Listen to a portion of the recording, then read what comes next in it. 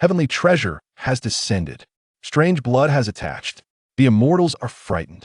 All demons retreat. A young man emerging for the eastern continent. A red-skinned skeleton bound to life and death. A story of ambition to become the strongest. A legend that shakes the stars and causes chaos in the three realms. Chapter 1. The Fisher Village B. O. Wide I in the Great Shi, Kaiyuan Prefecture, Chuanzhou, in a remote fishing village.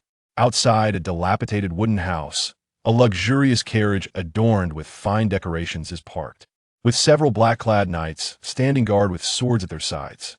Nearby, a crowd of excited male and female villagers gathers, whispering in small groups. Is it really the Jin family from Feng City?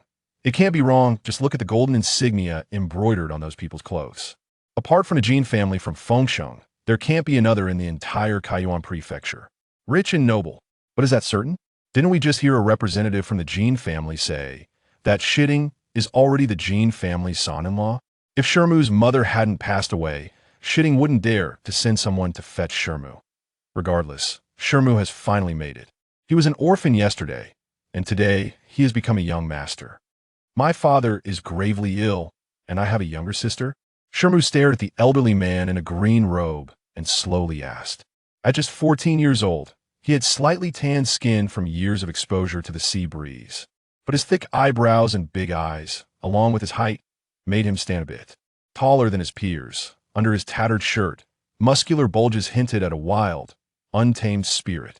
Humph, no matter how beautifully you speak, it won't change the fact that that man abandoned his wife. No need to say more, the young man coldly retorted.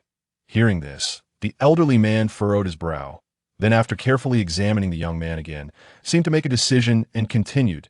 Young master, the herbs purchased in town these past few years, haven't they been surprisingly cheap? Moreover, when Coach Lee from the County Martial Arts Academy teaches you, doesn't he charge you much less than the other students? And the fish and shrimp you catch at sea, aren't they all snatched clean as soon as you reach town, with hardly anyone willing to haggle? Are you implying that all these things are arranged by that man? The young man's expression changed, and he couldn't help but ask. His face shifted between emotions, hesitating. By the way, young master, haven't you been practicing the body tempering technique? It seems you must really want to become a true martial artist. Before the old servant came, the lady had instructed that as long as you agreed to meet the master, she would find a way to secure you an opportunity to enter the Kaiyuan Martial Academy. However, whether you could be accepted then will depend on your own abilities. The elderly man finally revealed the main reason for his visit. Kaiyuan Martial Academy? The young man was somewhat moved. Since you're a practitioner, you should know that our countries for major martial academies only recruit once every 5 years. There are two main conditions to participate in the entrance test. You must be under 15 and have completed body tempering, as well as have comprehended the feeling of qi. After all, only those who comprehend qi can cultivate true energy and open their meridians, thus becoming true martial artists. However, to comprehend qi, one must consume qi spirit pills to guide the process, which are extremely expensive. Even the Jin family can only gather about 10 each time. If young master relies solely on himself, it is likely he won't fulfill his wish in this lifetime. The elderly man continued calmly. The young man fell silent, and after a long pause, he said coldly, "Come back in 3 days, I will give you a response then." "All right."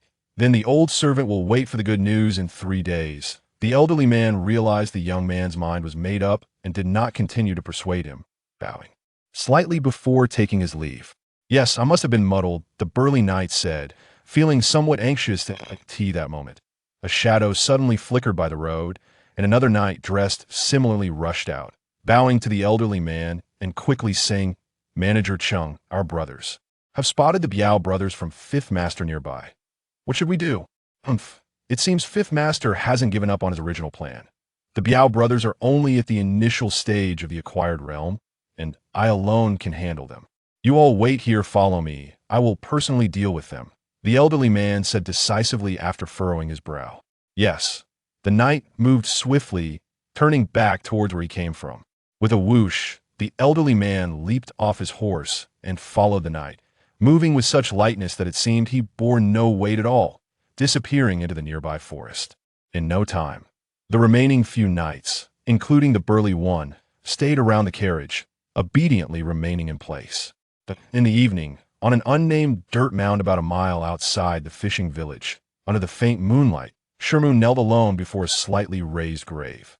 In front of the grave stood a pale, yellow stone tablet, on which were inscribed the words Sherman Wong Clan. Mother, you never expected, did you? Father is not dead instead. He has remarried outside. But don't worry, I will fulfill the promise I made back then. Father left you under the pretense of pursuing his martial arts dream, and I, too, will become a true martial artist, the strongest in the world, so you can rest in peace.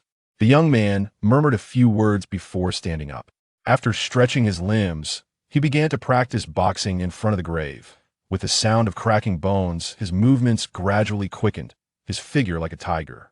After a short while, a flurry of fist shadows rolled, and the surrounding soil was kicked up into a cloud of yellow dust, completely enveloping the young man. Whoosh!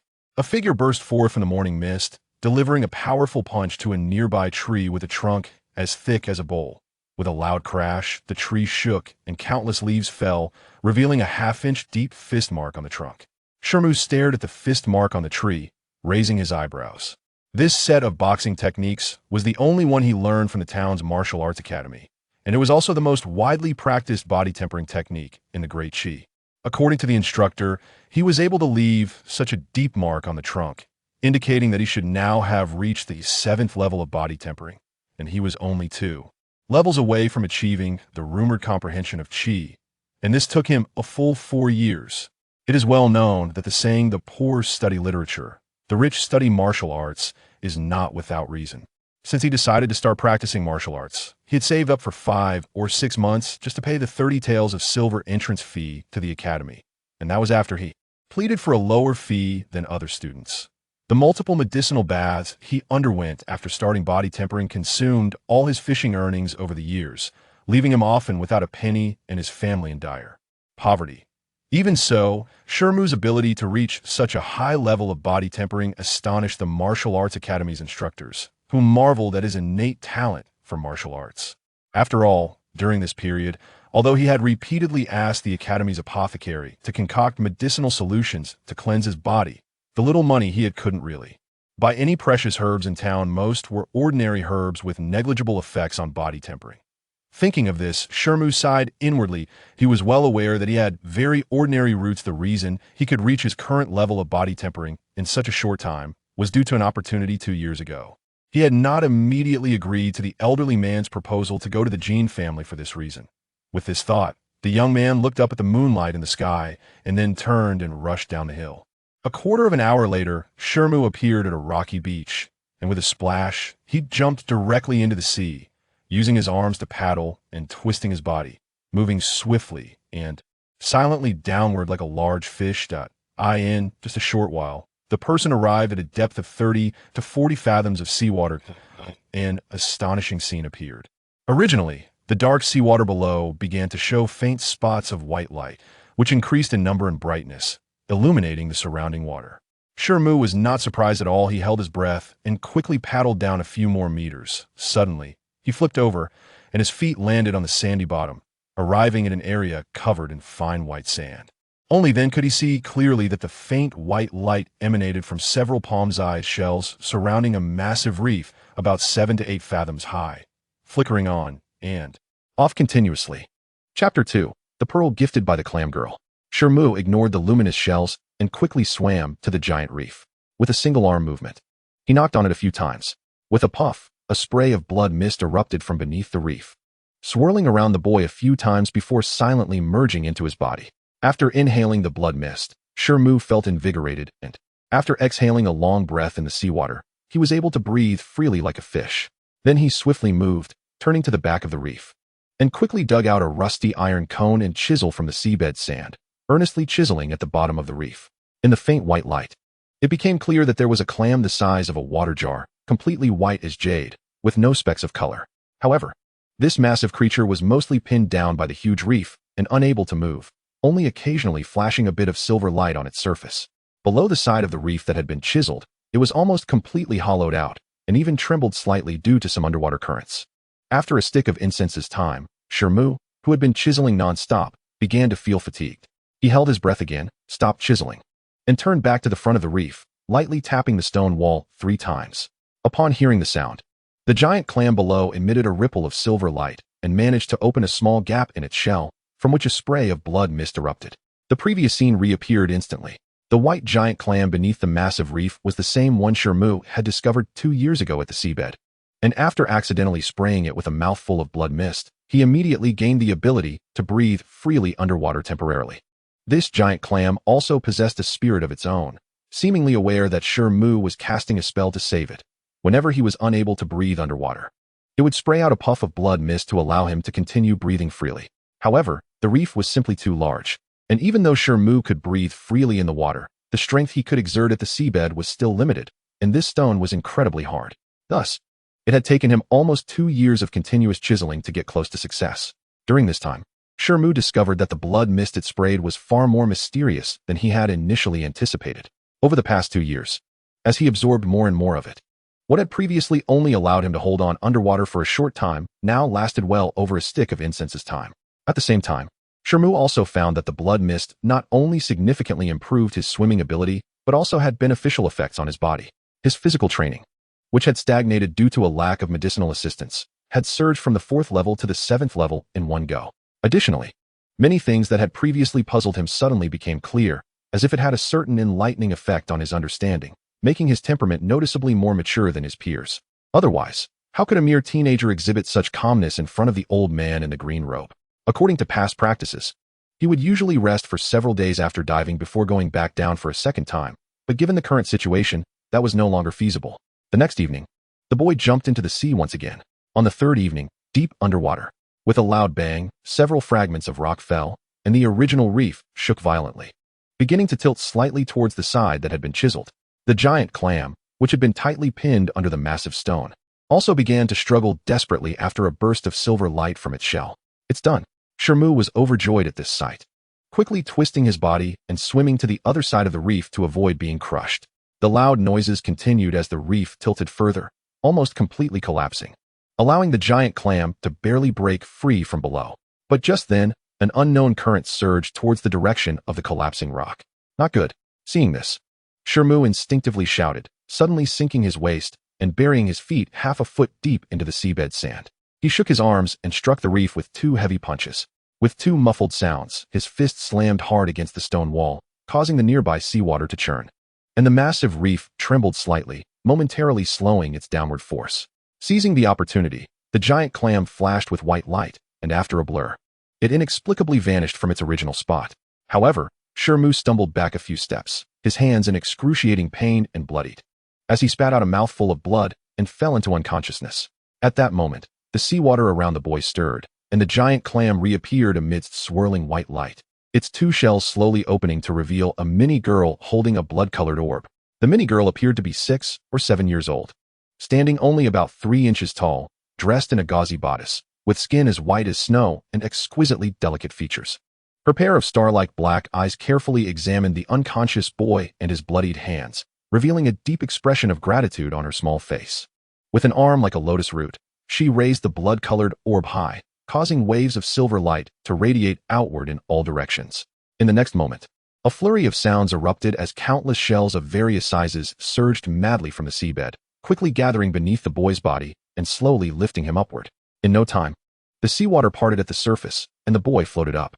The multitude of shells then scattered with a bang, sinking back into the depths. With a swirl of silver light, the giant clam reappeared near the boy, its shells wide open, revealing the mini girl once again. After glancing at the boy, who was still unconscious, she looked at the blood-colored orb in her hand, her small face showing some hesitation. Ultimately, gritting her teeth, she threw the orb at the boy. The orb spun above him, and with a puff, a large spray of blood mist erupted. Days later, the girl appeared on the ocean surface tens of thousands of miles away, her form now indistinguishable from that of a normal child. Accompanied by a middle-aged, beautiful woman in a blue palace dress, they stood atop a giant black turtle the size of a house, speeding swiftly into the depths of the sea, with waves crashing on either side. The beautiful woman held the girl's hand with one hand, looking at her affectionately while saying, "My dear, if you hadn't encountered me first this time, you might have really faced misfortune."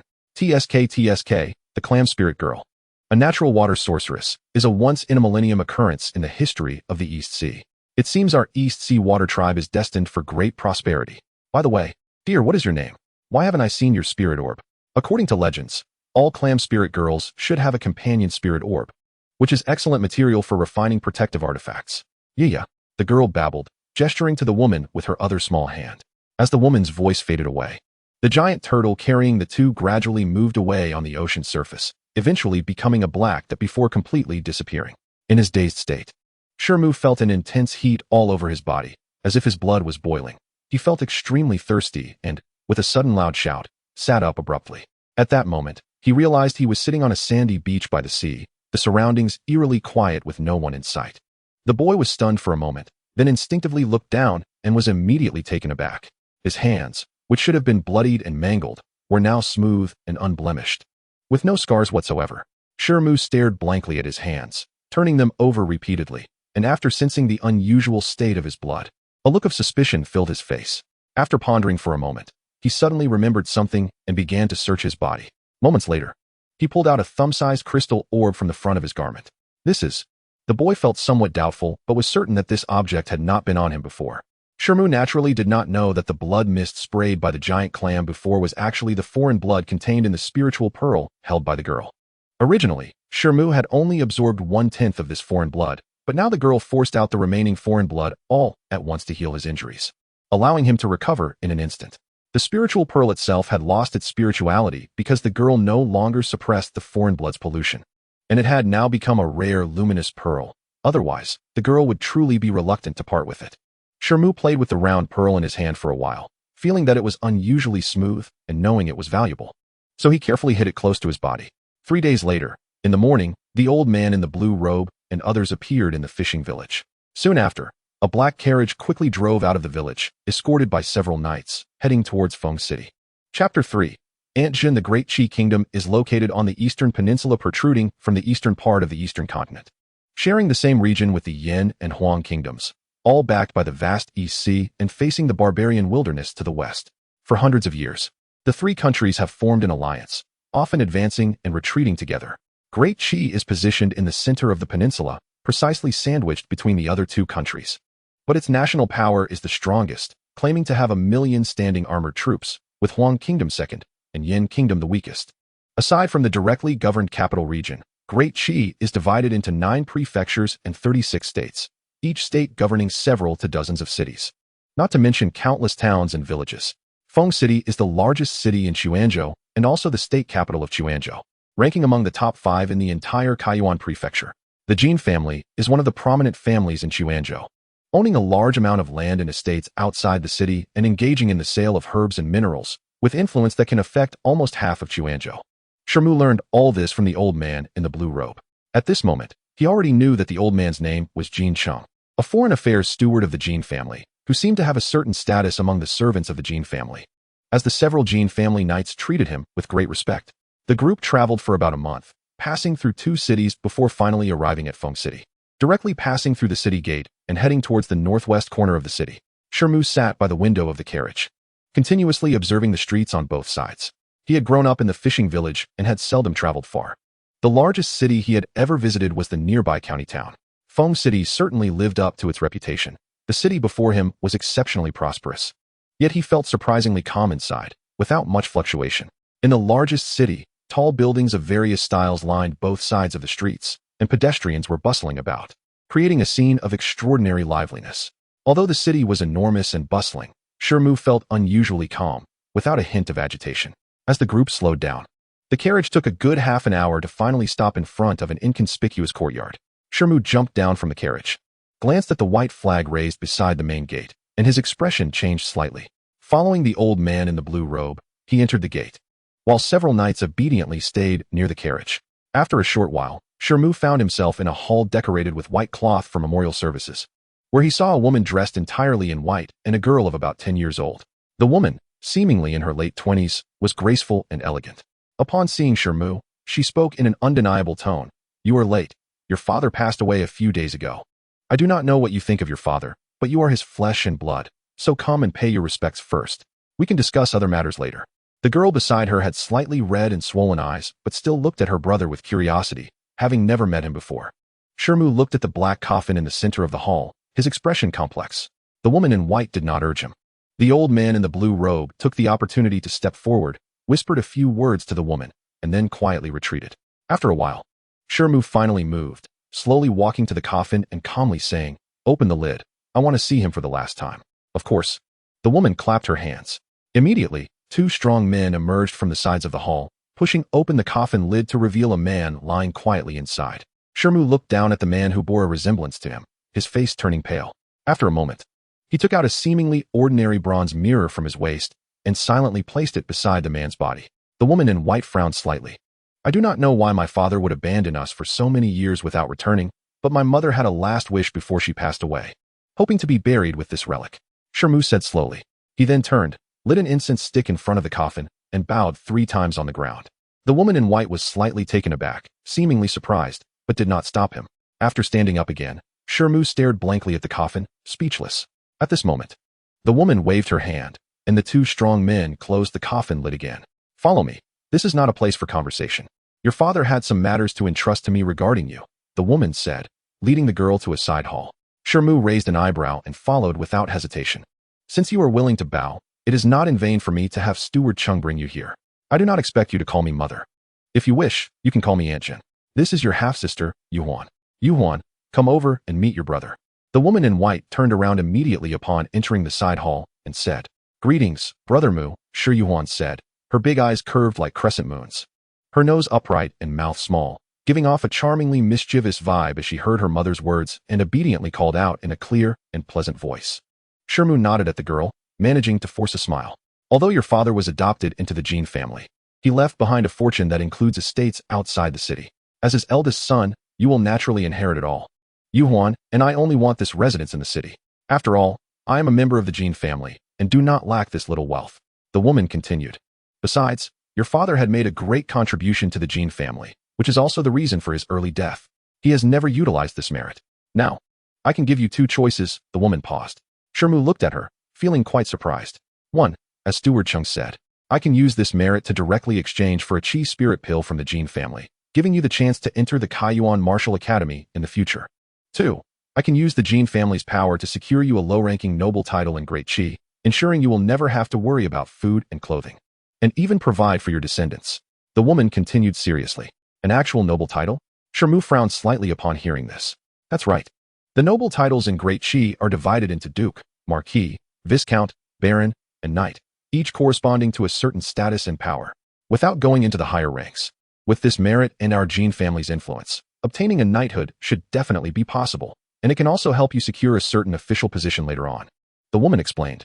"No, I want the chi spirit pill," Shi Mu said resolutely, without hesitation after hearing this. "You'd better think carefully before making your decision." "If I were you, I would choose the latter," the woman said, a strange look appearing on her face. "What do you mean by that?" The boy faintly sensed something. "How much do you know about comprehending chi and martial artists?" the woman countered. From Aunt Jin's tone, could it be that you are also a martial artist? Shi Mu asked slowly after a moment of surprise. This time, the woman did not answer.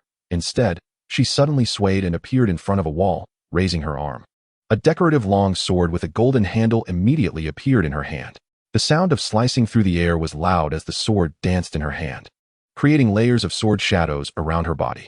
Then, with a flash of cold light and a clear ringing, the long sword transformed into a stunning rainbow and vanished into the wall, leaving only the hilt trembling slightly outside. This scene left Shi Mu utterly dumbfounded. "Don't judge me by my appearance. I am actually one of the 3 postnatal perfect martial artists from the Jin family. Otherwise, how could I possibly obtain a chi spirit pill from the Jin family? After all, the chi spirit pill is worth a fortune and is often hard to come by. Once a person dies, their light goes out. Even if your father achieved great accomplishments during his lifetime, in the eyes of certain people in the Jin family, he wouldn't be worth such a precious pill. This is also one of the reasons I advise you to give up. If you want the chi spirit pill, it will surely make some people in the Jin family unhappy. I can protect you for a moment, but I cannot protect you for a lifetime. No matter what difficulties arise, I must become a true martial artist." Shi Mu replied without hesitation. "Since you are so determined, I won't persuade you further. Let's first discuss the hierarchy of martial artists that you know." Aunt Jin sighed and said, "Aren't martial artists just divided into body refining, formal martial artists, and national protectors? I heard that once you become the most powerful national protector, you can sit on equal footing with princes and ministers."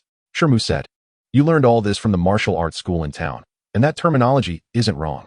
However, the highest level instructors in those schools probably just entered the postnatal stage. How could they possibly explain the true hierarchy of martial artists to you ordinary disciples? Aunt Jin showed a knowing expression. I hope Aunt Jin can guide me. The terms body refining, formal martial artists, and national protectors are actually just common sayings among ordinary people. The true terminology for martial artist levels in the entire Eastern continent should be martial apprentices, postnatal martial artists, and innate martial artists, which correspond to body refining, formal martial artists, and national protectors respectively. In the martial apprentice stage, anyone can practice body refining techniques. But those with poor foundations may never achieve great success in their lifetime. Postnatal martial artists are those who have comprehended chi perception and can cultivate true chi. At this stage, with the assistance of true chi, a martial artist can often fight against 100 armored soldiers, becoming the true martial artist in the eyes of ordinary people. Innate martial artists are those whose true chi has reached a certain level, successfully opening up the chi palace in their dantian and giving birth to innate true chi. Innate martial artists are the true powerhouses of martial arts. If a dozen fully refined martial apprentices join forces, they might be able to kill a postnatal martial artist. But even 100 postnatal martial artists working together often can't deal with an innate martial artist. Because at the innate martial artist level, they can project true chi and kill from a distance, and normally, postnatal martial artists can't even get close. However, entering the innate stage is not something that ordinary people can imagine. As far as I know, there are only 7 or 8 innate martial artists in the entire De Qi kingdom. Aunt Jin carefully explained to the boy. Only 7 or 8 innate martial artists. Shi Mu was truly shocked. 7 or 8 is not considered few. You must understand that cultivating even one innate martial artist consumes a terrifying amount of resources. The key is that even with such investment, the possibility of a postnatal great perfection advancing to innate is still extremely slim. Aunt Jin sighed and smiled wryly. The boy fell completely silent. Well, innate is still too far away for you. If that day truly comes, you will immediately become one of the most prominent individuals in the entire De Qi. And even the Emperor of De Qi will treat you with courtesy and try to win you over. This is also the origin of the term national protector. Now, let me tell you something about body refining and comprehending chi perception. How many layers of body refining have you achieved? The woman continued to ask. 7 layers. Shi Mu's spirit lifted upon hearing this. Indeed, for him right now, comprehending chi perception and joining the Kaiyuan Martial Academy is the most important thing. 7 layers is somewhat low though. The Kaiyuan Martial Academy will start enrolling students in a year. Can you reach the 9th layer of body refining within a year? I didn't have confidence before, but now I should have it. Shi Mu thought for a moment and replied affirmatively. Even if you can reach the 9th layer of body refining within a year and comprehend chi perception, that is merely the basic requirement for entering the Kaiyuan Martial Academy. There will still be fierce competition at that time, the woman said somewhat curiously. Shi Mu listened intently. As far as I know, this year, there are indeed many talented martial apprentices wanting to enter the Kaiyuan Martial Academy. Many of them have already cultivated body refining techniques to the 9th or even 10th layer at a young age. After all, the higher the level of body refining, the more helpful it is for comprehending chi perception. According to past practices, even with the assistance of chi spirit pills, the chances of comprehending chi perception at your age are often less than 1 in 10. Many martial apprentices only manage to comprehend chi perception after taking chi spirit pills multiple times in their 30s or 40s. This is also the reason why the Kaiyuan Martial Academy only recruits martial apprentices over 10 years old and under 15. Those under 10 have not yet solidified their foundations and cannot practice body refining techniques. Those over 15 generally do not have the potential to reach the postnatal great perfection stage and are not worth cultivating. There may be many postnatal martial artists in the De Qi kingdom, but those who truly have a chance to challenge the innate stage are still fewer than 100. Our Jin family has an ancestor who is a postnatal great perfection sitting in charge, which is also a major reason why the Jin family can become a prominent family in Xuanzhou. The woman said at the end, a proud expression appearing on her face. The higher the level of body refining, the higher the chance of comprehending chi perception. Less than 1 in 10. Shi Mu took a deep breath after hearing this. Although he had anticipated that not everyone who took chi spirit pills would successfully comprehend chi perception, he never expected the success rate to be so low. If you regret it, the other path I promised earlier is still valid. Aunt Jin stared at the boy and suddenly smiled. No need. I have made up my mind. Shi Mu shook his head. Thank you, Aunt Jin. This time, there was genuine gratitude in Shi Mu's words. A quarter of an hour later, Lu Ming, accompanied by Jin Chong, walked out of the courtyard holding a wooden box, a look of surprise on his face. The wooden box contained the inheritance left to him by his father, which included not only a sizable estate on the outskirts of the city, but also 300 to 400 acres of good farmland, a well-located restaurant in the city, and 3,000 taels of silver notes. He had unexpectedly become a wealthy landowner in just one day. What Shi Mu didn't know was that shortly after leaving this courtyard, another middle-aged man visited the place and questioned Aunt Jun in the hall with an angry expression. Seventh sister, are you really not going to keep that chi spirit pill for your nephew and give it to an outsider instead? This matter was promised by father himself. Do you have any objections? Of course I have objections. I won't even mention the matters with the Biao brothers. That kid's surname is Shi, not Jin. Why should the Jin family, who went to such trouble to obtain the spirit pill, give it to an outsider? As long as you change your mind, father will definitely not have any objections. You know that your nephew failed to comprehend chi perception last time. This year he finally has a bit of hope. And since it is the enrollment year for the Kaiyuan Martial Academy, if he misses this opportunity, he will surely regret it for life. The middle-aged man had a somewhat elongated face, and in his anger, his eyes seemed to spit fire. Fine, fine. That kid clearly has no blood relation to you. Yet you still want to turn your back on your own family. If that's the case, then we siblings won't talk about kinship anymore. I won't beg you this time. Even if I have to spend my entire fortune, I will get another chi spirit pill for your nephew. After saying this, the middle-aged man stormed off in anger. Mother, are you really going to let fifth uncle leave like this? As soon as the man left the hall, Shi Yuan appeared from somewhere and blinked as she asked. It's fine. You know that your fifth uncle's son is simply not cut out for martial arts. Even after spending so many resources on medicine baths, he barely achieved body refining great perfection. Even if he gets the chi spirit pill this time, the chances of him comprehending chi perception won't increase much. His coercion is merely a last-ditch effort for your cousin. That's right. Jin Tian's aptitude probably isn't as good as my brother's. Even if he barely comprehends chi perception, the chances of passing the academy are still very low. Shi Yuan said with a clap and a smile. Hee, so quickly you start siding with your own brother, but I don't have much faith in Shi Mu either. However, there is only so much I can do for your brother. If I were to intervene in other matters, I'm afraid the other members of the Jin family would be dissatisfied. In fact, your grandfather was able to easily agree to give out a chi spirit pill largely because of you, my dear. After all, you have already comprehended the sense of chi at the tender age of 12 and have also cultivated your body refinement to the 10th layer. Your grandfather has quite high hopes for you.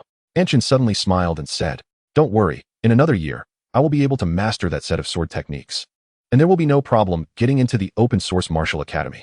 I won't let grandfather down. The girl looked full of confidence. The woman nodded. Her eyes filled with affection as she looked at her daughter. In a manor located 10 miles outside Feng City, Shi Mu stood in a flat square surrounded by houses, looking around and showing a satisfied expression. This manor covers an area of at least 4 or 5 acres, with over 20 rooms.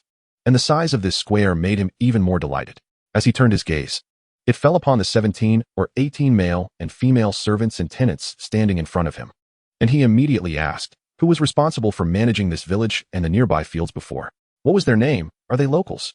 Shi Mu scrutinized the middle-aged man for a few moments. Seeing that he looked quite honest and sincere, he asked in a gentle voice. Very well. This manor and the nearby fields will be entrusted to you to manage. The work of the others and the rent for the fields will remain unchanged. Additionally, notify the tavern manager to come here to see me tomorrow. After thinking for a moment, Shi Mu quickly instructed. Yes, young master.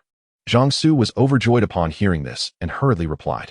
The other servants and tenants, seeing this, also breathed a sigh of relief and bowed in agreement. Manager Chung, am I doing okay like this? After everyone left the square, Shi Mu turned to the old man in the green shirt beside him and asked. I was a bit surprised myself, but this feeling of being able to command others is quite nice. Also, there is another matter I would like to ask Manager Chung for help with, Shi Mu said a bit shyly. Oh, what is it? Young Master Shi, please feel free to give your orders. As long as this old servant can do it, I will never refuse, the old man in the green shirt replied, somewhat surprised. But without hesitation. It's like this, I would like to invite a truly capable martial arts instructor to the manor for one-on-one guidance in my training. I wonder if Manager Chung has anyone to recommend. Oh, if it's about martial arts schools, the 4 major martial arts schools in Feng City are quite famous. And most of the instructors there possess exceptional skills. But I wonder what type of martial arts young Master Shi wants to learn. The old man in the green shirt pondered before asking back. If it's about sword techniques or boxing, I recommend you choose instructor Li Songhai from the Lufeng Martial Arts School. His wind-chasing 13-style sword technique and stone-breaking fist are very famous. However, if it's for one-on-one guidance, this person's fees are not low, the old man in the green shirt said after a moment of contemplation. That's fine. As long as they truly have the ability, spending a bit more money is not an issue. Shi Mu now had 3,000 taels of silver in hand, so he felt quite wealthy. All right, Then this old servant will help you invite Instructor Li over tomorrow. The old man in the green shirt smiled and agreed.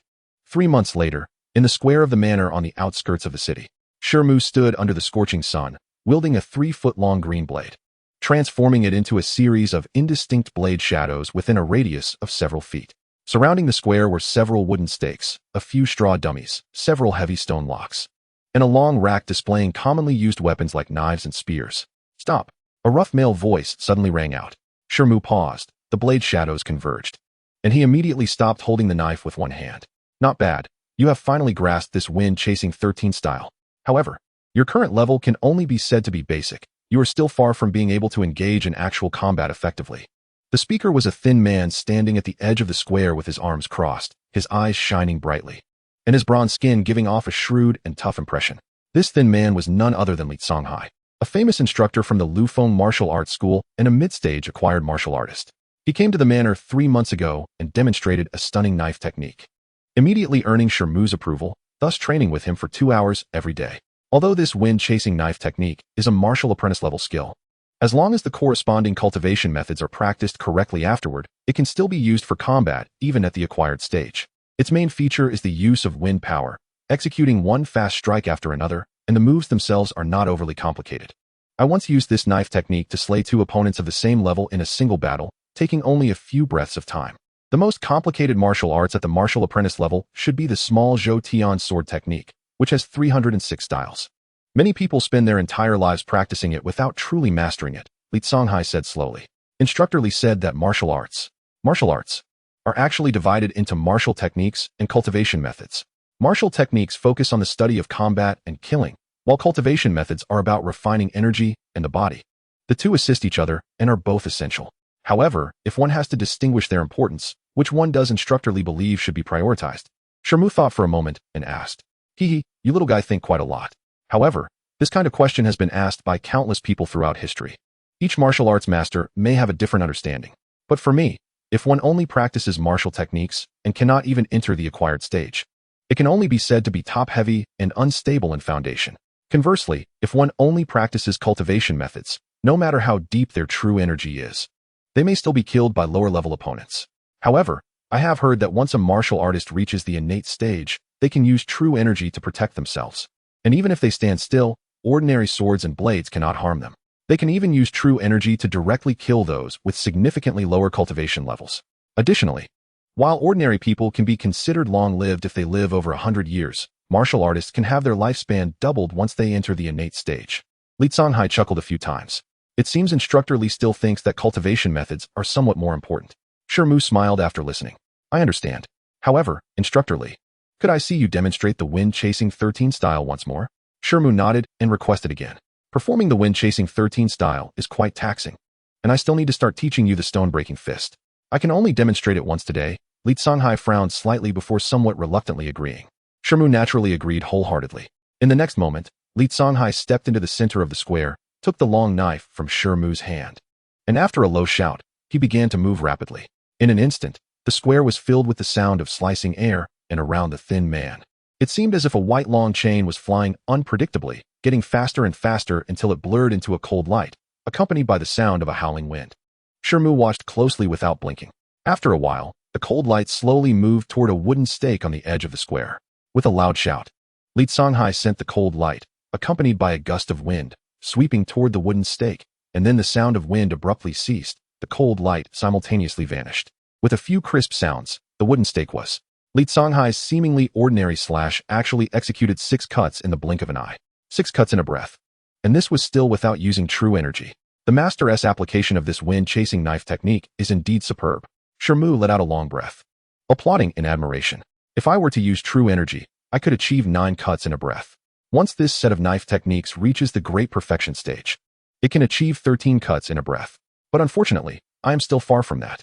Moreover, there is a rumor about this knife technique that some say the wind-chasing 13 style is actually a single innate knife technique that has been artificially divided into 13 styles, which is why its power has greatly diminished at the martial apprentice level. Of course, you don't have to take that seriously. If the wind-chasing knife technique were truly an innate technique, how could it have easily leaked out? It would have long been restored by countless strong practitioners. Li Songhai chuckled lightly. 13 cuts in a breath. Can it really reach such a level? Then if this knife is unleashed, who could possibly withstand it? Shi Mu was extremely shocked after hearing this. If you can really achieve the level of one breath 13 slashes, not to mention innate martial artists, you could at least roam freely throughout the postnatal world. Alright, you don't need to think too much about these things. Let me explain the essence of this wind-chasing blade technique one last time, and then I'll teach you the rock-shattering fist. This blade technique appears to have 13 forms, but once it is unleashed, the blade technique is continuous and unending, mainly relying on the power of the raging wind, making the blade's momentum increasingly faster, ultimately becoming unstoppable. Xianxiafans spoke seriously, and Shi Mu listened intently, memorizing every word. Alright, that's it for the wind-chasing blade technique. Now let's start teaching you the rock-shattering fist. This fist technique is different from the wind-chasing blade technique. It is a purely external martial art, with very simple moves, relying entirely on one's fists to unleash power. As the name suggests, if the rock-shattering fist is cultivated to great success, it can naturally shatter rocks and split boulders. As Xianxiafans spoke, he walked towards a stone lock the size of a basin nearby, suddenly taking a deep breath. One leg instantly kicked out like a whirlwind. Bang! Although Xianxiafans was thin, his kick actually sent the large stone lock flying into the air. Roar! Xianxiafans suddenly punched upward into the air, and his thin body instantly swelled with 3 points of strength, exuding a lion-like majesty. With a loud boom, when the stone lock fell, it was struck by his fist and exploded, countless fragments scattering everywhere. Shi Mu's eyes lit up at this sight. Listen well. Whether you practice the blade technique or the sword technique in the future, there may be times when you don't have a weapon on you. If you encounter an enemy then, the only thing you can rely on is this pair of fists. This rock-shattering fist, although simple, is sufficient for martial apprentices.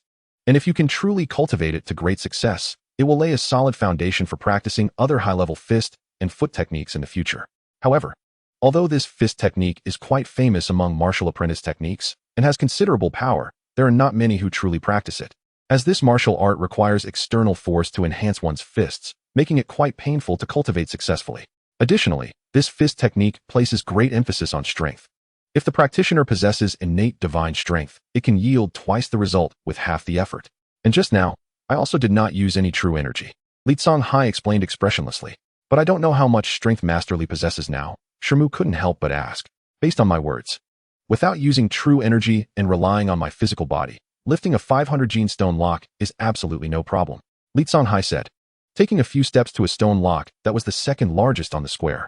This stone lock was half a person's size and looked incredibly heavy. Xianxiafans shouted, squatted into a horse stance, grabbed down with both arms, and with a sudden burst of strength, he actually lifted the stone lock high above his head. Shi Mu watched, repeatedly exclaiming in admiration. A hint of pride appeared on the thin man's face. Indeed, to easily lift such a heavy stone lock with just his physical strength, there aren't many postnatal martial artists in the whole Feng City who can do that. Half an hour later, Xianxiafans left the estate, leaving Shi Mu alone in the square, now holding a thumb-sized medicine bottle and a pale-colored book. The medicine bottle was the unique concoction made by Xianxiafans to assist in cultivating the rock-shattering fist, while the book was the classic of the rock-shattering fist. Shi Mu only glanced at the medicine bottle a few times, opened the lid and sniffed a few times before putting it away, then directly sat down on the nearby grass and began to carefully read the book. Speaking of which, if it weren't for the old scholar at the private school near the fishing village, who saw him as an orphan and willingly let him study for free with other children for several years, he might not have been able to recognize a single character. After quickly flipping through the book, Shi Mu lowered his gaze to the medicine bottle in his hand, and a strange expression suddenly appeared on his face. Is more strength better? The boy murmured, putting the book away, then turned to look at the nearby stone locks and walked towards the largest one. This stone lock was as large as a tabletop, almost double the size of the stone lock that Xianxiafans had lifted, weighing at least 1,000 gene. He crouched down, moved his right arm, and actually grabbed the handle of the stone lock. With a loud thud, Shi Mu lifted this enormous object with one hand, easily raising it above his head. Chapter 6, Transformation. It felt a bit light. I should be able to lift something heavier. Shi Mu muttered to himself, and then raised his hand, throwing the stone lock onto the ground nearby with a loud crash. The entire square shook slightly. Only then did Shi Mu raise both hands to take a closer look. His palms were long and strong, but no matter how you looked at them, they didn't seem like flesh and blood that could exert 1,000 gene of force. After a moment of contemplation, Shi Mu walked over to the wooden rack and took down the long knife again. Moments later, a series of knife shadows erupted in the square, as if flying sand and stones, like a dragon emerging from the sea. With a swoosh, a white silk-like streak swept out, engulfing a nearby wooden post. After a few cracking sounds, The wooden post was instantly chopped into 7 pieces, rolling away. One breath, 6 slashes. His knife technique was already faster than Li Songhai's earlier demonstration. As the knife shadows converged, Shi Mu stood in place with the long knife held upside down, looking at the wooden post in front of him, his face full of contemplation. In the evening, inside a sparsely decorated large room, the heavy wooden door was locked from the inside. Shi Mu lay on the large bed in the center of the room with his eyes tightly closed. At this moment, his entire body was flushed red, drenched in sweat, curled up into a ball, intermittently making sounds, his limbs twitching continuously, and he was in a semi-comatose state. After an unknown period of time, his painful sounds gradually ceased, his limbs slowly stretched out, his skin gradually returned to its normal color, and he opened his fatigued eyes. Shi Mu took a few deep breaths, got out of bed, moved his hands and feet, then with a movement of his arm, he actually grabbed the edge of the bed, using all 5 fingers. With a crisp sound, the seemingly solid wooden edge of the bed cracked and broke apart. His strength had increased a bit more, but it wasn't as astonishing as before. It had been a month since the last time, and it only lasted for a quarter of an hour this time. It seemed that the possibility of further increases was small. Shi Mu murmured. The previous astonishing transformations had begun since he moved into this estate, and it wasn't just once. This was the reason for his remarkable strength and extraordinary knife technique displayed during the day. The first transformation occurred during the first month of his stay in the estate, and he was tormented for an entire night. However, after he returned to normal the next day, he found that both his strength and physical response had greatly increased compared to before. Then, 2 days later at night, the second transformation began. In this way, he experienced more than 10 such transformations over the past few months, each one benefiting his body remarkably. However, as the duration of the transformations became shorter and the intervals between them longer, the increase in strength and response began to gradually weaken. By now, this transformation had only slightly increased his strength, which was far from comparable to the earlier ones. But even so, Shi Mu's strength was now above 1,000 jin, and his reaction speed was several times that of an ordinary person. Even if Shi Mu were dull, he could guess that this transformation was most likely related to the giant clam he rescued from the seabed that day. After all, the entire process of transformation was quite similar to the boiling blood feeling he experienced after waking up by the sea that day, only the pain had increased tenfold. He had heard of such miraculous occurrences from the biographies of powerful figures in storytelling, and he had often envied them.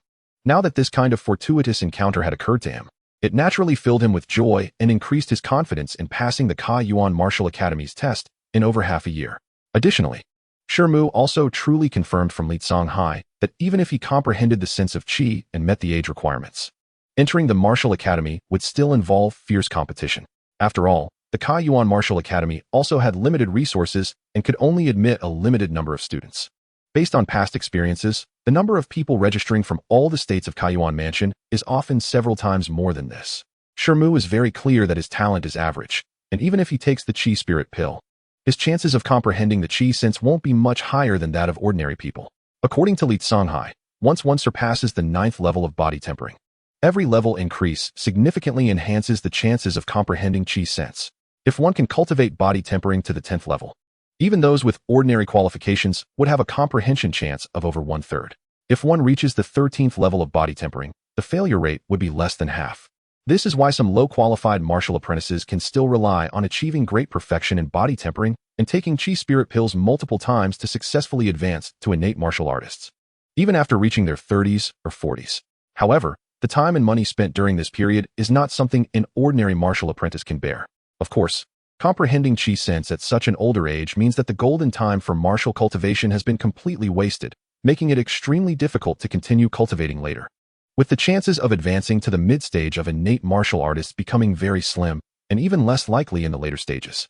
However, some truly privileged aristocratic families can increase their chances of comprehending Qi sense by collecting rare auxiliary pills, but the cost is much higher, several times more than acquiring Qi Spirit pills. Li Songhai cultivated the body tempering technique to the 12th level and only barely advanced to innate martial artists after taking the Qi Spirit pill for the second time in his 20s. Whenever he talks about this mid-stage innate martial artist still feels great regret. For Shi Mu, with his current limited resources, acquiring auxiliary pills is simply out of the question, and he can only pursue the path of improving his body tempering level. However, once body tempering surpasses the 9th level, attempting to reach higher levels will take an unexpectedly long time. Only true prodigies can achieve the 12th level of body tempering before the age of 15. And throughout the history of the Great Qi Kingdom, only a handful have managed to do so. Shi Mu, taking advantage of the physical changes over the past few months, has pushed his body tempering technique directly to the 9th level and is even close to the 10th level. According to normal judgment, he should have no problem reaching the 10th level in about half a year, but advancing to the 11th level remains a distant prospect. A 1/3 chance of comprehending Chi sense naturally doesn't allow Shi Mu to feel completely at ease. It seems that if he wants to make further progress in body tempering, he can only resort to the radical cultivation method that Li Songhai once mentioned. According to Li Songhai, this body tempering method was obtained by him inadvertently from a master. Although it is quite simple and crude, the body tempering effect is surprisingly remarkable. However, the entire process is too dangerous and painful, with a significant chance of failure during cultivation, which is why it is rarely taught to other apprentices. If Shi Mu is willing to spend a large sum of money, he would be happy to impart it. Danger? Since he swore to become a strong person in front of his mother's grave, he knew he would inevitably walk a difficult path filled with thorns, so how could he fear any danger? However, what he needs to do now is to master the shattered stone fist technique first, and then he can wholeheartedly cultivate the body tempering technique. Shi Mu thought indifferently and quickly made a decision in his heart. 7 days later, at the center of the manor's square, a 3-foot-tall blue water tank stood, filled with tightly packed yellow beans. Shi Mu stood in front of the water tank, bare-chested, wearing only a pair of loose black pants. Each hand was equipped with a thick silver leather glove, and he was fiercely punching the water tank filled with beans. Listen well. While the power of the shattered stone fist is directly related to your own strength, the toughness of your fists is crucial to unleashing maximum power. Otherwise, even if your strength is great, hitting a stone will result in blood and flesh flying everywhere, injuring your hands. You are just a beginner. Although the body tempering technique is complete, the strength of your fists can only strike some wood at most. I'm now having you wear multiple layers of fish leather gloves to strike these yellow beans, which can gradually stimulate the muscles and blood of your hands, preventing them from suffering too much injury initially, while also quickly increasing your hand strength. When you can punch through the entire water tank with one hit, I will replace the beans with larger stones and remove a layer of the fish leather gloves from your fists. When you can strike through the stones in the water tank, I will switch to real iron sand. And only after you can penetrate the iron sand will you practice with real large rocks. Be careful, your left hand's swinging amplitude is a bit too large. Li Songhai stood nearby with his arms crossed, speaking expressionlessly. Yes, Shi Mu responded, swinging his arms continuously, each punch sinking more than half a foot into the water tank. His upper body drenched in sweat, every muscle bulging like a mouse, enveloped in a strange fervor. A quarter of an hour later, Shi Mu suddenly shouted loudly, and with a powerful punch, he plunged his fist over a foot deep into the water tank, nearly burying half of his arm in the yellow beans. Stop! Didn't I tell you not to use too much force at the beginning? Seeing this, Li Songhai's expression changed drastically, and he shouted sharply, quickly pulling out a medicine bottle from his pocket. Master Li, I'm fine. Shi Mu grinned, pulling his arm out of the yellow beans. Humph. Whether you're fine or not is for me to decide. Take off the gloves. Li Songhai snorted and said without thinking. Upon hearing this, Shi Mu could only shake his arm and then remove the layers of the leather glove from his fist, casually moving his slightly reddened fingers in front of Li Songhai. It seems you really are fine. Strange, according to my years of teaching experience. Using such great strength at once should result in all 5 fingers being covered in blood. Come over and strike this wooden post directly with your fist. And this time use all your strength. Li Songhai examined Shi Mu's hand closely, revealing an expression of surprise, and after a moment's thought, pointed to a nearby thick wooden post. Yes. Shi Mu took a deep breath and walked over to the wooden post, slowly circling around it. With a loud bang, Shi Mu shook his shoulder and suddenly punched out, directly breaking the bowl-thick wooden post in half. The upper half of the post flew out of the square with a whoosh and crashed heavily against a nearby wall, causing the entire building to shake slightly. Chapter 7. Bloodline Martial Artist. This is the first time I've seen someone start practicing the shattered stone fist and achieve such a level. Could it be that you have awakened some kind of bloodline? Li Songhai exclaimed in astonishment, revealing an incredulous expression. Bloodline? Shi Mu was taken aback upon hearing this. I must be overthinking. Bloodlines are extremely rare. You must just be naturally tough. However, this way, you are indeed an excellent candidate for practicing external martial arts. Passing the shattered stone fist to you was a wise choice. Li Songhai immediately smiled in realization, shaking his head as he spoke. Master Li, what is a bloodline martial artist? Shi Mu asked with some curiosity. Shi Mu could only nod and refrain from asking further questions, but in his heart, he couldn't help but connect the matter of bloodline martial artists with the several physical changes he had experienced, firmly remembering it. However, your talent in practicing the shattered stone fist is indeed far beyond that of ordinary people. How about this? I will directly increase your training progress, otherwise, for you now. It won't serve any purpose in your cultivation. After examining Shi Mu again, Li Songhai smiled and said. Shi Mu naturally had no objections. In the following time, Li Songhai had someone replace the beans in the water tank with sharp-looking stones, while Shi Mu removed a layer of the leather gloves from his hands and began punching again. This time, after a few punches, Shi Mu felt his hands starting to ache, and after a meal's worth of time, he felt a prickling pain on the surface of his fists, as if countless tiny needles were hidden in the stones. Shi Mu saw that Li Songhai next to him had no intention of stopping, so he gritted his teeth and continued to smash the gravel in the water tank with unabated intensity. Yes, Shi Mu replied fiercely, delivering another heavy punch into the rubble, causing the entire water tank to tremble slightly. In the evening, as Shi Mu sat on a wooden chair in the room, his arms resting on the square table in front of him, the leather covers on his hands had already been removed, but his 10 fingers were swollen and red, looking like enormous radishes, more than twice their normal size, with the skin appearing almost transparent. Looking at the bizarre shape of his hands, Shi Mu's face was filled with a bitter smile. According to Li Songhai, his hands only looked like this when his daytime training was effective.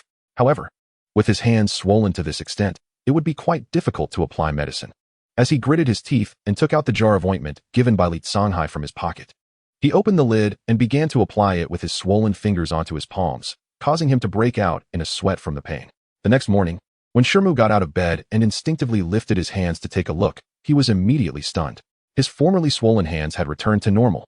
If it weren't for the faint red bruises on the back of his hands, he would almost think he was still dreaming. How is this possible? Shi Mu exclaimed, shaking his wrist and quickly moving his 10 fingers. Everything felt normal, with no pain or discomfort, as if yesterday's training had never happened. Still in disbelief, Shi Mu blinked at his hands and suddenly reached out to grab the headboard, exerting force with his fingers. With a loud crack, a large piece of wood was instantly crushed into splinters. It really is fine. Could it be that I've awakened some kind of innate bloodline? If that's the case, it might be closely related to the giant clam he saved. Could it be that the blood mist it released turned me into a bloodline user? However, as Li Songhai said yesterday, letting others know that I'm a bloodline user may not necessarily be a good thing. But since my recovery ability is astonishing, doesn't that mean I can train the rock punch every day, allowing my training speed to increase several times? Seeing this, Shi Mu was both surprised and delighted, but his expression soon changed as he pondered deeply. At noon, Shi Mu wrapped his hands tightly in white cloth strips, with heavy sandbags tied around his waist and legs, running wildly around the square, quickly breaking into a sweat. Li Songhai, standing nearby, looked on with a satisfied expression. In the afternoon, in a secluded room of the manor, muffled thumping sounds could be heard. In the empty hall, the white cloth strips on Shi Mu's hands had long disappeared, replaced by thin fish skin gloves. As he vigorously pounded the gravel in the water tank, with his mouth tightly closed, he ignored the pain in his fists, relentlessly striking at the tank. Late at night, the boy lay on the bed sleeping soundly, his face showing exhaustion, with his arms spread out at the edge of the bed, his fists once again swollen and covered in a thick layer of white ointment. Suddenly, one of Shi Mu's fingers twitched uncontrollably, and a trace of pain flashed across his face. But he remained deep in sleep. What? You want to learn the iron refining method from me? Li Songhai asked in surprise, his eyes wide as he looked at the boy in front of him.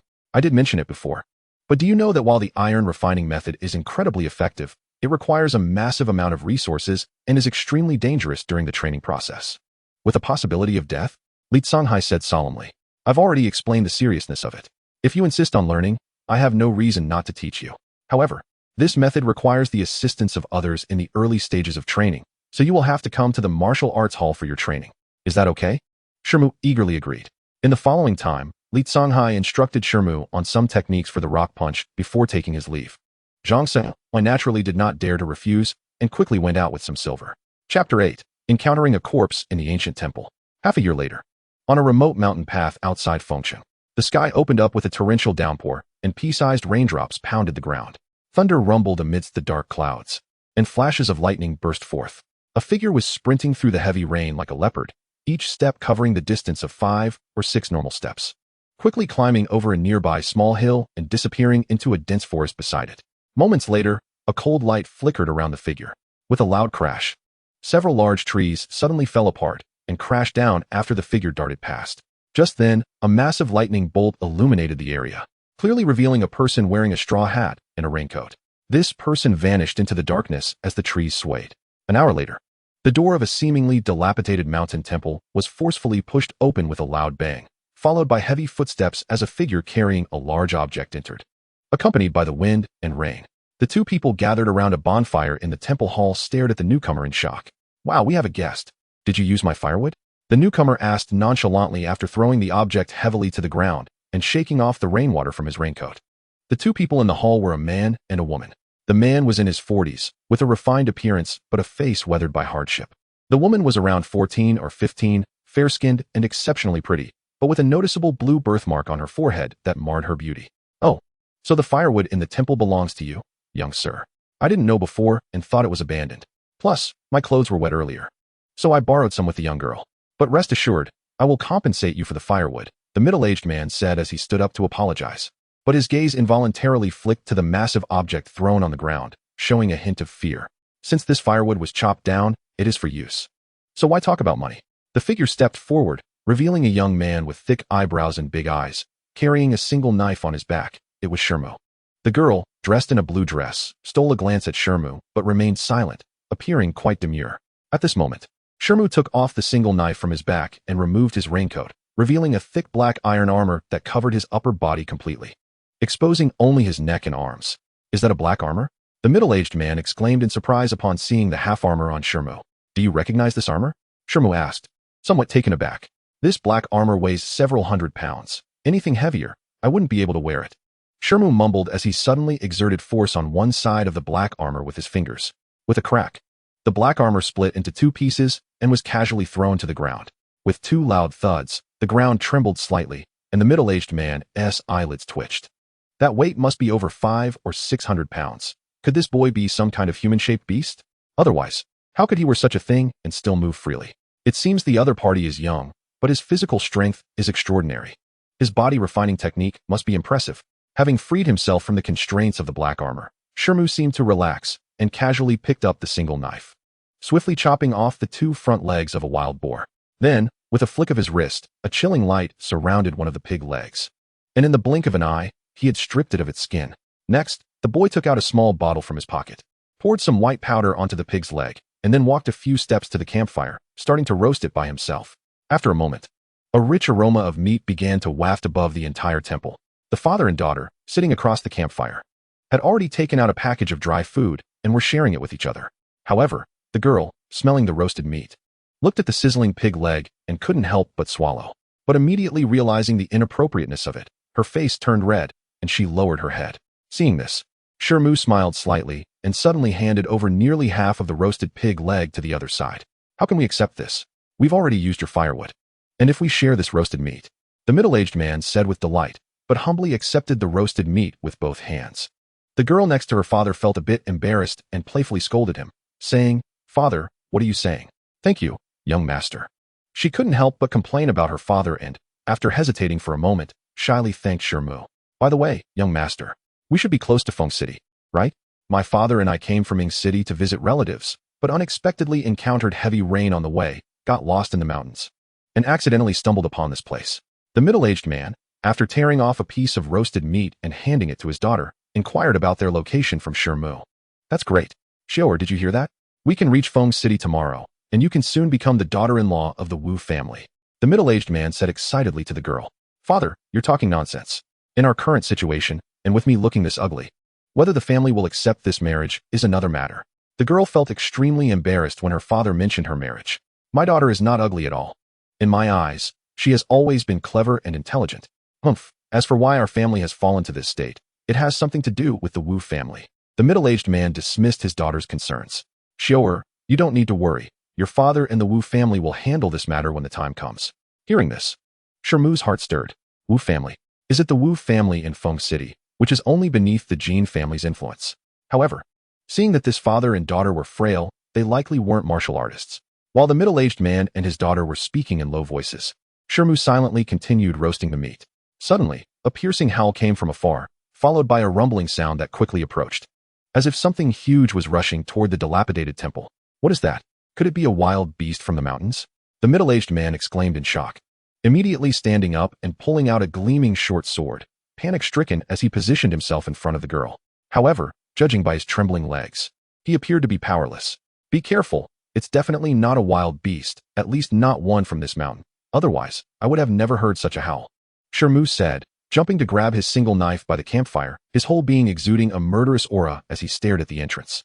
It should be noted that he had often come here over the past 6 months to hunt various wild beasts, not just for fun, but to practice his body-refining technique and gain practical combat experience in knife techniques and boxing. Although the middle-aged man was not skilled in martial arts, he had some insight and felt more at ease seeing Shi Mu's calm demeanor, yet he still guarded the girl closely.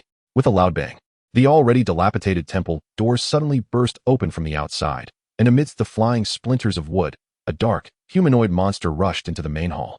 This is a zombie. Oh my god, how could such a thing appear here? What is the army in Feng City doing? We're doomed. The middle-aged man nearly fainted upon seeing the monster's appearance. A zombie? Shi Mu's scalp tingled as he stared at the humanoid monster. The creature stood over 2 meters tall, its features a bloody mess, with only 2 large bloody holes where its eyes should be.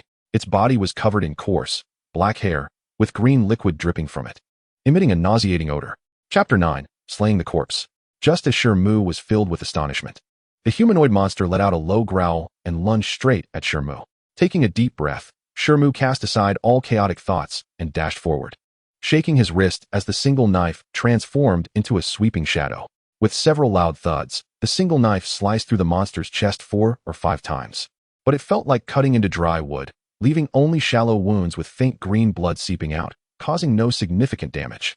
The humanoid monster, instead, spread its arms wide and tried to embrace Shi Mu fiercely. Roar! Though the monster was not severely injured, it was evidently enraged. It suddenly twisted its upper body 180 degrees and swung its arms like wheels, smashing down toward Shi Mu. With a loud crash, the monster's attack took Shi Mu by surprise. He couldn't dodge in time and had to cross his arms in front of him, only to be sent flying like a sack. Shi Mu's back slammed heavily against a thick stone pillar, causing a loud thud as he finally came to a stop. When he managed to flip over and jump back up, he felt a bit dizzy and unsteady. However, the humanoid monster showed no signs of letting up. It kicked off the ground and raised its arms, charging toward Shi Mu with a stench.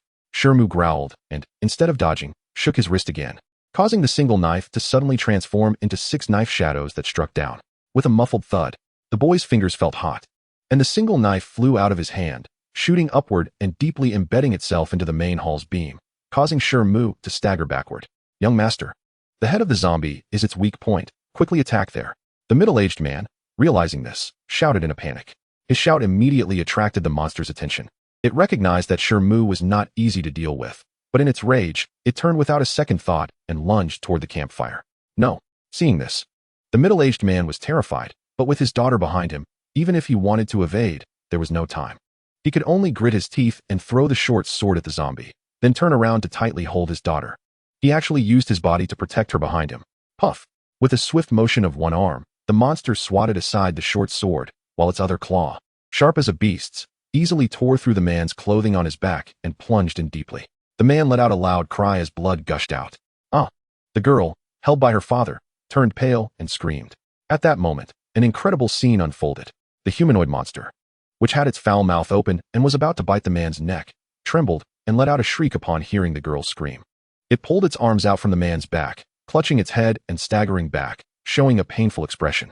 With a whoosh, Shi Mu dashed to the back of the monster with astonishing speed, leaping nearly 3 meters high. He shook his arms and swung his fists down hard at the sides of the monster's head.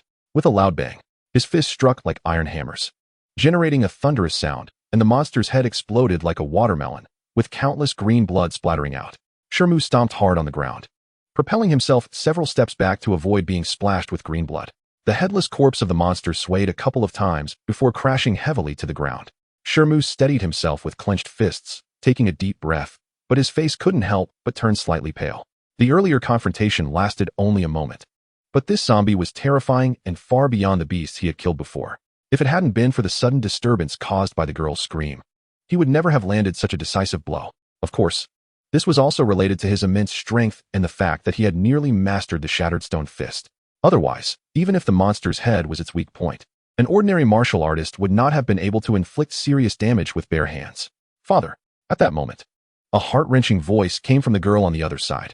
Shi Mu turned to look, only to see the girl half leaning on the man, desperately trying to cover the large gaping wound on his chest with her hands. However, blood was gushing out uncontrollably, making it impossible to truly stop it. Brother! The middle-aged man, with no color left in his face, ignored his daughter's frantic calls and urged Shi Mu to come over. "Father, please don't talk nonsense. I'll find a doctor to stop the bleeding," the girl said through her tears. "It's useless. Show her, your father knows a bit of medicine. My heart vein is already severed. I fear I'll pass away in a moment. I've enjoyed everything I should have in this life. Even if I leave now, there's nothing to regret. The only thing I'm worried about is you being alone in this world," the middle-aged man said with a bitter smile, looking at Shi Mu with hopeful eyes. Hearing this, the girl was even more heartbroken. "Uncle Zhong, do you have anything to say to me?" Shi Mu sighed and finally walked over, crouching beside the man. Although he sensed he might get into trouble, it was impossible for him to ignore the situation. "Little brother, it's a great fate for you and my daughter to meet here. I'm about to leave, but I can't bear to let Xiaoer be alone in this world. I want to entrust her to you," the middle-aged man gasped. "Is it really necessary to entrust her to me? Your daughter seems to have a marriage contract with the Wu family. I can send her to the Wu family," Shi Mu said, slightly taken aback. "The Wu family. If I were still around, I would have ways to make the Wu family accept her, but now, the Wu family would never acknowledge this marriage. If you send her there, it would only. If that's the case, I can send Xiaoer to other relatives." Shi Mu interrupted, frowning. "Father." The girl had been listening to her father's words and was initially so shocked that she forgot to cry. But upon seeing her father truly pass away, she immediately collapsed onto his body, crying out in grief again. Shi Mu stood by, holding the wooden box with one hand, utterly dumbfounded and at a loss. "Young master, my father was probably a bit delirious before he passed. You don't need to take his words seriously. Once we get to Feng City, please take me to the Wu family." The girl finally managed to stop crying after an unknown amount of time, looking at Shi Mu with swollen red eyes. "Then I'll trouble you. From now on, just call me Xianxiao," the girl said, appearing much stronger after the outburst of tears. Seeing this, Xianxiao didn't dare to come closer, but Shi Mu furrowed his brow and said, "This thing is so strange, it can't be left here. Miss Zhong, please wait a moment, I'll handle this thing as well." The girl nodded repeatedly. He bent down and quickly wrapped the monster's corpse, lifting it up with both hands and preparing to walk out. With a loud thud, something fell from the leaves. Chapter 10, The Wu Family. "Huh." Shi Mu looked down in surprise. The object on the ground turned out to be a dark iron plate, its surface engraved with exquisite patterns that resembled characters, though he couldn't recognize any of them. "Miss Zhong, do you recognize this?" Shi Mu curiously picked up the iron plate and examined it several times before asking Xianxiao. "I've never seen this before. It must be something this zombie carried," she said, bravely walking over despite the pungent smell. After glancing at the iron plate, she shook her head. Shi Mu nodded, hesitating for a moment before placing the iron plate directly into his bosom, while still holding the corpse wrapped in leaves with the other hand as he walked out the door. On the way, Shi Mu couldn't help but ask Xianxiao about the scream that had caused the zombie's pain. However, the girl looked confused, clearly unaware of anything. Seeing this, Shi Mu naturally felt it was inappropriate to continue asking. By this time, the sky was darkening, and the west gate of Feng City had closed. So he simply took the girl to his manor on the outskirts of the city. In the evening, Shi Mu sat in his bedroom, playing with the iron plate in his hand. At first glance, it seemed to be made of ordinary black iron, but in reality, it was quite heavy and cold, and the exquisite patterns on its surface gave off an ancient and mysterious feel. Although Shi Mu didn't know the origin of this iron plate, it was clearly not an ordinary object.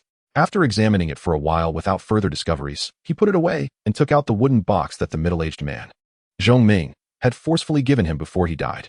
The Zhong family seemed to have some background, since this object was referred to as a family heirloom. It must be quite valuable.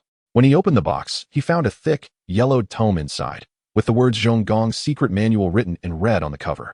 Shi Mu was taken aback and began to take the book out, flipping through its pages. The entire book had over 300 pages, all written in tiny black characters the size of ants, and many pages featured vivid illustrations. After looking at the first few pages, Shi Mu's expression changed to one of surprise. A quarter of an hour later, he hurriedly flipped through the entire book and gasped, staring at the object in his hands, speechless. This Zhong Gong's secret manual was roughly divided into two parts. The first half recorded various unconventional weapon forging methods, while the latter half contained methods for crafting small tools and mechanisms, as well as recipes for hundreds of poisons. Whether it was the former or the latter, the recorded techniques were far beyond what Shi Mu could have imagined before. For example, one weapon called the Blackstone Poison Heart Sword appeared to be an ordinary black iron long sword, but in fact, the blade was hollow and filled with a large amount of poison. If a martial artist wielded this sword in battle, within just a few exchanges, the sword would shatter, causing the poison to splash out and ultimately leading to the opponent's demise. There was also a small crossbow called the curved crossbow, which was particularly malicious. It was designed to be mounted on the back, and when one bent down to bow, it could trigger a hidden string in the sleeve to shoot 3 bolts directly from the back, catching the opponent off guard. As for the poison recipes recorded, they ranged from those that could knock someone unconscious on the spot to those that would only lead to death days later. None were without their dangers. What exactly was the Zhong family involved in to possess such items? Given the old condition of this manual, it was likely a relic left by their ancestors. Shi Mu thought to himself with a grin. Additionally, several items recorded in it greatly piqued his interest. 2 weapons, one large and one small, were arranged one above the other. The larger one was a slightly curved single-edged sword, but the handle was quite long, almost allowing for a 2-handed grip. And there was a faint black line connecting to the circular part of the handle. The smaller one appeared to be a short blade, seemingly sharp, yet incredibly small. The young man focused intently on the illustrations and accompanying texts, completely lost in thought. The next morning, Shi Mu, dressed in blue, appeared on a street in Feng City with Zhong Xiao, whose eyes were still somewhat swollen. On one side of the street stood a mansion that occupied about 100 acres, very conspicuous and eye-catching. After looking at the blue gate and the large Wu character on the golden plaque above, Shi Mu took a few steps forward and knocked heavily on the large copper ring on the door. Who is it? Knocking on the door so early in the morning. Who are you looking for? The large door finally opened, and a man dressed in servant clothing walked out. After glancing at the two, he impatiently said, "This is Miss Zhong, a relative of your esteemed household. Please inform them." Shi Mu reached out and took the jade pendant handed over by the nearby girl, directly passing it up. "Relative? Please wait a moment." The man was taken aback upon hearing this, and, somewhat skeptical, took the jade pendant, closing the large door again. Before long, the door opened once more, and 2 people walked out. The first was a man with a fair face and a long beard, followed by a boy around Shi Mu's age, whose appearance bore some resemblance to the former, but had a proud demeanor. "It's really my niece who's arrived? That's great. Ever since I received the letter, I've been waiting for you for several days." He then noticed the girl and smiled, but after casting a glance at Shi Mu, there was a hint of surprise. "This is young Master Shi. My father was murdered on the way here, and thanks to young Master Shi escorting me, I was able to arrive." Zhong Xiao gracefully bowed to the fair-faced man, tears glistening in her eyes as she spoke. The boy opposite her noticed the blue birthmark on her forehead, and a flicker of disgust crossed his eyes. Naturally, the girl nodded in agreement. "Oh, little brother, thank you for bringing Miss Zhong here. Here is a bit of silver as a reward." The fair-faced man glanced at Shi Mu again, frowned slightly, and took out a piece of silver from his sleeve to hand over. "I don't need the silver. I brought Miss Xiao here, and that's enough for me." Shi Mu looked at the silver and shook his head before turning to leave. Really ungrateful. Dad, I've seen many like him. On the surface, he refuses money, but he is likely planning to pocket a fortune. The boy beside him said with a cold snort. "Shirgu, he is not that kind of person." Zhong Xiao softly replied. The fair-faced man merely smiled and turned with the two to head back inside the large door. Shi Mu did not leave Feng City but turned down a few streets before suddenly entering a building marked Lufeng Martial Arts Hall. He passed through the door, and before him was a training ground covered in bluestone tiles, where a dozen young people were practicing with swords and spears. "Brother Shi Mu, you're here." As soon as Shi Mu appeared, 2 young men approached him, one appearing to be around 21 or 22, and the other looking about 16 or 17. "Brother Feng, Brother Gao, you're here too." Shi Mu was a bit surprised to see them and cupped his hands in greeting. "I heard the martial arts hall has brought in a batch of cheap body tempering medicine. We came to see if we could buy some." "You, Brother Shi, shouldn't he be coming here eagerly? You've already mastered body tempering, and shouldn't he need this batch of medicine?" The older-looking youth, who appeared more refined, said with a smile. "I heard from Instructor Li that you're about to break through to the 10th level of body tempering. Is that true?" The younger one, who had a deep scar on his brow, looked at Shi Mu with some disbelief. The two were acquaintances Shi Mu had made since arriving at this martial arts hall. The older named Feng Li and the younger Gao Yuan. So the rumors are true. It seems Brother Shi is young, but has a great chance of comprehending the feeling of qi. TSK, truly a genius as Instructor Li described. Feng Li exclaimed in amazement. "By the way, let us gather at your family's restaurant sometime." "Sure, I'll drink a few cups with you both then." Shi Mu readily agreed, and chatted casually with the two before taking his leave. However, just as Lu Ming and Feng Li brushed past each other, the latter suddenly gave him a meaningful look. Shi Mu's expression changed slightly, but he quickly left as if nothing had happened. A moment later, Shi Mu appeared in a separate courtyard at the back of the training ground, where Li Canghai was reclining in a large armchair in the center of the courtyard. His eyes half closed as if pondering something. Upon seeing Shi Mu walk in, he revealed a smile and said, "You're here," standing up from his chair. "Master Li, do we still need to ask those senior brothers for help this time?" Shi Mu respectfully bowed and asked. "No need. You are now at a critical moment for breaking through to the 11th level of body tempering. I need to do it personally. By the way, You didn't tell anyone else about your upcoming breakthrough to the 11th level, did you? Li Songhai asked casually. Good. In that case, when you attend the martial arts competition in half a month, many will be surprised, and our Lufeng Martial Arts Hall's influence will rise even further. Li Songhai's smile deepened at this remark. Chapter 11, Brawl. Master Li, I have no problem participating in this martial arts competition. But will you really pass on that release blade technique to me afterward? Shi Mu nodded and asked. This release blade technique is something I barely grasped after 20 years of practicing the wind-chasing blade technique. I believe it's not inferior to the martial arts treasured by noble families. Originally, I planned to keep it as a trump card, but if you can truly bring great benefits to Lufeng Martial Arts Hall, what is wrong with passing it on to you? Li Songhai said with a chuckle. You practice body tempering at an astonishing speed, and the iron refining method seems particularly suitable for you, but don't underestimate this martial arts competition. Although it's only for martial artists under 18, the disciples from the other 3 martial halls are not weak. I know of several who have reached at least the 10th level of body tempering. However, if you can reach the 11th level before the competition, there shouldn't be too much of a problem. Li Songhai said seriously. You don't need to say. I will also hasten your advancement within a short time. Li Songhai said with a gleam in his eyes, leading Shi Mu toward a large room at the back of the courtyard. After entering through the door, he casually bolted it shut. Once inside, Shi Mu immediately took off his outer clothing and with a loud thud, removed a heavy sandbag from his waist that shook the ground slightly. He never left this sandbag except when sleeping or bathing. The last time he encountered that zombie in the temple, he was caught off guard and couldn't remove the sandbag in time. Otherwise, he could have reacted even faster. The iron sand inside seems a bit light for you. From tomorrow on, let us increase the weight by 20 pounds. Li Songhai's pupils slightly contracted as he witnessed this. Then he picked up a short, thick yellow wooden stick nearby, each end wrapped in thick padding. After Shi Mu acknowledged, he suddenly stomped his feet on the ground, stabilizing himself in a horse stance. Taking a deep breath, he held his fists and stopped breathing. Li Songhai walked over, and with a movement of his arm, the wooden stick transformed into a shadow of heavy strikes aimed at Shi Mu's upper body acupuncture points.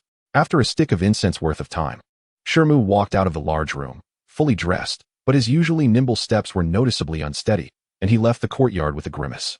Inside the large room, Li Songhai was drenched in sweat, a wry smile on his face.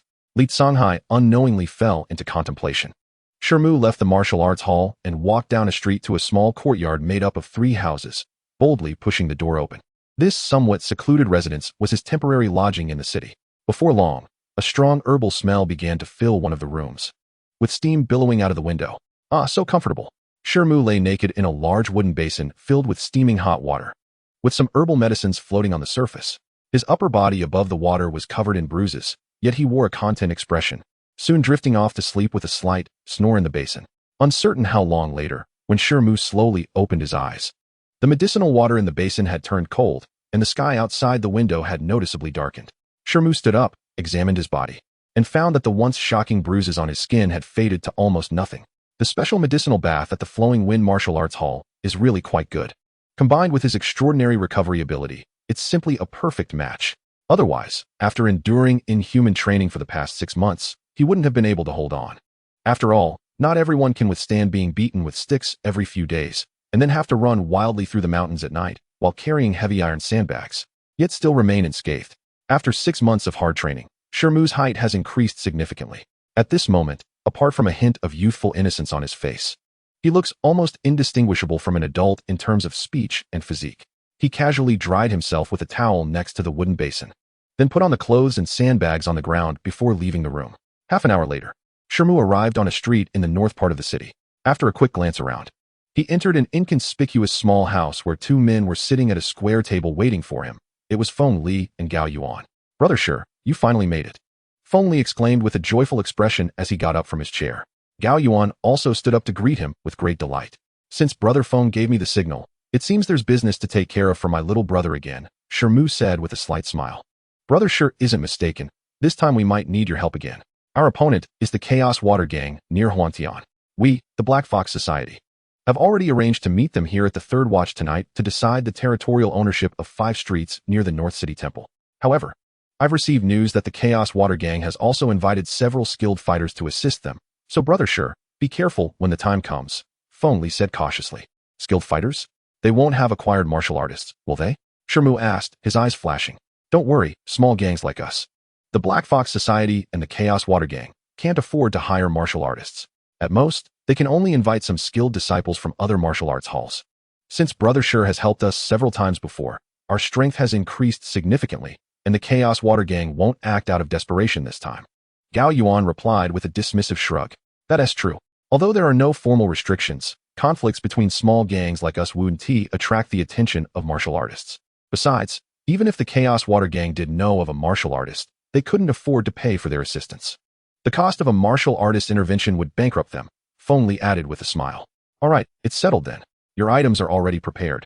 And we can head out shortly, Feng Li said, readily agreeing, as he pulled out a small package from his clothes and handed it over. Shi Mu opened the package on the table and was surprised to find a pair of black gloves, a black robe, and a silver mask, which he skillfully donned. In an instant, a mysterious figure in black attire and a silver mask appeared in the room.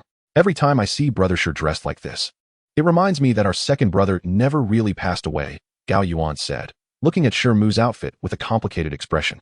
Ahem. This is largely thanks to Brother Shi's help.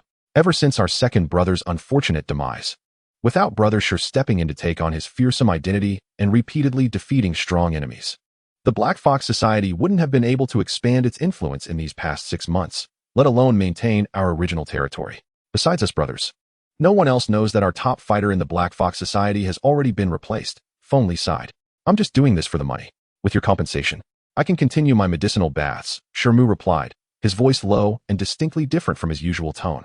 Indeed, it's a mutually beneficial arrangement. It's about time. Let's go. Feng Li clapped and laughed. Shi Mu naturally had no objections.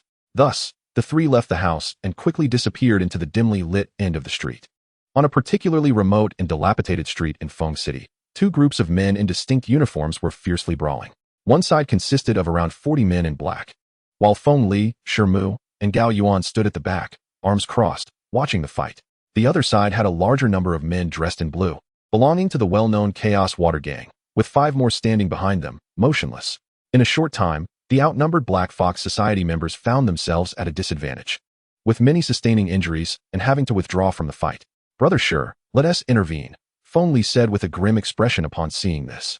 Shi Mu nodded, shook his arms, and leaped forward without hesitation. With 2 loud thuds, 2 blue-clad men fell to the ground. Fierce fist, as the silver-masked figure appeared in the crowd. Terrified screams erupted, but at the same time, 2 tall blue-clad men swung their clubs towards Shi Mu from behind. With a sharp turn, Shi Mu struck out with both fists, breaking their clubs in half before they could retreat in shock. After a quick movement, he closed in on one of them, and with a powerful punch, sent him flying 2 yards away, crashing heavily to the ground. Shi Mu then sprang off the ground and shot toward another man, delivering a kick that sent the blue-clad man flying. In the blink of an eye, Shi Mu had knocked down 7 or 8 men in the crowd, causing the remaining members of the Chaos Water Gang to fearfully retreat to the sides. Meanwhile, Feng Li and Gao Yuan each wielded iron rods as they charged into the fray, fiercely toppling 5 or 6 more opponents. The few onlookers from the Chaos Water Gang could no longer remain calm. A middle-aged man shouted a fierce fist command and charged toward Shi Mu along with 2 others, while the remaining 2 engaged Feng Li and Gao Yuan in battle. Feng Li and Gao Yuan, wielding their 4 iron rods, fought with synchronized movements, clearly utilizing the same set of martial techniques. The 2 opponents wielded flat white iron rods, one with heavy and forceful strikes, while the other was agile and unpredictable, making it difficult for Feng Li and Gao Yuan to gain the upper hand. On the other side, facing the 3 obviously less skilled blue-clad men, Shi Mu effortlessly kicked up a nearby wooden stick from the ground, which landed firmly in his hand. The first to charge was the middle-aged man, wielding 2 seemingly sharp green bamboo blades. As he approached Shi Mu, he crossed the blades and viciously aimed for Shi Mu's chest. Given the sharpness of these blades, if they struck true, they could easily result in fatal injuries. Seeing this, Shi Mu's eyes gleamed coldly. With a flick of his wrist, 6 shadows of the stick flashed out. With 2 sharp cracking sounds, the man felt a jolt in his hands as the bamboo blade shattered into 4 pieces. Simultaneously, a sudden pain shot through his chest, causing him to stumble backward, nearly falling to the ground. At that moment, the other 2 blue-clad men rushed over. Panicking upon seeing this, they thrust their wooden spears toward Shi Mu. One of them whipped out a leather whip that lashed out like a constrictor. Shi Mu roared, swung his arm, and hurled the wooden stick like a spear at the approaching spear wielder, resulting in a thunderous crash. The spear-wielding man had no time to adjust his stance. The tip of the wooden stick collided forcefully with his spear, sending a surge of overwhelming force through the spear, causing the front half to shatter and rendering his hands bloodied and numb. Meanwhile, With his other arm, Shi Mu made a blur and with a loud clap. He firmly grasped the front end of the whip that was coming from the other side with his palm gloved in black. The blue-clad man holding the whip turned pale, desperately pulling the whip handle backward. Shi Mu snorted and yanked the whip into his embrace. The whip holder's body trembled violently, and he couldn't help but stumble forward. Not good. The whip holder, horrified, wanted to let go of the whip handle, but it was already too late. He saw the silver-faced man move and suddenly appear a few steps in front of him, his fist swinging. With a thud, the whip holder was struck heavily in the abdomen, and his stomach churned violently, causing him to fall to the ground with blackening eyes. Shi Mu showed no intention of letting go. He shook his shoulders again, his body rising like a tornado, and a leg shadow emerged, sweeping forward. The whip holder's face instantly turned pale. Given the terrifying strength of the opponent, if he were truly hit, he would probably be killed on the spot. But he was still unable to dodge even a bit due to the lingering effects of the previous attack. "Stop, we concede." At that moment, a panicked voice suddenly came from the side. The leg shadow paused slightly, then whistled past above the whip holder, stirring up a fierce wind that made the man's scalp tingle, nearly scaring him into collapsing to the ground. After Shi Mu landed, he looked through the holes in his mask toward the source of the voice. The person who had just spoken was a middle-aged man from the Chaos Water Gang. Seeing that the whip holder was unharmed, he breathed a sigh of relief, cupped his hands toward Shi Mu, and said with a bitter smile, "The fierce fist truly lives up to its name. With your skills, you would probably rank among the top martial artists in the entire Feng City. Why bother getting involved in our small scuffles for a living?" Shi Mu stood still, his gaze icy, with no intention of speaking. Instead, Feng Li, who had also stopped, approached and said bluntly, "Less nonsense. After this match, your Chaos Water Gang will immediately withdraw from all 5 streets." In the blink of an eye, only the Black Fox Society and their followers remained nearby, and the men in black cheered enthusiastically, each one in high spirits. Feng Li and Gao Yuan commanded their subordinates to start handling the affairs of their new territory. And at that moment, the fierce fist that Shi Mu had transformed into vanished from everyone's sight without a trace. The girl, however, remained with her head down, silent. After Xianxiu left, Shi Mu made a gesture inviting her in and took the girl to his bedroom. "Young Master Shi, you needn't ask too much. If you are short of people, I would be willing to serve as a maid here, if you don't mind." Xianxiu finally lifted her head, biting her lip as she spoke. "A maid? Miss Zhong, you jest. I don't know what happened to you at the Wu family, but when we met, they seemed quite courteous to you. If you can't clearly tell me what happened, I will be quite troubled," Shi Mu said slowly after furrowing his brows. After all, she was just a teenage girl who had first suffered the pain of losing her father and then was driven away by what she thought was her husband's family. Finally, unable to maintain her composure. "I see. This really is just as your father predicted. Miss Xiao, don't mention being a maid. Just stay here for now. Although I don't come from a wealthy background, having one more person to eat is no problem. You don't need to call me young master. Just call me Brother Shi.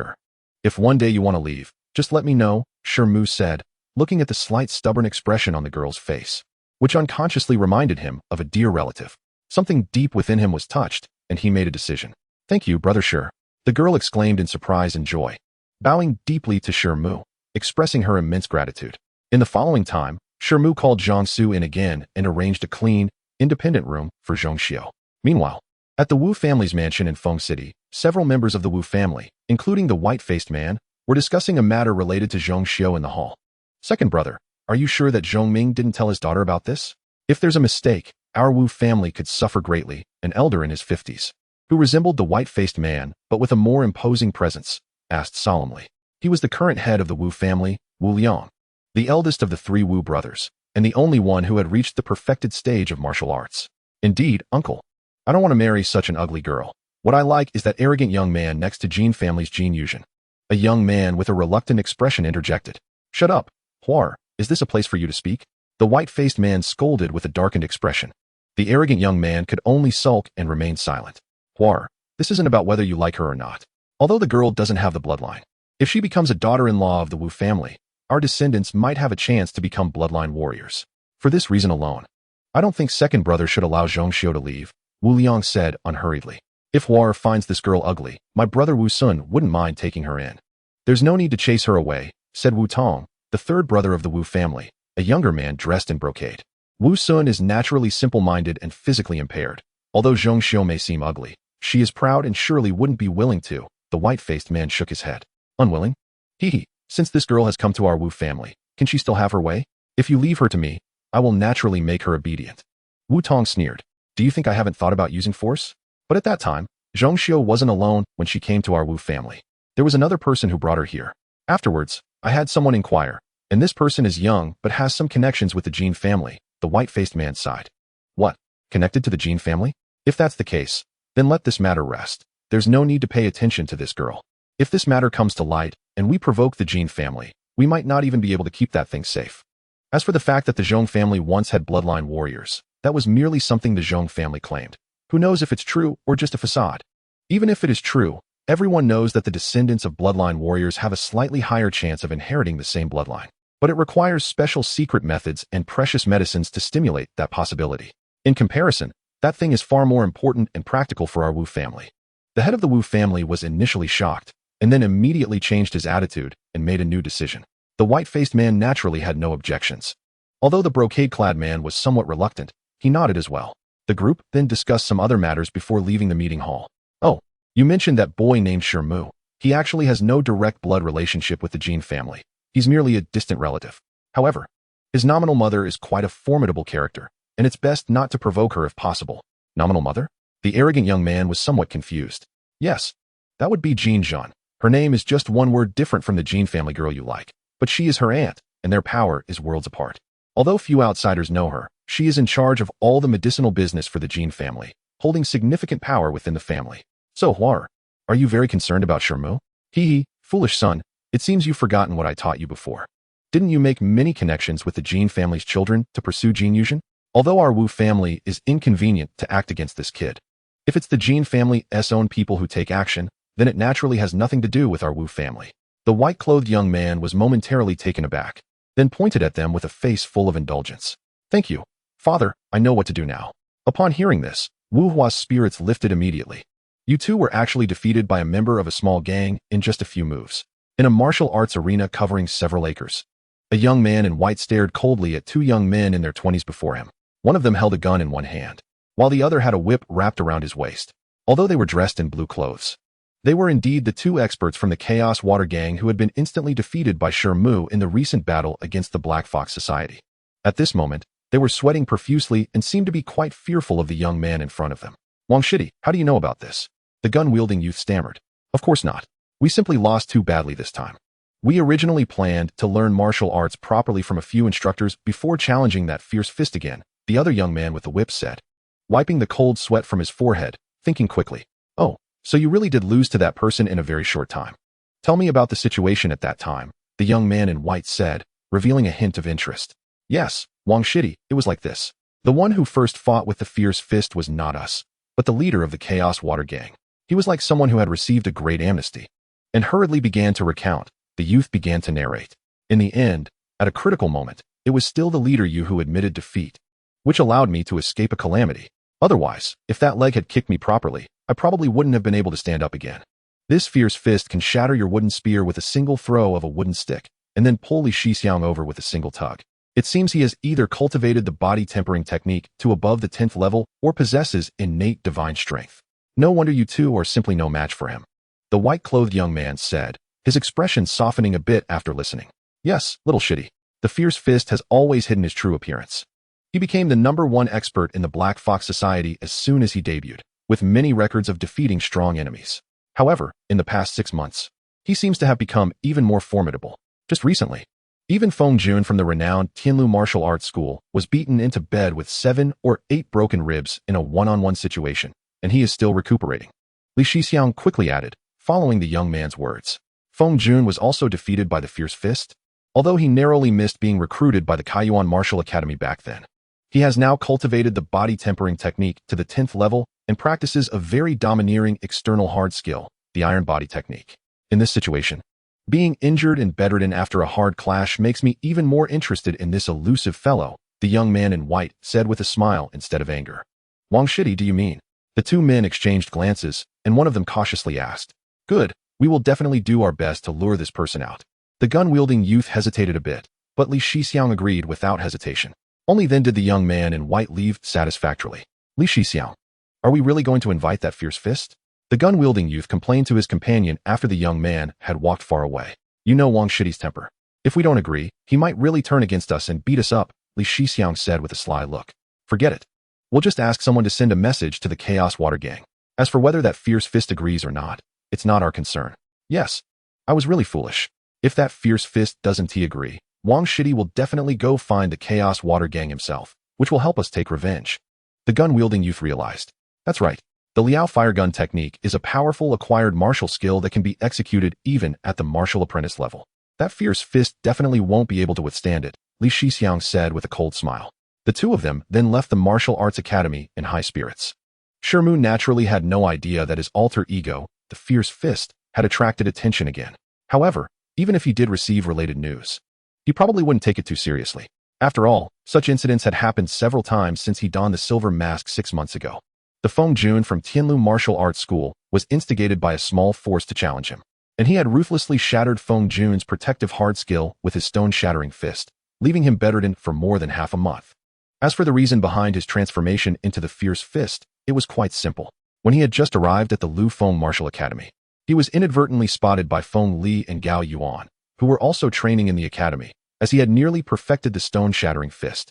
They were overjoyed and approached him to chat, ultimately reaching an agreement to let him replace the original fierce fist, who had just died of illness. To prevent the Chaos Water Gang from being wiped out by other forces, Shi Mu thus received a large sum of silver, replenishing his nearly depleted finances due to excessive medicinal baths. At this moment, he had once again entered Feng City and arrived at a dilapidated street under the jurisdiction of the Chaos Water Gang in his true form. This street was only about 30 zhang long, and there were very few shops on either side. However, Shi Mu happened to appear in a shop with a hammer sign, looking expectantly at a robust man with bronze skin, who was bare-chested. The man was holding a blueprint and staring at it with wide eyes, but after a while, his brows furrowed. What's wrong? Is it possible that even Master Ma can't forge this pair of weapons? Shi Mu couldn't help but ask upon seeing this. If there is silver, a month's time is enough. You can come to pick up the weapons then, the man replied without thinking. Then I'll trouble Master Ma. Here is the deposit. Shi Mu smiled, took out a bulging silver pouch from his waist, and tossed it over. This Master Ma could be said to be the only one besides Feng Li and Gao Yuan in the Black Fox Society who knew the identity of the fierce fist. It was said that he was a distant relative of Gao Yuan, proficient in iron refining and forging techniques, and even in sword making. He was not inferior to the so-called masters of Feng City. The silver mask that the real fierce fist wore originally came from his hands. Therefore, Shi Mu was quite at ease with the silver he prepaid. However, this left his pockets empty again, and it seemed he would need to think of ways to acquire more silver. Speaking of which, his income over the past 6 months consisted of a small part from the well-located Yuanxiang Tavern under his name. Ever since he had sent the game he hunted from the nearby mountains there directly, its business had improved, providing over 100 taels of silver in income each month. Another large portion of his income came from the rewards he received several times under the identity of the Fierce Fist. As for the income from the fields on the outskirts of the city, it could only barely cover the normal expenses of the manor. It seemed that the matter needed to be acted upon earlier than originally planned. Fortunately, he had just cultivated the wind-chasing blade technique to the level of 7 slashes in one breath a few days ago, which should be barely sufficient for this matter. It should be noted that his bodily mutations had ended 6 months ago, and since then, he realized how remarkable it was to achieve 6 slashes in one breath so easily. He had practiced the wind-chasing blade technique almost daily for the past 6 months, and he had only barely improved his blade speed by 1 slash. But this was enough to make him stand out among martial apprentices, as even Li Songhai could only achieve 9 slashes in one breath when using true energy. As soon as he entered the room, his gaze casually swept towards the window, and his expression suddenly changed. He quickly walked over, raised his hand to touch the half-open window, and unexpectedly found a paper ball. Shi Mu skillfully unfolded the paper ball and quickly glanced at it, then smiled. It seems someone is going to deliver silver to my door again. After saying this, he casually stuffed the paper ball into his pocket and directly laid down on the bed, falling into a deep sleep. It wasn't until dusk that Shi Mu energetically got out of bed, took a package from under the bed, and left his residence again. An hour later, in the backyard of the well-known Tianwang Temple in Fengcheng, the ground was littered with members of the Black Fox Society, each one moaning in pain. Sticks, knives, and swords were scattered all around, but no one dared to stand up again, not even Feng Li and Gao Yuan, who were both bloodied and covered in dust, lying on the ground. However, the 2 leaders of the Chaos Water Gang looked at the gun-wielding youth standing before them with expressions of indescribable horror. Although they had heard of each other's genius names, they never expected the other's strength to be this formidable. The 2 martial artists, who had already achieved great success in body tempering, along with over a dozen strong subordinates in the courtyard, could not withstand even a moment against the youth. Wang Tianhao, We just received your challenge letter, and you've already come knocking on our door. Isn't this too much? Gao Yuan shouted despite the immense pain he felt. Fear mixed with anger surged inside him as he struggled desperately, but he had no strength left and could only curse loudly. The white-clad youth, upon hearing this, stepped down with force, causing Gao Yuan to be unable to utter another word due to the excruciating pain on his face. Seeing this, Feng Li was equally furious and was about to get up to fight back when suddenly, a dark object shot towards the white-clad youth with a whoosh. The youth raised an eyebrow and simply swung his long spear in front of him. With a loud boom, the dark shadow exploded upon contact with the spear shaft, sending countless fragments flying. The spear he wielded was forged from fine iron, while the shadow turned out to be a stone the size of a basin. The white-clad youth's arm trembled, and he involuntarily stepped back. At the same time, a shard of stone narrowly grazed his cheek, leaving a shallow cut. Fierce fist. The white-clad youth paid no mind to the blood on his face, instead fixating on the newly emerged figure in black clothing and silver mask in the distance. His eyes filled with fervor. You are the one who challenged me. Shi Mu, looking through the mask, surveyed the courtyard and slowly asked the white-clad youth. You don't know who I am? The white-clad youth responded with a hint of surprise. What? Should I know who you are? Shi Mu glanced at the iron spear in the other's hand, took a few steps forward into the courtyard, and picked up an abandoned iron dagger from the ground with one foot. Be careful, second brother. This Wang Tianhao is known as Fengqing's #1 martial artist.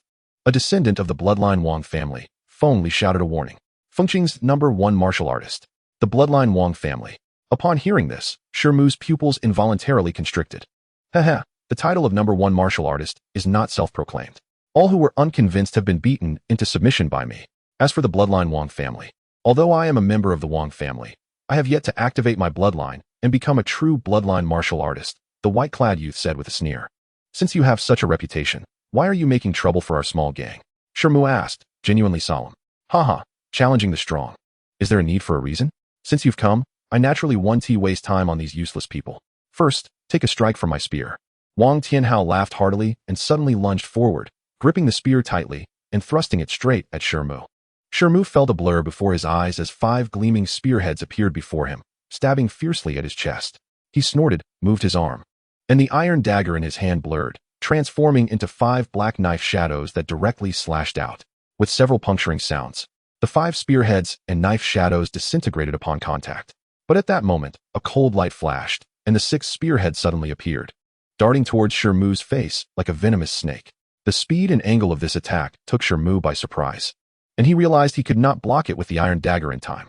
He could only shout loudly, discarding the dagger and retreating, his arms suddenly merging into shadows in front of him. A dull thud followed, leaving the white-clad youth momentarily stunned. Shi Mu, with his gloved hands, had somehow clamped the spearhead firmly just half a foot away from his body. However, the white-clad youth quickly sneered. If this fierce fist really thought he could stop a thrusting spear with just his palms, he would be gravely mistaken. Before Shi Mu could change his move, the youth twisted the spear shaft he was grasping and yanked it back with great force. A buzzing sound erupted as the finely forged iron spear shaft vibrated violently. But the spearhead clamped by Shi Mu remained motionless. The white-clad youth instantly felt a scorching pain in his palms and gasped. It was evident that he had overexerted himself and injured his own hand. At that moment, Shi Mu suddenly spread his fingers, still holding tightly onto the spearhead with one hand, while the other hand clenched into a fist and slammed down hard onto the spear shaft. Crack! The iron spear shaft, about a foot long, immediately caved in at the middle, while a surge of immense force rushed down the shaft towards the white-clad youth's arm. Not good, this freak. Although the white-clad youth had long known that the fierce fist was immensely powerful, he never expected it to reach the terrifying level of being able to bend iron with bare hands.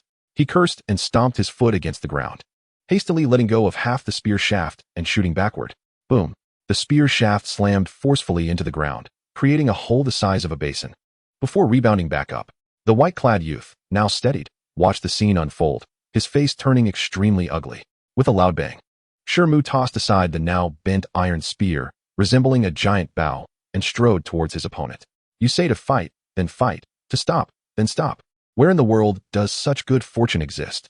Shi Mu said in a cold, low voice, shaking his shoulder before preparing to teach the opponent a lesson with his fists. I'll pay. What did you say? Shi Mu almost stumbled, thinking he must have misheard. I'll pay. I have a small bag of gold beans here, enough to cover your medical expenses. But let me be clear. I'm not afraid of your fierce fist. I just think that fighting you now wouldn't allow me to crush you decisively. If we end up in a sweaty brawl, Wouldn't he that tarnish my reputation as Feng Citi's #1 martial artist? The white-clad youth said, raising his hand and tossing a palm-sized cloth bag. Shi Mu was left dumbfounded. This was the first time he had encountered such a narcissistic person. Just then, the white-clad youth suddenly turned and ran away, stepping on the ground midway, and floated over a 2-zhang high wall. With his drifting voice coming from the other side of the wall. Haha, Fierce Fist, remember my name. I am Wang Tianhao, the one who will defeat you personally in the future. After that, there was no more sound from the other side of the wall. Chapter 15, Golden Jade Treasure. When Feng Li hurriedly helped Gao Yuan up, Shi Mu had already picked up the cloth bag from the ground and opened it to take a look, revealing a satisfied expression. Second brother, we owe you a big favor for coming in time, otherwise. The brothers in the gang would have suffered humiliation at the hands of Wang Tianhao. Feng Li grinned at Shi Mu, revealing his teeth. Yes, thanks to the second leader's timely arrival. That Wang Tianhao may be arrogant, but under the second leader, he didn't last more than 2 moves before begging for mercy. Exactly. The title of Feng Citi's #1 martial artist should clearly belong to the second leader. The other members of the Black Fox Society, despite their injuries, excitedly flattered Shi Mu, each one as thrilled as if they had been given a shot of adrenaline. After all, they just heard clearly that the most mysterious second leader of their gang defeated someone who is known as the #1 martial artist in Feng City. Doesn't that mean that as long as it's not a postnatal martial artist intervening, their Black Fox Society can dominate among the many small gangs? Alright, I have other matters to attend to, so let's contact each other later. Shi Mu ignored the other gang members, casually tucked the bag into his clothes, and waved his hand to say goodbye. Wait, Old 2. I have something to discuss with you, and Old 3. Feng Li hurriedly called out to Shi Mu. You all go out and treat your injuries. Feng Li, seeing this, was pleased and then instructed the other gang members. The other members of the Black Fox Society, realizing that the 3 leaders had important matters to discuss, all agreed and withdrew. However, seeing their excited expressions, the scene of Shi Mu defeating Wang Tianhao would probably be deeply etched in their minds and soon spread to the other members. This time, you guys are not being very considerate. The opponent is so strong, yet you didn't inform me in advance. Were you afraid that I wouldn't want to come after finding out? Once the others left, Shi Mu unceremoniously questioned them. Brother Shi, don't blame us. It was indeed our fault this time, and we will definitely compensate you well. Feng Li immediately showed some embarrassment upon hearing this. Don't hold it against us. The reason we couldn't inform you of the details is that, on one hand, we really didn't know that it was Wang Tianhao coming. We were only told by someone from the Kaiyuan Martial Arts School that another person wanted to challenge with the Fierce Fist. On the other hand, Wang Tianhao came too quickly, and we didn't have time to send someone to investigate, Gao Yuan explained anxiously from the side. If that's the case, then it's somewhat understandable. Otherwise, I would really have to consider whether to continue collaborating with you too. Shi Mu nodded slightly, his expression softening a bit. Thank you for your understanding. Brother Shi, have you considered becoming a true leader of the Black Fox Society? Feng Li, relieved, then asked with a serious expression. You want me to be the true Fierce Fist, the second of the Black Fox Society? Shi Mu was not surprised, but instead asked calmly. Not the second, but the first. As long as you agree, I will immediately gather the brothers to hand over the position of the leader to you, and both I and Old 3 will fully support you. Feng Li said without hesitation. Brother Feng, this is different from what we discussed, isn't it? Gao Yuan was taken aback by Feng Li's words. Gao Yuan, although feeling somewhat unwilling, fell silent for a moment. Sorry, although I have had a pleasant collaboration with you, I have no intention of truly getting involved in the gang. Brother Feng, you should know my aspirations. Aside from the path of martial arts, I won't waste my time on anything else, Shi Mu said after pondering for a moment. Refusing without hesitation. Brother Shi, won't you reconsider? I know you have grand aspirations, but the path of a martial artist is not that easy. And if you agree now, you can immediately become the leader of over 100 people. Isn't that enough to tempt you? Feng Li, although greatly disappointed, continued to persuade him unwillingly. If that's all you have to say, then there's no need to say more. My collaboration with you is limited to before I comprehend the feeling of qi. If there is nothing else, I'll take my leave. Shi Mu shook his head and directly turned to leave. Feng Li opened his mouth, but ultimately did not say anything further. Gao Yuan also fell silent. After enduring another round of rigorous training under Li Songhai's iron methods at the martial arts school, he carried his bag, bruised all over, and made his way back to his residence in the city. As he passed by a magnificent tall restaurant, he was unaware that 2 young girls on the 3rd floor were pointing at him. Yuan, is this the brother you have in name? Why does he look so disheveled? Could it be that he was bullied at the martial arts school? A beautiful girl in a yellow dress asked the other girl in fine clothing sitting opposite her. I'm speaking the truth. Aside from the 7th aunt and you, no one from the Jean family acknowledges that he has any relation to us. And looking at his current appearance, he probably indeed can't bear it. If that's the case, The chi spirit pill our Jean family offered would be too much of a waste, the girl in yellow said meaningfully. Oomph, I said Xianxiaaudiobooks. How could you kindly invite me here for a meal? It turns out you're here to act as a go-between for fifth uncle. Shi Mu sneered at the words of the girl in yellow. Yuan, you guessed wrong this time. It wasn't fifth uncle who asked me to come, but Jean Tian himself. He said that as long as you can persuade Shi Mu to voluntarily give up the chi spirit pill, your mother's issue will definitely be resolved. As for your brother, he will also offer a substantial compensation, the girl in yellow said with a smile. Although I've only met Shi Mu once, I can tell he is not an easy person to persuade. Moreover, my mother feels some guilt towards him and his mother due to past events. So she won't allow others from the Jean family to disturb him. You might as well let Jean Tian give up on this, Shi Mu said bluntly. All right, I am just here to do my job, and I will convey your words to Jean Tian. The girl in yellow surprisingly responded cheerfully, waving her hand. Given your character, I suppose this meal must have cost Jean Tian quite a bit, right? Shi Mu glanced at the food on the table and pouted. Suddenly, when Shi Mu saw the hairpin, an odd expression appeared on her face. Strange. If I remember correctly, you rarely buy accessories. You always boast about your natural beauty. Your admirer? Are you talking about that guy Wu Hua? Shi Mu's eyes widened suddenly. Wu Hua, that sycophant? How could that be? I'm talking about Wang Tianhao from Jinggan Martial Arts School, a direct descendant of the Wang family. Xianxiaaudiobooks said without hesitation. Wang Tianhao. The one who is also at the 10th level of body refining and is known as the #1 martial artist in Fengcity with his postnatal martial skill. The fierce fire gun technique. Is he coming to visit the Jean family? Shi Mu's eyes brightened a bit upon hearing this. Hey, Shi Mu, I had my eye on Wang Tianhao first, so you can't steal him from me, Xianxiaaudiobooks said, feeling a bit guilty as her companion reacted this way. What are you thinking? I'm just curious to see if the fierce fire gun technique is as powerful as the rumors say.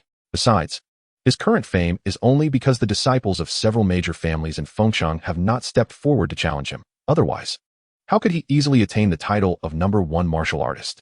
Shi Mu shot a glare at the girl opposite her and said dismissively, You wild girl. Anyway, Wang Tianhao is indeed outstanding, and being a descendant of the Wang family, if our ancestor personally invited him, there might really be plans for a marriage alliance. Just remember, you must not steal him from me. By the way, are you really sure this time about helping your brother? I don't think Jean Tian will give up so easily, Xianxiaaudiobooks said with a smile. The girl opposite, Xianxiaaudiobooks, couldn't help but stick out her tongue at Shi Mu for defending Shi Mu so fiercely. After tossing a hot towel on her face, she leaned against the edge of the wooden basin, closed her eyes, but her mind was racing. Going over a long-planned scheme once more. Golden Rat. Shi Mu suddenly murmured to himself. Chapter 16, Golden Rat. Early 3 days later. Shi Mu arrived alone in a vast mountain range where beasts are frequently hunted, carrying a huge package that was half his height. After climbing over 7 or 8 mountain peaks, he finally reached the edge of an exceptionally green bamboo forest. He spent half an hour circling this over 100-acre bamboo grove, and after noticing some signs, he gently placed the huge package down in a certain direction of the bamboo forest, quickly pulled out a small iron shovel, and began digging traps in the nearby ground. However, strangely, Shi Mu's digging actions were very cautious, as if he was afraid of making too much noise. However, by the time the large pit, about the size of a water tank and roughly 10 feet deep, was dug out, it was already noon. Shi Mu took out some bottles and jars from his pack and poured some unknown powders and liquids into the bottom of the pit. He then covered the surface of the pit with some slender branches and brought many bamboo leaves from the bamboo forest to cover it again, sprinkling some dirt on top. In this way, a delicate trap was set up. Shi Mu looked at his setup with a satisfied expression. The method of setting traps and the substances used inside were all learned from the secret manual of the clockmaker. Otherwise, even if he had practiced his swordsmanship to the level of 7 slashes in one breath, the chances of success would have been significantly lower. Then, he glanced at the sun hanging high in the sky, judged the time, and without saying a word, took out a paper package from his bosom. Upon opening it, a ball of golden dough appeared. Shi Mu then poured all the unknown liquid from a small bottle onto this dough. Suddenly, an indescribable meaty aroma wafted from the dough. He hoped that the bait recipe he obtained from the old hunter in the city would really work. Otherwise, he had spent 30 taels of silver just on materials. Shi Mu muttered to himself, flicked his wrist, and the golden dough floated gently down to the center of the trap. From a distance, the trap looked empty, and there was no sign of anything unusual. At this moment, Shi Mu held his breath, the hot air from his nostrils barely visible. His eyes fixed on the bamboo forest without blinking, as relevant information reappeared in his mind. The golden silk rat, also known as the medicinal mouse, is a unique beast in Xuanzhou, a mutated species of a common spotted mountain rat. From birth, it will kill other young mountain rats in the same litter. After 3 months, it will grow golden fur on its back and can find some herbs to swallow. After a year, when the golden silk rat is entirely golden, it is fully matured and can easily locate some rare medicinal materials.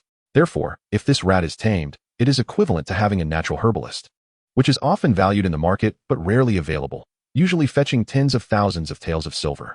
Shi Mu had discovered the existence of this famous golden silk rat in Xuanzhou while chasing a wild fox near the bamboo forest, and naturally felt both surprise and joy.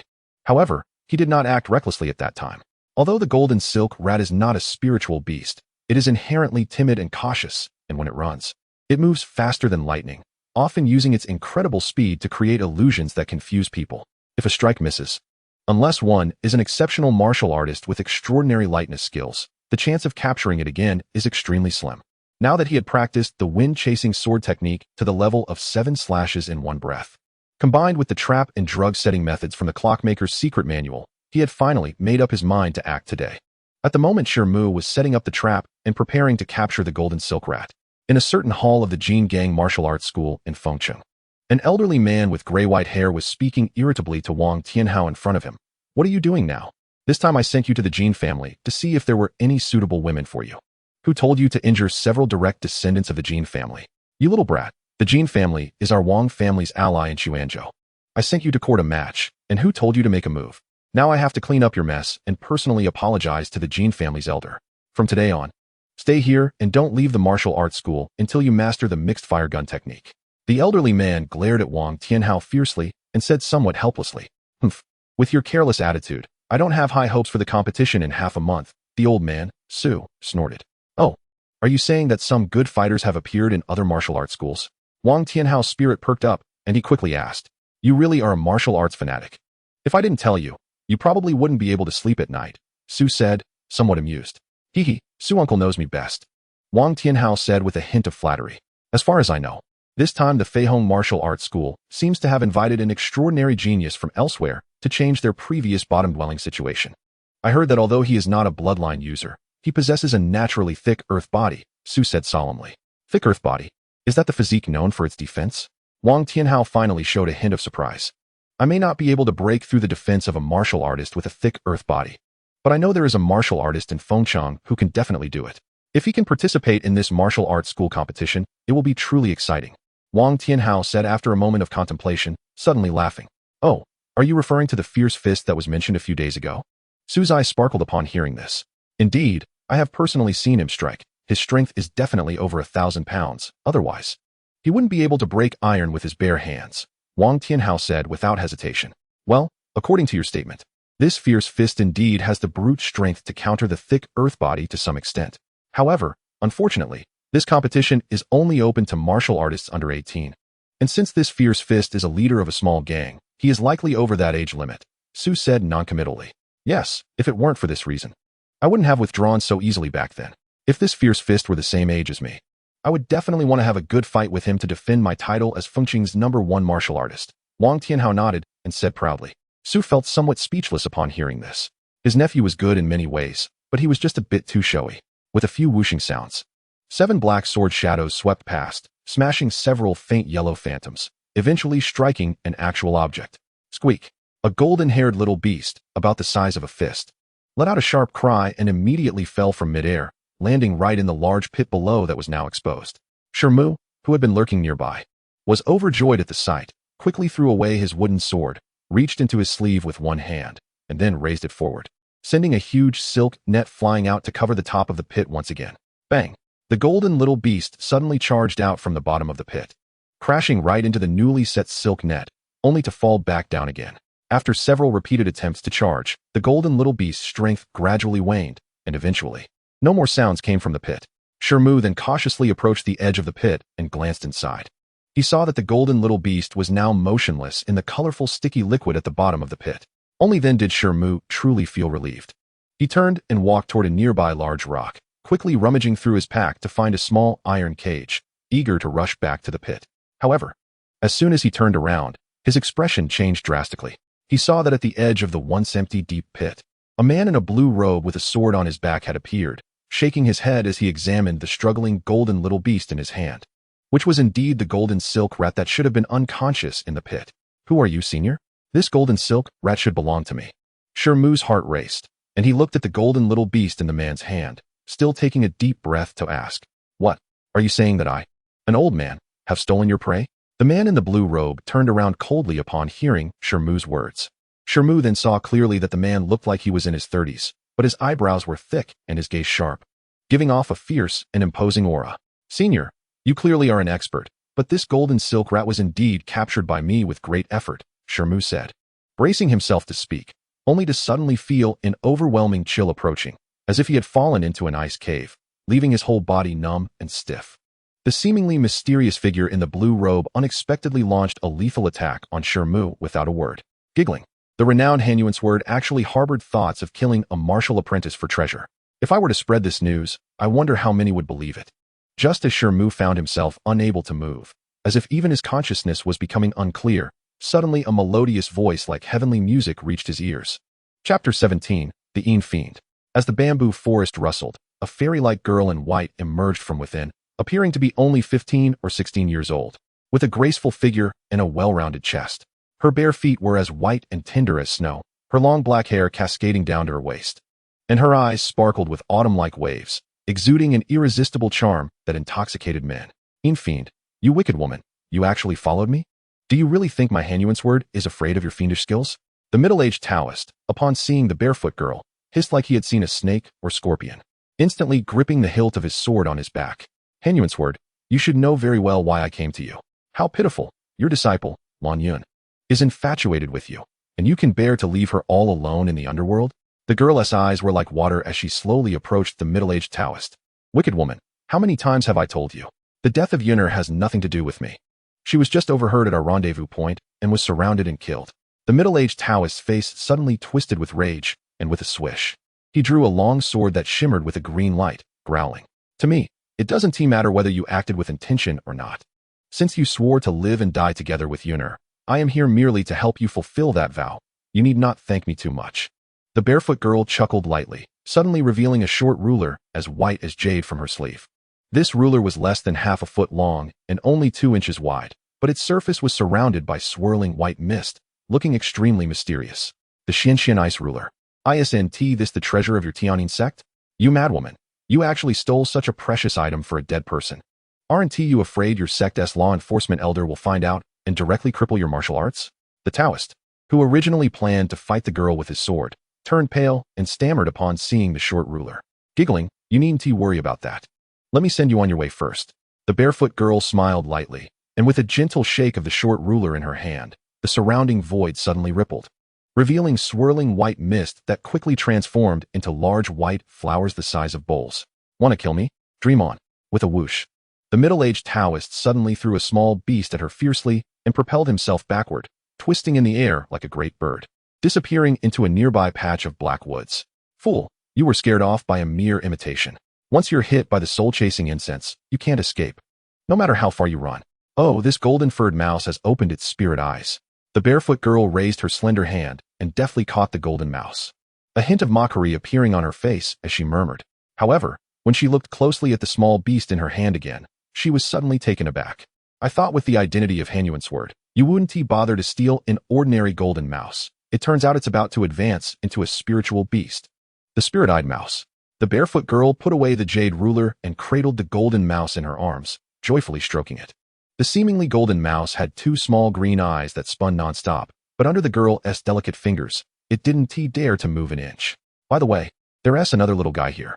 After playing with the golden mouse for a while, the barefoot girl seemed to notice Shi Mu, who was nearly frozen nearby. At this moment, Shi Mu still stood in place, but a thin layer of white frost had formed on his body, his eyes fixed on the barefoot girl. The girl giggled and slowly walked over. Shi Mu's eyes followed her movements, turning slowly, not missing a moment. "Interesting." Seeing this, the barefoot girl showed a hint of interest, her figure swaying back and forth unpredictably. Though Shi Mu couldn't move a muscle, his eyes continued to turn left and right, looking quite comical. Giggling, "How amusing." The barefoot girl abruptly stopped in front of Shi Mu, bending down with the small beast in her arms and laughing as if her stomach hurt from laughter. After laughing for a long while, she straightened up, waved her sleeve, and a cloud of white mist rushed out, flashing into Shi Mu's body. An astonishing scene appeared. The frost on Shi Mu's body rapidly dissolved at a visible rate. With a thud, Shi Mu suddenly fell straight forward, crashing heavily into the mud. Feeling utterly powerless and unable to rise, only managing to lift his head slightly. As a result, he suddenly saw a pair of delicate, lotus-like feet before him. The 10 toes painted with bright red polish, looking incredibly inviting like flower petals. "Do you like my feet?" The owner of the jade feet asked leisurely. Upon hearing this, Shi Mu's face suddenly turned red, and inexplicably, a surge of strength returned to him, allowing him to slowly rise from the ground. Looking at the stunning face before him with an unusual gaze. "Little guy, do you know that if you were 2 or 3 years older and looked at me like this, I would immediately gouge out your eyeballs?" The barefoot girl, holding the small beast, looked at him with her sparkling eyes, but said something that sent chills down his spine. "What is your name?" Shi Mu finally spoke, his voice a bit hoarse, but surprisingly calm, catching the girl off guard. "I need to know your name before I can propose to your family." Shi Mu stared at the girl, his face betraying a heat that was hard to express. "What did you say? I didn't hear clearly." The barefoot girl thought she misheard something, her beautiful eyes widening in surprise as she asked. "I want you to be my wife. I will marry you," Shi Mu said without hesitation, his expression extremely serious. "What are you rambling about? Do you know how old I am and what my status is to dare say such things?" Though the barefoot girl was usually ruthless and cunning, she couldn't help but be stunned by the boy's words. "Have you been betrothed to someone else? Or are you already in your 40s or 50s? Shi Mu asked with a frown. "In my 20s, and I'm not betrothed to anyone. That's good, no matter what the girl's status is. From the moment I saw her, I liked her immensely, so I must marry her." Shi Mu sighed in relief and said earnestly, giggling, "Just because you like me, you think you can marry me? Don't say you're just a martial apprentice. Even if you became innate, it wouldn't matter. Forget it. What is the point of saying this to you? To tell you the truth, I don't believe any man's sweet words. And I've already decided to never marry in this lifetime." The barefoot girl finally regained some composure and said with a light laugh, though her gaze unconsciously drifted away from his fiery eyes. "My mother once told me that if I encounter a girl I truly like, I must express my feelings immediately to avoid missing out on a great marriage. I, Shi Mu, swear here that I will marry this girl before me as my wife. If I go against this, I will be pierced by 10,000 arrows and meet a terrible death." Shi Mu's eyes never left the barefoot girl, and without blinking, he suddenly raised his hand and made a solemn vow. Coincidentally, just as Shi Mu finished speaking, a sudden rumble of thunder echoed in the sky. The barefoot girl's red lips parted slightly, her beautiful eyes wide as she looked at Shi Mu, unable to utter a single word. After a while, she suddenly burst into laughter. "This is too funny. I, the fiend, actually have someone proposing to me in person, and it's a little boy of just over 10 years old. All right, don't say I didn't give you a chance. If you can advance to the innate level before the age of 30, you can come to Wanlong Mountain's Tianyin Sect to find me. And then I will tell you my real name. This item can be considered as the reward from the spirit-eye beast." After the barefooted girl finished laughing, she straightened up and threw a small bottle to Shi Mu with a raised hand, then crushed an object hidden in her sleeve. With a puff, a violent wind suddenly stirred in the nearby void, and white clouds appeared, lifting the girl up to more than 10 feet high, flying towards the distant sky, leaving behind only a lingering voice. From the moment the barefooted girl finished speaking and threw the small bottle, to the moment she picked up the little beast and took off into the air, it all happened in an instant, vaguely giving a feeling of hasty escape. A person actually flew away, the Tianyin Cheney. Shi Mu held the small bottle in one hand, staring blankly at the direction where the girl disappeared, wide-eyed in shock, and then began to mumble to himself. This time, aside from spending several hundred taels of silver in this item, it should be considered a case of trying to steal a chicken but losing rice instead. He couldn't help but feel a bit curious about the contents of the bottle. After all, Shi Mu was so mysterious that what she gave should not be an ordinary item. Shi Mu thought for a moment, then opened the bottle cap without hesitation, pouring its contents into his palm, resulting in a thumb-sized milky white pill rolling out, with faint silver threads visible on its surface. Qi Ling Dan. Upon seeing the appearance of the pill, the boy couldn't help but exclaim. Chapter 18, Advancement. This pill was clearly the Qi Ling Dan he had seen countless times in the illustrations. Shi Mu still couldn't believe it, widening his eyes to examine the pill again, then suddenly bringing it to his nose to sniff, and immediately a spicy aroma wafted over. Indeed, it was the Qi Ling Dan. Although the public price for a Qi Ling Dan in the market was 10,000 taels of silver, in actual black market transactions, this pill was often inflated to 20 or 30,000 taels, and often there were no deals made. This barefooted girl was so generous. Shi Mu was naturally overjoyed at this moment, but he was increasingly astonished by the identity of the barefooted girl. It seemed that his earlier words about marrying her were likely just a whimsical thought in her eyes. Moreover, the condition she proposed of achieving innate status before the age of 30 had become a heavy burden on his heart. To say that he believed he could advance to the innate level before 30 was naturally impossible. However, to make Shi Mu give up this captivating girl, with his stubborn character, he would certainly not be willing. It seemed he could only take it one step at a time. His current goal was still to comprehend chi perception and become an acquired warrior. After a sigh, Shi Mu finally threw aside the other chaotic thoughts and refocused his attention on the Qi Ling Dan in his hand. With this pill plus the one from the Jin family, Shi Mu felt extremely confident about his comprehension of chi perception. Days later, in a closed room in the back courtyard of the Lufeng Martial Arts School, the sound of rain-like strikes echoed. Shi Mu squatted in a horse stance, his upper body bare, enduring the strikes of Li Songhai's stick. The surface of his skin was no longer red and swollen, but rather somewhat too pale, and when the stick struck, it made a buzzing sound as if hitting a wooden post. Shi Mu had no idea how many times he had been struck by the stick. His face showed no signs of pain, but rather a hint of excitement, and he occasionally let out low growls in response. At this time, Li Songhai had also removed his outer clothing, wearing only a short-sleeved shirt, his well-defined muscles fully displayed. The stick in his hand dancing wildly, drenched in sweat, yet he refused to stop even for a moment to wipe himself, looking at Shi Mu with similarly fiery eyes. With a loud boom, when a stick struck a certain acupoint on Shi Mu's chest, it suddenly produced a thunderous sound. Shi Mu's face instantly turned a bright red, but quickly returned to normal, only to turn red again, repeating this process more than 10 times, when suddenly a firecracker-like cracking sound erupted from within his body, while the muscles on his surface began to bulge and undulate like a mouse. Haha, it worked. I didn't expect that someone could actually persist for half a year in this iron training and successfully advance to the 11th level of body tempering. Seeing this, Li Songhai threw the stick aside and burst into laughter. At this moment, he had finally advanced to the 11th level of body tempering. There's no need to thank me. I'm just doing my job for the money. However, besides you, a tough-skinned guy like you, no one else could possibly endure it. Li Songhai waved his hand and said, "Hee, no problem, I will definitely do my best." Shi Mu replied with a chuckle. 7 days later, at the entrance of the largest martial arts school in Fengcheng, Tianlu Martial Arts School, the stout and bear-like Master Feng Linchan was smilingly welcoming Li Songhai and the guests from Lufeng Martial Arts School, along with another martial arts instructor. Shi Mu and the other two followed closely behind Li Songhai and a red-faced man. Haha, brother Min, it's been only a few months since we last met, and you both look even more spirited. Hee, brother Li is implying that I've become even fatter, right? How could I dare? Among the 4 major martial arts schools, only brother Feng truly manages the affairs. Unlike our 3 nominal masters, who are all merely figureheads, we hardly see them at all. By the way, has Tian Huli from Feihong Martial Arts School and Wang Lao from Jingang Martial Arts School arrived? Haha, if brother Tian hears you calling him that, he will definitely turn against you. Don't worry, the 2 of them arrived early and are already waiting at the competition arena. These 3 must be the disciples participating in the competition from your school, right? Feng Linchan laughed like a Methria Buddha, but then began to scrutinize Shi Mu and the other 2 outstanding martial disciples from their school. Although the 3 of them had some skills, how could they possibly compare to Feng Xianji? Most likely, this time the bottom would be either our school or Feihong Martial Arts School. Li Songhai chuckled softly.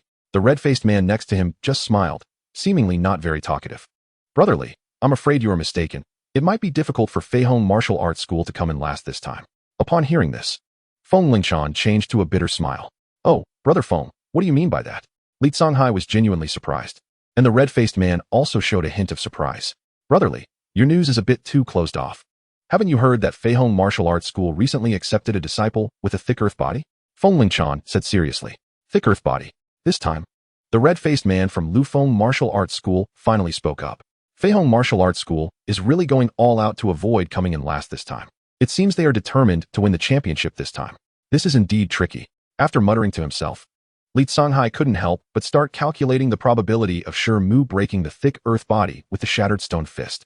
However, Shi Mu stood with the other 2 martial disciples, curiously observing the entrance of Tianlu Martial Arts School. The entrance was adorned with golden door nails, and on either side stood gigantic stone lions, far more impressive than Lufeng Martial Arts School. Feng Linchan had already begun to lead Li Songhai and the others into the martial arts school. Shi Mu followed the group into the entrance of Tianlu Martial Arts School. Upon entering the door, they could see a giant martial arts arena, with a platform erected in the center, built entirely from thick logs, about 10 feet high, with a length and width of 10 feet each. The rest of the martial arts arena was empty, except for a dozen martial disciples standing in 3 groups next to the platform, clearly from the other 3 major martial arts schools. You 3, go wait over there. Master Tian and I will come out soon. Li Songhai instructed Shi Mu and the other two. Then followed the red-faced man with Feng Lengchan toward the back room of the martial arts arena. Shi Mu, Sun Jun, let us go over there as well. It's a good opportunity to observe the strength of the others. The oldest and most robust of the three martial disciples smiled at Shi Mu and another tall and thin young man after the instructors, Li Songhai and others, left. Now that we are here, what does it matter if we know each other's strength? However, this time, both I and Brother Li have cultivated several martial arts techniques to a minor success level, so it is only normal for us to participate in this competition. You, a newcomer to the Martial Arts Academy, even if you have reached the 10th level of body refinement, I have never seen you practice martial arts techniques in the academy. So what strength can you showcase in the competition? I wonder why Instructor Li insists on including you. The tall and thin youth suddenly expressed some dissatisfaction towards Shi Mu. You, enough, Sun Jun. You don't want to let others from other martial arts academies laugh at you, do you? Before the tall and thin youth could say anything further, the young man surnamed Li interrupted him with some displeasure. Sun Jun seemed to have some apprehension towards the young man surnamed Li. After a few snorts, he finally refrained from saying anything more to Shi Mu. Thus, the three of them walked towards the arena, surveying the other martial disciples nearby. Oh! Shi Mu glanced around the crowd near the arena and immediately spotted a few familiar faces, all opponents he had fought when he had transformed into the Fierce Fist. However, among these people, the ones who truly caught his attention were a tall young man surrounded by several disciples of the Tianlu Martial Arts Academy, and another young man in white who was sitting on the ground, polishing a dark black long spear. Feng Jun Wang Tianhao. Shi Mu instantly recognized the two. One had once withstood 3 of his punches with solid body protection techniques, while the other had stunning spear skills but retreated without a fight, both leaving a deep impression on him.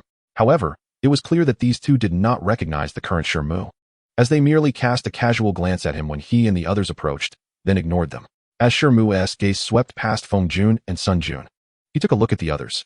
The martial disciples present were evidently all elite disciples from the 4 major martial arts academies, each displaying an aura that was distinctly different from ordinary martial disciples. When the young man surnamed Li led Shi Mu over, a pockmarked-faced young man dressed in the Feihong Martial Arts Academy uniform greeted them enthusiastically.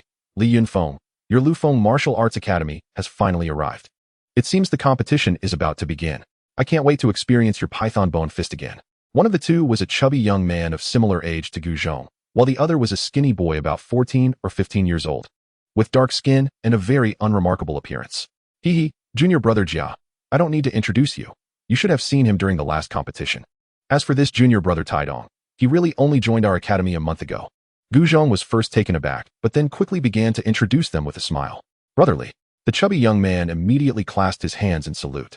The boy named Taidong merely rolled his eyes, displaying an indifferent demeanor. Seeing this, Li Yunfeng's expression immediately darkened a bit. Ah, brotherly, please don't mind. Junior brother Taidong grew up on a certain island and doesn't talk much. By the way, you should introduce these 2 junior brothers behind you to me.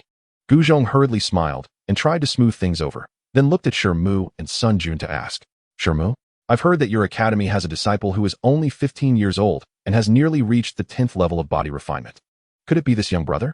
Gu Zhong looked at Shi Mu, whose tall and robust physique was indistinguishable from an adult, revealing a surprised expression. It is known that although there aren't many who can reach the great success level of body refinement at 18 or 19, it's not rare due to their age. However, if someone can reach the 10th level of body refinement at just 15, they would definitely be considered a genius. Among all the martial disciples under the age of 15 known in Feng City, those who have reached the 10th level of body refinement are few and far between. This essentially indicates that these martial disciples have a much higher chance of understanding chi perception compared to others, and they will also have significantly greater potential than others after becoming acquired martial artists. After this thought crossed Gu Zhong's mind, he immediately beamed at Shi Mu and clasped his hands in greeting. Ha, brother Shi. Achieving the 10th level of body refinement at such a young age will surely allow you to shine in this competition. You have reached the 10th level of body refinement? The black and thin boy, resembling a monkey, asked Shi Mu in surprise after hearing Gu Zhong and Shi Mu's conversation, his voice sharp and unpleasant, as if he was still in the midst of voice change. Yes, humph, I once fought with a martial disciple at the 11th level of body refinement in my hometown, and he fainted on the arena without managing to break my thick earth body. The thin boy stared at Shi Mu, speaking disdainfully. No matter who my opponent is, they will never be able to break my thick earth body, Taidong said proudly, then turned and left alone. As for Sun Jun, who was beside Shi Mu, he didn't even spare him a glance. This guy has always been so arrogant. Sun Jun's face turned pale from anger, unable to resist, asking loudly. Hee. Even though Gu Zhong is usually good at diffusing the atmosphere, he couldn't help but stutter a bit at this moment. Brother Gu, why do you need to speak well of this guy? To be honest, we old-timers in the Feihong Martial Arts Academy also can't stand this Taidong. However, several instructors in the academy view him as a treasure, and we have no choice. Moreover, although this kid is extremely arrogant, his thick earth body is indeed as formidable as its reputation. At least Brother Li and I cannot do anything to him. The chubby junior brother Jia said with a cold laugh. Is this thick earth body really that terrifying? Brother Li, if I remember correctly, your water splash sword technique is the best at countering external hard skills, right? Li Yunfeng asked in surprise upon hearing this. Humph. Even if this Tiedong's thick earth body has extraordinary defense, can Wang Tianhao's fierce fire spear technique not deal with it? Sun Jun said, falling silent for a moment before sneering. As for Wang Tianhao, that is naturally hard to say. In the last Martial Arts Academy competition, this young master Wang defeated all the martial disciples from the 4 major martial arts academies with his just-learned fierce fire spear technique, leaving no one able to block him. Now that a year has passed, Wang Tianhao's strength has naturally become even more astonishing. However, Wang Tianhao has also become more arrogant and domineering. I heard that even the old-timers from the Jinggan Martial Arts Academy would be beaten up by him if he found them displeasing. Gu Zhong shook his head repeatedly. Upon hearing this, not only did Sun Jun and Li Yunfeng find it hard to resist glancing in Wang Tianhao's direction, but Shi Mu remained unaffected, still maintaining a calm smile as he looked at the thin boy not far away. The white-clad young man who was polishing his spear seemed to sense something, suddenly raising his head to look at the group. After scanning the crowd expressionlessly, his gaze paused on Shi Mu before he suddenly stood up, slinging the long spear behind him, and swaggered over to the group. Wang Gongzi, long time no see. The others exchanged glances, and Gu Zhong could only greet him with a stiff smile. Gu Zhong's face instantly turned red and pale. Seeing this, Li Yunfeng and the others naturally dared not speak easily, letting the white-clad young man scan them again with his gaze. What is your name? And which martial arts academy are you from? Wang Tianhao's gaze finally fell on Shi Mu, scrutinizing him from head to toe before slowly drawing out the spear from his back and pointing it directly at Shi Mu, his tone devoid of any emotion. Oh, what do you want? Shi Mu frowned slightly, then turned to look at this young Master Wang, his expression exceptionally calm and clear, showing no sign of unease. Have I seen you somewhere before? Wang Tianhao squinted at Shi Mu and asked. No, this is the first time I have met you. Shi Mu replied firmly without blinking. I haven't seen you before, but why do I feel like your figure looks so familiar? Wang Tianhao continued to point his spear at Shi Mu, a hint of suspicion flashing across his face. Wang Gongzi, could it be that you have seen junior brother Shi Mu somewhere in Feng City? Li Yunfeng finally cleared his throat and spoke up, but he was equally puzzled. He knew a bit about Shi Mu's background, and it shouldn't have anything to do with Wang Tianhao. The others, like Gu Zhong and Sun Jun beside him, were naturally even more confused. Gu Zhong, Li Yunfeng, and the others exchanged glances, unsure of what the top martial artist of Fengcheng had meant by his earlier actions. Brother Shi, do you know Wang Tianhao? Li Yunfeng couldn't help but ask. What do you mean by shouldn't say I know him? Li Yunfeng widened his eyes, suddenly feeling that Shi Mu in front of him had become extremely mysterious. The others, like Gu Zhong, were also full of doubts, but seeing Shi Mu's expression, they felt it wasn't appropriate to press further. At this moment, Feng Jun was watching Wang Tianhao's every move with a predatory gaze, listening to his companion's words. As the nephew of the Tianlu Martial Arts Academy's master, he had trained in the academy's unique and domineering iron body technique since childhood and had also practiced the renowned martial arts technique Black Fiend Hand to a certain level. Although he had narrowly missed entering the Kaiyuan Martial Academy in the past, he had never looked down on other martial artists of the same age in Fengcheng and had won many competitions in the academy. However, everything changed after the last martial arts competition when he was defeated by Wang Tianhao, a martial artist much younger than him, in a matter of moments, and had his face stepped on by the opponent in the ring. Since that moment, he had never hated anyone as much as he hated Wang Tianhao, even practicing martial arts in seclusion for several months without stepping out of the academy, just to seek revenge. With that in mind, he was confident he would stand victorious in this martial arts competition and step on Wang Tianhao instead. However, the moment he saw Wang Tianhao again at the Tianlu Martial Arts Academy, he felt a sting of discomfort on the side of his face that had been stepped on, causing his confidence to wane a bit. Feng Jun thought of this and finally spoke up with a cold snort. Are you sure that in this competition, the participants from Feihong Martial Academy and Lufeng Martial Academy, only that wild kid with the thick earth body is worth noting, and the others are not a concern? Brother Feng, don't worry. We've already inquired many times. The strength of these 2 martial academies is much lower than our Tianlu Jinging Martial Academy. The only one you should be cautious of is the one mentioned by the master, that guy with the thick earth body. However, even if he has a martial body, a wild kid from a poor rural area can't truly cultivate any remarkable martial arts. Your iron body technique is not inferior to the thick earth body. Plus, you have already reached the 10th level of the body refining technique. Even if it takes effort, you can exhaust that wild kid to death. A disciple of Tianlu Martial Academy hurriedly flattered. That works. In that case, I can focus entirely on dealing with Wang Tianhao, Feng Jun said with a fierce look on his face. However, strangely enough, as soon as he said this, he felt some discomfort in his recently healed rib area. After a meal, the door to the back room of the training ground burst open, and amidst laughter, Li Songhai and others from the 4 martial academies came out, chatting and laughing as if they were old friends gathering. All right, the competition of the 4 major martial academies officially begins, announced Feng Lingshan, the master of Tianlu Martial Academy. As he scanned the martial artists, the disciples of Shi Mu and others perked up at this announcement and gathered around the platform. The coaches, including Li Songhai, also approached, with 2 unfamiliar faces among them. One was dressed in armor, wielding a sword at his waist, with a smirk on his face. He was a military officer.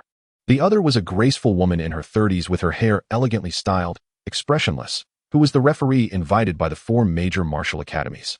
The martial academy was a lieutenant of the Fengqin garrison, while the woman was the leader of a large underground force in the city. Moments later, Feng Lingshan stood on the platform and announced the competition rules. This competition would be the same as before, decided over 3 rounds. In each round, each of the 4 major martial academies could send 1 person to challenge, while the challenged academy must fight back with all their might. The defeated disciple could not enter the next round, while the victorious disciple could continue to challenge other martial artists in the next round. After 3 rounds, the rankings would be determined by the number of disciples retaining their challenge rights. As soon as Feng Lingshan finished speaking, he jumped off the platform, and the military officer casually walked up, only clasping his fists slightly and standing silently. Below, after hearing the rules, Li Yunfeng slightly grinned. Brotherly, do you have any insights on these competition rules? Shi Mu asked curiously. I see now, the challenge rules set by the military officer are indeed quite interesting. Shi Mu thought for a moment and understood the true meaning behind the rules, chuckling lightly. Just then, someone had already leaped onto the platform, loudly declaring, I am Wu Ming from Tianlu Martial Academy, and I would like to experience the martial skills of my senior brothers from Lufeng Martial Academy. As Li Yunfeng inserted his hands into his waist, 2 green fist wraps appeared, and with a slight wave, they made a crisp ringing sound, revealing that they were embedded with bronze pieces the size of fingernails. Li Yunfeng jumped onto the platform, and the young man shouted angrily, brandishing 2 shining daggers and charging forward. In an instant, the 2 began to fight. Li Yunfeng twisted his body, his arms swinging as he attacked the enemy from very strange angles. The young man, named Wu Ming, however, used his daggers to create a tight defense, occasionally clashing with Li Yunfeng's fists, creating sparks that were even visually appealing. Not good. Wu Ming's breaking air dagger has reached a level where it can't be penetrated. Yunfeng may suffer a small loss, said a burly man with a red face after watching for a while, his expression changing. Indeed, Wu Ming had just started practicing breaking air dagger back then, and I didn't expect him to reach a minor success level in just a year. Yunfeng's python bone fist, however, lacked some refinement, making victory quite difficult, Li Songhai also commented.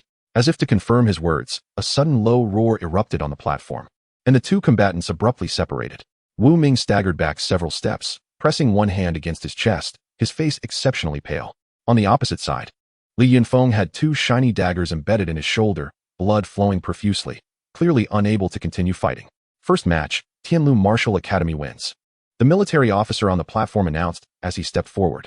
After giving Wu Ming a fierce glare, Li Yunfeng could only jump down from the platform unwillingly.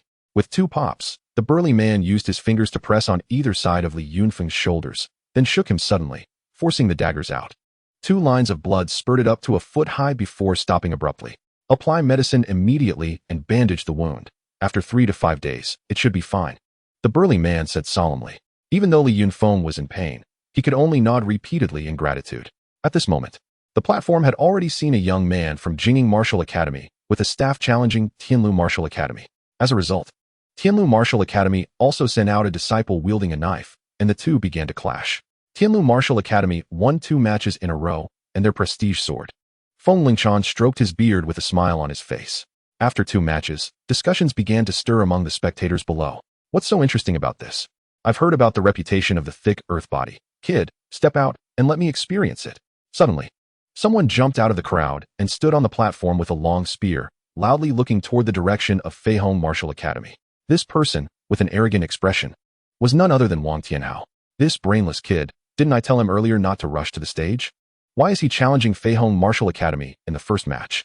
At the Jinggang Martial Arts School, an elderly man in gray and white, who failed to stop Wang Tianhao in time, was nearly driven to the brink of furious cursing. The crowd at the Feihong Martial Arts School noticed this and became agitated. Among them, the lean and dark Tai Dong saw this. A fierce light flashed in his eyes, and he stepped forward onto the arena. However, a long-bearded elder standing in front of him grabbed him and shook his head, saying, "Donger, there's no need for you to go up so early. Even if you win, it will exhaust your energy, and you won't be able to laugh in the end. Gu Zhong, you go up and test Wang Tianhao's Liaohua spear technique to see if he has made any progress." Hearing this, Gu Zhong felt a surge of frustration but could only grit his teeth and agree, drawing his long sword and jumping onto the arena. "I'm not looking for you. Send that kid up," Wang Tianhao said impatiently upon seeing Gu Zhong. "First defeat me, then consider other matters," Gu Zhong retorted, though he was deeply fearful of Wang Tianhao. After a low growl, he shook his long sword, which instantly transformed into a whirlwind that swept forward, showcasing his years of hard practice in the cloak sword technique. Self-inflicted boredom. Wang Tianhao's expression darkened as he horizontally held his spear in front of him, and the front half of the spear suddenly vanished into a blur. With a loud bang, a fireball the size of a bowl suddenly appeared in front of Wang Tianhao and transformed into a red light that shot out. With a roar, Gu Zhong screamed as he was sent flying off the arena, his entire body emitting a burnt smell. The fireball spun and revealed its true form, a gleaming spearhead, entirely enveloped in roaring flames, looking incredibly eerie. "Flames of Liaohua," the long-bearded elder from the Feihong Martial Arts School exclaimed in shock, immediately moving like a gray shadow to catch Gu Zhong with his arms. Once the long-bearded elder landed, it became clear that Gu Zhong was charred and half of his clothes had turned to ashes, his exposed skin covered in white blisters of varying sizes, looking utterly miserable. "Brother Su, I didn't expect Wang's nephew to have cultivated the Liaohua spear technique to such a level. You've truly kept it from us," the long-bearded elder said, holding Gu Zhong, his face turning pale as he turned to the gray-haired elder Su Shu. "All right, I'll remember this matter," the long-bearded elder said, stamping his foot in frustration, and hurriedly called for someone to take Gu Zhong to the quiet room for treatment. At this moment, the other martial arts instructors looked at Wang Tianhao as if they were gazing at a monstrous creature, all wearing incredulous expressions. Haha. Since Wang Tianhao has already mastered the Liaohua flames, even entering the Kaiyuan Martial Academy directly would be more than enough. "I think there's no need to compete for first place in this bout," Su Shu said, jumping onto the arena and nodding to the somewhat dazed martial official, speaking with great confidence. "Of course, if anyone is unconvinced, they can challenge him directly. If Tianhao loses, then our Jinggang Martial Arts School will automatically withdraw from the competition, willing to come in last." Fei Lingchan and the other 3 martial arts instructors exchanged glances upon hearing this.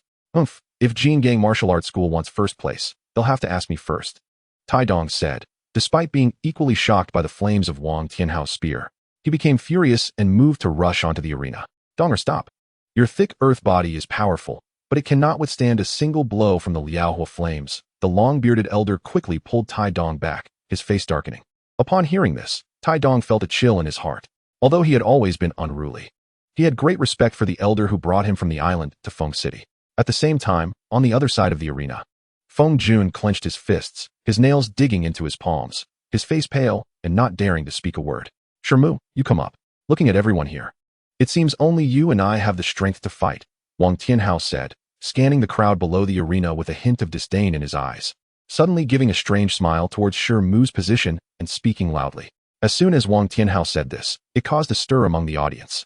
Regardless of whether they knew Shi Mu or not, everyone followed his gaze towards the location of the Lu Feng Martial Arts School, each wearing a look of surprise. "Who is Shi Mu? I've heard of him. He seems to be a recent disciple of the Lu Feng Martial Arts School. Although he is not very old, he has already reached the 10th level of body refinement. He likely has a good chance of advancing to the acquired stage in the future," someone said. Strange. With Wang Tianhao's current strength, why would he actively challenge someone from Lu Feng Martial Arts School? Wang Tianhao actually knows Brother Shi. Suddenly, whispers and exclamations spread among the crowd. "Shi Mu, have you met Wang Tianhao before?" Li Songhai, equally astonished, turned to ask. "No wonder.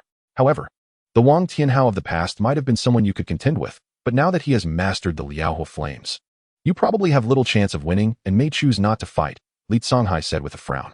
"Since you have made up your mind, be careful. Remember, the opponent's spear technique is formidable. You can only have a chance by getting close." Also, don't get hit by his Liaohua flames, or you will definitely lose. After a slight hesitation, Li Songhai still solemnly allowed.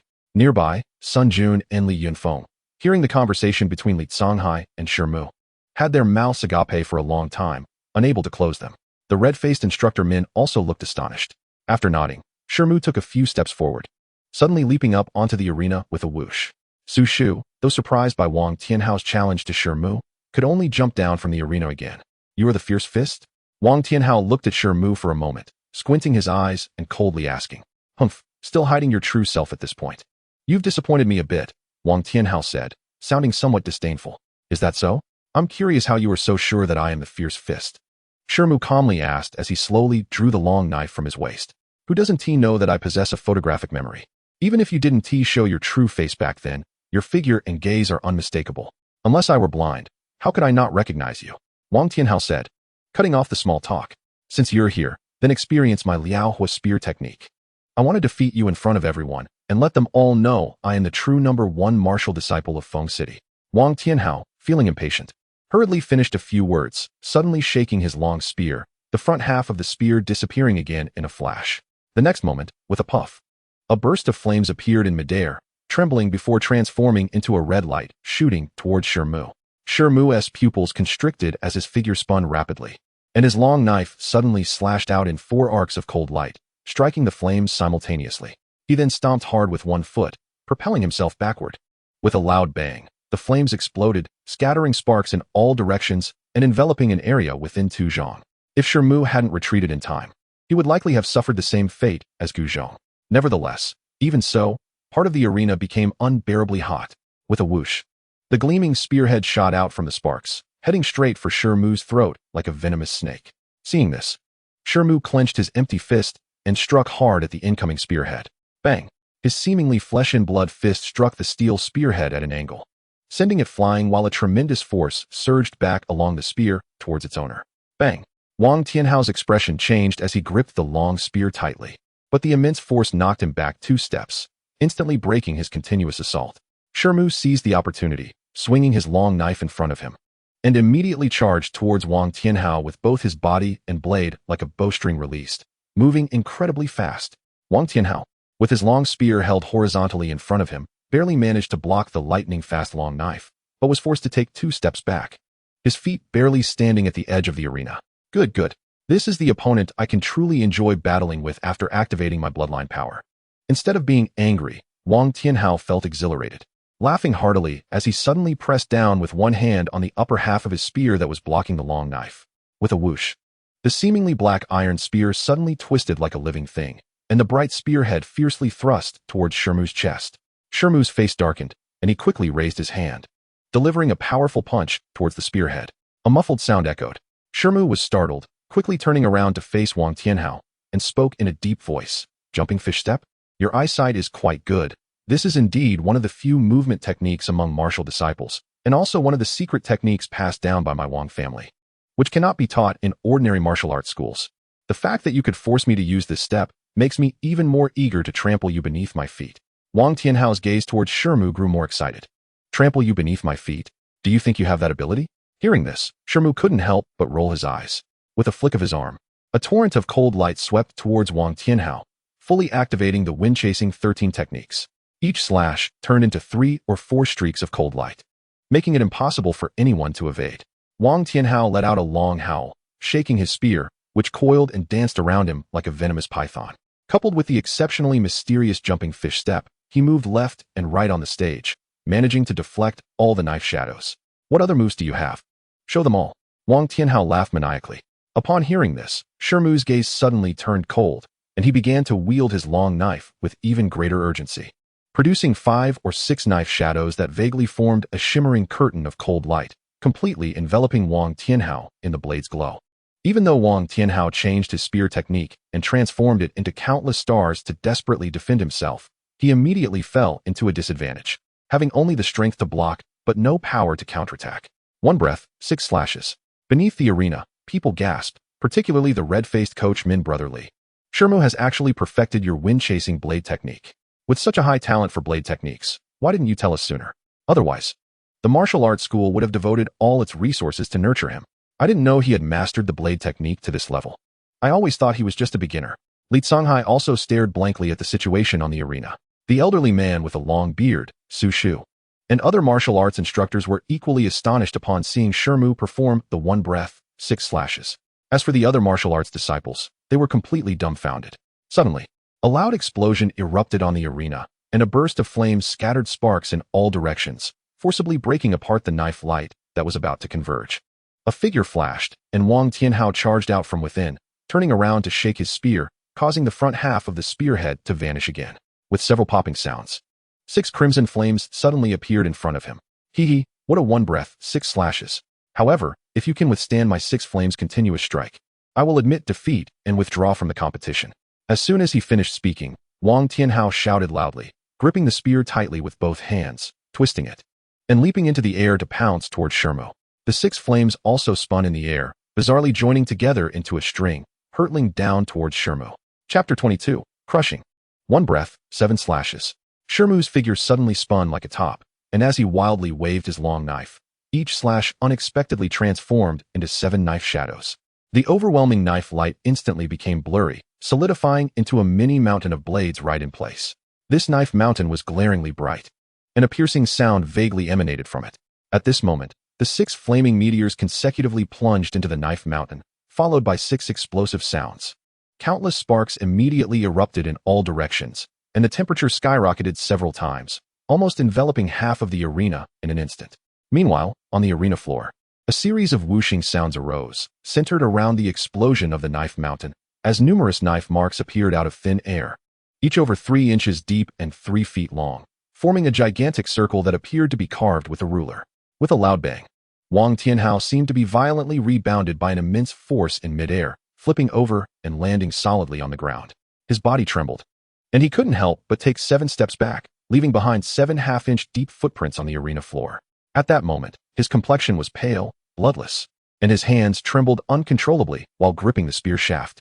The once bright spearhead had visibly melted away by a small part.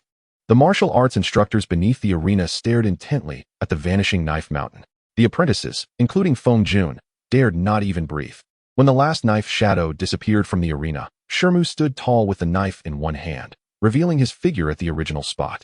However, at this moment, his face was unusually flushed, his shoulder and head slightly scorched, and the blade of his long knife had countless chips, as if it had been violently struck by some heavy weapon repeatedly. But Shi Mu was very clear that the reason his weapon looked like this was partly due to the continuous collisions with the 6 flames, but mostly because the explosive force of the flames had caused his long knife to lose control, directly striking the arena. This was also the reason for the astonishing knife marks left on the ground around him. You actually took on the 6 flames continuous strike. Wang Tianhao carefully examined Shi Mu, and upon seeing that he indeed hadn't suffered much damage, he couldn't help but reveal an incredulous expression. One breath, 7 slashes. You can cultivate the wind-chasing blade technique to such a level, it wouldn't be unfair for me to lose. However, if it weren't for my ordinary iron spear being unable to withstand the fiery power, even if you could take this move, you wouldn't come out unscathed. But I, Wang, keep my word. Since you have withstood the 6 flames continuous strike, I will naturally withdraw from this competition. Wang Tianhao sighed, and, after a few reluctant words, really jumped down from the arena and headed straight for the martial arts school's gate. Tianhao, wait for me. Su Shu, seeing this, became anxious and hurriedly said goodbye before quickly chasing after him, disregarding the other members of the Golden Firmament Martial Arts School. The remaining people in the training ground exchanged glances. Although it was indeed shocking that Shi Mu had cultivated the blade technique to one breath, 7 slashes, the outcome of this battle was even more unexpected for everyone. The Lufeng Martial Arts School, Shi Mu wins. Truly a hero emerges from the youth. However, due to Su Shu's earlier words, it was now clear that Shi Mu had 2 choices. One was to treat the previous battle as a successful challenge against the Golden Firmament Martial Arts School, retreat for now, and continue participating in the next round of competition. The second was to follow Wang Tianhao's earlier words and continue standing there to accept challenges from other martial arts school disciples. If no one could defeat him in the end, the Lufeng Martial Arts School would automatically receive first place in this competition. At this moment, the previously exited martial official climbed back onto the arena and, after looking at Shi Mu with astonishment, cleared his throat and announced. Once this result was revealed, the other martial arts school participants beneath the arena were in an uproar. Although many martial arts disciples were greatly shocked by Shi Mu's previous performance, now, After such a fierce battle, his physical condition was far from what it had been at the start. Moreover, even if Shi Mu was injured but not severely, his stamina could not possibly support further intense fighting, and he had already destroyed his weapon. According to the customary rules of competition, if Shi Mu intended to accept consecutive challenges, he naturally could not go down to switch to another long knife. Hearing this, Feng Lingchan and several martial arts instructors' expressions changed unpredictably. Brotherly, should we call down Shi Mu? If he just takes a short rest and changes to another weapon, our Lufeng Martial Arts Hall will be unbeatable in this competition.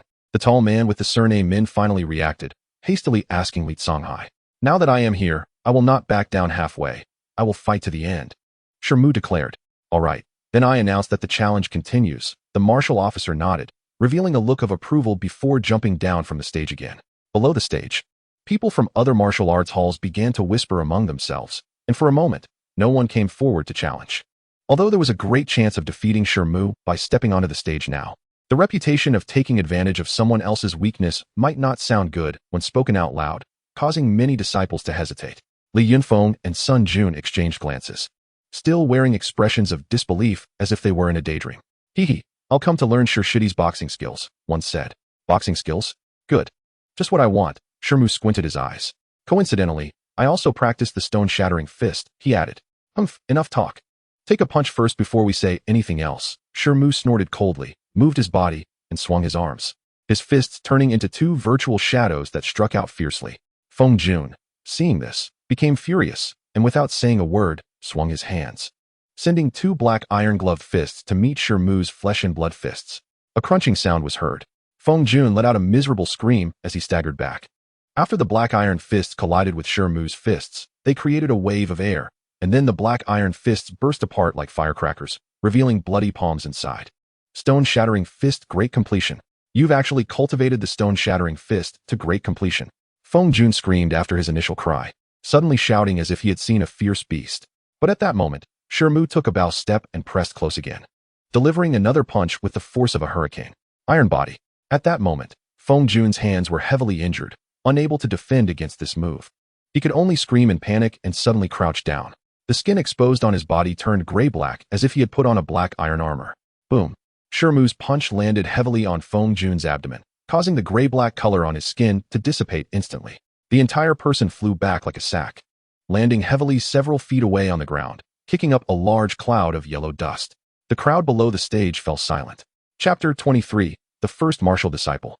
Feng Jun struggled to get up from the ground, wanting to say something, but as soon as he opened his mouth, he spat out a mouthful of blood and fell straight back down with a thud. "Juner, quickly, take him to the quiet room in the back." A figure suddenly appeared in front of Feng Jun, quickly stuffing a pill into his mouth before urgently commanding. It was Feng Lingchan. Yet, others remained in shock. Compared to the wind blade technique's 7 strikes in one breath, the shock brought by Shi Mu's stone-shattering fist was almost several times stronger. To cultivate a martial technique to its ultimate perfection is something that even those with poor aptitude may never hope to achieve in their lifetime. Li Songhai had completely given up on cultivating acquired martial techniques, focusing solely on the wind blade technique and stone-shattering fist for over a decade, and had only just managed to reach the great completion stage in these two techniques. Even so, it was enough for him to rank among the top instructors in the 4 major martial halls. Does this not mean that Shi Mu is a true cultivation genius that comes once in 100 years? After several changes in Li Songhai's expression, he suddenly coughed lightly and said, "Ahem, I think everyone has misunderstood. In fact, Shi Mu's stone-shattering fist is not cultivated to great completion. It's just that he possesses innate divine strength, which allows him to produce a power similar to that of the great completion stage. Yes, if the stone-shattering fist were truly cultivated to great completion, his hands should be exceptionally pure and crystal-like, and every punch should carry a faint metallic sound upon striking an object." The red-faced man exclaimed, suddenly enlightened. "I thought so.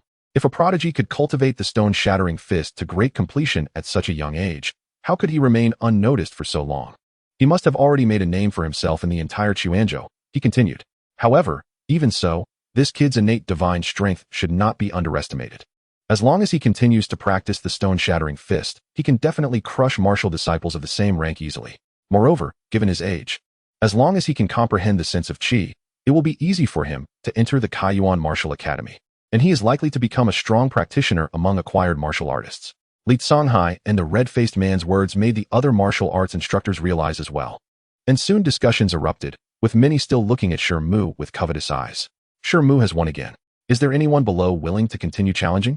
If not, Lufeng Martial Arts Hall will obtain first place in this competition, the martial officer responsible for judging announced loudly as he returned to the stage. His gaze toward Shi Mu becoming increasingly amiable. As soon as these words were spoken, there was a moment of silence below the stage. From the direction of Feihong Martial Hall, a fierce light flashed in Zhongdong's eyes as he tried to push through the crowd, but with a loud slap. He was pressed down by the long-bearded elder's hand on his shoulder, instantly immobilized, as if he were weighed down by a mountain. While a nearly inaudible voice came from the elder's ear. Even if you go up, you may not be able to withstand his punch comparable to great completion.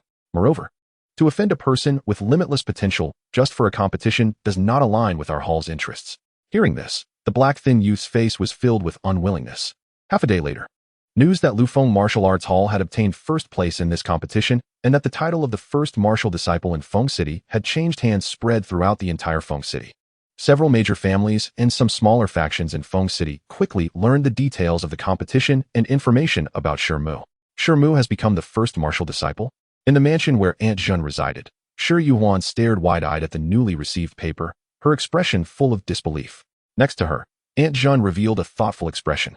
At the Jin mansion, a middle-aged man with a grim expression spoke to a horse-faced youth who resembled him. Tinger, I know you are currently preparing to team up with several cousins to find trouble with Shi Mu. Stop it immediately. This is an order from your grandfather himself. You must obey.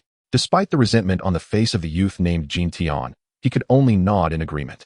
At the Wu family, the three Wu brothers gathered together once again to discuss Shi Mu. In a secret chamber of the Jin Gang Martial Hall, Tianhao, tell me the truth. Have you activated the bloodline power? Uncle Su asked Wang Tianhao with a nervous expression. Haha, that's right, Wang Tianhao replied. Your father sent you to learn the fire gun technique from me, because this technique has a certain stimulating effect on your Wang family's violent flame bloodline, allowing it to manifest in some way, Uncle Su said joyfully. You foolish boy. The fact that you can activate bloodline power shows that you have extraordinary talent. You should know that although the Wang family is a famous bloodline family, among the hundreds of clan members, only about 3 or 4 have been able to awaken their ancestral bloodline, and you are the first of your generation. Does this not explain everything? Starting tomorrow, I will personally teach you the latter part of the fire gun technique so that you can dominate all martial disciples in the Kaiyuan Martial Academy competition, Uncle Su said with a smile. Uncle Su, do you think that if I learn the latter part of the technique, I can defeat that guy Shi Mu? Wang Tianhao asked, looking somewhat skeptical. How do you know that he isn't a bloodline warrior just because he possesses such divine strength? Wang Tianhao suddenly asked after blinking. Uncle Su's laughter suddenly stopped, and he couldn't help but feel a bit doubtful. Hee, I'm also very curious about this question. Just then, a third voice suddenly appeared out of nowhere in the secret room. Chapter 24, The Bloodline Messenger. Who is it?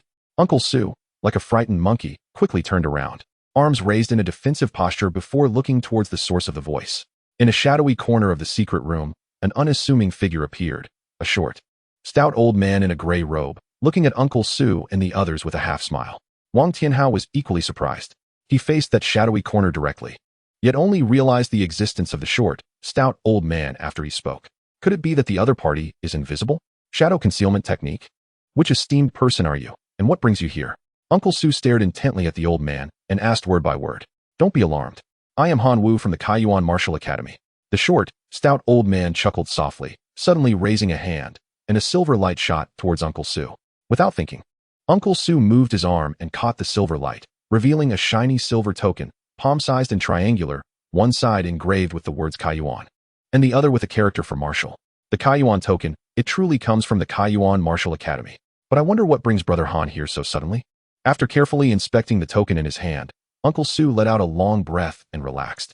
Brother Su, as a postnatal martial artist, you must be familiar with the bloodline frenzy, right? The short, stout old man said slowly, raising one arm.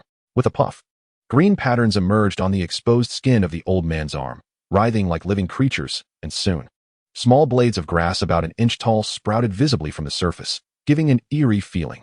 Woodification bloodline frenzy? I understand now. You are a messenger from the bloodline hall of the Martial Academy. Uncle Su exclaimed, initially shocked, followed by an indescribable expression of realization. Wang Tianhao was still confused. It seems I don't need to explain further. You understand why my nephew can so easily activate his ancestral bloodline. The stout old man suddenly turned serious and announced loudly. The Council of Elders of the 5 great martial academies has issued a decree, confirming that the time for the bloodline frenzy has arrived. Therefore, all major martial academies have simultaneously opened their bloodline halls and dispatched bloodline messengers to search for all suspected bloodline martial disciples. Once the identity of a bloodline individual is confirmed, they can enter the 5 great martial academies without examination and will enjoy resources several times greater than ordinary martial disciples. The bloodline hall has indeed been opened. So, the 3 major sects will probably also open their gates wide. Uncle Su murmured, his expression fluctuating between dark and light. What? Do you still want to let young Master Wang join a sect? Don't forget, who conferred the title of bloodline family to the Wang family, and who has been paying their salaries for the past 200 to 300 years. Han Wu said coldly, I wouldn't dare. The Wang family has received the favor of the court. If a bloodline martial artist appears in the family, joining the bloodline hall is naturally the top priority. Uncle Su said with a start, quickly smiling apologetically. As long as you know that. Let's first test if young Master Wang has truly activated the Blaze bloodline and how pure his bloodline is. Hearing this, Han Wu's expression softened a bit, and with a flip of his hand, a green wooden bowl suddenly appeared. Before the test, may I ask, as a bloodline individual, which of the 3 major sects and the bloodline hall of the Martial Academy can provide the greatest increase in my strength? Wang Tianhao finally began to understand something and calmly asked. Although the 3 major sects are very mysterious and their strength is often unfathomable, their attention to bloodline martial artists is far inferior to that of our Martial Academy. After all, the 3 major sects not only have martial artists but also resource-consuming sorcerers, which prevents them from allocating too many resources to you bloodline martial artists. Moreover, our Martial Academy's Bloodline Hall has conducted extensive research on certain bloodlines over the years, creating many special martial arts to enhance bloodline power, which can significantly boost your combat effectiveness. Once you enter the Bloodline Hall, you will not regret it. Han Wu explained to Wang Tianhao in a friendly manner. If that's the case, I will join the Martial Academy. Wang Tianhao nodded indifferently after hearing this. Seeing this, Uncle Su's lips moved a few times, but ultimately did not say any words of persuasion. Haha, young Master Wang's choice is indeed wise. Please drop a drop of your blood into the bowl. The stout old man laughed heartily and handed over the green wooden bowl.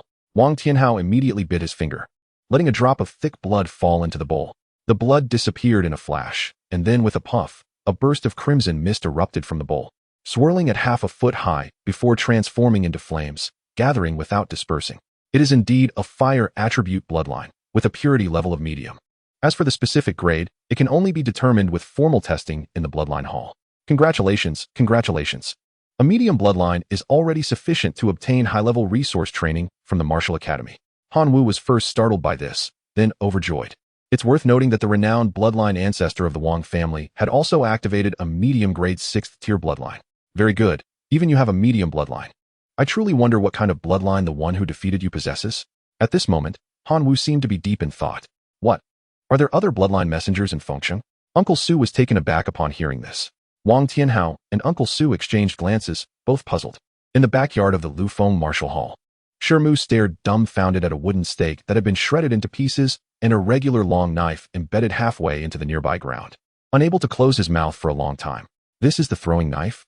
Indeed, this technique seems simple, but it actually incorporates over a decade of my knife techniques. The most important aspect is the timing of executing this move and the subtle technique of letting go. Otherwise, once the long knife is thrown, it may fail to harm the enemy and put oneself in danger of facing the enemy unarmed. However, since I mastered this technique, I have used it against opponents 3 times, and each time I killed my opponent on the spot. Li Songhai said proudly. The sharpness of this throwing knife exceeded his original expectations. Hehe, since you helped the Lufeng Martial Hall achieve first place in this teaching session, I will naturally not hold back any longer. Listen carefully. Here are the key points for using the throwing knife technique. Li Songhai spent a full half an hour explaining this, periodically picking up the long knife and slowing down the motions to demonstrate the nuances of the throwing knife technique several times until Shi Mu had a preliminary grasp before he stopped. Masterly, there is someone outside claiming to be a bloodline messenger, specifically asking to see Shi Mu. A bloodline messenger? Upon hearing this, Li Songhai's expression changed dramatically. Masterly, do you know who the other party is? Shi Mu asked, somewhat surprised. A great opportunity? Shi Mu blinked, feeling a bit skeptical. Indeed. I can only say that the other party represents the 5 great martial academies. If you catch their eye, you could immediately become a formal disciple of the Martial Academy and enjoy training resources that ordinary disciples cannot access. Li Songhai said seriously. Since Masterly said so, then I will go out and meet them. Shi Mu replied, surprised, after thinking for a moment. The two then left the backyard and headed straight for the hall in front of the Martial Hall. As soon as Shi Mu walked into the hall, He saw two people conversing. One was a formal instructor named Min, and the other was a figure in red with a wide-brimmed hat obscuring most of his face. Brotherly, Shi Mu, you finally arrived. Come meet this messenger Zhao from the Bloodline Hall. The tall man named Min said joyfully upon seeing Shi Mu and the others enter. The Bloodline Hall messenger has actually appeared in person. It seems that event has indeed occurred. Li Songhai stepped forward a few paces, slightly bowed, and asked with a serious expression, "All right, it is this child's opportunity now, and I will naturally not obstruct it. Shi Mu, just follow what Messenger Zhao says." Li Songhai nodded and agreed. Shi Mu glanced at the figure under the hat and silently nodded. The man in the bamboo hat seemed unconcerned, pulling out a green wooden bowl from his sleeve and directly instructed Shi Mu, "Little guy, drop a drop of your blood into it. Whether or not you are a bloodline bearer will become clear." After taking a deep breath, Shi Mu drew his long knife from his waist, made a small cut on his fingertip, and a blood droplet the size of a mung bean immediately fell. Chapter 25. The Stone Monkey's Waste Bloodline. The blood droplet sank to the bottom of the bowl and vanished in an instant. After a moment, the wooden bowl trembled slightly, and with a bang, a small cloud of white mist burst out from it. After swirling around, it condensed into a thumb-sized mini monkey, curled up with its eyes tightly closed. Looking vivid and lifelike, but faint white crystalline threads were vaguely visible on its surface. This is the stone monkey bloodline that has no grade. It is the most useless one, even among waste bloodlines. Since that's the case, I guess my trip here was in vain. Zhao has other important matters to attend to, so I will take my leave now. The man in the bamboo hat carefully examined the mini white monkey and the crystalline threads on its surface. Then his expression darkened as he said. He waved his hand to disperse the mini white monkey, put the wooden bowl away, and after giving a slight bow to the tall man with the surname Min, he walked out of the hall, not casting a single glance at Shi Mu throughout. Li Songhai and Coach Min had already changed their expressions drastically. Seeing this, Shi Mu felt a sudden unease, vaguely sensing something bad was about to happen.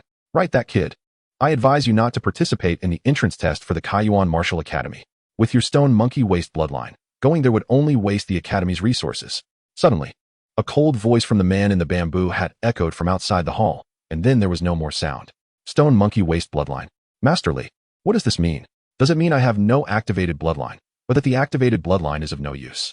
Shi Mu's gaze flickered as he turned to Li Songhai and asked, "How should I put this?" Li Songhai murmured a couple of times, but his expression was very ugly. "Let me explain.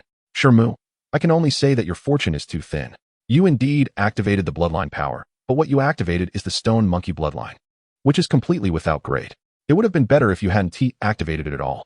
You must understand that while bloodline bearers can soar into the sky with the power of their bloodline, their cultivation speed is far superior to ordinary people. There are also bloodlines that are of no use, which may even bring various obstacles in future cultivation, making it much harder to cultivate than ordinary people. This is what is known as a waste bloodline. The stone monkey bloodline you activated is the most widely recognized waste bloodline.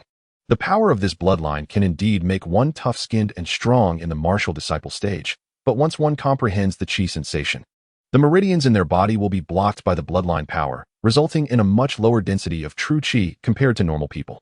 You should take care of yourself. Coach Min sighed, explained a few words, and then shook his head as he left in big strides. In the blink of an eye, only Shi Mu and Li Songhai were left in the entire hall. After hearing Coach Min's words, Shi Mu's heart sank immediately. "Master Li, you indeed don't need to participate in this entrance test for the Kaiyuan Martial Academy.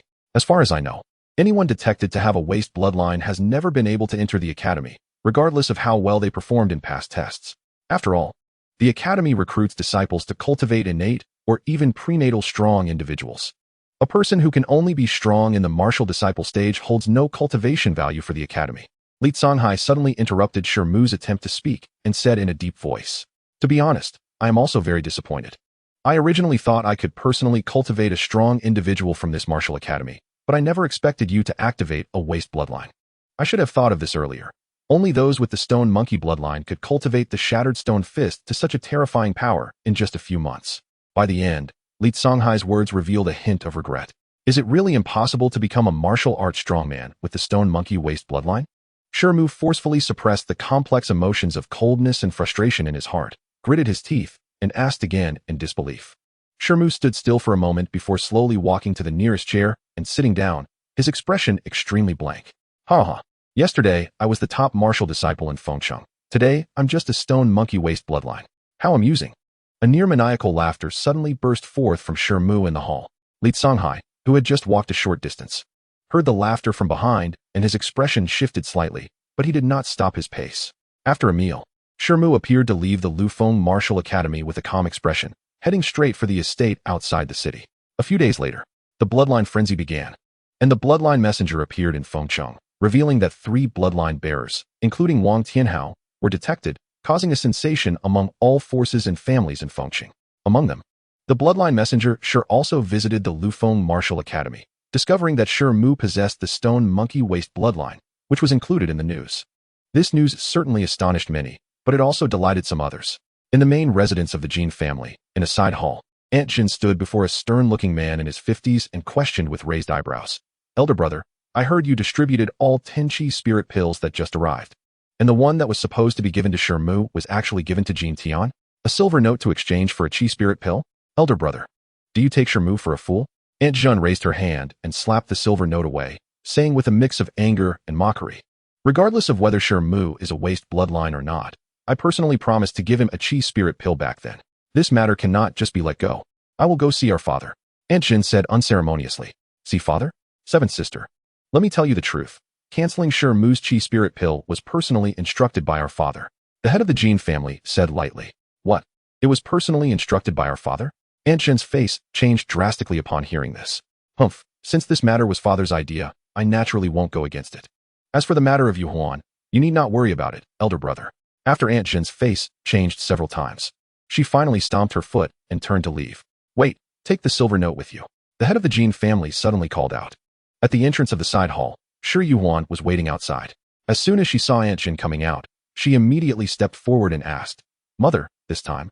Grandfather went too far." Hearing Aunt Jin say this, Shi Yuhuan immediately became displeased. "It's hard to say that your grandfather and uncle did anything wrong.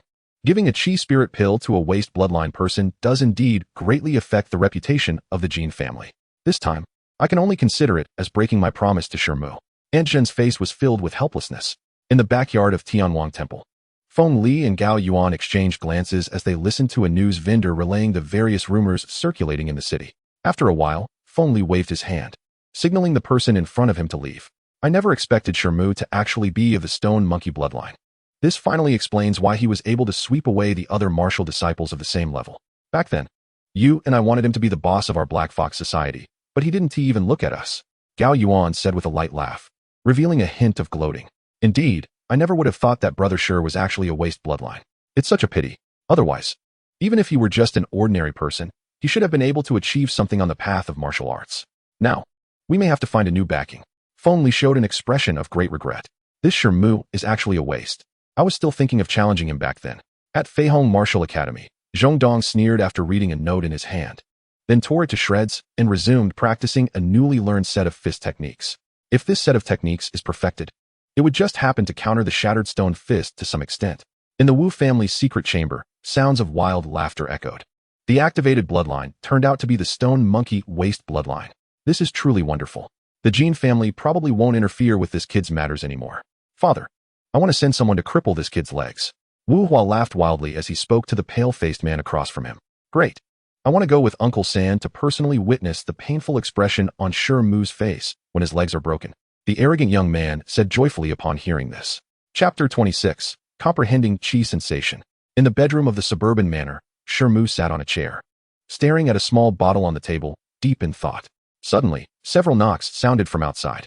"Come in," Shi Mu said without raising his head, his tone indifferent. The door swung open, and a graceful figure entered, carrying a wooden tray, skillfully placing a bowl of steaming meat porridge on the table. "Miss Zhong, you're here again. Didn't I say you don't need to do these menial tasks?"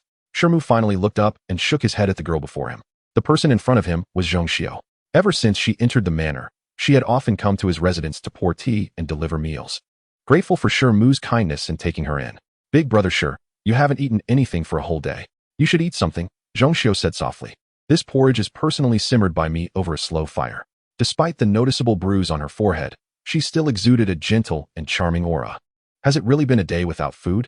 In that case, I won't stand on ceremony," Shi Mu said, slightly taken aback before breaking into a wry smile. He then picked up the bowl filled with meat porridge and quickly finished it, letting out a satisfied sigh. "Miss Zhong, this meat porridge is truly delicious. I didn't expect you to have such culinary skills. Whoever marries you in the future will be quite fortunate," Shi Mu said with a smile. just as he was about to say something more when footsteps approached from outside. Xianxia barged in, looking flustered. Young Master Shi, the steward from the Jin family has arrived and wants to see you immediately. Xianxia unnaturally rushed in, and after hesitating for a moment, Xianxia followed him out. A moment later, outside the manor gates, Shi Mu looked at the silver note Jin Chung handed over, his expression darkening. So, my chi spirit pill is gone. And in exchange, I received 30,000 taels of silver. Very well, the market price for the chi spirit pill is only about 10,000 taels. So it seems I've made quite a profit.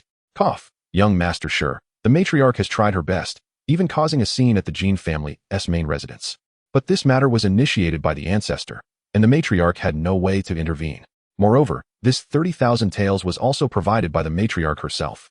Additionally, the matriarch asked me to convey a message to you, young Master Shi. Although she can no longer provide the chi spirit pill, the other condition she promised is still valid. The elderly man in the green robe explained after clearing his throat. It turned out that the Jin family steward had always had a good impression of Shi Mu, and upon hearing the news of his damaged meridians, he felt a bit regretful. So it was the Jin family's ancestor who intervened. This really puts Aunt Jun in a difficult position, Shi Mu said, somewhat surprised, before slowly accepting the silver note. All right, I understand. Please thank Aunt Jin for me. Shi Mu nodded slightly. The old servant then took his leave. By the way, if young Master Shi is still not giving up on becoming a martial artist, I happen to know of a good place. Seeing that Shi Mu remained calm after hearing this, a smile appeared on the old man's face as he took out a piece of paper from his sleeve and handed it to Shi Mu before departing gracefully. Shi Mu stood at the gate, watching the old man's figure disappear, still holding onto the 3 silver notes and the piece of paper without moving. Zhongxiao and Xianxia listened from the side. The girl vaguely understood something, and her gaze towards Shi Mu carried a hint of worry, while Xianxia looked confused, seemingly not comprehending the meaning of the conversation between Shi Mu and Jin Chung. That night, Shi Mu sat cross-legged on his bed, playing with the small bottle he had taken out at noon, his gaze as cold as ice. Damaged meridians, huh? Haha, I don't believe I'm a waste.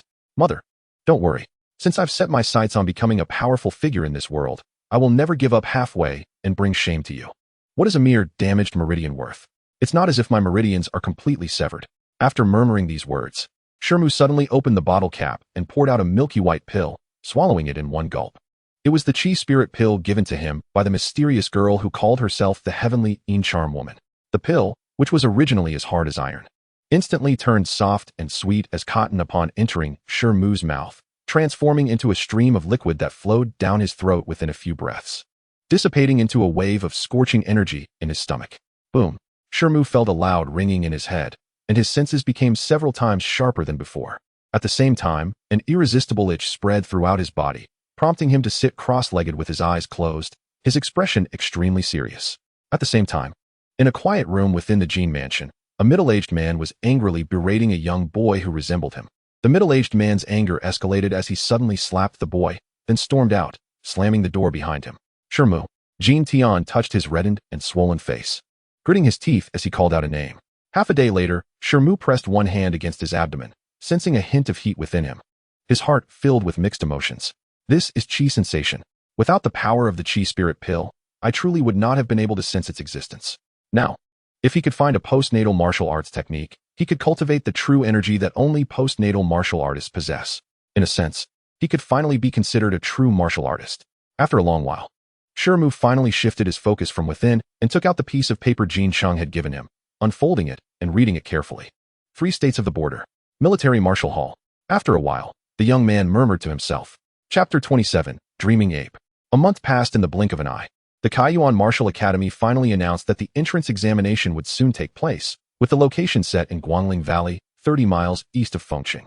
In an instant, martial artists from the 4 states under the jurisdiction of Kaiyuan Mansion were stirred into action, some riding horses, others taking boats, all flocking towards Fengqing.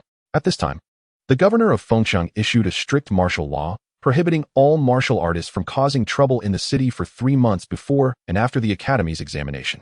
Those who violated this would face heavy shackles, while the more severe offenders would be executed on the spot. On the streets of Fengqing, groups of armored soldiers began to appear, each holding spears and bows, looking quite imposing. Major families and various associations also imposed strict regulations on their disciples and members, prohibiting them from provoking martial artists from other places during this period. Living on the outskirts of the city, Shi Mu had remained in the manor for the entire month without stepping out, spending his days practicing martial arts and sleeping soundly at night. as if he had completely forgotten about the Kaiyuan Martial Academy examination. A seemingly young white ape was jumping and playing with over a dozen gray monkeys across several hills, chasing each other. Until the sun set, the other monkeys finally exhausted themselves and entered a large stone cave to rest and sleep. Only the white ape appeared full of energy, lingering outside the stone cave. It climbed up to the top of a tall tree on one of the hills, wrapped its tail around a branch, and squatted on the treetop, gazing at the silver moon in the sky, completely motionless. An astonishing scene unfolded. The white ape had only been squatting on the tree for a short while when suddenly, points of white light appeared in the moonlit sky, increasing in number and flickering like fireflies. The white ape blinked, and its originally black and white pupils suddenly transformed into a golden color, appearing incredibly eerie. With a puff sound, the dense white light spots rose automatically without wind, like a tide rushing downwards, all sinking into the golden eyes of the white ape. A feeling of indescribable comfort immediately spread throughout the white ape's body, causing it to grin widely, unable to contain its joy as it danced around. With a bang, Shi Mu suddenly sat up from the wooden bed, drenched in sweat, his clothes completely soaked, but his face was unusually pale, as if he had just engaged in intense exercise. Shi Mu wiped the sweat from his forehead, his eyes somewhat vacant, mumbling to himself. He had been experiencing the strange dream since 7 days ago, and he had the same dream every night. In the dream, he transformed into a white ape jumping through the mountains and forests, playing with other apes, vaguely the leader of the entire ape group. However, in the dreams of the previous 6 days, he had only managed to enter a cave with other apes before waking up suddenly. Unlike the dream just now, where he had stayed outside the cave, climbed up a branch, and encountered the bizarre scene that followed. Shi Mu pondered with a changing expression. He inadvertently looked up and suddenly noticed that the paper window, which had been tightly shut, had been blown open by the wind at some point, letting in a faint moonlight that covered most of his bed. Shi Mu's expression shifted, and he almost immediately associated it with the moon he saw in the dream. The next moment, he got out of bed, walked a few steps to the wooden door, pushed it open, and strode out. In the small courtyard outside the bedroom, it was surprisingly bright. Shi Mu looked up and saw a crescent moon hanging in the dark sky, emitting a faint white light, appearing extraordinarily quiet and pure. He stared at the crescent moon for a good while, then frowned and lowered his head to scan the courtyard. In the corner of the yard, there was a somewhat half-dry old tree, about 5 or 6 zhang tall, but its leaves were sparse, seemingly on the verge of dying. Shi Mu narrowed his eyes, carefully observing the withered tree for a while, when a flash of inspiration suddenly struck him, and he walked over. He wrapped his arms around the thick trunk and climbed to the top in a few moments, then firmly stood on a thick branch, slightly crouching his body, and looked up at the sky, his posture exactly like that of the white ape in his dream. Whether it was an illusion or not, from this angle, Shi Mu felt that the moon hanging in the sky seemed to grow a few sizes and shine even brighter. However, as time passed, nothing happened at all. The young man smiled wryly to himself. He was really being foolish, staying up all night, and climbing a tree to imitate the actions of an animal in his dream. If anyone in the manor saw him, they would probably think that this young master sure was not quite normal. As Shi Mu thought this, he was about to shake his head and jump down from the branch. But just as he was about to move, a sudden bang echoed in his brain, and he instantly froze on the branch, unable to move, his head still in the strange position of looking up at the moon. Shi Mu felt he was going a bit crazy. He had once again entered the previous dream, transforming back into the white ape, desperately absorbing the countless light spots falling like raindrops from above, making his pupils feel unbearably hot, yet his entire body felt incredibly comfortable. Unlike before, this time, although he had transformed into the body of the white ape, his consciousness was extremely clear, and he knew he was in a dream. What chilled Shi Mu even more was that no matter how hard he tried, he couldn't move the upper half of the white ape's body, as if his consciousness was trapped in the ape's body. Although Shi Mu was immensely frightened, he could only helplessly remain still on the branch as the white ape. After an unknown amount of time, the body of the white ape finally moved, and he suddenly found he could control it. Shi Mu was overjoyed. But before he could make any movements with the white ape's body, a loud bang echoed in his mind, causing him to instinctively close his eyes. The next moment, when Shi Mu opened his eyes again, he was stunned. He was still squatting on the branch, looking up at the sky. However, at that moment, his body had returned to his original human form, his clothes drenched with dew, and the sky he was looking at was slightly bright, with the once high-hanging moon now fading and unclear. Chapter 28, Changes in Vision. Below, the once wilting old tree was now lush and green, with branches and buds sprawling, thriving as if it had suddenly come back to life. Shi Mu opened his mouth, barely suppressing his astonishment, and after calming his mind, he carefully observed the big tree. After realizing that the tree was not only fully rejuvenated but also showed no other abnormalities, he decisively leaped down from the tree. With a bang, Shi Mu landed heavily on the ground, kicking up a cloud of dust, before exhaling deeply and looking up at the sky again with surprise. At this moment, he finally confirmed that he had indeed spent a whole half of the night on the branch. Daydreaming. He had truly experienced the meaning of this phrase. Although he had not been dreaming during the day, the clear awareness he had in the dream still made him use this term to explain his earlier bizarre experience. Thinking of the scene where the white ape absorbed countless light spots in the dream, Shi Mu unconsciously raised his hand to touch his eyes and gently rubbed them through his eyelids. His eyes felt a bit sore, but there seemed to be no significant abnormalities. Shi Mu thought to himself as he glanced around the small courtyard. At that moment, a look of indescribable horror suddenly appeared on the young man's face.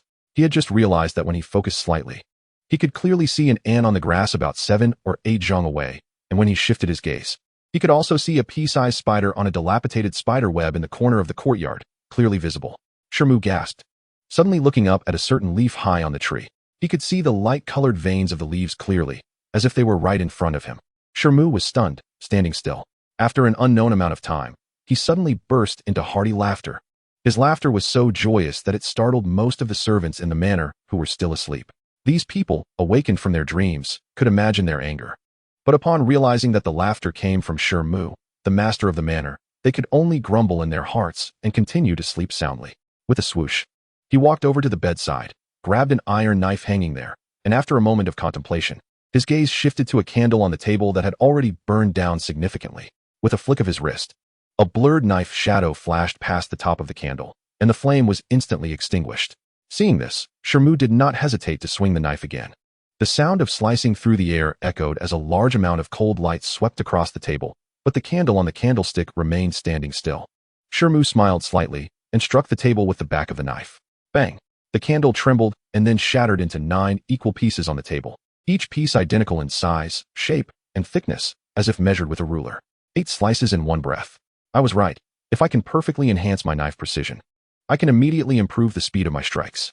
This is still because my current mastery of power cannot keep up with my vision. Otherwise, achieving 9 slices in one breath would not be impossible. Shi Mu looked at the segmented candle in front of him, muttering, with a hint of excitement on his face. As soon as he finished speaking, he waved the iron knife again towards the nearby air. Amidst the sounds of slicing through the air, each cut vaguely transformed into 7 or 8 knife shadows.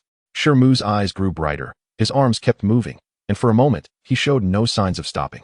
Days later, at night, the bedroom window was open, and the faint moonlight spilled onto the bedside.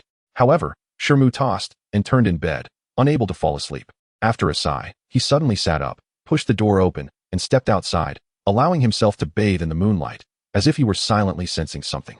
After a moment, he moved, using both hands and feet to climb up the lush green tree in the courtyard, skillfully squatting on a branch and looking up at the sky. After a cup of tea's time, Shi Mu's body shuddered slightly, and he became completely still atop the tree. In the next moment, he transformed into the white ape in his dream once more, still squatting on the original dream tree, absorbing the light spots falling from the sky with his golden eyes. Shi Mu's consciousness was trapped within the body of the white ape, unable to move an inch. But he couldn't help but glance around with his peripheral vision. Originally, there was a small blue worm 3 feet away, but now it was gone. 1, 2, 3. 37. On the branch of his left hand in yesterday's dream, there should have been 19 leaves. The day before, there were 20. It seemed that he was indeed not repeating the same dream. Instead, the dream had its own passage of time. Shi Mu thought silently, but his mind grew increasingly muddled. Speaking of which, ever since he had experienced 7 days of strange dreams that had dramatically improved his eyesight, he hadn't actively entered those dreams again in the following days. However, during the late hours of the night when the moonlight shone, he could still squat on the tree and gaze at the moon, passively entering this dream again, allowing the white ape to continue absorbing the light spots revealed in the moonlight. Over these days, whenever he woke up from the dream, he would notice that his vision could see further and clearer, but the degree of improvement was no longer comparable to the first day. Nevertheless, Shi Mu could easily see the leg of a flying mosquito over 10 feet away, and even if he stood at the top of the tree looking into the distance, he could clearly see the tiny insect holes on a tree 50 or 60 feet away. One day, when there was no moonlight, Shi Mu spent the entire night on the tree but could not enter the dream. At this point, he vaguely guessed that the light spots the white ape absorbed in the dream were likely some beneficial essence contained in the moonlight for eyesight. He estimated that if this continued day by day, allowing the white ape in the dream to cultivate its vision. The feedback to his real eyes would likely bring about significant improvement. In this case, while Shi Mu felt excited, he also had another thought. Perhaps he should cultivate another type of martial art. 3 days later, in the manor hall, Shi Mu greeted two familiar faces. Brother Shi, we brought what you forged with Master Ma. Additionally, this item is what you asked someone to send a message about. And we too have finally managed to get it for you. One of the slightly older youths smiled as he handed two heavy packages directly to Shi Mu. It turned out to be Feng Li from the Black Fox Society. Thank you, Brother Feng. Here is the remaining payment. Please check it. Shi Mu nodded and took out a couple of silver notes from his sleeve, handing them over. Haha, would I not trust Brother Shi? By the way, are you really not planning to participate in the Martial Academy's test this time? Feng Li laughed, accepting the silver notes without looking at them, and asked tentatively. Kaiyuan, who was beside him, couldn't he help but listen intently for Shi Mu's response. In all likelihood, I want to participate in this test. After all, I was personally declared a useless person by the Martial Academy's Seeker of Veins. Going would only lead to being laughed at for no reason. Besides, the Qi spirit pill from the Jin family has already been given to someone else, and without comprehending the Qi perception, I fundamentally lack the qualifications to participate in the test, Shi Mu said lightly. That is really too bad. If that Seeker of Veins hadn't found you to be useless back then, you would have absolutely passed the test with your strength after comprehending the Qi perception. Feng Li said regretfully upon hearing this. It's fine. Even if I can't enter the later stages, I can still practice martial arts at home. I just want to be able to cultivate those profound techniques. Besides, with my current wealth, even if I can't become wealthy, I can at least live without worries. Shi Mu replied nonchalantly. It's best that Brother Shi thinks this way. Then we won't disturb you any longer.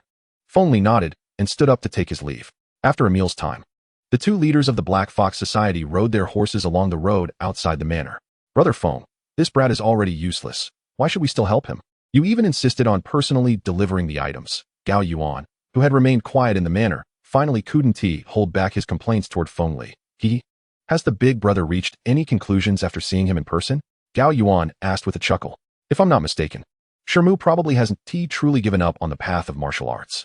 If that is the case, there is no need for you and me to make enemies with him. After all, the renowned Lord Yutai, who made a name for himself at the borders of the Qi, was also once a well-known waste, but in the end, he encountered many opportunities and became a true innate expert. Later, during the barbarian invasion, he killed 13 totem warriors of the barbarians with a giant blade weighing 1,000 pounds, which led to him being conferred as a prince of a different surname. And he has remained stationed at the border for nearly 100 years, Feng Li said solemnly.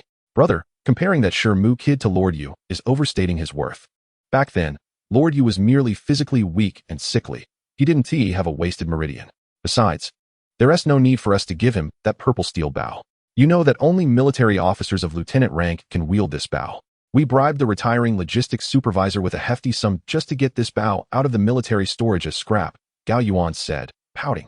Third brother, no matter how good the purple steel bow is, it's just a lifeless object. You and I can't even draw it. What is the use of keeping it? Shi Mu has now expressed a desire for a good bow, so it's just right to give it to him. After all, it's easy to add flowers to a brocade, but it's much harder to send charcoal in the snow, Feng Li said slowly. Upon hearing this, Feng Li smiled and remained silent on his horse.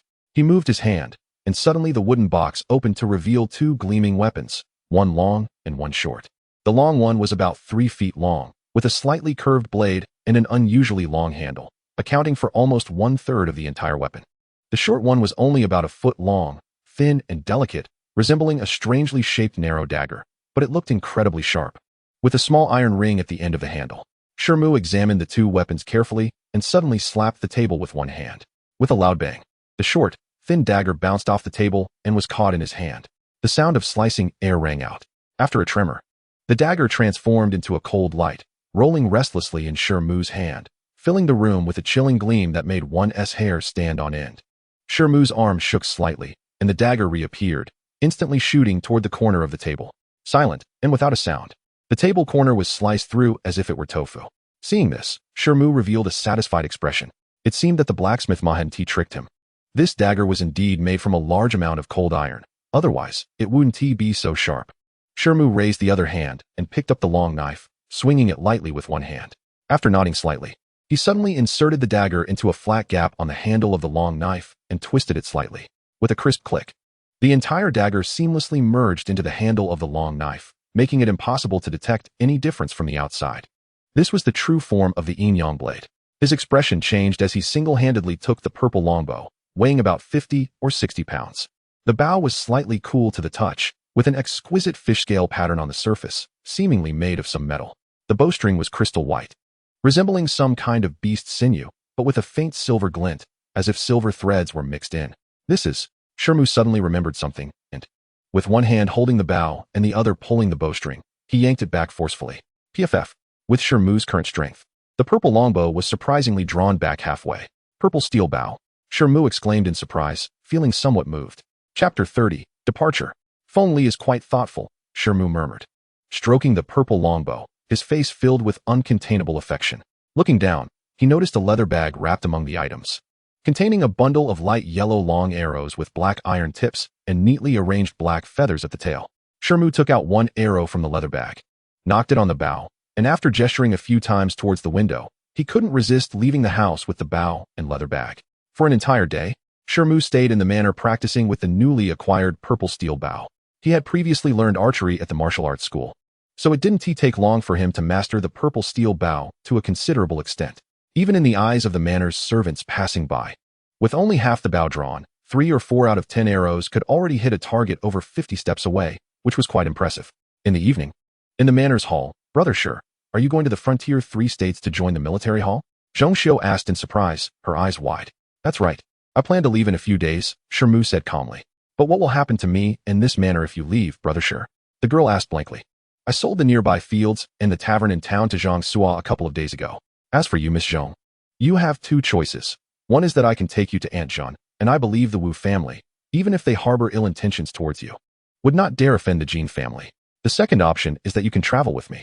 You once mentioned that your Zhong family has little left, but your mother has a distant cousin in Qin City, Lulong Prefecture, which is not far from the frontier. I can take you there to reunite with your relatives, Shi Mu said confidently. But the frontier 3 states are right next to the barbarian wasteland, where large groups of barbarians often invade. Although I did not agree to Uncle Zhong's last wish, how could I take you to such a dangerous place? Moreover, I plan to go there mainly to join the military hall and train hard, so I probably won't be looking for a residence outside. Shi Mu refused, seemingly unaware of the girl's feelings. If it's truly inconvenient for you to keep me by your side, then I'll just go to my relatives, she said. Very well. Since you have made a decision, prepare for a few days, and we will set off together, Shi Mu said with a hint of a smile. Just as Shi Mu was getting ready to leave Feng City in a few days, an unexpected event the next morning completely disrupted his plans. I don't recognize the others, but that person is the young master of the Tian family from the Jin family. I've seen him once before. I won't mistake him, Zhang Sua said anxiously. Young master Shi, what should we do? We have already sold the fields to others, but they haven't actually been transferred yet. If those fields are ruined, the buyers will definitely be unhappy. Shi Mu thought for a moment, and then realized who the so-called young master Tian was, his expression turning cold. If it weren't for the 5th master of the Jin family persuading the Jin family's ancestor to take the Qi spirit pill that was originally meant for him and give it to Jin Tian, he probably wouldn't have to leave Feng City. Although he was usually calm, upon hearing that the troublemaker was Jin Tian, he couldn't help but feel a surge of anger. Shi Mu immediately left the manor and headed towards a nearby large field. Soon, he arrived at the edge of a field and saw several elegantly dressed young men riding tall horses, chasing after a spotted fox in the center of the field. Watching the young seedlings in the field being trampled by the horse and fox, Shi Mu's face turned ashen. Young Master Shi, that person is Jin Tian? At this moment, Zhang Sua caught up, panting heavily, and pointed at a blue-robed young man in the crowd. Hearing this, Shi Mu shot a cold glance at the young man and strode into the middle of the field. Just then, the spotted fox made a turn and headed straight towards Shi Mu, followed by the group of young men, especially Jin Tian. Jin Tian and his companions noticed Shi Mu, but after a moment's hesitation, the horses slowed down slightly, while Jin Tian remained unaffected and continued to urge his horse towards Shi Mu. Jin Tian, stop! What are you doing?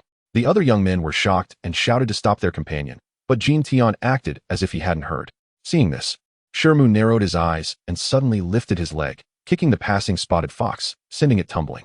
He then shifted his shoulder to avoid the charging horse's head and delivered a powerful punch to the horse's side. There was a loud crash. The blue-robed youth and his horse were sent flying over 10 feet away, crashing heavily to the ground. The other young men gasped in shock and rushed over. You bastard, you want to die? At that moment, the blue-robed youth pushed the horse off him and jumped up in a rage, seemingly unhurt, although a hint of golden light was visible through the torn fabric of his shirt. That scared me. Jin Tian is actually fine. Is this person Shi Mu? the nominal son of Aunt Chi? Such strength. I heard he was once called the #1 martial artist in Feng City, but he looks quite ordinary. Hey, why is Jin Tian wearing the golden silk armor? That's something the fifth master treats as his life. Usually, we aren't even allowed to touch it. The other young men, clearly also from the Jin family, were relieved to see Jin Tian unharmed and began whispering among themselves. You dare to lay hands on me. I will kill you. Jin Tian, ignoring his companion's reactions, furiously tore off his clothing, revealing a golden soft armor, and with a clang, he drew the long sword from his waist. Hearing Jin Tian's earlier words and seeing the gleaming sword reflecting light, Shi Mu's eyes narrowed suddenly. Chapter 31, Wind and Fire Tube. Jin Tian is serious? Since he was wearing the golden silk armor, unless he encountered a postnatal martial artist, he was nearly invincible. Hey, didn't you notice? He brought us out to hunt and deliberately drove the spotted fox towards this field. I noticed too. But considering he had been holding back his anger for a long time, I didn't expose him. The other young men, who also seemed to be direct descendants of the Jin family, were still discussing this with smiles on their faces, seemingly unconcerned about the confrontation between the two. The sound of slicing air grew loud. Jin Tian swung his weapon and charged at Shi Mu with 2 sword strikes. The 2 sword shadows suddenly split left and right mid-air, becoming hazy and dreamlike, making it difficult to discern their true trajectory. Oh, Jin Tian's shadow-splitting sword technique has actually reached minor success, one young man remarked in surprise. The others also showed expressions of astonishment. Bang! Shi Mu showed no intention of dodging. His expression remained impassive as his arm moved, delivering a punch towards the left sword shadow, accurately striking the real long sword, sending it soaring from Jin Tian's hand, and then it fell with a thud, embedding itself in the nearby field. Jin Tian let out a scream, staggering backward as blood flowed from his hand where he held the sword, his palm torn. At this moment, Shi Mu's figure swayed, and he rushed in front of the young man like a bolt from a crossbow, raising his large hand and slapping the boy's face hard twice. With Shi Mu's current strength, even if he had shown mercy, he immediately knocked Jin Tian around like a spinning top, causing him to fall on his backside. At this time, the blue-robed youth's face swelled up on both sides, his eyes filled with confusion, clearly not yet understanding the situation he was in.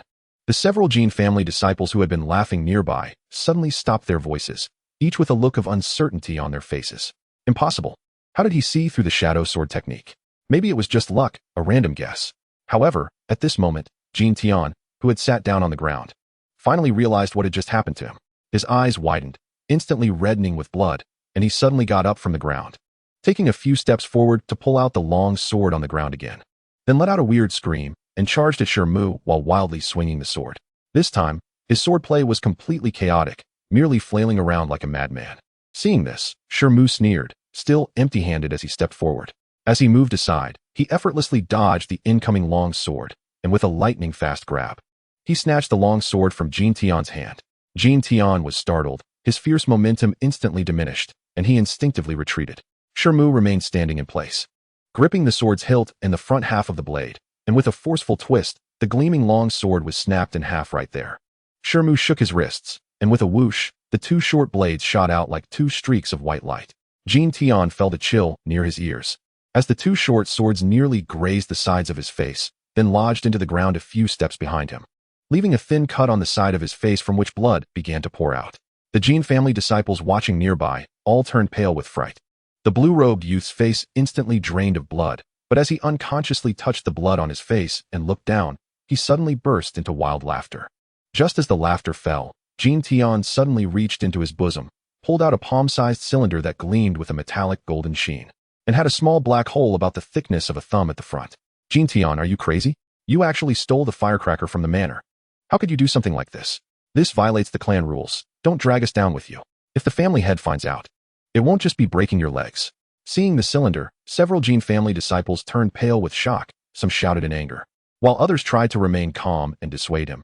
But everyone hurriedly retreated as if the cylinder in the blue-robed youth's hand was more terrifying than a ferocious beast. Humph.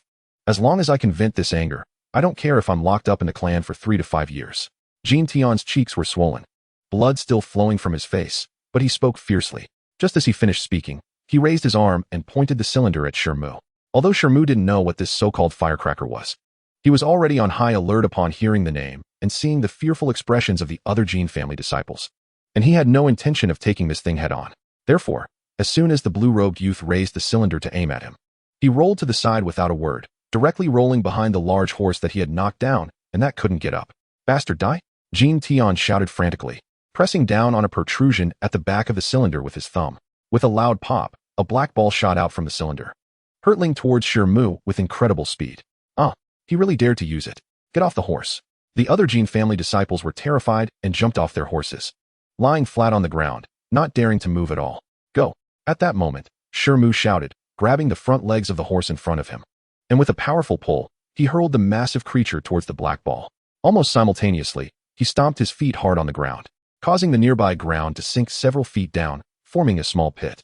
With a thunderous bang, the black ball struck the horse 2 yards away, exploding into a fiery blast, sending massive flames and scorching waves rolling in all directions, enveloping everything within a 3-yard radius, which lasted for 2 breaths before finally dissipating. With a loud crash, the remains of the horse fell heavily to the ground, its body reduced to nearly half and turned into a charred black mass. Chapter 32. Accidental Killing. "You little brat, you're dead." Jin Tian glanced at the spot where Shi Mu had been standing and, seeing it was empty, immediately burst into wild laughter. But in that instant, with a swoosh, a shadow shot out from the pit where Shi Mu had stood just moments ago. And in a flash, it was right in front of the blue-robed youth. Jin Tian was startled and tried to dodge, but it was too late. The shadow let out a low roar and delivered a heavy punch to his abdomen. Although Jin Tian was wearing golden silk armor, which mitigated some of the impact, a terrifying force still penetrated through the armor, causing him to scream and fall to his knees, clutching his stomach. The shadow was, of course, Shi Mu, who had narrowly escaped death. He had quickly curled up in the pit just as the ball exploded, narrowly avoiding disaster. But had he been even a moment slower in throwing the horse and stomping the ground to create the pit, he would have ended up like the charred horse. At this point, Shi Mu was filled with a mix of shock and anger. Ignoring Jin Tian's painful expression, he grabbed the boy's collar with one hand and began to slap his face furiously with the other. Slap, slap, slap. In an instant, Jin Tian's head swelled up like a pig's, his eyes squinting into tiny slits, and even slightly opening them was a struggle. "Stop it. Shi Mu, that's enough. You really want to kill him?" The other Jin family disciples, who had been lying on the ground, finally came to their senses and stood up, shouting loudly to stop him. Some even approached, intending to prevent Shi Mu from continuing his assault. Hearing this, Shi Mu's face darkened, and after a fleeting image of Aunt Jin and Shi Yuan crossed his mind, he finally huffed and released Jin Tian's collar. But at that moment, the now pig-headed Jin Tian flashed a malicious look, suddenly raised his arm, and shot a silver crossbow bolt from his sleeve directly at Shi Mu. Given the short distance between them, even if Shi Mu reacted quickly, he couldn't block it in time, and his face changed drastically as he twisted his body to barely avoid a direct hit to his heart. With a bang, the silver bolt struck Shi Mu's chest and ricocheted off with a metallic clang. Both Shi Mu and Jin Tian were momentarily stunned, but the next moment, Shi Mu's eyes twitched and he charged forward, delivering a heavy kick to Jin Tian's body. In his rage, Shi Mu truly held nothing back this time. Even with the golden silk armor absorbing some of the force, Jin Tian was still kicked high into the air, spitting out a mouthful of blood as he crashed heavily several yards away. "I will definitely kill him. I must kill him, by any means necessary." The young man in the blue robe, despite the intense pain in his body and being suspended in midair, had his pig-like face twisted in agony, his eyes filled with madness. But just as he fell heavily to the ground, he suddenly heard several exclamations. "Not good. Get out of the way." The young man caught a glimpse of the terrified expressions of other boys not far away, and the two who had originally rushed out were frantically sprinting towards him, seemingly trying to catch him. Strange, when did I become so well-liked among my clansmen? Just as Jin Tian was still puzzled, his body crashed down to the ground. At the same time, he felt a chill at the back of his neck, and a half-sword blade pierced through his throat, causing his eyes to bulge wide open. After a few moments of foaming at the mouth, his body convulsed violently a few times, and he lost consciousness with a face full of unwillingness. The two boys who had intended to rush over suddenly halted, their faces filled with fear as they stared at the muddy corpse on the ground and the half-bloodied sword protruding from its neck, looking completely at a loss. Shi Mu, witnessing this scene, was also somewhat dumbfounded. It turned out that the place where Jin Tian fell had exactly the half-sword blade he had previously broken, and as Jin Tian fell, his neck just happened to hit this half-blade, resulting in a fatal injury. This was also the extreme misfortune of the young man in the blue robe. Had any other part of his body hit the half-blade, relying on the golden silk armor he wore, he would have sustained at most a minor injury, nothing serious. "You killed Jin Tian. Uncle Wu and the Jin family will never let you go." Upon seeing their companion in such a state, those who had originally planned to take action suddenly realized that Shi Mu before them was extremely vicious and even dared to kill. They, being pampered and precious, would be walking into a tiger's mouth if they rushed in. Immediately, the other boys hurriedly mounted their horses and chased after their companions. At this moment, Shi Mu also reacted. Watching the Jin family members galloping away, his expression darkened instantly. However, he had no intention of pursuing them. Although Jin Tian had died by accident, he did not believe that the Jin family's decision-makers would think so lightly of it.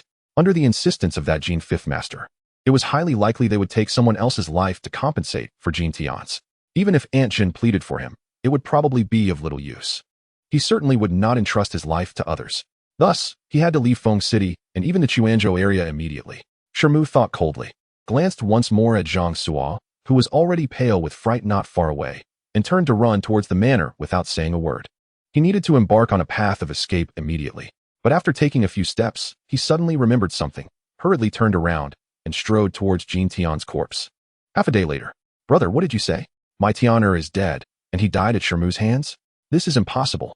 In the main hall of the Jin family estate, Jin fifth master stared wide-eyed, completely unable to believe what the Jin family head was saying.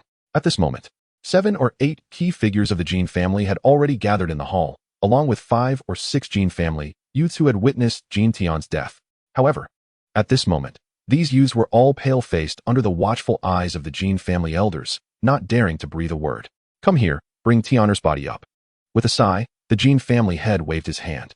As soon as he finished speaking, 2 servants carried a long object wrapped in white cloth into the hall and placed it in the center. Upon seeing this scene, Jin fifth master trembled and did not dare to lift the white cloth. Is this really Tianer? Jin fifth master suddenly turned, asking the Jin family head in a low voice. Old fifth, at this point, how could I still joke with you? These children all witnessed Tianer's death. The Jin family head said slowly. With a whoosh, the white cloth was suddenly lifted by a gust of wind, revealing Jin Tian's corpse, which looked like a fierce ghost. But the golden silk armor on his body had entirely disappeared. Tianer, upon seeing Jin Tian's pig-like black and blue face and the bloody, mangled wound at his throat, Jin fifth master clenched his fists and let out a low roar. Old fifth, don't rush to grieve. I already know the details from these children. Jin Wu, tell your fifth uncle what happened again. After a sigh, the Jin family head instructed a relatively older boy standing nearby. Yes, uncle. The boy said, fifth uncle. The situation is like this. This morning, Tian brother invited us to the outskirts to hunt. Even though the Jin family youth was extremely anxious, he narrated the events one by one under the cold gaze of the Jin family head and Jin fifth master. Throughout the recounting, Jin fifth master's expression remained wooden, only slightly changing when he heard that Jin Tian had stolen his golden silk armor and brought out a fire tube. Eldest brother, I've finished listening. What do you plan to do about this? Jin fifth master asked coldly after taking a deep breath. This matter is quite troublesome. You must know that it was Tianer who acted first, and he also stole the fire tube from the clan. The Jin family head frowned and said slowly, I don't care what wrongs Tianer committed while he was alive. I only know that the one who lost his life is my only son, your nephew. I must make sure Mu pay with his life to honor my poor child. If you refuse to agree to take revenge, don't blame me for turning my back on you as my brother. Jin fifth master said fiercely to the Jin family head. Old fifth, you've gone mad. How can you speak to your elder brother like that? Fifth brother, we all know you're in great pain right now. But our Jin family is a prestigious clan and cannot lose its decorum. Several key figures of the Jin family nearby hurriedly tried to dissuade him. Humph. It's easy for you to say that because it's not your son who died. I know you are afraid of that bastard Shi Mu because he is the nominal son of seventh sister. But I don't care. If the Jin family refuses to avenge my son, I will take matters into my own hands. Jin fifth master glared at the others, looking as if he would go all out. The Jin family head's face darkened upon seeing Jin fifth master throwing a tantrum and was about to say something more. What? Little fifth? If I don't let you take revenge, do you intend to no longer recognize me as your father? Father, grandfather, ancestor.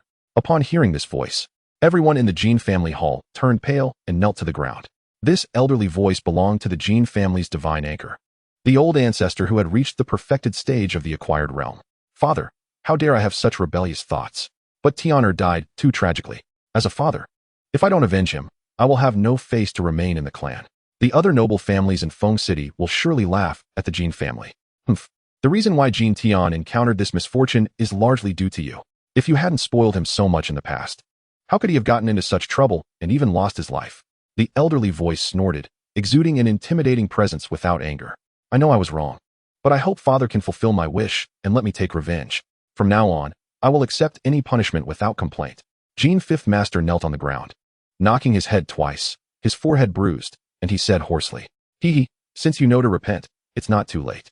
Just as you said, Jin Tian is a direct descendant of the Jin family. If he is murdered and we remain indifferent, the other noble families in Feng City will indeed look down on us. Eldest brother, send some people to go with little fifth to ensure Shi Mu disappears from the family. As for seventh miss, I will issue a strict order that she is not to leave Feng City for the time being." After a long silence, the Jin family ancestor finally made a decision with a chuckle. "Yes," the Jin family head replied without hesitation. After that, the voice of the Jin family ancestor fell silent, and the others gradually stood up from the ground. "Since father personally gave the order, fifth brother, feel free to ask for any manpower you need." After a brief pause, the head of the Jin family asked Jin Wuya with a kind expression, "Eldest brother, I don't need anyone else. I just want those few bloodhounds that are best at tracking and that green-headed eagle," Jin Wuya said without hesitation. "That's fine, to deal with just a martial artist. It's indeed unnecessary to send other acquired martial artists.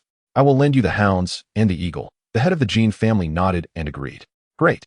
That rascal Shi Mu has only been gone for half a day at most. I will set out immediately and aim to take his life within 2 or 3 days." Jin Wuya said with delight, his face twisted in a fierce expression. At the same time, on the official road several dozen miles away from Fengcheng, Shi Mu was driving a gray cart pulled by 2 black stallions, kicking up dust as they raced away. He had the sun and moon blade at his waist, a huge purple steel bow on his back, and a quiver of arrows, with a hint of anxiety on his face. "Brother Shi Mu, you really don't have to take me along. If it's just you, it should be easier for you to escape." A melodious voice suddenly came from inside the cart, and then the curtain was lifted to reveal Zhong Xiu's worried face. "You could drop me off along the way. I can find a place to hide," Zhong Xiu said after thinking for a moment, her voice soft. "That's true, but brother Shi Mu must have some plan. If we keep staying on the official road like this, it's only a matter of time before the Jin family catches up with us." Zhong Xiu sighed lightly and said, Chapter 34, Qingfeng Horse. "There is no other way. Although I left Fengcheng with you immediately after the incident, and should have a time advantage of more than half a day, I can't be sure if I can enter the Yunxiao mountain range before they catch up. I can only try my best," Shi Mu said. "Miss Zhong, hold on tight. I will speed up. I hope these 2 horses can last through the more than 100 miles. With a serious expression, Shi Mu suddenly cracked the whip in his hand, causing the 2 black horses to neigh and increase their speed even more. Before long, the gray cart became a black dot on the official road, eventually disappearing from sight. At the same time, at the west gate of Fengcheng, a cart completely covered in black cloth drove out from the city. The cart was pulled by 3 horses with fiery red bodies and manes resembling flames, known as the chase flame horses, which were quite famous among spirit steeds. It was said that these spirit steeds had explosive temperaments, could travel 1,000 miles a day as mounts, and could even breathe fire to harm enemies when provoked, making them very rare. At the front of the cart sat a coachman in a blue outfit, wielding a shiny black whip. Behind the cart were 3 riders on similarly red horses. One of them had a long face and short beard, with a sorrowful expression. It was Jin Wuya. The other 2 were a short, monkey-like man in a yellow cloth outfit, and a very tall man in a silver robe with eagle-like sharp eyes. The 3 riders and the cart all looked as though they were in a hurry, racing past the west gate like the wind. However, they hadn't gone far when the monkey-like man jumped off his horse, briefly examined some fresh tracks on the road, and then jumped back on to continue galloping forward. "Third uncle, if we catch Shi Mu before the Jin family does, let me be the one to break his legs," said a young man in the group, with a proud expression as he rubbed his fists. This group was led by Wu Tong, the 3rd son of the Wu family, along with Wu Hua, who originally had a marriage engagement with the Zhong family. Wu Hua was in the group because he insisted on joining. The riders of the Wu family were also riding specially cultivated spirit steeds, all of them a vibrant green color with exceptionally shiny coats, faintly enveloped in a layer of green light, known as Qingfeng horses. These horses were said to have some bloodline of the wind fox, and when they reached their maximum speed, their hooves could create wind, making them one of the fastest types of spirit steeds. This gave Wu Tong and his group confidence that they could catch up with Shi Mu before the Jin family. Shortly after, the Wu family riders burst out from the north gate, and after taking a shortcut, quickly caught up to the Jin family members, heading straight for the direction Shi Mu had fled. At this time, other forces in Fengcheng had also received news that Jin Tian had been mistakenly killed by Shi Mu. Although this surprised many, it was quickly drowned out by various discussions regarding the Martial Arts Academy's tests. Half a day later, as the sky darkened, the gray cart continued to race along the official road, but its speed began to slow down. There were some small hills on both sides of the road, which appeared vague in the night, creating an eerie silence. Shi Mu had a gloomy expression as he kept cracking the whip, but the 2 black horses in front were only exhaling hot air, unable to increase their speed even a bit. Brother Shi Mu, this won't do. The horses have been running for so long.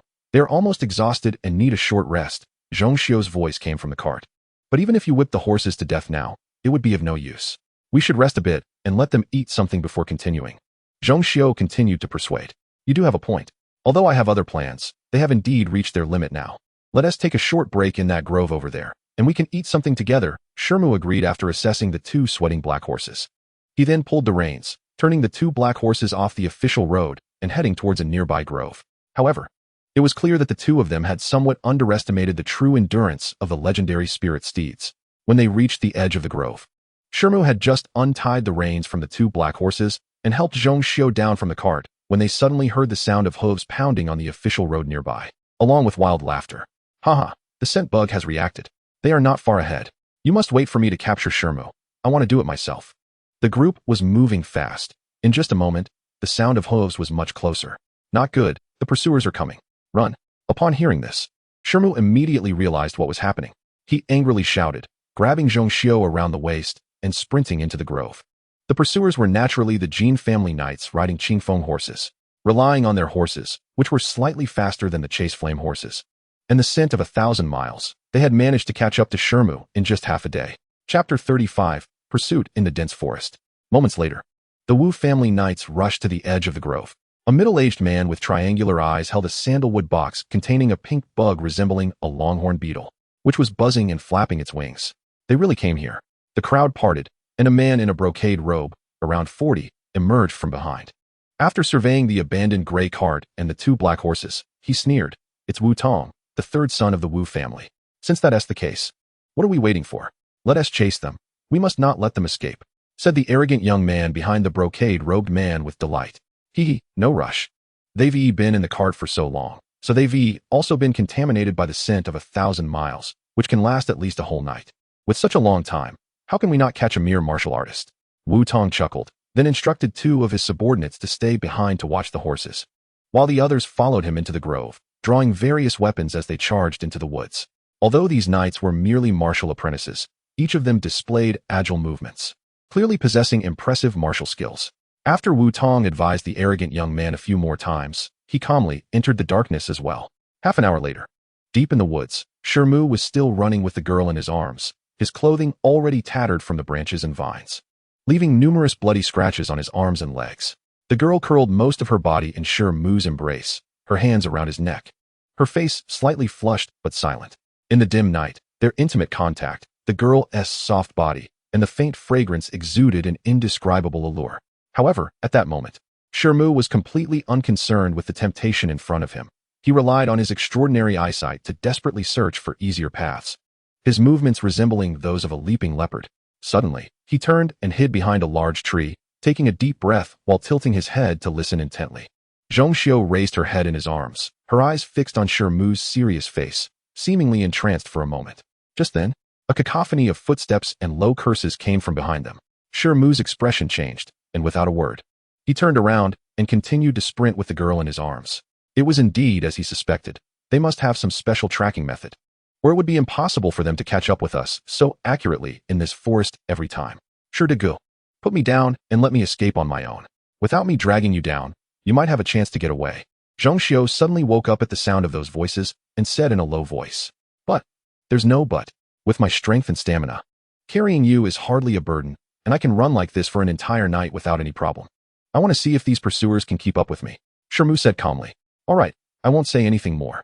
It's fine if we live or die together," the girl said softly after a moment of looking at Shi Mu's face, tightening her arms around his neck. At that moment, however, Shi Mu could not pay attention to what the girl said. His running suddenly came to a halt. The trees ahead became sparse, and he could vaguely see a large expanse of grassland in the distance. After running so much, he had actually reached the edge of the woods. It was clearly too late to change direction now. Zhong Xiu, seeing this scene, felt surprisingly calm and showed no fear at all. "It seems we can't avoid fighting this time. Miss Zhong, hold on tight to me," Shi Mu said in a low voice, his expression dark. Shi Mu then dashed to a large tree, shaking his arms as he quickly climbed to a branch about 3 to 4 meters high with the girl. After ensuring she was holding tightly to the branch, he quickly instructed her, "You wait for me here. If I can drive off the pursuers, I will come to get you." After saying this, Shi Mu jumped down from the tree and dashed back into the depths of the woods. Xianxiao on the branch leaned against the tree, staring blankly at the spot where Shi Mu had disappeared, her face extremely pale, the bluish birthmark on her forehead barely visible in the night, giving her an indescribable delicate beauty. Hundreds of meters away, more than 10 figures were running towards her position. These Wu family knights certainly could not have imagined that someone could see them so clearly from hundreds of meters away in such a dark night. And they were instead desperately closing in. After more than an hour of relentless pursuit in the woods, most of these Wu family knights were as disheveled as Shi Mu, their clothes in tatters, and some were even beginning to pant heavily. Seeing this, Shi Mu sighed inwardly, feeling it was a pity. If he hadn't been chased to the edge of the woods, just a little more running would have allowed him to shake off most of the pursuers. He thought to himself as he swiftly pulled a long feathered arrow from the quiver on his back, skillfully knocking it on the bow. The scent insects reacted violently. They were just ahead. Moments later, someone exclaimed, and the Wu family knights, who were originally running wildly, suddenly slowed their pace. But then another voice of dissatisfaction rang out. Another reaction? Hu Lao Air, is the scent insect malfunctioning? Why is it that every time it says that kid is ahead, we chase after him but never see a trace? If we keep running like this, I'm afraid the brothers won't hold out. Chapter 36, Strong Bow Destroys the Enemy. Others found this reasonable, and at someone's shout, all the Wu family knights immediately paired up and began to search slowly ahead. Although Shi Mu could not hear the content of the conversation from so far away, the triangular-eyed man holding the wooden box stood out among them, and judging by how he spoke, he seemed to be a leader. This immediately intensified Shi Mu's desire to kill him. At this moment, Shi Mu realized that all the pursuers were heavy-footed martial apprentices, with no postnatal martial artists among them. If that were the case, he had no real reason to fear them. Thinking of this, he suddenly grabbed a handful of arrows from the quiver, sticking them one by one into the ground in front of him, then took a deep breath, producing a series of cracking sounds from within, his arms instantly bulging larger. And he pulled the purple steel bow. The massive bow was instantly drawn into a full moon shape, aimed straight ahead. In such a quiet forest, the sounds emanating from Shi Mu could clearly travel far. What noise is that? Who's there? Idiot, it must be that kid Shi Mu. Hurry up. Don't let him get away again. The Wu family knights were initially startled, then overjoyed, rushing towards Shi Mu's location. The triangular-eyed man, who did not rush forward, revealed a slight smile. In his view, since Shi Mu had already exposed his whereabouts, this time he would surely be unable to escape. Just as he was about to close the lid of the wooden box in his hand, he suddenly heard a loud explosion from afar, followed by a gust of wind that chilled his throat, and he was knocked backward as if struck by a giant object. With a loud crash, he slammed into a large tree, and a shower of leaves fell around him. The triangular-eyed man then realized in horror that his body was hanging in midair, a long arrow protruding from his throat, only the feathered tail visible. He had been pierced through the throat by this arrow, pinned against the tree behind him. Ugh! The triangular-eyed man let out a couple of muffled groans, his legs weakly kicking twice before all his strength rapidly dissipated. Just as he was about to take his last breath, he vaguely saw his other companions, also being thrown back with shudders amidst the sounds of explosions. Fortunately, I'm not the only one on this journey. At least I won't be too lonely underground. With a loud bang, the wooden box the triangular-eyed man was holding fell to the ground, the lid opening, and the small insects inside immediately took flight, disappearing into the grass after a few flutters. We can't dodge the arrows. They're too fast. Quickly hide behind a tree. Ah, not good. The opponent is using a 3-stone hard bow, capable of piercing stone and wood. Sun Air Go and Li Kuang hiding behind a tree 1T help. They were also shot through the throat. What should we do? Idiot, get down on the ground. The once menacing Wu family knights, who had been surrounding Shi Mu, instantly fell into chaos after a few explosions, scrambling to the ground and too afraid to get up. At this moment, Shi Mu was unhurriedly picking up another feathered arrow from the ground, drawing the purple giant bow again and aiming it at the front over 100 feet away. While slightly squinting his eyes, his expression exceptionally calm. Hu Lao Air was dead too. Who saw which direction the arrows came from just now? Only by confirming the opponent's exact position can we defend ourselves. An older Wu family knight crouched on the ground, still managing to maintain some composure, asked, "All right, since we know the opponent's position, I have a way." The knight of Li Lao said, reaching back with one hand, then shaking in the wind, with a poof. A thick round leather shield appeared in his hand. Li Lao just rolled his body, completely shrinking behind the leather shield, then let out a low roar, bending down and charging towards Shi Mu with the shield. Great, I almost forgot that Li Lao's specialty is the knife and shield technique. We are saved now. Get ready. As soon as Li Lao gets close to the opponent, we will immediately get up and rush over. We must take this kid down in the shortest time possible. The remaining few were instantly delighted at this. With a muffled bang, Li Laoda, who was charging out, was sent flying back 5 or 6 feet after a loud explosion, landing heavily on the ground, and there was no further sound. It wasn't a 3-stone bow, but a bow of 7 stones or more. Li Laoda's leather shield was useless. At least a black iron shield would be needed to block it. A Wu family pursuer slightly raised his head, and, seeing Li Laoda's fate, immediately shouted in anger, but the next moment, he let out a miserable scream, his body almost scraping the ground as another feathered arrow pierced through his forehead, rolling over several times. At this moment, the others were instantly frightened pale, all pressing their heads tightly to the ground, not daring to rise an inch. At the same time, they were greatly puzzled. In such dark night, from such a distance, how could the opponent hit without missing? Could it be that the opponent was truly a once-in-a-decade master archer? However, while they lay there, terrified and unable to move, Shi Mu's side was equally silent. In this way, one can imagine the immense pressure on these Wu family knights. After a moment, one of them could no longer help but curse. "You little brat, don't be too proud. Don't think that just because you have a good bow in hand and understand a bit of archery, you can truly escape. Once young Master Tong arrives, we will skin you alive to avenge our brothers. Wu family, aren't you from the Jin family?" Finally, Shi Mu's somewhat surprised voice came from the opposite side. "Humph, the Jin family has certainly come too, led by Jin Wu Yi himself. But our Qingfeng steeds are a bit faster, so we found you first. You are dead for sure. Even if you manage to escape from us, you won't be able to escape the Jin family's pursuit in the end." The Wu family knight said fiercely. Hearing his companion say this, the others were greatly encouraged. That's right. Even if they couldn't deal with Shi Mu, once Wu Tong, who was at the postnatal realm, arrived, it would naturally be a different situation. "Young Master Tong? You mean Wu Tong, right? Very well. Then let's take care of you minions first." As soon as he finished speaking, footsteps suddenly sounded from the opposite side, and a figure rushed out through the dim night, moving as fast as a crossbow bolt. "Get up quickly. This kid is actually coming over without using his bow and arrows." Such a commotion. The few Wu family knights naturally couldn't have missed it, and when they saw the figure rushing over clearly, they were all overjoyed. The first 2 even rolled over without thinking, one wielding a spear and the other a knife, to meet him. The remaining 3 jumped up from the ground as if their butts were on fire, each grabbing their weapons, their faces twisted in ferocity as they followed. Earlier, they had been completely suppressed to the ground like moles. Now that Shi Mu had given up his bow and arrows and was coming to them, how could they not be overjoyed? Shi Mu had completely released the speed he had trained with while carrying weight in the mountains, and he was like a running leopard, charging towards the 2 Wu family knights with a gust of wind.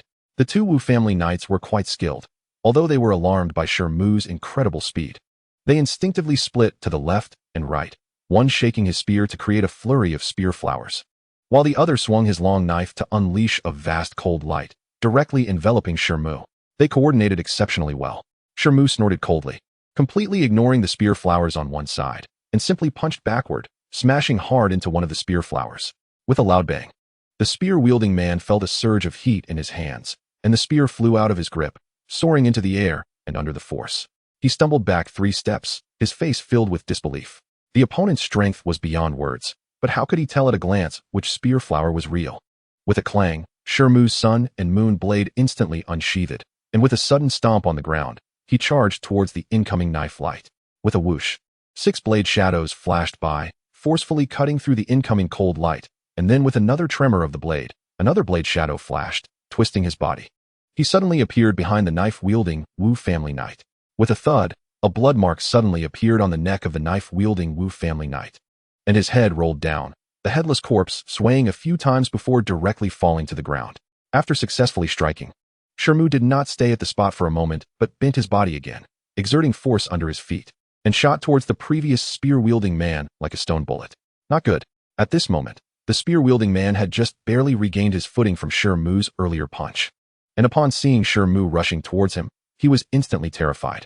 Earlier, with a weapon in hand, he couldn't withstand Shi Mu's punch. Now, empty-handed, how could he be a match for him? He immediately turned to flee without thinking, but he had only taken 2 steps when a gust of wind swept past him, and he felt a chill at his waist. His body was cleaved in half, blood spraying wildly as the 2 halves of his corpse fell to the ground. Shi Mu then turned, holding the blade in one hand, and coldly looked at the last 3 approaching Wu family pursuers.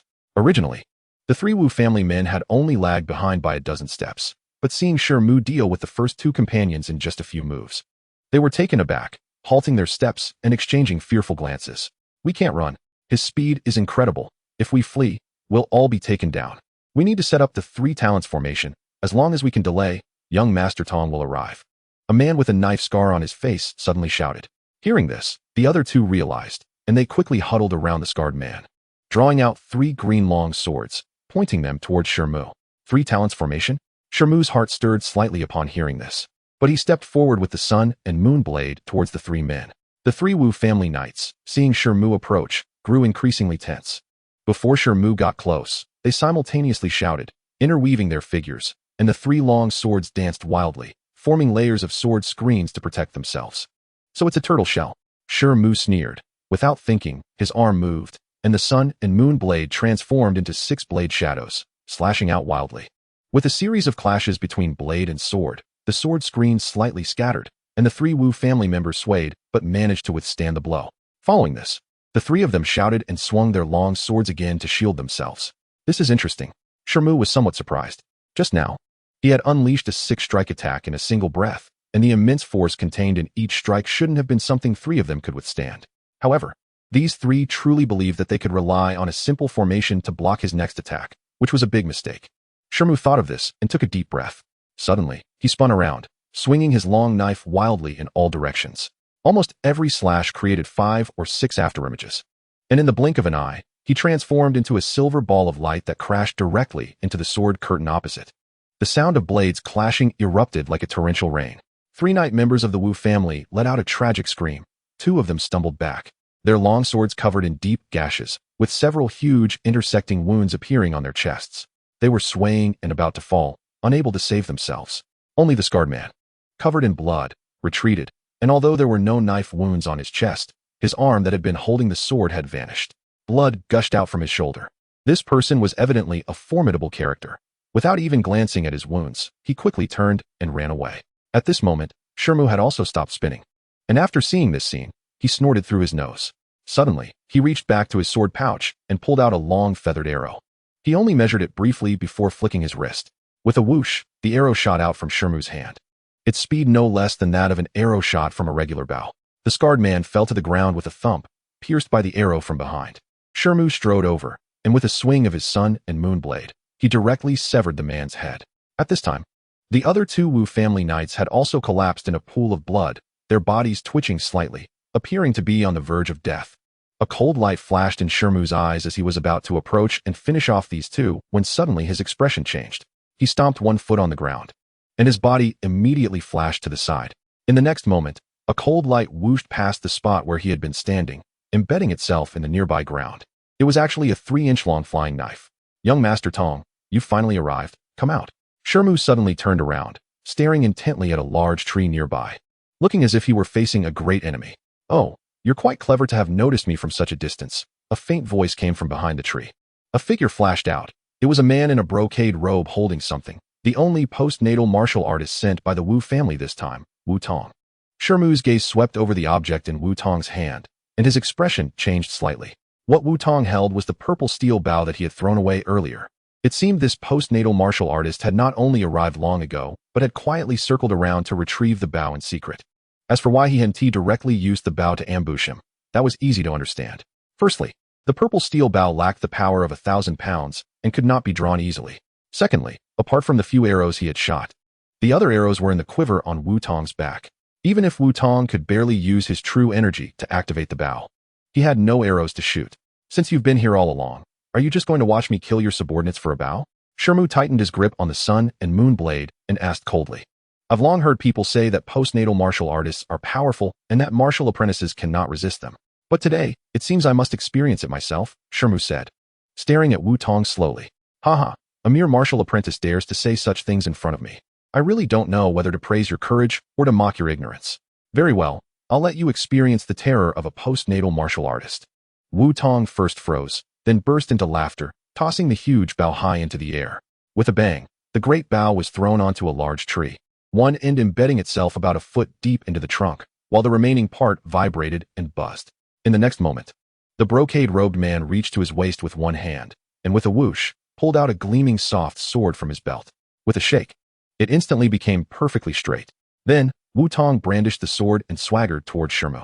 Shi Mu's pupils slightly contracted. As soon as the opponent approached within several meters, He swung his sun and moon blade without hesitation, and 7 blade shadows shot out. 7 slashes in one breath. I didn't expect the rumors to be true. You've indeed cultivated the wind-chasing sword technique to a level above minor completion. But if you think you can compare speed with me, you've picked the wrong opponent. Wu Tong exclaimed lightly, shaking his long sword, and similarly released 7 sword shadows that scattered all the blade shadows. Then, the sword shadows converged again, and a thick sword shadow shot straight towards Shi Mu's heart. 8 swords in one breath. Shi Mu's heart tightened, and he twirled the sun and moon blade, fiercely slashing down at the incoming sword shadow. With a loud clang, Shi Mu felt a jolt in his hands as a tremendous force transmitted from the opponent's long sword, causing his arms to tremble and forcing him to step back half a pace. Wu Tong also staggered slightly, surprised by the immense force contained in the blade, but immediately shook his wrist, causing the front half of the long sword to suddenly curve like a venomous snake, darting towards Shi Mu's throat with lightning speed. This sword was too fast. To an ordinary person, it would only appear as a blurred cold light. But Shi Mu had sharp eyesight. After being startled, he suddenly tilted his neck to the side as if it had been broken. The cold light grazed past Shi Mu's face, leaving a shallow wound. With an angry roar, Shi Mu began to spin, his arms swinging repeatedly as blade shadows slashed wildly towards his opponent. Seeing this, Wu Tong snorted coldly, and suddenly, a terrifying aura erupted from his body. Both hands gripped the sword, and he struck down 3 times against all the blade shadows, shouting, "Mountain Splitter 3 slashes." Boom, boom, boom. 3 massive sounds erupted. 3 sword shadows, obviously several times thicker than before, swept down and instantly dispersed all the blade shadows. Shi Mu stumbled back, stepping back 3 times, and his palm holding the sun and moon blade was torn, blood flowing freely. In past battles, he had always relied on his immense strength to crush others. But now he was being suppressed by the opponent using a similar method, and Shi Mu's anger was understandable. The energy contained in the opponent's sword should be the legendary true energy, indeed mysterious, if it weren't for his immense strength. An ordinary martial artist wouldn't have been able to withstand any of those strikes. Wu Tong, seeing that his 3 strikes had not managed to defeat Shi Mu, was also slightly taken aback. At this moment, although his hands gripping the sword did not suffer the same injuries as Shi Mu's, they were still numb and sore, unable to unleash the same ferocious techniques for a short time.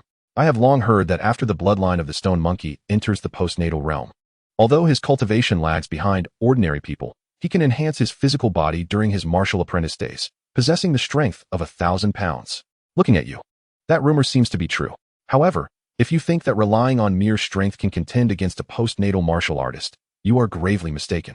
After coldly speaking a few words, Wu Tong suddenly moved, and his entire body soared into the sky, 5 or 6 zhang high. Spreading his arms in midair for a spin, he suddenly dove down towards Shi Mu like a giant eagle.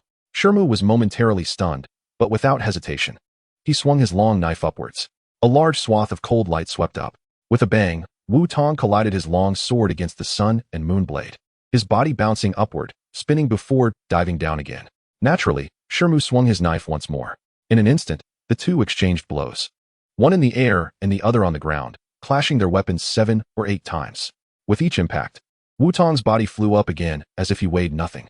However, Shi Mu felt that with each of Wu Tong's dives, the long sword became heavier, causing his hands wound to throb painfully, while his feet were already sinking into the ground under the immense pressure. Haha, kid. How do you like my eagle flying 9 heavens technique? How many more hits can you take? To die under the postnatal technique is also a worthy death. The sound of Wu Tong's laughter echoed in the air as a shadow above spiraled down, its long sword swinging as it dove again. Before the person even arrived, the sword shadows had already swept down. Chapter 39, Killing the Post-Heaven. This time, Shi Mu surprisingly did not draw his weapon to meet the sword shadows. Instead, he suddenly bent both knees, his body shrinking in midair. Unbeknownst to him, a black glove had appeared on one of his hands, and he punched fiercely into the air. Seeking death, Wu Tong laughed loudly, and the descending sword shadows suddenly scattered, avoiding the incoming fist. The long sword reformed, its cold light flashing as it stabbed into Shi Mu's shoulder from an odd angle. With a tearing sound, the sword tip did not truly penetrate flesh, but merely slid down, creating a several-inch-long tear in his clothing, revealing the golden armor beneath. Golden silk armor. Upon seeing this, Wu Tong immediately exclaimed in surprise, but at that moment, he had no rebound force to rely on and could not take to the air again. Shi Mu had long anticipated this. He swiftly grabbed the seemingly razor-sharp blade with his gloved hand. Although the glove was quickly cut open and blood flowed between his fingers, he was exhilarated. I finally caught you. Let's see where you run this time. Seeing this, Wu Tong's eyes flashed coldly. Without a word, he flicked his wrist, ready to use his soft sword to sever Shi Mu's fingers directly. However, Shi Mu suddenly shouted, and with his other hand, the sun and moon blade unexpectedly manifested 9 sword shadows that flew out with astonishing speed, far surpassing his previous strikes. 9 slashes in a breath. The sword technique reached great perfection. Wu Tong let out a strange cry, no longer able to care about the soft sword in his hand. He suddenly loosened his palm and performed a backflip, retreating 3 zhang to land back on the ground. He estimated that this distance would be enough to completely escape the coverage of the sword shadows. However, before Wu Tong could steady himself, he suddenly felt a cold flash in front of him, and the 9 sword shadows were upon him like maggots on decaying flesh. Not good. Wu Tong was truly shocked, and by the time he thought to dodge, it was already too late. He could only take a deep breath, and a layer of green suddenly appeared on both arms as he clapped against the incoming sword shadows in rapid succession. With several muffled thuds, the sword shadows dispersed. Wu Tong managed to use his palms to deflect most of the sword shadows, but after the cold light flashed, the sun and moon blade still landed solidly on one of his arms. Although it did not sever it directly, it barely broke through the layer of green, cutting in several inches deep. The young man in the brocade robe was overjoyed at this sight and was about to retreat in pain when suddenly, a clanging sound came from the hilt of the sun and moon blade. The blade that had embedded itself in his arm suddenly jumped up, the cold light flashing as it swept past his neck. A blood mark instantly appeared on Wu Tong's neck, and his eyes widened as he stared at the sharp blade embedded in the nearby dirt. Only then did he realize that there was actually a black chain behind the hilt, which he had not noticed in the dark. Wu Tong desperately pressed down on his neck to stem the blood gushing out, mumbling a few words while spitting blood foam. His head tilted, and he ultimately fell, his head rolling off his neck. His huge head fell into the dirt, still with eyes wide open, looking as if he could not die peacefully. At this moment, Shi Mu plopped down onto the ground, gasping for breath. However, just a moment later, Shi Mu suddenly burst into laughter. I never expected I actually killed a post-heaven warrior. Although this Wu Tong was merely the weakest post-heaven early-stage warrior, and the whole process had some luck involved, a post-heaven warrior is still a post-heaven warrior. I wonder if that messenger from Kaiyuan Martial Academy will look at me differently after hearing about this. After self-deprecatingly muttering to himself, Shi Mu took out a small bottle from his body, crushed some ointment from it, and applied it to the wounds on his hand and the shallow cut on his face. He then stood up with renewed energy and walked towards Wu Tong's corpse. Moments later, Shi Mu held a jade box and a cleverly designed belt in his hands. The belt was naturally the soft sword that Wu Tong had used earlier. And when he opened the jade box, he found a thick stack of silver notes inside, amounting to about 70 or 80,000 taels. Shi Mu unceremoniously stowed both items away, glanced at the bodies lying nearby, sighed, and turned to leave. After a while, at the edge of the woods, "Big brother Shi, I'm so glad you're all right." Xianxiao tightly hugged the young man before her body almost fully pressing against his, looking overwhelmed with joy and tears in her eyes. "Don't worry, Miss Zhong, I'm fine now." Shi Mu's body stiffened as he felt the faint fragrance emanating from the girl, feeling somewhat at a loss. "I'm sorry, I got a bit carried away. Big brother Shi, what should we do next?" The girl quickly came to her senses, hurriedly releasing her arms, taking a step back, and blushing as she asked. On the other side of the woods, Wu Hua was leaning against the carriage, absent-mindedly pondering something. The other 2 Wu family knights stationed nearby were diligently on guard. Not far from the 3 of them, a dozen Qingfeng steeds were grazing on the grass on the ground. Suddenly, 2 explosive sounds rang out. The 2 Wu family knights, without any reaction, were shot through the forehead by 2 feathered arrows and fell heavily to the ground, lifeless. Not good. The arrogant young man leaning against the carriage reacted quickly, shouting as he rushed towards the group of Qingfeng steeds. However, he had barely taken a few steps when a 3rd feathered arrow shot through his back, pinning him hard to the ground. Wu Hua let out a cry of despair, desperately reaching behind him with both hands, trying to pull out the feathered arrow. But it seemed as if the arrow had originally grown from the ground, unable to budge an inch. At that moment, footsteps sounded from the woods as Shi Mu, holding a purple steel bow, walked out, with Xianxiao closely following behind him. Chapter 40. Eagles and hounds appear. "No need. I'll send you to meet Wu Tong," Shi Mu said expressionlessly, moving his arm as the sun and moon blade instantly unsheathed, severing Wu Hua's head, ensuring he was dead beyond measure. The girl beside him turned pale at this sight.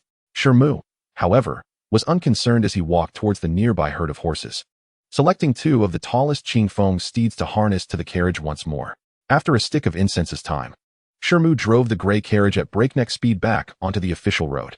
Although he had already killed the post-heaven early-stage warrior Wu Tong, He did not feel the slightest sense of relaxation in the face of the pursuing Jin family's fifth master.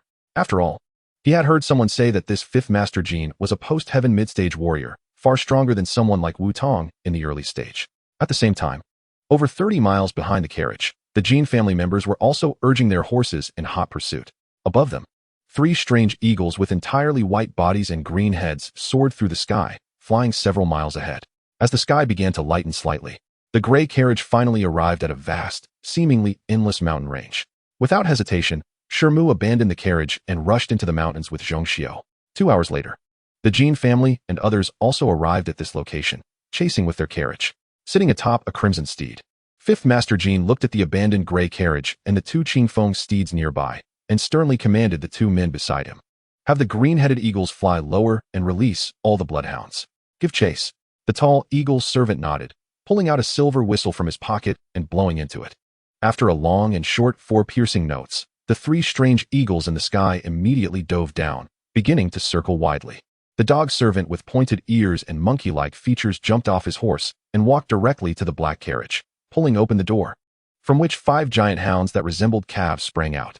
The giant dogs all had bulging emerald green eyes, their entire bodies blood red and hairless, with sharp teeth faintly visible as their mouths opened and closed.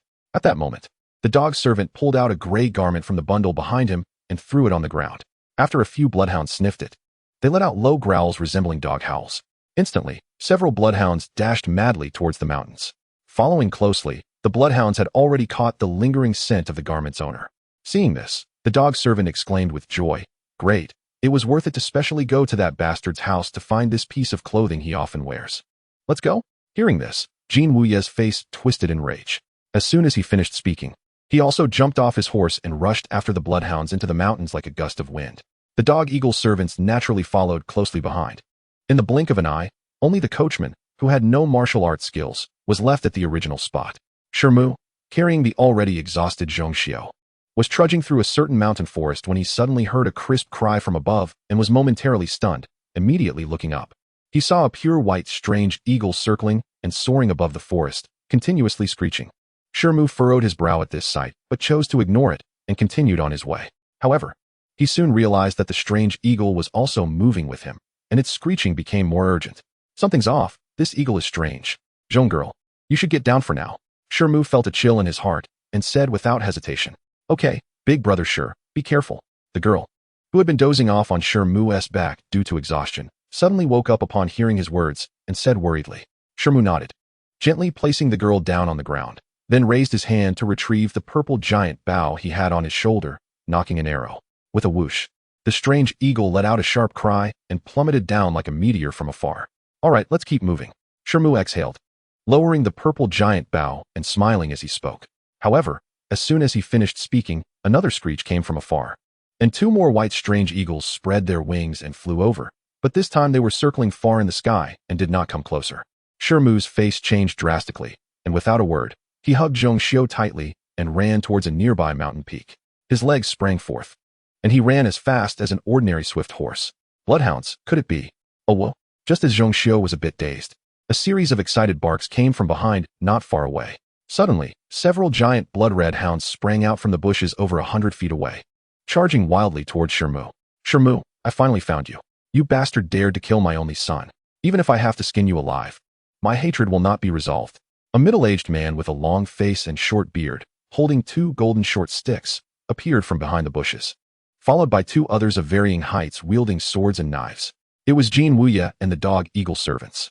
Although Shi Mu had left 2 hours earlier, the burden of carrying Xianxiao, combined with the assistance of the Baitu, Ing, and bloodhounds from the Jin family, allowed them to catch up without taking any detours. Seeing this, Shi Mu's heart sank, knowing it was impossible to shake them off now. He decisively put Xianxiao down and whispered, "Quick, you run ahead alone. I'll hold them off for a bit. No, this time I want to stay with big brother Shi. Without you, I can't go far at all. Even if we die, we should die together," Xianxiao said calmly, standing her ground. Hearing this, Shi Mu felt a warmth in his heart. After looking at the girl a few times, he slowly said, "All right, since you have that thought, it's fine to stay, but we still need to hide first so I can fight with all my strength. Then I'll hide behind that rock over there. Big brother Shi, be careful." Xianxiao nodded and ran towards a large rock not far away. After taking a deep breath, Shi Mu raised his arm and took down the purple giant bow again. In that brief moment of delay, the bloodhounds had already crossed several obstacles and were closing in within 50 to 60 feet. Chapter 41, Desperate Struggle. As the explosive sound rang out, the first bloodhound that had just leaped up let out a mournful cry, and a spray of blood appeared on its body as it was knocked backward and pinned against a nearby small tree with a feathered arrow. The other 4 bloodhounds were startled, and before they could react, 2 more feathered arrows flashed by, piercing through the foreheads of 2 bloodhounds, causing them to fall dead without a sound. It's the blood bow. Quickly, let the remaining bloodhounds hide. Xianxiaaudiobooks, seeing this scene and glancing at the purple giant bow in Shi Mu's hands, was momentarily stunned and hurriedly ordered. Even with the Jin family's strength, raising these bloodhounds is not easy. The dog servant, seeing 3 bloodhounds killed in an instant, was already heartbroken. Upon hearing Xianxiaaudiobooks' words, he let out a sharp, piercing howl without hesitation. The remaining 2 bloodhounds immediately turned, and one charged madly towards a nearby bush, while the other jumped behind a big tree. With 2 whooshes, one bloodhound reached the bushes and was shot through the neck by an arrow, flying several feet away. The other let out a mournful cry. Its body pierced through the trunk by an arrow and pinned to the ground. In the blink of an eye, Shi Mu had killed 5 bloodhounds with the blood bow. I will kill you. The dog servant's eyes turned blood red upon seeing this, and he let out a loud roar, charging towards Shi Mu like a wild beast. These 5 bloodhounds were raised by him since childhood, treated like his own sons, and now, with all of them killed by Shi Mu, he lost his sanity, wanting nothing more than to tear Shi Mu apart. However, the dog servant seemed not to hear, moving on all 4s, his form becoming extremely elusive, darting left and right, up and down. Seeing this, Shi Mu's expression grew serious. Without saying a word, he reached behind him with one hand and produced 3 feathered arrows, knocking them on the bowstring, his fingers gliding over as if playing a piano. 3 explosive sounds rang out almost simultaneously as 3 arrows shot out from the giant bow in a straight line. The running dog servant suddenly leaped into the air, allowing the first arrow to shoot past beneath him, twisting his body to let the second arrow narrowly miss his ear, but the third arrow could not be evaded. Xianxia's face turned ashen at this sight. Just then, another explosive sound came from the distance, and 3 more arrows shot toward him. However, this time the target was the eagle servant next to Xianxia. Seeing the fate of the 5 bloodhounds and the dog servant, the eagle servant was already frightened, and upon realizing the arrows were aimed at him, he screamed, "Master, save me," and immediately dropped to the ground. Xianxia, seeing this, snorted coldly and suddenly swiped his golden short sticks to the side. With 3 crisp sounds, the 3 arrows were deflected and broken into 6 pieces, falling to the ground. "Useless, stay here. I'll deal with this bastard myself." Xianxia scolded the eagle servant before moving forward, leaping gracefully as if flying, each jump covering 5 to 6 feet, quickly covering over 20 feet. In the distance, Shi Mu's pupils constricted slightly, and with one hand reaching behind him again, he grabbed 3 more arrows and shot them out once more. Bang, bang, bang. The 3 arrows were easily deflected by the short sticks in Xianxia's hands. This time, Shi Mu took a sharp breath, finally experiencing the huge gap between a late-stage and mid-stage postnatal martial artist. However, when he instinctively reached behind him with one hand, his body suddenly froze. The quiver behind him was unexpectedly empty, with no arrows left. At this moment, Xianxia had already leaped closer, within a distance of over 10 zhang. Shi Mu didn't have time to think much. Gritting his teeth, he threw the purple giant bow in his hand, drew out the sun and moon blade from his waist, and with a sudden stomp of one foot on the ground, he charged towards the powerful enemy, shaking his wrist to unleash 9 blade shadows. 9 slashes in an instant. You have actually cultivated the wind-chasing blade technique to perfection. However, even so, you must die.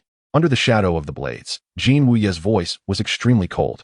The next moment, a loud crash like a gong echoed, and the golden, misty staff shadows flashed wildly, instantly sweeping away all 9 blade shadows. Shi Mu felt an intense heat in his hand.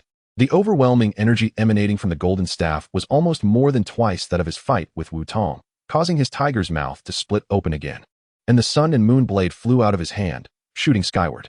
Just then, a whirlwind swept in front of him, and a golden, ghostly figure suddenly appeared, heavily smashing towards his face. Shi Mu had no time to dodge. He could only let out a low roar, swinging his other arm to strike the golden short stick. With a loud bang, the golden short stick was slightly deflected by his fist, sliding down to hit his shoulder. Shi Mu instantly felt as if he had been struck by some massive object on his shoulder, staggering back several steps, an agonizing sensation hitting him. "Humph. So you were wearing my son's golden silk armor. I wondered why I couldn't shatter your bones with a single blow. Very well. Let me show you the power of my years of hard training in the blood fiend palm. Jin Wuye was also quite surprised that he couldn't crush Shi Mu's shoulder bone with a single stick. But when he noticed the strands of golden light revealing from Shi Mu's tattered clothes, he snorted coldly, filled with rage.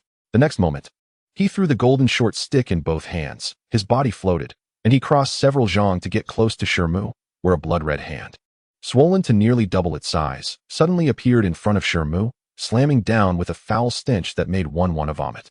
Facing such a bizarre attack, Shi Mu surprisingly did not dodge, but instead, after a flash of madness in his eyes, let out an angry roar. Suddenly, the arm holding the sun and moon blade shook violently, and a thin chain wrapped around his wrist clinked loudly.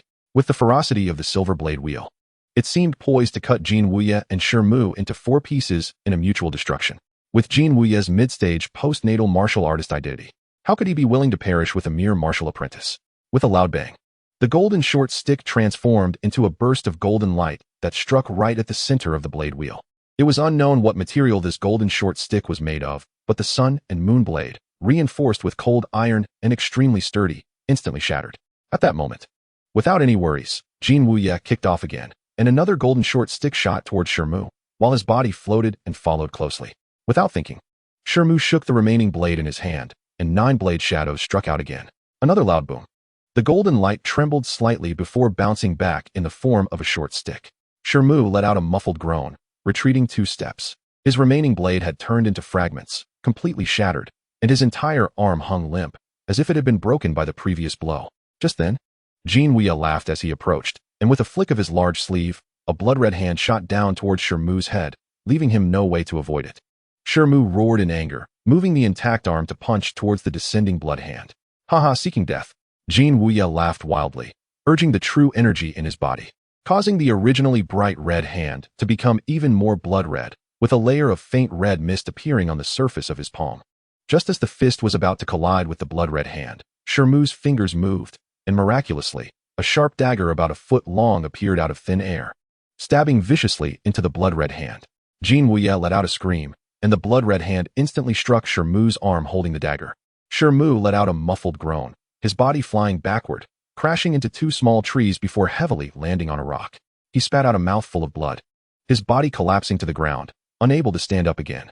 At this moment, Jin Wuye looked at the sharp dagger piercing through his palm, and the quickly fading blood color with a mix of shock and rage. His face alternating between red and white, before suddenly roaring, "You actually ruined my blood fiend palm. I will crush every bone in your body inch by inch." As soon as he finished speaking, he pulled the dagger out of his palm, then quickly pointed at several acupoints on his hand, and with a ferocious expression, stepped towards Shi Mu. Shi Mu endured the intense pain in his arms, looking up at the long-faced man approaching, his facial muscles twitching twice before revealing a self-deprecating smile. A mid-stage postnatal martial artist is indeed not something a mere martial apprentice can fight against. He had secretly exchanged the dagger hidden in the handle to his other hand while taking advantage of the explosion of the remaining blade, and had hidden it in his sleeve without anyone noticing, which allowed him to catch his opponent off guard and heavily injure his palm. However, the power of the blood fiend palm was far beyond his expectations. He had originally planned to rush in and attack desperately after incapacitating his opponent's palm. But all of that was ruined when he was sent flying by the residual force of the blood fiend palm. At this moment, he was completely drained of strength, his arms broken into several pieces, and he could no longer pose any threat to his opponent. As Shi Mu was feeling hopeless, Jin Wuye had already approached him, and without saying a word, kicked out. A strange sound echoed. Jin Wuye's kick seemed to strike something hard, although it sent Shi Mu flying over 3 zhang. His face pale, the expected shattering of his ribcage did not occur. "Huh, what else are you hiding on you?" Jin Wuye snorted and walked over again. "If you want to kill Brother Shi, then kill me first." Just then, a graceful figure rushed out from behind another rock and immediately spread her arms to block in front of Shi Mu. It was Xianxiao, who had been hiding nearby to watch the battle.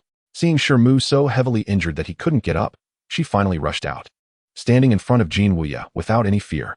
"Ugly girl, since you say so, I will grant your wish." Jin Wuye naturally had no mercy for a mere ugly girl. With a twisted expression, he flickered and struck towards the girl's face. With his deep true energy as a mid-stage postnatal martial artist, even without using the blood fiend palm, this strike was enough to crush the girl's skull instantly. "Stop!" Shi Mu's face changed drastically as he shouted loudly, twisting his body to force himself to stand, but as soon as he got halfway up, he fell to the ground with a thud. Jin Wuye, seeing this, felt completely at ease, slightly curling his fingers and increasing the true energy within. Although Xianxia had already resolved to sacrifice herself, seeing the palm descending like a small mountain, she still turned pale and closed her eyes.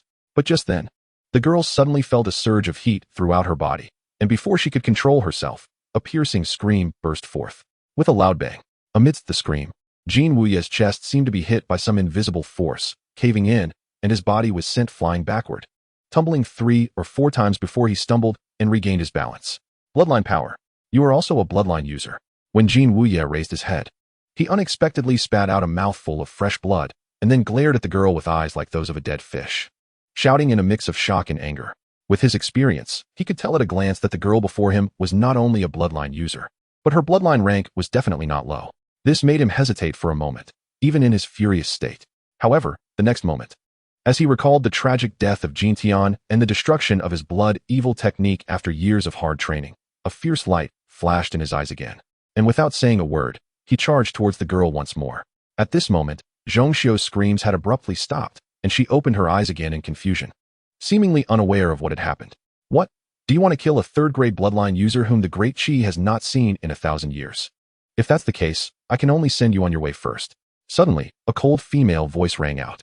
A figure in a white cloak appeared like a ghost in front of Xianxia, raising a delicate hand to confront the attacking Jin Wuya. With a puff, a wave of icy cold energy surged out, instantly turning Jin Wuya into a crystal-clear ice sculpture. Chapter 43, Yihongyao. This scene left both Shi Mu and Xianxia dumbfounded. At this point, the woman turned around, casually removing her hood, revealing a beautiful face that seemed to be in her late 30s, but with slightly raised eyebrows, giving off an extremely cold impression. However, the look she directed at Xianxia was filled with warmth. I originally came out just to handle the matter entrusted to me by old son, but I didn't expect to encounter such a talented gem. What is your name, where do you live, and why were you being chased by this guy? The woman murmured for a moment before asking Xianxia with a kind expression, while completely ignoring Shi Mu. The Jin family is just a small local family. Let me ask you, would you like to join the Tianyin sect? We are one of the 3 major sects of the Great Qi, with countless disciples, various martial arts and techniques, and we possess the unique sect technique, the Bian Wanbo Gong. Once cultivated to perfection, you can step into the legendary Earth stage. The woman looked at the girl, speaking more and more kindly. The 3 major sects, Tianyin sect, allow me to think about it. Senior, could you please heal Brother Shi's injuries first? Xianxia, clearly a bit confused by the series of words from the cloaked woman, quickly remembered something and urgently pleaded. This kid has tough skin and flesh. There's no big problem, just a bit of exhaustion and both arms are fractured. However, the injury from the purple evil palm is a bit troublesome. Forget it, I'll just let you have it. I have a Qi blood pill here. Taking it should solve most of the issues. The cloaked woman was momentarily taken aback upon hearing this, then turned her gaze to Shi Mu. After glancing at him a couple of times, she casually spoke a couple of indifferent words. Then, with a flick of her sleeve, a small white bottle flew out and landed steadily beside Shi Mu. Shi Mu was delighted upon hearing this and reached out to grab the small bottle. But suddenly his face turned pale, and beads of sweat the size of beans appeared on his forehead. His arms were already broken, and any slight effort would cause immense pain. Seeing this, Xianxia hurried over, picked up the small bottle, and carefully poured out a fragrant red pill, personally bringing it to Shi Mu's mouth. After Shi Mu swallowed it, he immediately felt a surge of warmth spreading throughout his body, and the strange itch in the arm previously injured by Wu Tong's purple evil palm instantly disappeared. This invigorated him, and looking at Wu Tong, who had turned into an ice sculpture not far away, he couldn't help but secretly speculate about the true cultivation level of the woman before him. Xianxia, meanwhile, continued to look at Shi Mu with a concerned expression. The cloaked woman noticed the worried expression on Xianxia's face, slightly furrowing her brows. After scanning Shi Mu's face a few more times, she suddenly had a thought and slowly said, "The Qi blood pill is a unique pill of the sect. Not only is it effective for internal and external injuries, but it also greatly benefits one's cultivation. Thank you, Senior, for your help." Xianxia exclaimed tearfully to the cloaked woman upon seeing Shi Mu's complexion improve significantly. "Miss Xiao, if you don't mind, I would like to test your bloodline first. Your previous performance should be identical to a certain type of bloodline I have in mind, but just to be safe, it's better to test it with a real artifact." The cloaked woman took the opportunity to say, "All right, Senior, please go ahead with the test." After glancing at Shi Mu, Xianxia nodded in agreement. "Very well. I happen to have a blood rui, which is much more accurate and effective for testing bloodlines than other artifacts. You just need to drop a drop of your essence blood onto it. The cloaked woman was overjoyed upon hearing this and immediately took out a white jade ruby from her sleeve. After Xianxiao bit her finger to draw blood, she stepped forward and dropped a drop of her essence blood onto the ruby. In the next moment, the jade ruby suddenly emitted a layer of faint golden light, accompanied by melodious sounds resembling a phoenix's cry, which were both beautiful and pleasant to hear. Additionally, mysterious white characters that seemed arcane began to appear on the surface of the ruby. The cloaked woman carefully observed these white characters for a moment before revealing a delighted expression and saying, "You are indeed correct. You possess the third-grade Fengyin bloodline that our sect's founding ancestor had. Only those with this bloodline can cultivate the being Wanbua Gong to its highest realm. I am of the top third-grade Fengyin bloodline," Xianxiao murmured, her expression fluctuating. "Miss Xiao, I am Yi Hongyao, the head of the Piaomiao Pavilion of the Tianyin Sect, and I am now formally representing my master, the Grand Elder of the Tianyin Sect, to accept you as a disciple. Are you willing? If you agree, once you enter the Tianyin Sect, you will be of the same generation as me, and among the younger generation of the entire Tianyin Sect. Your status will undoubtedly be the highest." The cloaked woman, looking serious, pressed Xianxiao for an answer without giving her time to think further. "If I become a disciple of that Grand Elder, will I become as powerful as you, senior?" The girl couldn't help but ask. "I originally had nowhere to go. But brother Shi, what do you think I should do?" Hearing the words of the woman before her, Xianxiao felt a bit tempted, but still turned to Shi Mu and quietly asked, "Senior, are you an innate warrior?" After a moment's hesitation, Shi Mu finally voiced his doubt to Yi Hongyao. "But I've heard that there are only a few innate warriors throughout the entire Great Qi." Shi Mu was startled and hesitantly asked again. "Indeed, there aren't many innate warriors known to the secular world, most of whom are the so-called national guardians appointed by the Great Qi court. Our three major sects are not among them. The powerful members of the sect only come out when the Great Qi faces national extermination or when the secular powers cannot cope with certain matters. Even the so-called Great Qi royal family was established by our three sects as a balancing strategy. If they offend us, any of us can easily abolish it." Yi Hongyao seemed to disdain the national guardians appointed by the Great Qi court. "So, the real martial arts experts are all in the sections." Shi Mu was naturally astonished and blurted out, "If that's the case, the Tianyin sect would be an excellent place to go. Miss Zhong, you should agree to Senior Yi." After taking a deep breath, Shi Mu solemnly said to the girl. Chapter 44. Xuanzi Ling. Yi Hongyao felt a surge of joy upon hearing this. "I can go to the Tianyin sect, but I hope that Senior will allow Brother Shi to accompany me." After nodding, Xianxiao said this to Yi Hongyao. Hearing this, Shi Mu's heart raced. If he could also join a sect stronger than the Great Qi court, he would naturally be more than willing. Yi Hongyao frowned upon hearing this and after a moment shook her head, saying, "Other matters are negotiable, but this one is probably not possible. Unless it's a bloodline user or someone with exceptional talent who is very suitable for our sect's techniques. Otherwise, our sect traditionally only accepts female disciples, not males. There are very few men in our sect, from the elder down to the inner disciples. Even if I am the master of a sect, I wouldn't dare to easily break this precedent." The bloodline holder's words, Brother Shi is also a bloodline holder. Upon hearing this, Xianxiao couldn't help but panic. "What? You are also a bloodline holder? What kind of bloodline? Let me test it." Yi Hongyao was momentarily taken aback, somewhat skeptical. "No need to test, Senior Yi. I am a stone monkey with a wasted bloodline. I fear I cannot enter your eyes." Upon hearing this, Shi Mu couldn't help but smile bitterly. "A stone monkey with a wasted bloodline? If that is the case, there is indeed no hope of entering our sect." After Yi Hongyao felt relieved, she said seriously, "If that is the case, I want to go to the Tianyin sect. I want to stay with Brother Shi. My life was saved by Brother Shi. I cannot abandon him halfway and join a sect alone." After listening to Xianxiao, she resolutely said, "Miss Zhong, you don't need to be like this." Hearing this, Shi Mu felt somewhat moved. However, Xianxiao shook her head and continued to look at Yi Hongyao with a pleading gaze, remaining silent. Seeing this, Yi Hongyao couldn't help but feel a headache coming on, but after a thought, she suddenly asked Shi Mu and Xianxiao, "By the way, I almost forgot to ask, which of you has the Xuanzi token of the Xuanwu sect?" Xuanwu sect, Xuanzi token?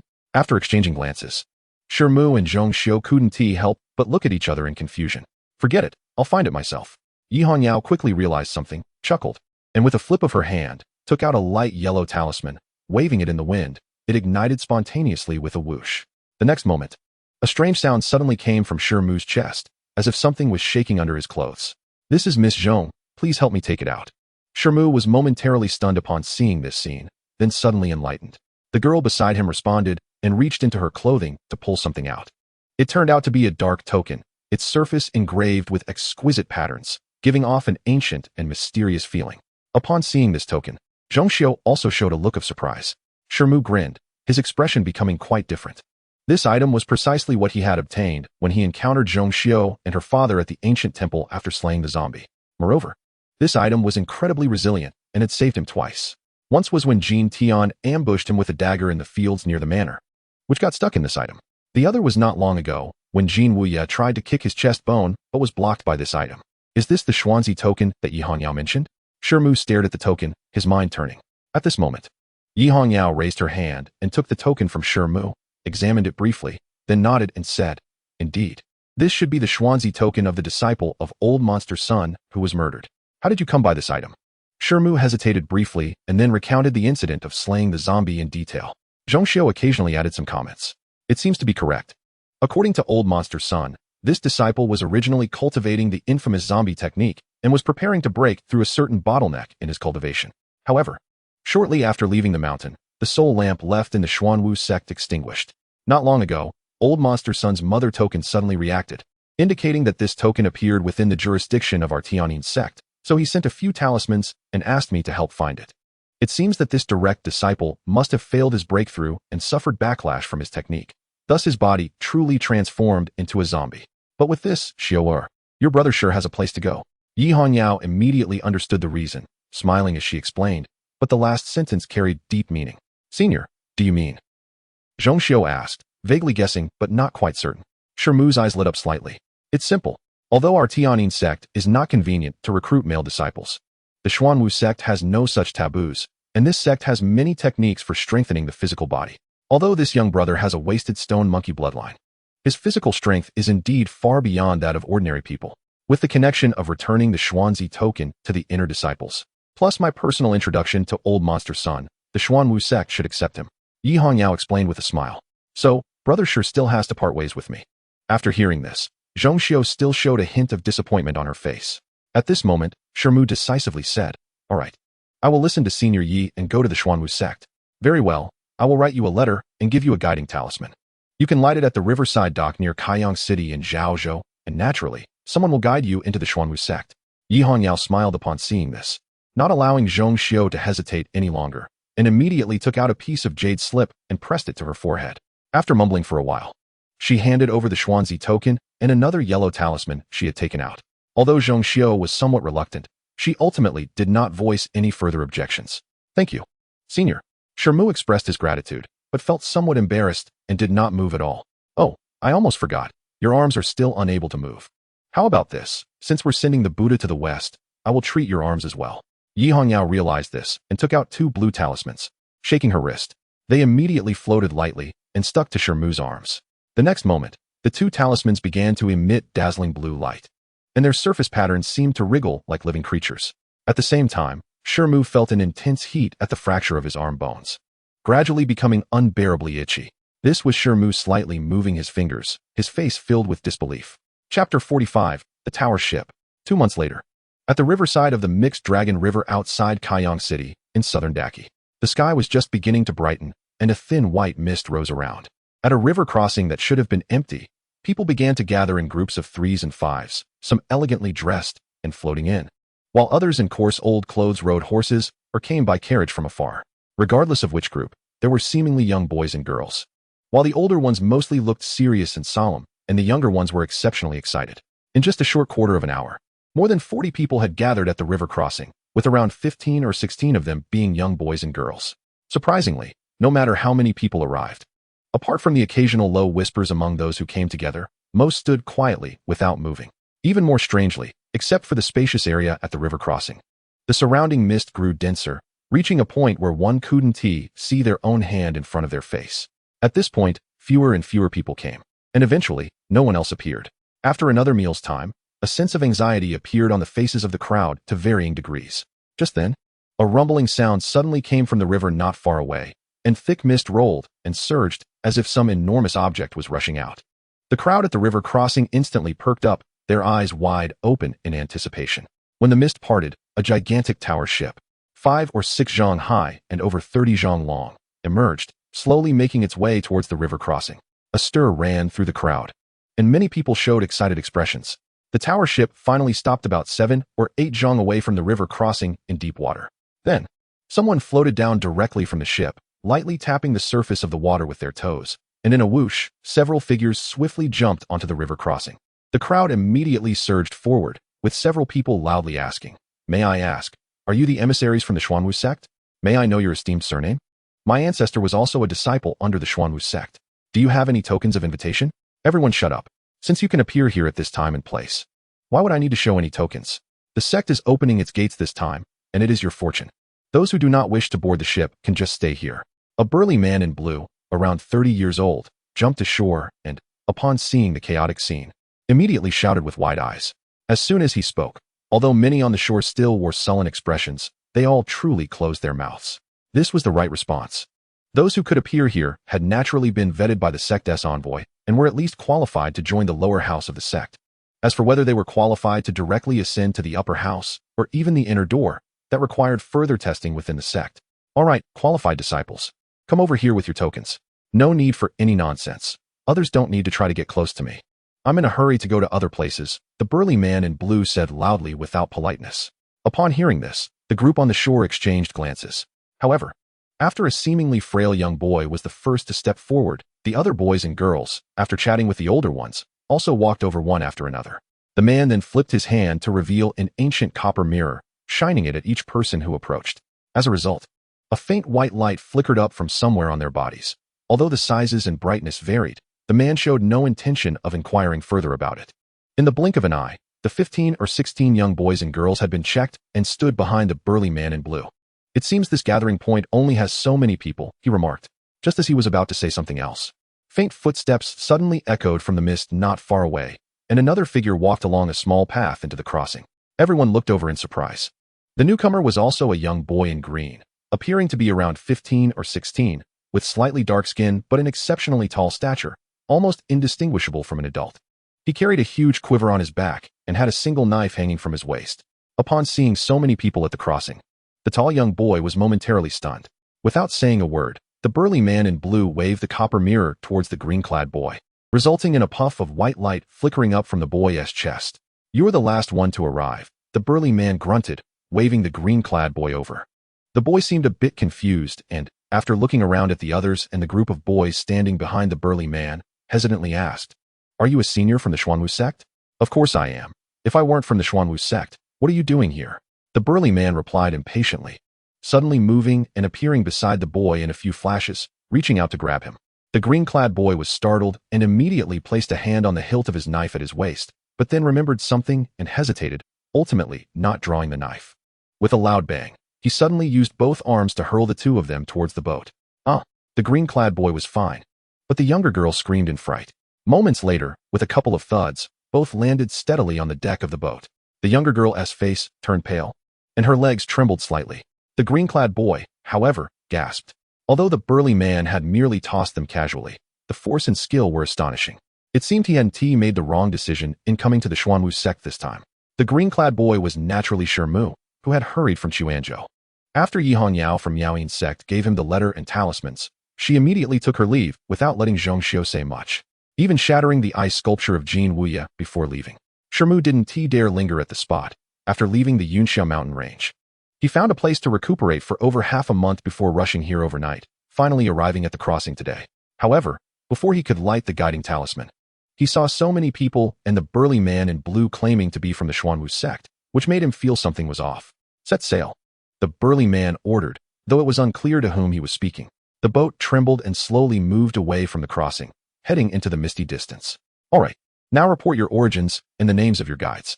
I need to start counting heads and recording them," the burly man said expressionlessly as he pulled out a thick book from his sleeve. Xianxiao, third daughter of the Han family from Quanzhou, guide is Senior Kongyu. Zhang Dali, from Xianxia village in Zhangzhou, guide is Senior Zhaohua. The group of young boys and girls obediently reported their origins and the names of their guides. And soon it was Shi Mu's turn. Shi Mu, from Fengcheng, guide is Senior Yi Hongyao from Yaoyin sect. Shi Mu hesitated for a moment before finally saying this. "What? Yaoyin sect, Yi Hongyao? You've got some nerve to come here and make a fool of me." The burly man, who had been writing in the book, immediately raised his head in anger upon hearing this. "I wouldn't dare. Here is a letter from Senior Yi to Senior Sun in your sect and a Xuanzil token," Shi Mu said as he took out the jade slip and the Xuanzil token from his pocket and handed them over directly. "Senior Sun? Are you referring to Master Son Tianlong from the upper house, or Elder Son from the Xiantian Hall in the inner door? The burly man was taken aback and asked in confusion. So you're not here for the sect entrance test, but as a disciple of Miaoyin's sect? The burly man said, revealing a strange expression without taking the jade slip and Xuanzil token. I indeed came over this time wanting to join the Xuanwu sect. The letter from Senior Yi to Senior Sun should be a recommendation letter, which is why I said that earlier, Shi Mu replied with a bitter smile. Upon hearing this, the other young boys and girls looked at him in astonishment. After listening to Shi Mu, the burly man's gaze flickered slightly, and after a moment, he suddenly waved his arm, sending Shi Mu's Xuanzil token and jade slip flying, saying fiercely, Humph, since you also want to join our sect, there's no need to say more. No matter who wrote you a recommendation letter, it's just waste paper in front of me. Now everyone go to the bottommost level and stay there. No one is allowed on deck without my orders. If anyone dares to violate this, they can experience how I will punish them. Seeing the burly man's fierce demeanor, the other young boys and girls naturally didn't dare disobey and nodded in agreement. At this moment, several scarred servants dressed in gray emerged from the cabin, leading everyone down to the lower deck. At this moment, Shi Mu felt a bit suspicious. But after picking up the jade slip and Xuanzil token from the ground, he said nothing and followed the others down into the cabin. The burly man watched Shi Mu's actions coldly, noticing that he showed no signs of arguing or resisting, which revealed a hint of surprise on his face. Hee. This kid is quite clever. He seems to have figured something out. After everyone had entered the cabin, a black mist suddenly rolled behind the burly man, revealing a figure in a black robe wearing a tiger mask. Bone Tiger, you shouldn't show up now. Don't forget how the sect master instructed you before coming here. This operation is led by me. The burly man's expression darkened upon seeing this. Don't worry. I won't interfere with your business. I just think it would be better to throw that kid overboard directly. After all, we've already provoked the Xuanwu sect. It wouldn't be wise to provoke Miaoyin's sect as well, the masked man said dismissively. Humph, a mere Yihangyao can represent Miaoyin's sect? The three sects of Dachi and our two factions in Yin country have never gotten along. It's not like we haven't fought with Miaoyin's sect before. Besides, this kid was brought to such a common gathering point by just a jade slip, clearly indicating he doesn't have a deep relationship with Yihangyao. This kid is clever enough. I originally wanted to wait for him to say something in protest before using him as an example. But now I'll let him off the hook, the burly man said with a cold smile. Since you say so, I have nothing more to say. Anyway, once the people from the Xuanwu sect appear, I will only be responsible for holding one of the strong enemies back. The man with the tiger mask shrugged and said, the escorting warriors from the Xuanwu sect have already been heavily injured and fled due to our combined efforts. If they send innate level warriors over, it will take at least a day and a night. By then, with the help of the wind charm, we will have already reached the river mouth at the border of the two countries, so we have nothing to fear from them, the blue-clothed man said confidently. That's true. Then I will cast the spell first. The tiger-masked man nodded, taking out a square piece of light yellow beast skin from his pocket. The surface faintly engraved with some light silver characters and unknown patterns.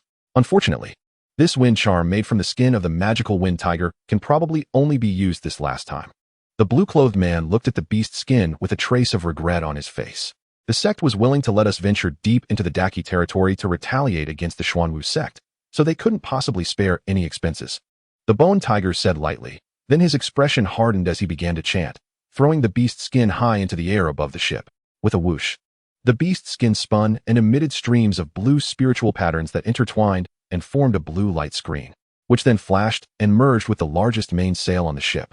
In the next moment, the ship suddenly trembled, and a strong wind seemed to arise out of nowhere near the mainsail, causing the massive vessel to surge forward. Seeing this, the blue-clothed man burst into laughter. However, the tiger-masked man let out a chuckle, his figure flickering, and he disappeared once again. In the lowest level of the cabin, divided into 7 or 8 compartments, there were over 100 young boys and girls.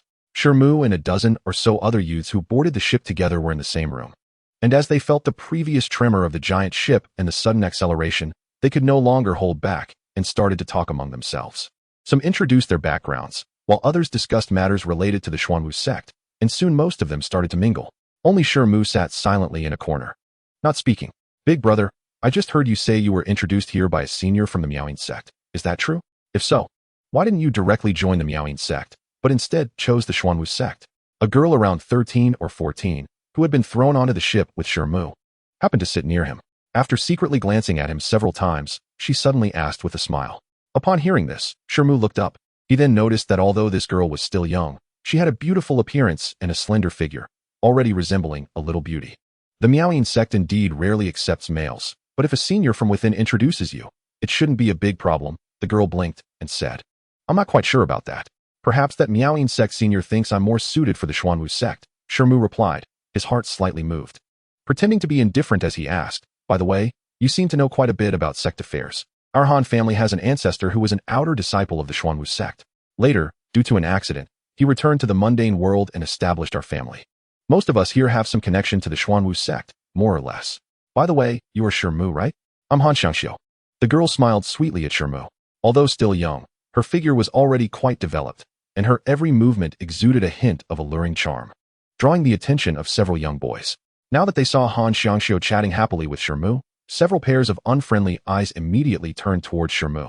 If it weren't for Shi Mu's exceptionally tall stature and the intimidating aura he exuded, perhaps someone would have approached him to cause trouble. After responding to the girl a few times, Shi Mu chose to close his eyes and conserve his energy. Time passed slowly. The young boys and girls in the cabin gradually lost interest in talking as the novelty wore off and began to feel a bit bored and tired. Many started to sit in meditation like Shi Mu. During this time, a few gray-clothed individuals brought in a table of steaming hot meals, which looked quite delicious, prompting everyone to come forward and share a meal. Shi Mu did not join them. Instead, he quietly took out two somewhat hard buns from his pocket and slowly chewed and swallowed them. His actions naturally drew many surprised glances. Shi Mu had no interest in explaining, but this only made Han Xianxiao more curious, and she frequently asked him questions. Shi Mu could only respond with a few words here and there. After a stick of incense, sounds of deep slumber began to echo from the various rooms on the lower level, as all the young boys and girls lay in their original positions and fell into a deep sleep. At this moment, a few gray-clothed individuals re-entered the room, silently tidying up the bowls and chopsticks before retreating and locking the door with an iron lock. In the room where Shi Mu was, someone who had been lying still on the ground suddenly sat up slowly, looked at the tightly shut door, and with a very dark expression, abruptly asked, I am Ma Feiyun. Is there anyone still awake? Get up. No need to pretend anymore. I didn't eat that food. I noticed early on that these escorts were not right, and what they said was quite different from what my family elders described. Even though I ate. How could mere sedatives affect me? The girl among them was actually Han Xianxiao. The first boy to get up had fair skin and sharp eyebrows. And after casting a hostile glance at Shi Mu, he whispered to the others, these people are not the Xuanwu sect's escorts. If we continue to follow them, it is likely to be disastrous. Now that they have put us all under, they must have relaxed their guard, which is our only chance to escape. I plan to leave this ship immediately. Are you willing to act together? Indeed, since the people above are not from the Xuanwu sect, they must be the enemies of the Xuanwu sect. Considering our backgrounds, it is best to escape early. I have no objections. Han Xianxiao was the first to nod in agreement. The other two boys, one with a broad mouth and the other with long hair, looked serious and also nodded in agreement. Brother Shi, you should join us as well, Han Xianxiao asked Shi Mu. There's no need for that. I think staying here is fine. Also, I advise you not to make any small movements at this moment, Shi Mu said, his gaze flickering, expressionless. Brother Shi, have you noticed something? Han Xianxiao's face turned pale upon hearing this, and she hurriedly asked. The other two boys also changed their expressions, revealing hesitation. Shi Mu shook his head, unwilling to say more. Coward. If you don't want to leave, then stay here. Han girl, let's go together. Ma Feiyun said disdainfully towards Shi Mu, but spoke kindly to Han Xianxiao. Since that's the case, wait for me to go out first, then you can follow. Ma Feiyun's expression changed slightly, anger surfacing, but upon seeing the other two remain silent, he could only stomp his foot and say. Then he reached into his sleeve with one hand, and surprisingly pulled out a sharp dagger with a silver handle, stabbing it hard into the wooden floor beneath him. With a bang, the dagger's blade pierced the floor, producing a harsh sound of metal clashing. Ma Feiyun was startled and quickly scraped the area where he had stabbed with the dagger, revealing a faint black metallic sheen. This is ironwood. The century-old ironwood unique to the Iron Thorn Island in the East Sea. Ma Feiyun gasped, and his expression immediately became very interesting. He then began to wildly chop at other places on the floor with the dagger, and without exception, every strike produced the sound of metal clashing. No need to test anymore. This ship is entirely made of century-old ironwood. Even if you searched the whole house, you wouldn't find a single crack. Just then, a cold voice came from outside the room. Everyone was startled, and only then did they realize that the main door had somehow opened. And the man in blue was standing there with his arms crossed, looking at Ma Feiyun as if he were a dead man. Senior, I'm Ma Feiyun, he exclaimed in shock, hurriedly hiding the dagger behind him, wanting to explain something. However, the man in blue raised his hand without saying a word and struck Ma Feiyun with a palm in the air. With a bang, Ma Feiyun let out a scream and was sent flying backward, crashing heavily against the wall behind him, blood gushing from his mouth and nose. His chest caved in significantly. Clearly unable to survive. I have said before, anyone who defies orders will be punished. Come, drag the body out and throw it into the river to feed the fish. The man in blue commanded coldly as he lowered his arm. Two men in gray immediately walked in from outside, lifting the barely conscious Ma Feiyun and carrying him away. After giving a sinister glance at the four conscious individuals, the man in blue chuckled and turned to leave. The door was tightly locked from the outside again. The faces of Shi Mu and the other three were extremely grim. Chapter 48, Jin Xiaochai. Half a day later, while the other boys and girls remained in their dreams, the four of them who were awake didn't dare to act recklessly in the room. Among them, Han Xianxiao's face was utterly pale after witnessing Ma Feiyun's death. She sat close to Shi Mu, seeming quite frightened. Shi Mu leaned against the cabin wall, continuing to rest with his eyes closed. After an unknown period of time, suddenly, with a loud bang, the entire giant ship trembled, and an angry old voice echoed from nearby. Ningping, you dare to enter the territory of Dachi and even injure our sect's guiding force. This time, don't think you can leave so easily. Just as the words fell, another loud bang came from outside the ship, causing the hull to shake violently again. Who came? It turns out Zhao Xiong personally rushed over. However, since you know I'm not alone, you must have brought other helpers as well. Why not call them out together? The voice of the man in blue rang out from outside, sounding unusually calm. Since fellow Taoist Ning has said so, I won't be polite. A cold voice suddenly sounded from another man. You Qianji, is it you? The previously calm man in blue stuttered upon seeing the second enemy, with a hint of fear. Hee, Ningping, you never expected this, did you? My junior brother Yu was nearby, and as soon as he received my notice, he rushed over. Bring out the bone tiger. This time, we must teach you the Black Demon Sect a lesson. The old voice laughed heartily. Since fellow Taoist Yu, who is a star-level sorcerer, has already appeared, how could I not take the opportunity to learn a thing or two? Another extremely gloomy voice came forth, clearly filled with apprehension towards Yu Qianji. Then, sounds of breaking air and explosions continued from outside the giant ship, making the building seem to sway left and right like it was in a giant wave. The people from Xuanwu sect have arrived. Great. So we are saved, said Wan Kuo and another handsome young man excitedly in whispers. Han Xianxiao was even more spirited. A hint of joy flashed across Shi Mu's face as well. Compared to the mysterious man in blue, going to Xuanwu sect would naturally be the best outcome. After a moment, a frantic voice from the man in blue came from outside the building. Just as the words fell, a huge wave sounded, and the water on one side of the ship surged up, causing the entire building to tremble and slowly tilt towards the river. Not good. The ship is going to capsize. Shi Mu and the others were startled and quickly stood up, pressing against the cabin wall to avoid falling. As for the other unconscious boys and girls, they inevitably rolled around, with a few unlucky ones crashing into tables and chairs, even bleeding from their heads. Surprisingly, despite their severe injuries, these few remained unconscious. What a powerful sleeping potion! It's many times more potent than what was recorded in the secret manual of the clockmaker. Shi Mu thought, somewhat alarmed. It's not that easy to poison someone. Xuanwu flips the sky. Just as the entire building was about to turn upside down, the old voice suddenly rang out. Another loud bang came from the other side of the ship, and after shaking twice, the building surprisingly stabilized again. At that moment, the man in blue let out a scream, then angrily said, Good, good. I didn't expect you old guy to have cultivated the Xuanwu technique to such a level. Next time we meet, I will definitely make you pay. Bone brother, we are leaving. Following the sound of breaking air, the man in blue, after suffering a significant loss, fled with his companions. The awakened individuals in the cabin below naturally began to smile with joy. Indeed, not long after, the door of the room where Shi Mu was located was opened from the outside, and a young man who seemed to be in his 20s walked in, dressed in a golden robe and extremely handsome. Oh, so there are this many awake in this room. Very good.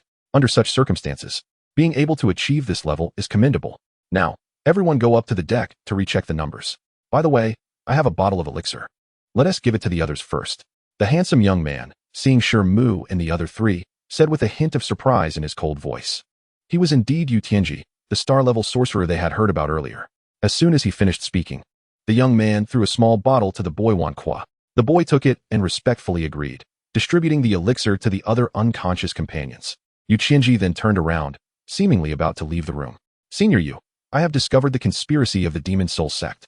They seem to have installed the divine fire thunder of the wind and fire gate at the bottom of the ship. Han Xianxiao suddenly rushed out, panicked as she spoke to Yu Tianji. All right, I will take you to see Zhao Shixiang first, the young man said decisively after furrowing his brows.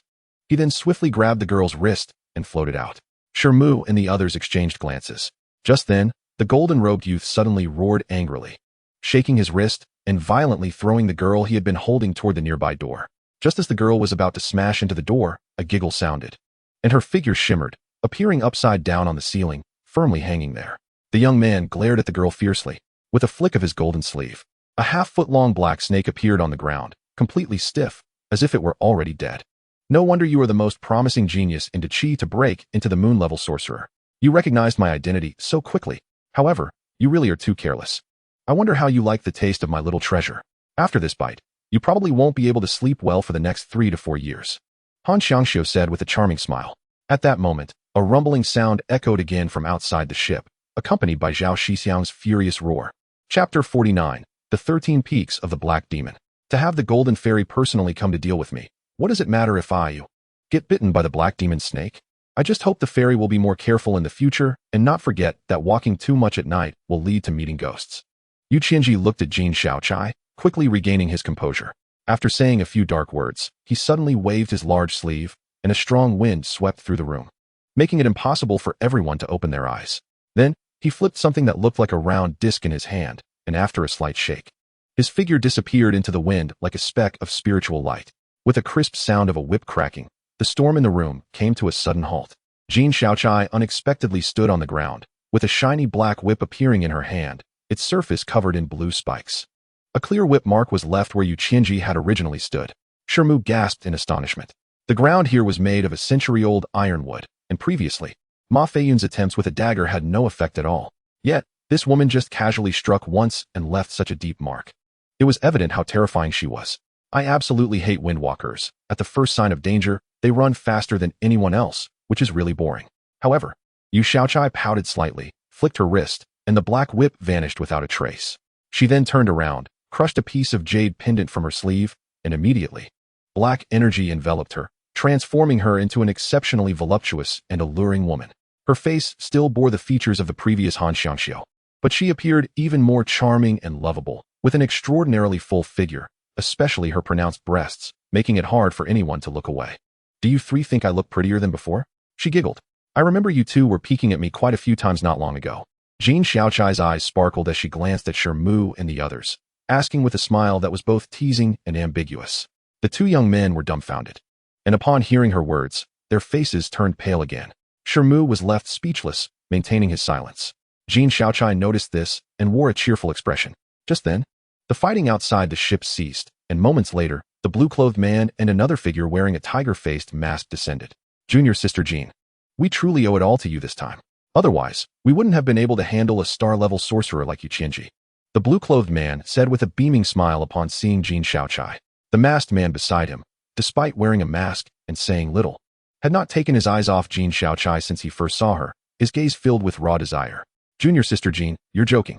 I've always regarded you as a younger sister. How could I have such extravagant thoughts? The masked bone tiger quickly turned his gaze away and hurriedly explained upon hearing her words. The blue-clothed man and his companion naturally had no objections. After discussing a few more points, they left the room and locked the door behind them.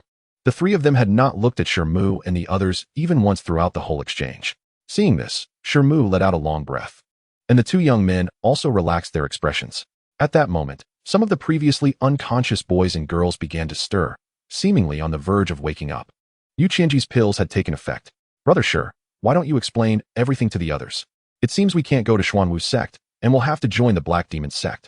This might be a blessing in disguise. The handsome young man said with a bitter smile as he turned to Shi Mu. No problem, but I would like to ask the two of you about the Black Demon Sect. You both seem to be quite open to joining it. Shi Mu said slowly after pondering for a moment. The young man and his companion exchanged glances, nodded slightly, and then spoke directly. There's no need to keep secrets about the Black Demon Sect. It is one of the two major sects alongside the Wind and Fire Sect in the Yin Kingdom, and its strength is almost on par with the Xuanwu Sect. As for the issue of various countries competing for disciples, that has happened many times before. A month and a half later, in the northern part of the Yin Kingdom, a vast swamp filled with all sorts of miasma. Shi Mu and over 100 boys and girls were suspended in bamboo baskets on either side of several enormous creatures resembling water buffalo, slowly moving across the mud. These massive water buffaloes, despite their size, walked on the swamp without sinking at all, as if walking on solid ground. The blue-clothed man and Bone Tiger rode separately on giant lizards at the front, but Jin Xiaochai was nowhere to be seen. The group was eerily quiet, with only the sound of the buffalo's hooves squelching in the mud. Suddenly, a dense fog appeared ahead, vibrant and dazzling. Upon seeing this fog, the blue-clothed man sighed in relief, raised his hand, and the water buffaloes obediently came to a stop. Meanwhile, Bone Tiger pulled out a purple bamboo token from his pocket, recited a few words, and then waved it towards the fog. With a loud whoosh, a white beam of light shot from the token, instantly parting the fog and revealing what seemed to be a solid path. The blue-clothed man urged his giant lizard forward, striding confidently, followed by the water buffaloes. Bone Tiger brought up the rear. Half a day later, in a dense forest filled with oddly shaped trees, Shi Mu and the handsome young man were carried by a tall, old man in black, leaping from one large tree to another without stopping. At this moment, Shi Mu stared blankly into the distance. Not far from the edge of the forest, several towering black peaks stood ominously, resembling gigantic pillars. Behind him, there were about 10 other black-clad individuals jumping between branches, also carrying other boys and girls. Chapter 50, Zhou Kuang. In a short while, Shi Mu and the others were brought out of the forest by the black-clad figures and finally arrived in a valley beneath a straight mountain peak. Upon entering the valley, they could see a vast expanse of buildings, from exquisitely tall pavilions over 10 feet high to simple stone houses only 2 or 3 feet tall. Regardless of the type of building, they were all arranged in orderly rows, with the taller ones closer to the mountain. Among these structures, many differently dressed people could be seen bustling about, resembling a lively little town. The black-clad figures deposited Shi Mu and the others in the center of a square made of blue stone and left without a word. The group of over 100 boys and girls stood there, looking at the many people around them who were pointing and whispering, exchanging confused glances. Although the crowd was composed of men, women, and children of various ages, each person exuded a fierce aura rarely seen in ordinary folks, and their gazes held a hint of malicious intent, as if they were looking at some merchandise up for sale. Get lost. Just go do what you need to do. What are you staring at? Haven't you seen new disciples before? A loud voice suddenly boomed from outside the crowd. The crowd parted, revealing a giant of a man with a bronzed, muscular torso, striding forward with a 2-meter-long silver-spiked club in hand. Each of his steps caused the nearby tiles to rattle as if they would shatter at any moment. Hey, it's Zhou Dage. He's the one handling this task. Zhou Dage. If there are any good prospects this time, don't forget to leave a few for our Lihua Society. Don't push us too hard, Lihua Society. The last time a junior brother came, you took 2 bloodline disciples away in one go. This time, you still want to pick first? Our Taisha gang absolutely won't agree. Humph. No matter what you two families think, if there are any disciples with magical talent, we at the Spirit Pavilion will definitely take them first. Are you really going to compete with us? Upon seeing the giant, the crowd immediately parted, and several people hurriedly greeted him. What? They're from the Daki Kingdom. No wonder their faces look so unfamiliar. Since it's Zhao Shishu and the others who took action, they must be the new disciples joining the Xuanwu sect. Our sect's involvement this time should be to retaliate against the Xuanwu sect for taking away the Yongmiao tiger last time. If that's the case, there's no need to rush to recruit them. It's best to let them adapt to our sect's rules first. Our sect is certainly not like the Xuanwu sect, which is so wishy-washy. As soon as the crowd around heard that Shi Mu and the others were from Dachi, their expressions immediately changed, and after a round of low murmurs, they scattered in a rush.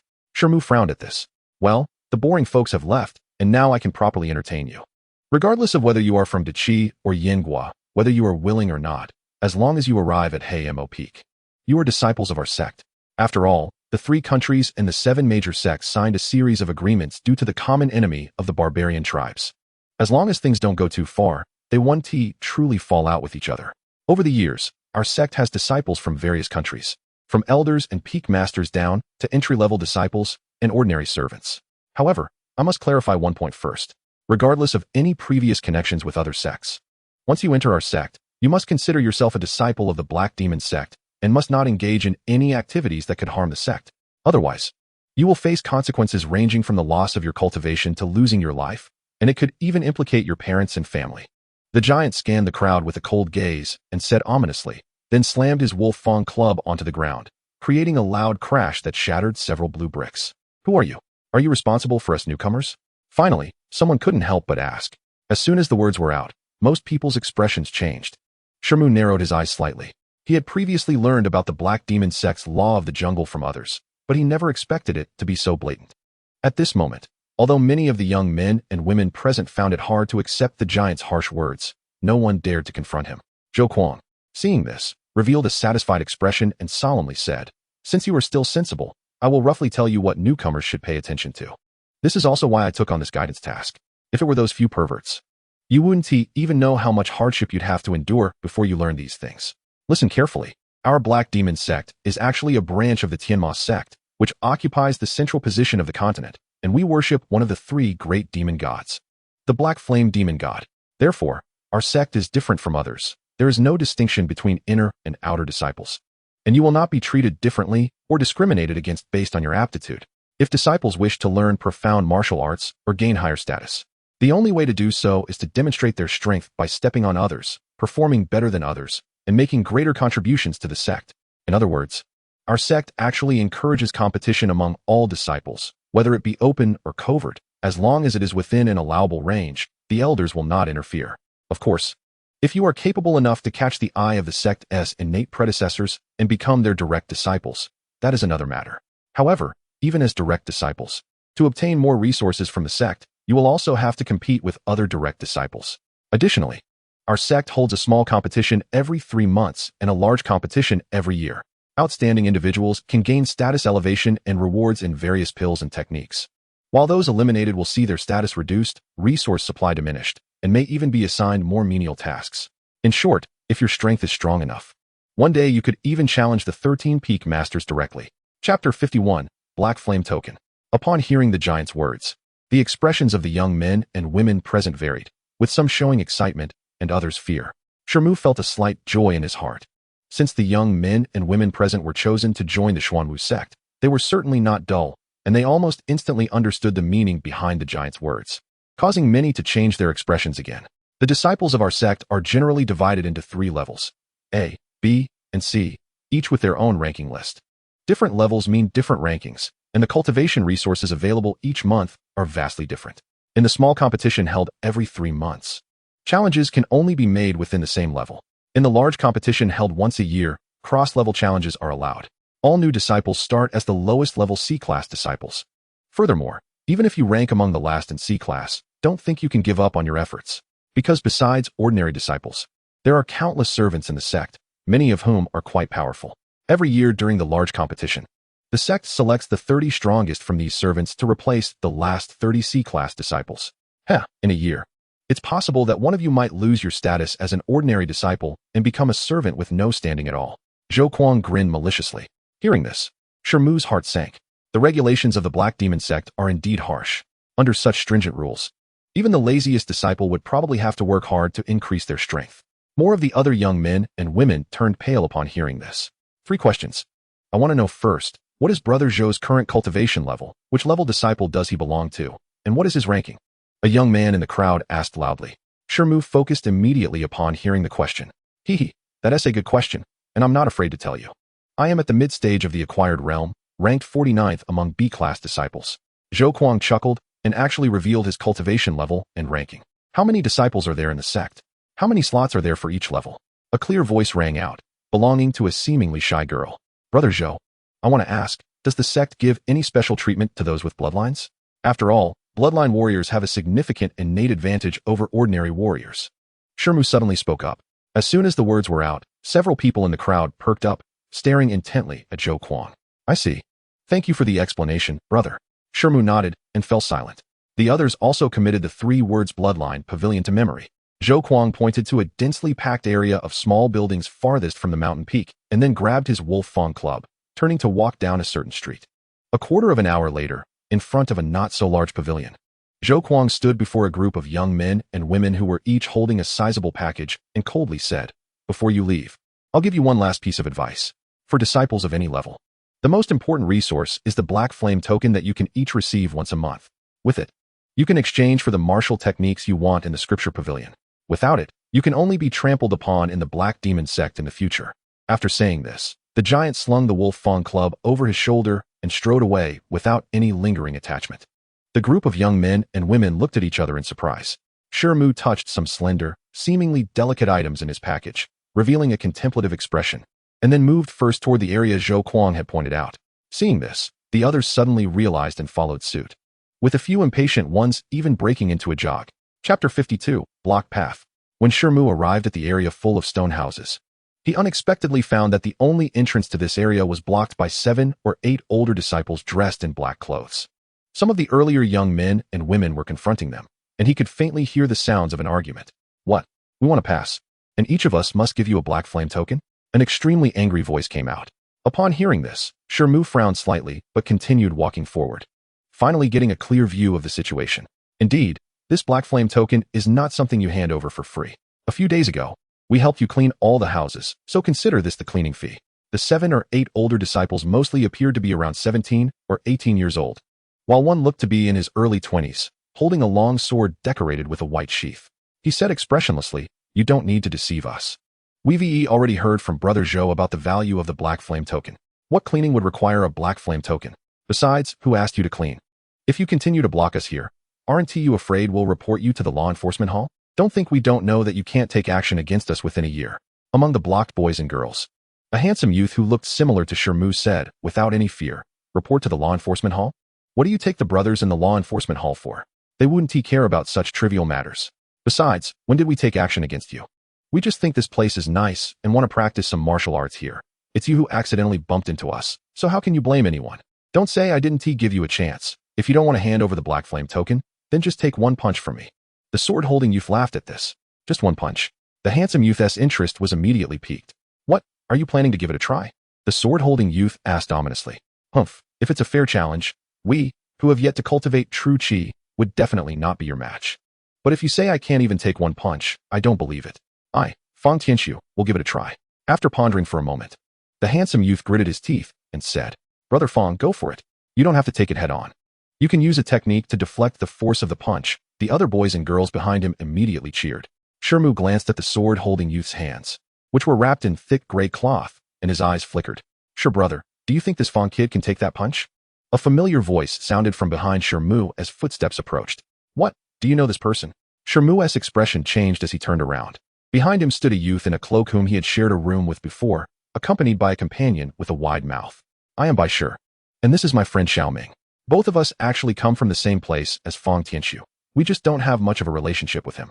However, he has practiced the blood pile technique at home, which I believe is why he dares to step forward," the cloaked youth said with a smile. "I see. Although I don't know what the blood pile technique is, the fact that he dares to block us in front of so many people means he must have some confidence.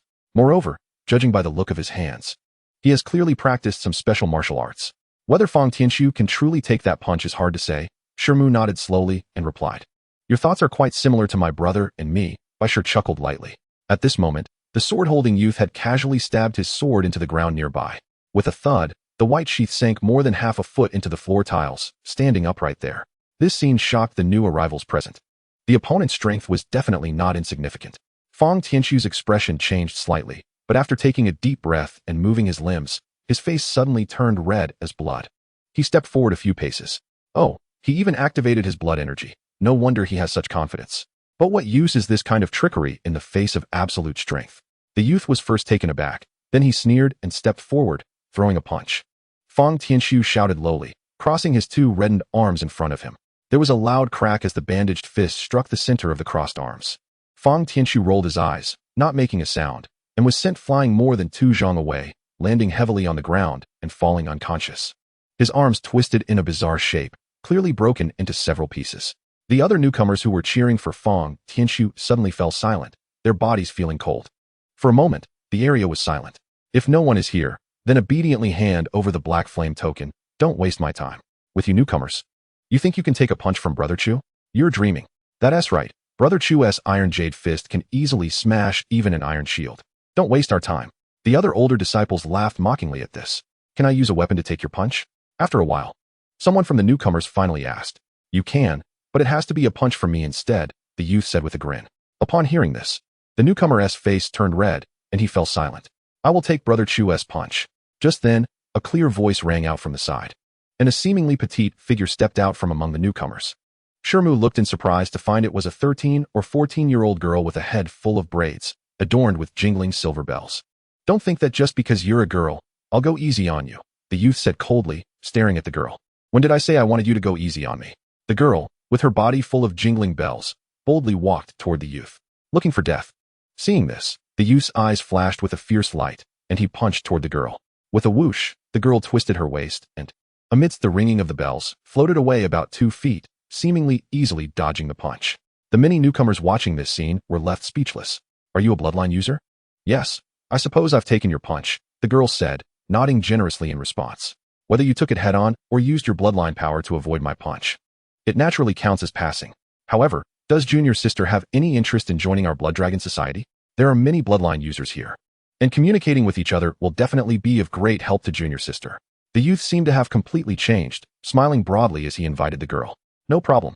As long as Junior Sister wants to join our society, just mention my name, Chu Kuan, when you report to the Blood Dragon Society, the youth said nonchalantly, waving his hand to clear the way.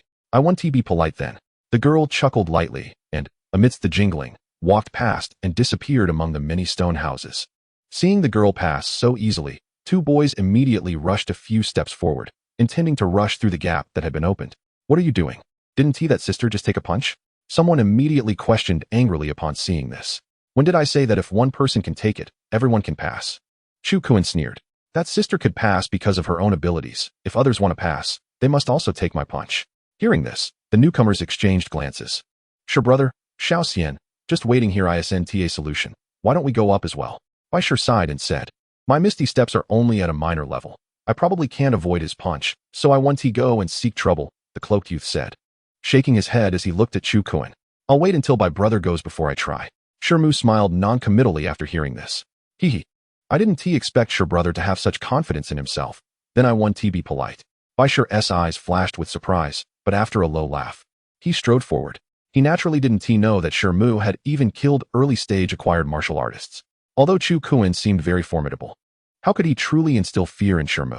With a dull thud, Bai Shi stumbled back 2 steps, his arms suddenly deflating as if losing air, and his face was filled with a grimace. He had just adopted the same posture as Feng Tianxiu to defend himself, and surprisingly managed to block the young man's punch. This was the Tongbi fist, and he had already mastered it to a small extent. No wonder he could block my punch head-on. You've passed, Chu Kuan nodded and said, waving his hand to clear the path again. Senior brother acknowledged it.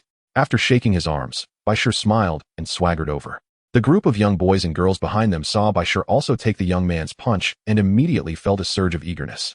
There are indeed a few capable ones among you. It seems I underestimated you a bit. But it's fine. I only used 70% of my true chi earlier. If anyone else wants to try, I want to hold back, Chu Kuan said coldly. As soon as he finished speaking, he suddenly stomped his feet on the ground. With 2 loud bangs, 2 stone bricks exploded into fragments. The newcomers who were already somewhat tempted felt as if cold water had been poured on them, their hearts sinking again. Brother Shi, I think it's better to forget it. If the opponent really uses all his strength, even Bai Shi just now might not get lucky again. Xiao Ming grinned and shook his head at Shi Mu, clearly having completely given up on the idea of charging in. I'll give it a try. If it really doesn't work, I'll just suffer some skin injuries. Shi Mu smiled and nodded, then stepped forward. In this situation, Shi Mu's actions naturally attracted everyone's attention, and many looked on in surprise and whispered among themselves. Chu Kuan saw Shi Mu step out of the crowd. His eyes turned cold, and he said ominously, I didn't expect that after I just said those words, someone would immediately come up without fear of death. Indeed, due to the sect rules, I cannot kill you. But shattering your arms and legs during sparring and leaving you lying in bed for half a year or a year is no problem at all. As soon as he finished speaking, Chu Kuan bent his body, opened his legs, and shot out like a giant bow, raising his arm as the gray cloth wrapped around his hand suddenly burst open. Everyone felt a blur before their eyes as a huge grayish-blue fist was already in front of Shi Mu. Seeing this, Shi Mu let out a low roar, and a substantial aura that resembled that of a tiger or leopard burst forth from him. He shook his shoulder and also threw a punch to meet it. With a loud bang, the 2 fists collided, and both figures froze for a moment, but then a continuous explosion echoed, sending ripples of air swirling outward in all directions. Shi Mu and Chu Kuan both staggered. The tiles within a 10-foot radius all shattered, and after a muffled grunt, they both took half a step back before stabilizing themselves. This blow, surprisingly, ended in a draw. The surrounding crowd fell silent, and many newcomers widened their eyes in disbelief. The few old disciples who came with Chu Kuan looked utterly incredulous.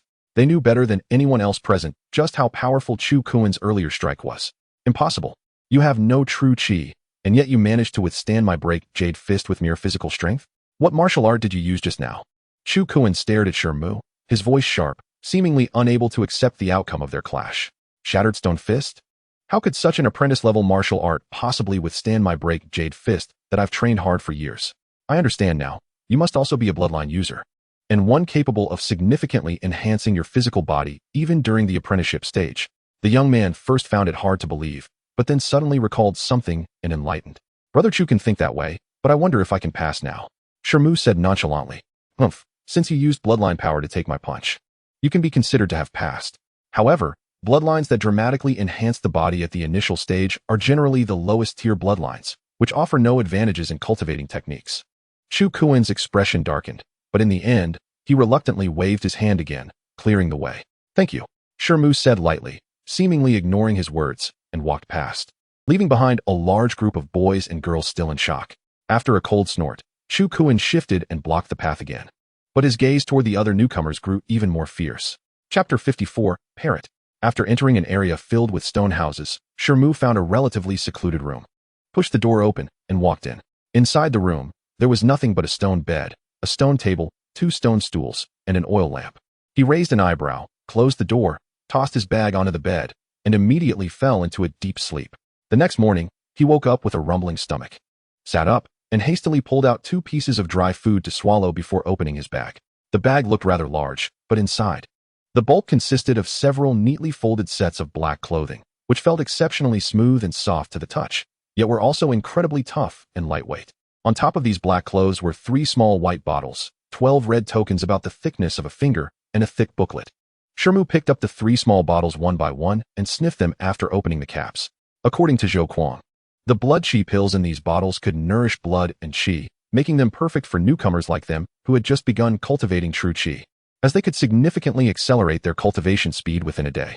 This was also the most basic resource available to C-level disciples, who could receive 3 for free each month. Since Shi Mu had not yet learned the techniques for cultivating true qi, he naturally wouldn't recklessly consume the pills. After carefully memorizing the scent of the pills, he tucked the 3 bottles away securely and then examined one of the red tokens in his hand. This red token was, of course, the most important black flame token Zhou Kuang mentioned. As he said, this token was the only item in the Black Demon Sect that could be exchanged for martial arts techniques, and the means of obtaining it should be quite limited. The surface of the token was engraved with black patterns resembling fiery clouds, and it felt warm in hand, clearly made from special materials that couldn't be replicated. After playing with the black flame token for a while, Shi Mu tucked it away as well, and finally picked up the thick booklet to read it carefully. After about the time it takes to burn a stick of incense, he had a general understanding of the contents recorded in the booklet, including the map of the sect attached to the last page. Although the rules and regulations documented in the booklet were numerous, Shi Mu found that they essentially encouraged disciples to engage in combat within a certain range, using a method similar to raising a poisonous insect to select truly promising disciples capable of advancing to the innate level, and then sparing no resources to cultivate them vigorously. Therefore, according to the annotations in the booklet, the resources received by B-level disciples each month were almost 3 times that of C-level disciples, while A-level disciples received more than 3 times that of B-level disciples. Moreover, disciples who ranked highly in the various competitions throughout the year would receive astonishing rewards all at once. This was another important way to obtain the Black Flame token in large quantities.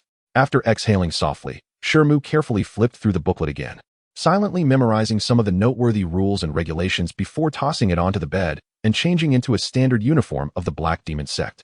Once he put on the clothes, he noticed a red flame-like emblem on the cuff, with a light silver character B in the center of the flame. Shi Mu shook his head, grabbed his long knife, pushed open the door, and left the stone house, heading straight for the entrance. Along the way, he encountered a few hurried newcomers, all with bruised faces. Shi Mu, curious, slightly inquired of one of them. Only then did he realize that after he punched Chu Kuan yesterday, the person behind him went completely insane. Not only did he continuously injure 5 or 6 challengers behind him with his fists, but even under the combined assault of many newcomers, he and other senior disciples managed to beat most of the newcomers to the ground, ultimately forcing them all to hand over a black flame order in order to enter this place to recuperate. This was also the main reason he encountered so few people when he got up early. Now, those who could get up and move around as usual were mostly the ones who were less injured. After listening to this, Shi Mu maintained his usual expression, but he was speechless inside. If he had known this would happen, these people might as well have handed over a black flame order at the beginning to avoid such physical suffering. As Shi Mu walked out of the entrance, he couldn't help but glance at the nearby black mountain peak, pondering for a moment.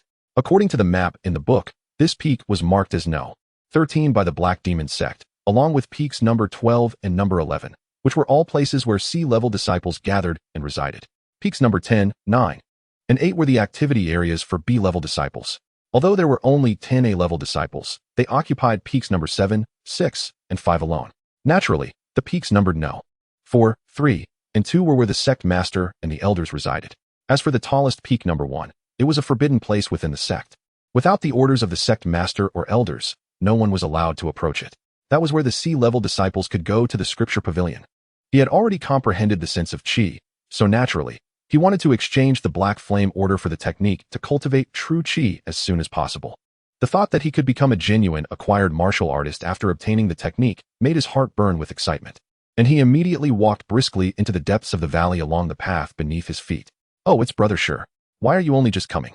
Xiao Xian and I have already chosen our techniques. Now I understand why Brother Zhou said the Black Flame Order is so crucial. It was worth my effort yesterday. As soon as Shi Mu stepped into the large doorway of the pavilion, he ran into the cheerful young man by Shi coming out to greet him. Following closely behind was Xiao Ming, who looked dejected. So it's you too. Did you also give away a Black Flame Order yesterday, Xiao? Shi Mu asked after a slight pause. Oh, why's that? Although the Black Flame Order is extremely rare, I didn't think Xiao would say something like that. Shi Mu was a bit surprised. His curiosity grew even more, and after chatting aimlessly with the two, he took his leave and walked toward the staircase not far ahead. As he ascended to the second floor, a cold voice came. Choose martial techniques in the middle, choose combat skills to the left, and choose spells to the right. Upon hearing the voice, Shi Mu looked over and was taken aback. He saw that this floor was lined with 3 long rows of bookshelves, each at least 10 zhang long, filled with all kinds of texts, including thick ordinary books, tightly rolled bamboo slips, and seemingly broken stone slabs, as well as large pieces of animal hides. At the front of these 3 rows of bookshelves, near the staircase, there was a square table with a dazzling golden cage several feet high on it, inside which was a gigantic parrot with exceptionally bright feathers. Tilting its head to look at him. Chapter 55, Prajna Celestial Phenomenon Technique. What are you looking at? Haven't you seen a talking bird before? Go do whatever you need to do. I hate it when people come to disturb me early in the morning. The huge parrot raised its wing, tidied its feathers with its beak, and casually said something that left Shi Mu dumbfounded. What's wrong, Kai? You don't want to stay in the cage? If that's the case, how about I wash you and stew you in a big pot for a nourishing soup? Suddenly, a figure appeared behind the table, revealing a meat mountain. Shi Mu was startled and took a closer look, only to find that the meat mountain was actually a fat man with a shiny, greasy face, layers of fat around his waist, and a slight tremor. Senior, this is Shi Mu, who was already dumbfounded. No need to be so surprised. This is my pet, summoned from another realm. I thought I hit the jackpot when I found it could talk, but later I realized that aside from a bit of intelligence, it has no real abilities and only takes up a lot of my divine sense. If it hadn't consumed all my wealth during the summoning, I would have cooked it long ago, the fat man said, cursing at the parrot. At this moment, Shi Mu saw the parrot secretly move its wing up a bit, peeking at the fat man with its little eyes, which made him even more speechless. Senior, I am a new disciple and would like to choose a martial technique for cultivation. Of course I know you are newcomers. I originally wanted to slack off next door for a while, but then you newcomers kept appearing one after another. If I wait any longer, there will probably be even more. You heard what it said just now. If you want to find any texts, go flip through them yourself. However, all the texts here, whether martial techniques or spells, require 6 Black Flame Orders. If you newcomers have 12 in hand, you can exactly exchange for 1 technique and 1 combat skill. Additionally, all the texts here are under restrictions, and you can only browse the introductory parts at the front. If you find something you like, bring it to me, and I will help you copy a copy with a jade slip to take away. By the way, my surname is Ju, just call me Uncle Ju. The fat man said, rolling his eyes at Shi Mu. After hearing this, Shi Mu finally understood the meaning behind by Shi and Xiao Ming's earlier words. Clearly, Xiao Ming, who was short 1 Black Flame Order, could only choose 1 technique to cultivate, and to exchange for a combat skill later would have to wait for a year, which naturally caused him great regret. After all, for new disciples, if they started off at a slower pace compared to others, they would likely end up widening the gap in strength in the future. Thank you for your guidance, Uncle Ju. Shi Mu bowed to the fat man and walked around the table toward the row of bookshelves filled with techniques. Rock Solid Technique, Blood Wave Technique, 3 Yang Secret Classic, and Chaos Chi Classic. Rows of dazzling acquired techniques appeared before Shi Mu's eyes, and he excitedly began to flip through them one by one. Rock Solid Technique. Technique characteristic, steadiness, cultivation difficulty. Simple, no external materials required for cultivation. This technique is divided into 5 levels, and the true chi has no other enhancement effects. After completing all levels, one can open the Qi Mansion and advance to innate, suitable for those with mediocre talent. 3 Yang's secret classic, Yang attribute technique, cultivation difficulty, ordinary. Requires a large amount of Yang attribute elixirs during cultivation. This technique is divided into 3 levels, and the true Qi carries the power of Yang fire, which can harm enemies invisibly. After completing all levels, one can open the Qi Mansion and advance to innate, suitable for disciples with above-average talent and certain cultivation resources.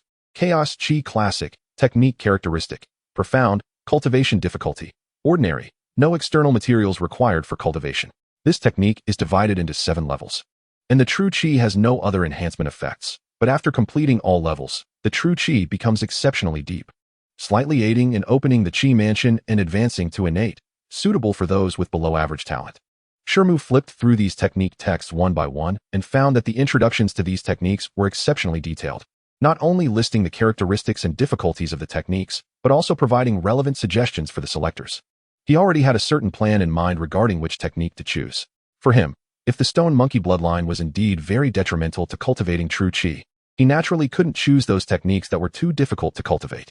However, since his physical body had already reached a level where it could rival an ordinary early-stage acquired martial artist, he had to either choose a technique that greatly enhances physical strength or choose a technique with extremely strong power, so that he could gain a lot of resources in future competitions and accelerate his own cultivation in turn.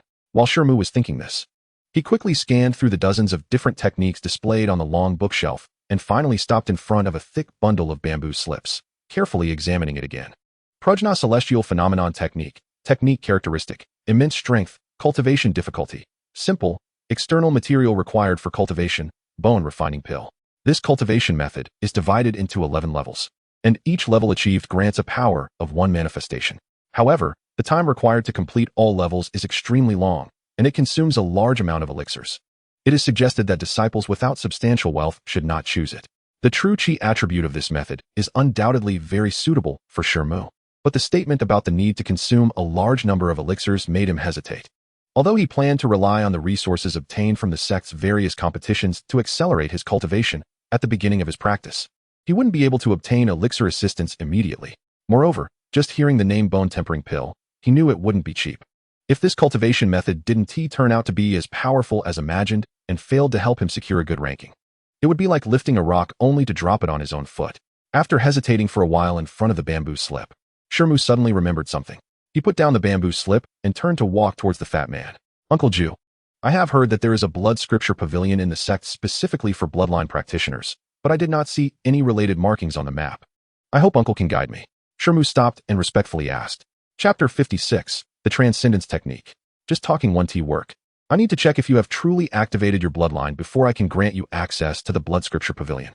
Rest assured, I don't need to test your bloodline type. In our sect, bloodline practitioners can either publicly reveal their bloodline or choose to keep it hidden. The fat man said blandly.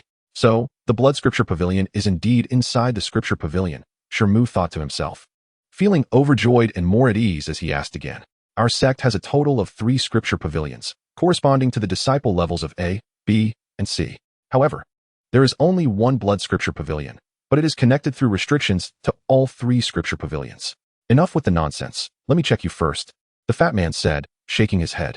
He flipped his palm, and a copper mirror appeared in his hand. After muttering some incantation, he waved it at Shi Mu. With a whoosh, a beam of light, the thickness of a finger, shot out from the mirror and instantly entered Shi Mu's body. Shi Mu felt a jolt through his body, and immediately his blood began to boil, as if flames were burning within him. As a buzzing sound rang out, the previously calm surface of the mirror shimmered with a crimson glow. Indeed, you are a bloodline practitioner. You passed.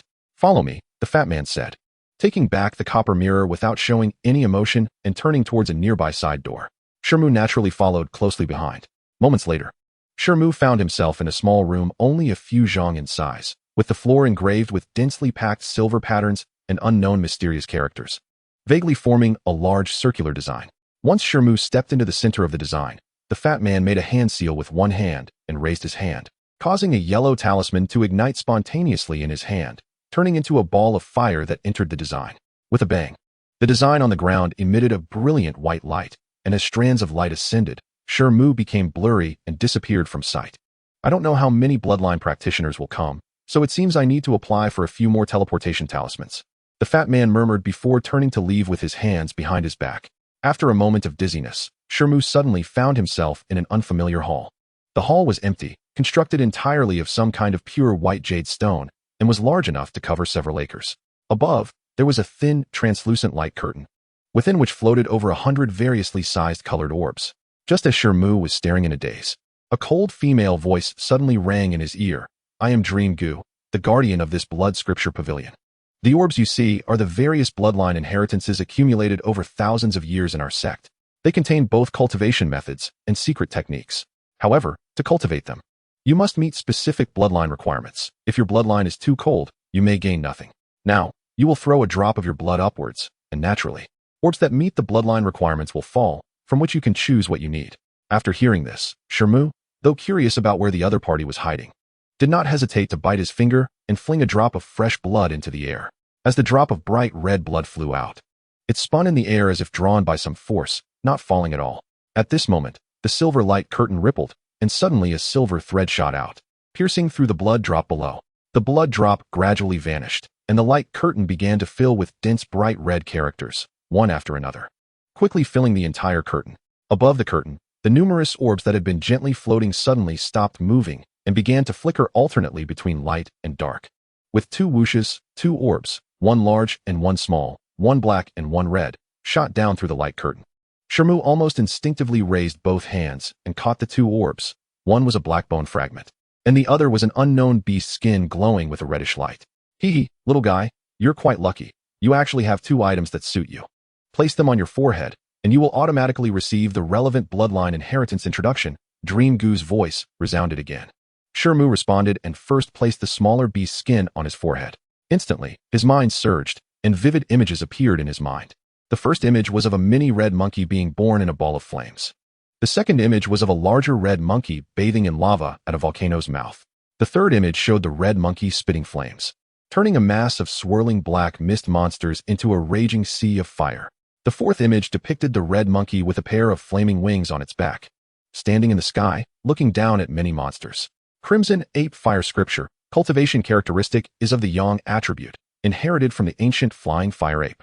With an ordinary cultivation difficulty, requires the assistance of fire spirit land and a large amount of pure Yang elixirs, and can only be cultivated with a monkey bloodline. This scripture contains one pure Yang true Qi method and two accompanying martial skills, with excellent cultivation qualifications required. It requires 50 black flame orders for exchange. Upon seeing this, Shi Mu was completely speechless, and without even thinking, he removed the beast's skin from his forehead and switched to the black bone fragment, leaving aside the other requirements.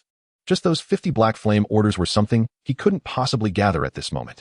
Great Strength Demon Ape Transcendence Technique. Cultivation characteristic is body enhancement.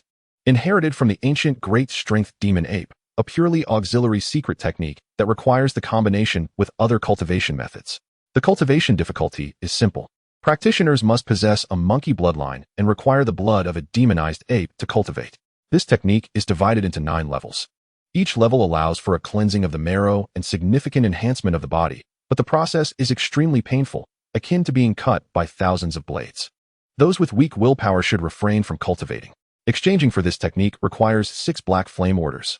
After reading the text introduction, Shi Mu pondered for a moment and then decisively took down the bone fragment, shouting towards the sky, "Predecessor, I choose this technique." "Oh, are you sure?" "Don't blame me for not reminding you. The number of black flame orders required for this technique is not much, but it certainly has fatal flaws within. From what I know, although this bloodline technique is easy to cultivate, the pain during each marrow cleansing will intensify as the levels increase.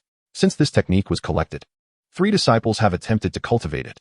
2 could only reach the 3rd level before giving up due to the unbearable pain of body enhancement. The 3rd had immense willpower but could not withstand the pressure during the 5th level and self-destructed his true Qi, resulting in death. Additionally, while the initial cultivation only requires ordinary monkey blood, the requirements for blood will gradually increase, and by the 5th level, demon monkey blood will be needed. Therefore, the current exchange price of this technique corresponds only to the value of the first 3 levels. If you can cultivate beyond the 3rd level, the sect will likely reward you. Dream Gu's voice sounded faintly again. "Thank you for your guidance, Senior. I will act according to my abilities. At worst, I will only cultivate the first 3 layers." After hearing this, Shi Mu felt a chill in his heart, but after a moment of thought, he still insisted on saying, "All right, since you say so, I naturally won't stop you.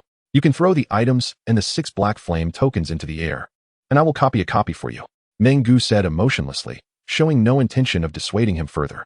Shi Mu responded and forcefully threw the bone fragment and beast skin along with the 6 black flame tokens upwards. As a result, the bone fragment and beast skin flashed and then disappeared into the light curtain again. The 6 black flame tokens had previously vanished into thin air with a flash. After a short while, a light red jade slip fell from the light curtain, and Shi Mu caught it with a big hand. Remember, the jade slip has a restriction placed on it, and it will self-destruct in 3 days.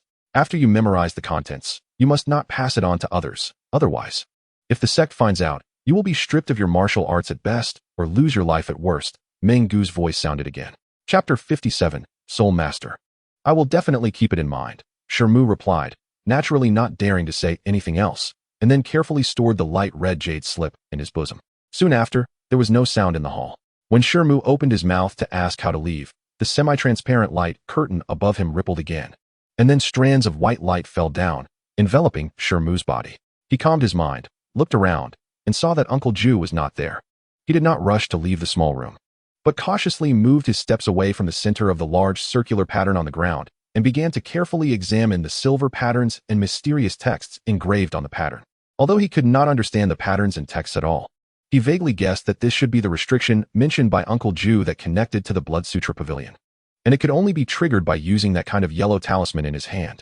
With this thought in mind, he took out a yellow talisman from his bosom, which was the Xuanwu sect's guiding talisman given to him by the innate expert Yi Hongniao from the Miaoing sect. This kind of talisman seemed to consist of some strange patterns and texts drawn on a long strip of paper, forming a bizarre design. But it had an extraordinary effect that was beyond his understanding. Shi Mu envied these magical effects. With his eyesight, although Yi Hongniao and Uncle Ju took out and used the talisman in the blink of an eye, he still managed to remember some of the patterns and texts on those talismans. Besides that, after comparison, the restriction patterns on the ground in the small room and the guiding talisman in his hand, although they differed greatly in appearance, had some similarities in the patterns and texts. This discovery surprised Shi Mu greatly. After a moment of contemplation, he thoughtfully put away the guiding talisman again and then left the small room, walking towards the room where the books were placed based on his memory. Just after entering the room through a side door, Uncle Ju's voice sounded faintly. Little guy, you took so long to come out. Looks like you gained something? The plump uncle was standing behind the square table with his hands behind his back, and the huge parrot turned its head slightly to look at Shi Mu. It seemed to want to say something, but due to Uncle's presence, it ultimately did not speak. Oh good.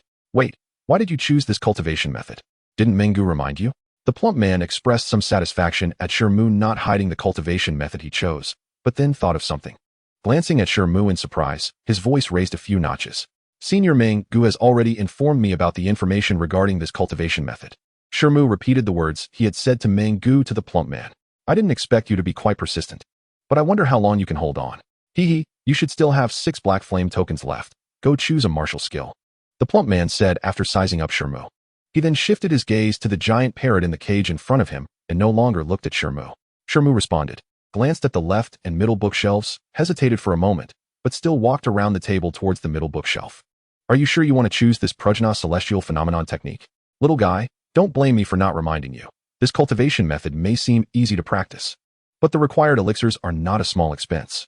Moreover, while it is not impossible to cultivate 2 methods at the same time, there have indeed been people in the history of our Black Demon Sect who wanted to cultivate multiple methods simultaneously.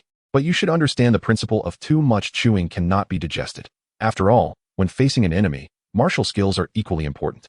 After a moment, when the plump man looked at a thick bundle of bamboo slips on the square table in front of him, he raised his head and looked at Shi Mu with a strange expression, saying this. Thank you for the reminder, Uncle Ju. I have already made my decision. Shi Mu cupped his hands towards the plump man and took out the last 6 black flame tokens from his body and handed them over. The plump man took the black flame tokens, and without saying more, took out a white jade slip, pressed the bamboo slips and jade slip to his forehead in succession, and began to mutter words. After a moment, he handed the white jade slip to Shi Mu, reminding him of some precautions before preparing to issue a dismissal order. Is Uncle Ju a sorcerer? Shi Mu casually asked as he received the white jade slip. Hee, I didn't expect this little guy to have some insight. Yes, I am indeed a spirit-level sorcerer and a rather rare soul master. Otherwise, how could I summon such a waste from other interfaces? The plump man's face showed a hint of pride, but then he glared angrily at the giant parrot that was secretly peeking at him, and, not knowing when, He had added a wooden stick in his hand, poking it. "Master, don't." The giant parrot squawked, begging for mercy. Seeing the plump man looking somewhat angry, Shi Mu wisely did not ask further. Silently remembering the matter of the soul master mentioned by the plump man, bid farewell, and turned to walk down the stairs. After leaving the scripture pavilion, Shi Mu looked at the sky and saw it was already noon, so he walked quickly towards the stone house area. Back in his stone house, after hastily eating some dry food, Shi Mu sat cross-legged on the stone bed, carefully took out the 2 jade slips from his bosom, preparing to memorize them as soon as possible. After all, these 2 books only left him 3 days. He could not waste precious time. Chapter 58, True Qi. Shi Mu first picked up the light red jade slip that recorded the Great Strength Demon Ape Rebirth technique, pressed it against his forehead, and closed his eyes. Time passed little by little. After more than half an hour, Shi Mu suddenly raised his eyebrows, opened his eyes, frowned, and his expression became slightly unpleasant. Earlier in the Blood Sutra Pavilion, he had only skimmed through the introduction of this cultivation method. But now he had carefully gone through 9 layers of the technique and found that the cultivation process was indeed not complicated, even simple and easy to understand. However, he still could not start practicing immediately. The Great Strength Demon Ape Rebirth technique said that it required the practitioner to have a bloodline of the ape family and to use some demonic energy.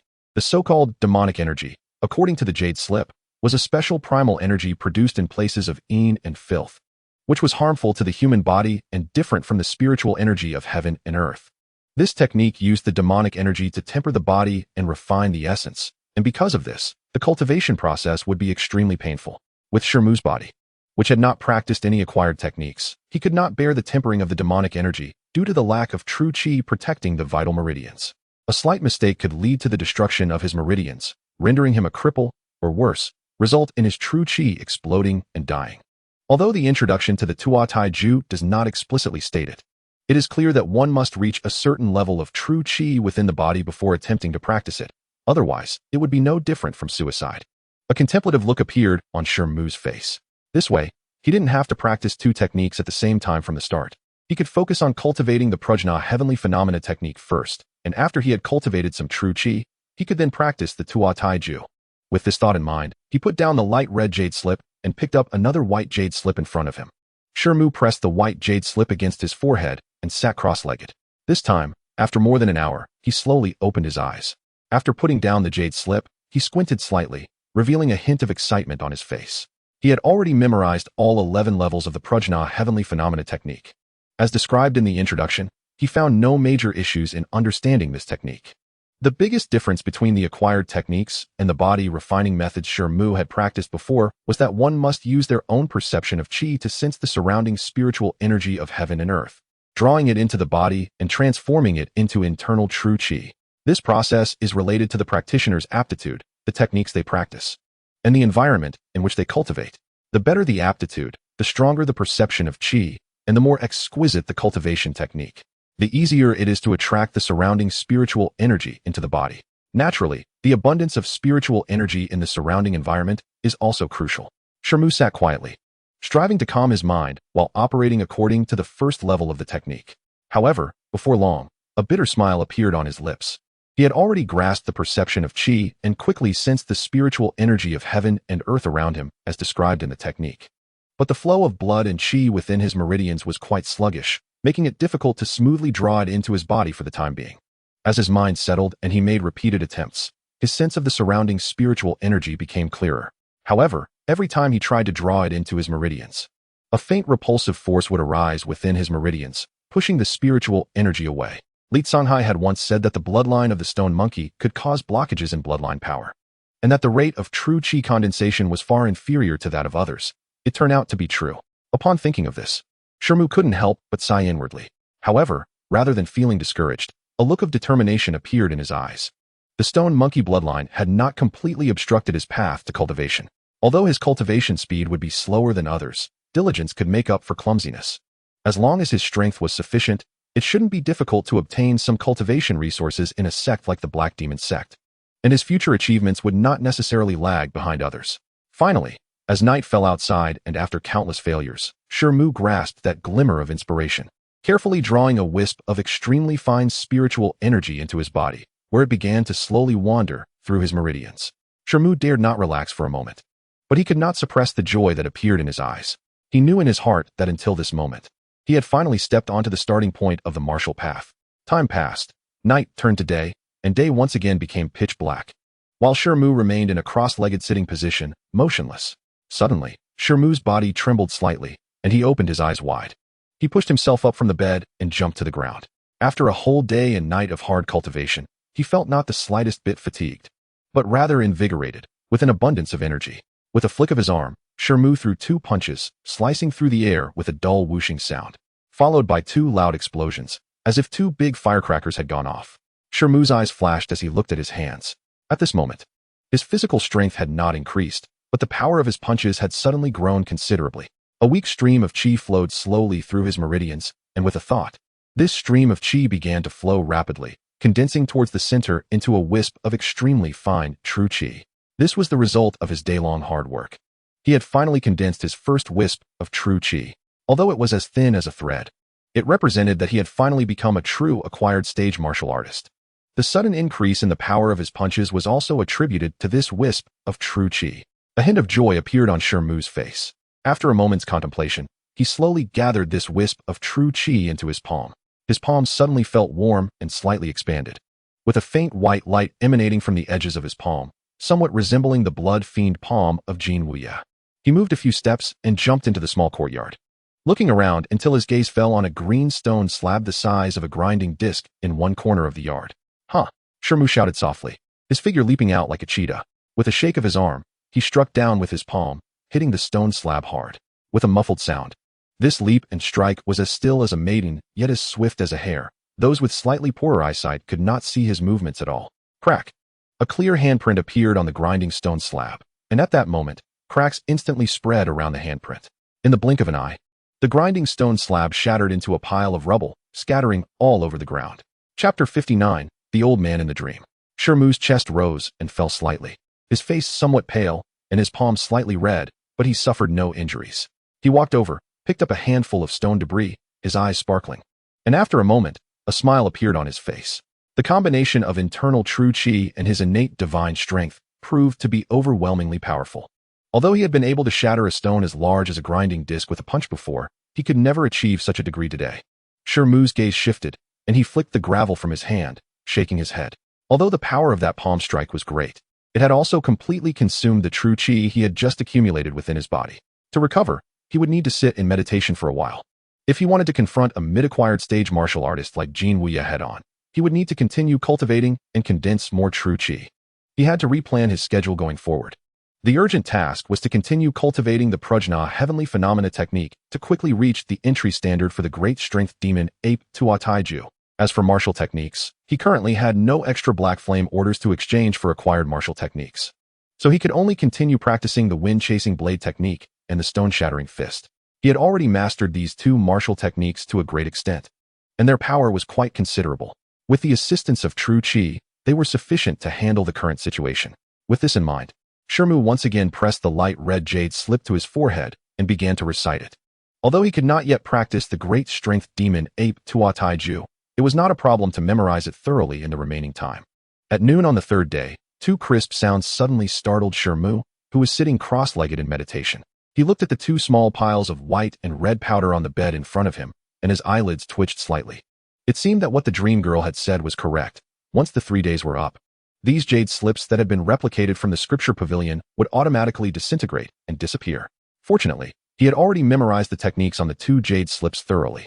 Just as Shi Mu was deep in thought, a sound of footsteps came from the small courtyard outside, followed by a knock on the door.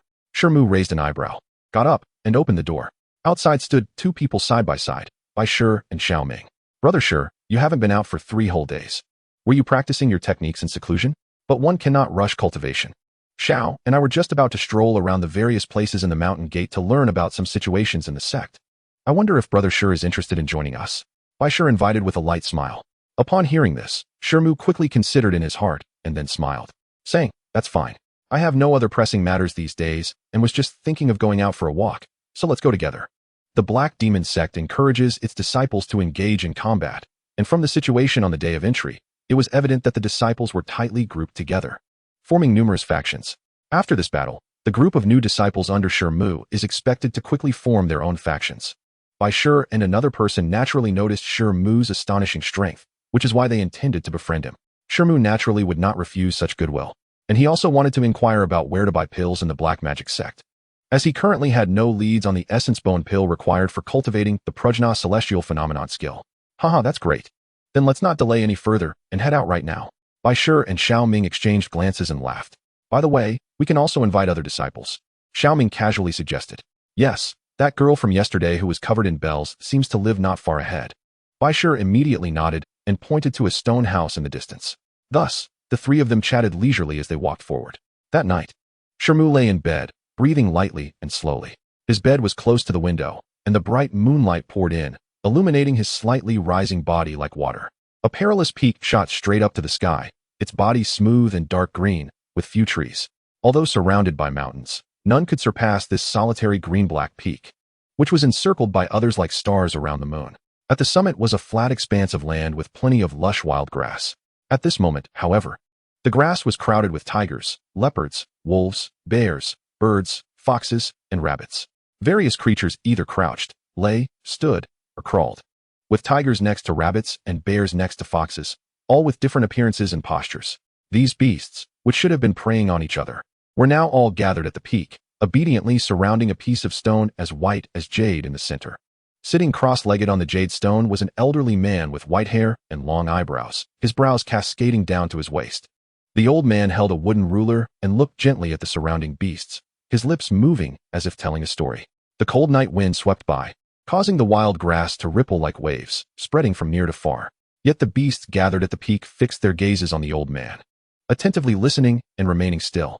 A completely white monkey was also squeezed among the animals, but at this moment, it wore an anxious expression, scratching its ears and feeling restless. Although the old man's voice lingered in its ears, it couldn't understand his words no matter how hard it tried to listen. The white monkey grew more agitated as it looked at the other animals focused on listening, unable to suppress a soft squeak from its mouth. The sound, though quiet, was quite jarring in the tranquil setting, causing the old man's speech to abruptly halt. The other animals turned to glare at the white monkey, but out of respect for the old man, they did not take further action. The old man turned to the white monkey, his brows slightly moving as he stood up and walked slowly towards it. The other beasts that had been in front of the white monkey made way, their gazes becoming increasingly unfriendly. The white monkey crouched before the old man, its eyes filled with a pleading expression, scratching its head and emitting low sounds. The old man smiled, waved the wooden ruler in his hand, and gently tapped the white monkey's head 3 times. With each tap, the white monkey trembled violently, as if 3 thunderclaps had exploded above it. Immediately afterward, the monkey's eyes suddenly became clear, and a bolt of lightning flashed through its mind, leading to a sudden enlightenment. The things the old man had been talking about became incredibly clear in the white monkey's heart, and it experienced an epiphany. The white monkey began to scratch its ears and cheeks, filled with joy, and under the envious and resentful gazes of the surrounding beasts. It clasped its hands in a bow and knelt before the old man. Chapter 60, Essence Bone Pill. Inside the stone house, Shi Mu suddenly sat up, his heart pounding like a drum, drenched in sweat, and his clothes completely soaked. His expression changed several times, but his eyes were filled with joy. Ever since his vision had changed, he had been climbing to high places every night under the moonlight to transform into a monkey in his dreams, absorbing the essence of the sun and moon to continue enhancing his vision. However, as time passed, the rate of improvement had slowed down significantly, and even with abundant moonlight, there was hardly any increase in his vision now. Yet today, the white monkey in his dream was completely different. It wasn't climbing a tree to absorb the essence, but was listening to an old man speak. Although Shi Mu didn't know the reason, he vaguely felt that this was not a bad thing. However, in the next moment, he couldn't help but smile bitterly. He faintly sensed that the things the old man had been talking about in the dream were extremely important to him. After struggling for a long time, Shi Mu still couldn't recall anything, so he sighed helplessly and went back to bed to sleep. The next day, after waking up, Shi Mu ate some dry rations and hurriedly pushed open the stone door to go outside. After a period of hard training, he finally managed to master the basics of the prajna celestial phenomenon skill, condensing true energy within his body, officially becoming a postnatal martial artist. However, to continue cultivating this skill, he still needed a large number of essence bone pills as assistants. The more than 100,000 taels of silver notes he had were universally accepted in the 3 countries, and no matter where he was, it was a considerable asset, but within this sect, it might not be easy to spend. He couldn't feel at ease without personally exploring the price of the essence bone pill. At this time, the valley was shrouded in morning mist, appearing quite tranquil. Shi Mu made his way to the exit of the stonehouse area. occasionally seeing other newcomers dressed like him also heading toward the exit, their faces showing varying degrees of excitement and anticipation, likely having chosen their cultivation methods in the past few days and wanting to prepare for their training. After exiting the passage, Shi Mu followed the information he had received from Bai Shi and Xiao Ming the previous day, heading toward the greenstone square in the center of the valley. In less than the time it takes to burn a stick of incense, Shi Mu found himself on a wide stone-paved street to the right of the square, with various shops on both sides. He could faintly smell a rich, mixed fragrance of herbs. The scent invigorated him, and he quickened his pace, soon arriving in front of a rather exquisite three-story pavilion. As expected, it was bustling with people. Shi Mu looked up and saw a golden plaque hanging above the entrance of the pavilion, with 3 large, flowing characters written on it, Danxiang Pavilion. As soon as he entered the shop, he was slightly taken aback. It was much larger than he had imagined. The hall was bright and spacious, with a ceiling at least 10 feet high, enough to accommodate 100 people without feeling crowded. Surrounding the hall were counters made of precious purple heart wood, and behind them were tall shelves also made of purple heart wood. Some shelves were filled with various herbs, while others held small and exquisite porcelain bottles, presumably containing various pills. At this moment, there were already about 20 or 30 ordinary disciples of the Black Magic Sect in the hall, most of whom were talking to people behind the counters, who were also dressed in black. Among the rows of shelves, several people in black were busily moving about, occasionally taking porcelain bottles or herbs from the shelves. From their clothing, it was evident that the ordinary disciples in the hall and the black-clad people behind the counters were almost dressed identically. The only difference being that the black-clad individuals did not have a light silver bee character on the red flame emblem at their sleeves. Additionally, these black-clad individuals were generally older. Shi Mu's heart stirred. These people should be the servant disciples mentioned by Zhou Kuang. Although they were called servants, they were all martial students, with the lowest cultivation level around the 6th or 7th layer of essence bone, and the highest reaching the 10th or even 11th layer. These individuals were willing to serve as menial workers in the Black Magic Sect, presumably for the opportunity to be promoted to a B-grade ordinary disciple each year. After all, not everyone can comprehend the feeling of qi before the age of 15, and the strength and foundation of these sects should be far beyond that of national martial arts academies like the Kaiyuan 5 institutes. Once one stands out, they can immediately become a C-level disciple of the sect, and their status will rise significantly. This senior brother, what kind of help do you need? Would you like me to introduce you to something? Seeing Shi Mu walk in, a black-clothed servant disciple of about 17 or 18 years old approached, first bowing respectfully before smiling and speaking. No need, I want to take a look myself first. Shi Mu shook his head. Shi Mu glanced around, and then walked directly to the central counter, slowly observing the shelves. Tiger Extreme Pill, Purple Cloud Su, 5 Serpent Liquid, Yuan Spirit Pill. The variety of pills opened Shi Mu's eyes, and he couldn't help but marvel inwardly. Although this first-floor hall is only set up for low-level disciples, the cheapest pill costs 20 taels each, while most are priced between 100 to several hundred taels of silver. It seems that without some wealth, one cannot afford this at all. Oh, Blood Gang Pill. Shi Mu's eyes lit up as he finally spotted a familiar name. He glanced down, and on the shelf, it was clearly marked with red background and black characters. 85. Shi Mu was quite surprised. He didn't expect that the Blood Gang Pill offered to newcomers in the sect would also be quite valuable. Each C-level disciple can receive 3 free each month, which amounts to nearly 300 taels of silver. According to Zhou Kuang, the number of C-level disciples in the sect alone reaches over 2,000. Although there aren't many A and B-level disciples, the resources consumed are certainly much more than those of C-level disciples. Isn't it true that the monthly expenditure on just Blood Gang pills in the sect exceeds 100,000 taels? Thinking of this, Shi Mu couldn't help but gasp, and his regard for the strength and foundation of the Black Magic Sect rose significantly once again. Brother, whatever pills you want, we have everything here. A handsome black-clothed servant disciple appeared behind the counter. Bone Cleansing Pill. This time Shi Mu did not refuse. He mostly didn't recognize the pills here and gradually lost interest in searching for them himself. 1,000 taels of silver per pill.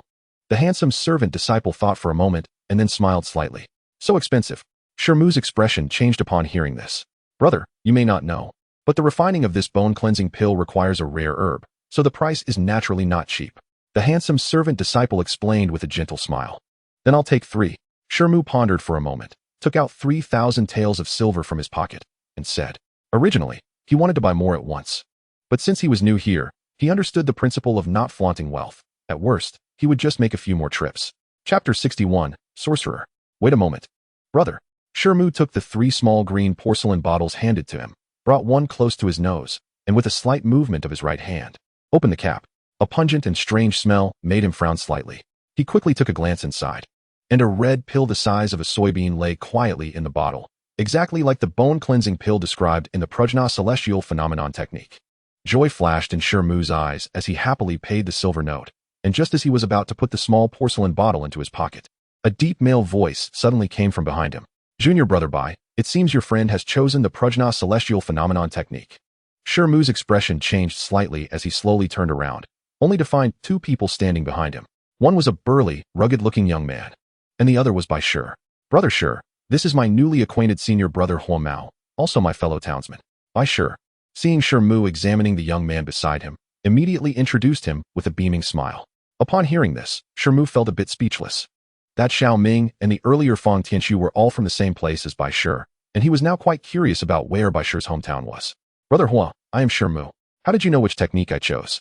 Shi Mu first bowed to the burly young man before asking with a puzzled expression. "Junior brother Shi need not be surprised. This is merely a coincidence. When I first entered the sect, I almost chose this technique too. But I ultimately gave it up considering the high cost of the bone-cleansing pill." The burly young man grinned. Shi Mu glanced at the burly young man's strong physique and felt a moment of realization. "Junior brother Shi, the bone-cleansing pill must be made with the bone marrow of a rare beast, which indeed is quite valuable. Moreover, while the Prajna celestial phenomenon technique seems easy to learn, it is not particularly powerful, so not many low-level disciples in the sect practice it." As the burly young man said this, a strange look appeared in his eyes as he looked at Shi Mu. Shi Mu smiled wryly. His physical condition was special, which was indeed beyond what ordinary people could imagine. "Brother Shi, I have invited Brother Huo to have a drink. Why don't you join us as well?" Seeing the two had already met, Bai Shi smiled at Shi Mu. Shi Mu showed a contemplative expression. Newcomers only have a 1-year grace period.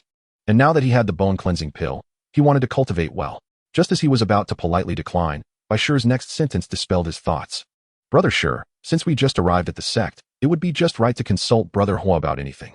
All right, since I have nothing else to do, I will take advantage of Brother Huo's hospitality today." Shi Mu nodded at Bai Shi and smiled slightly. Shi Mu was taken aback.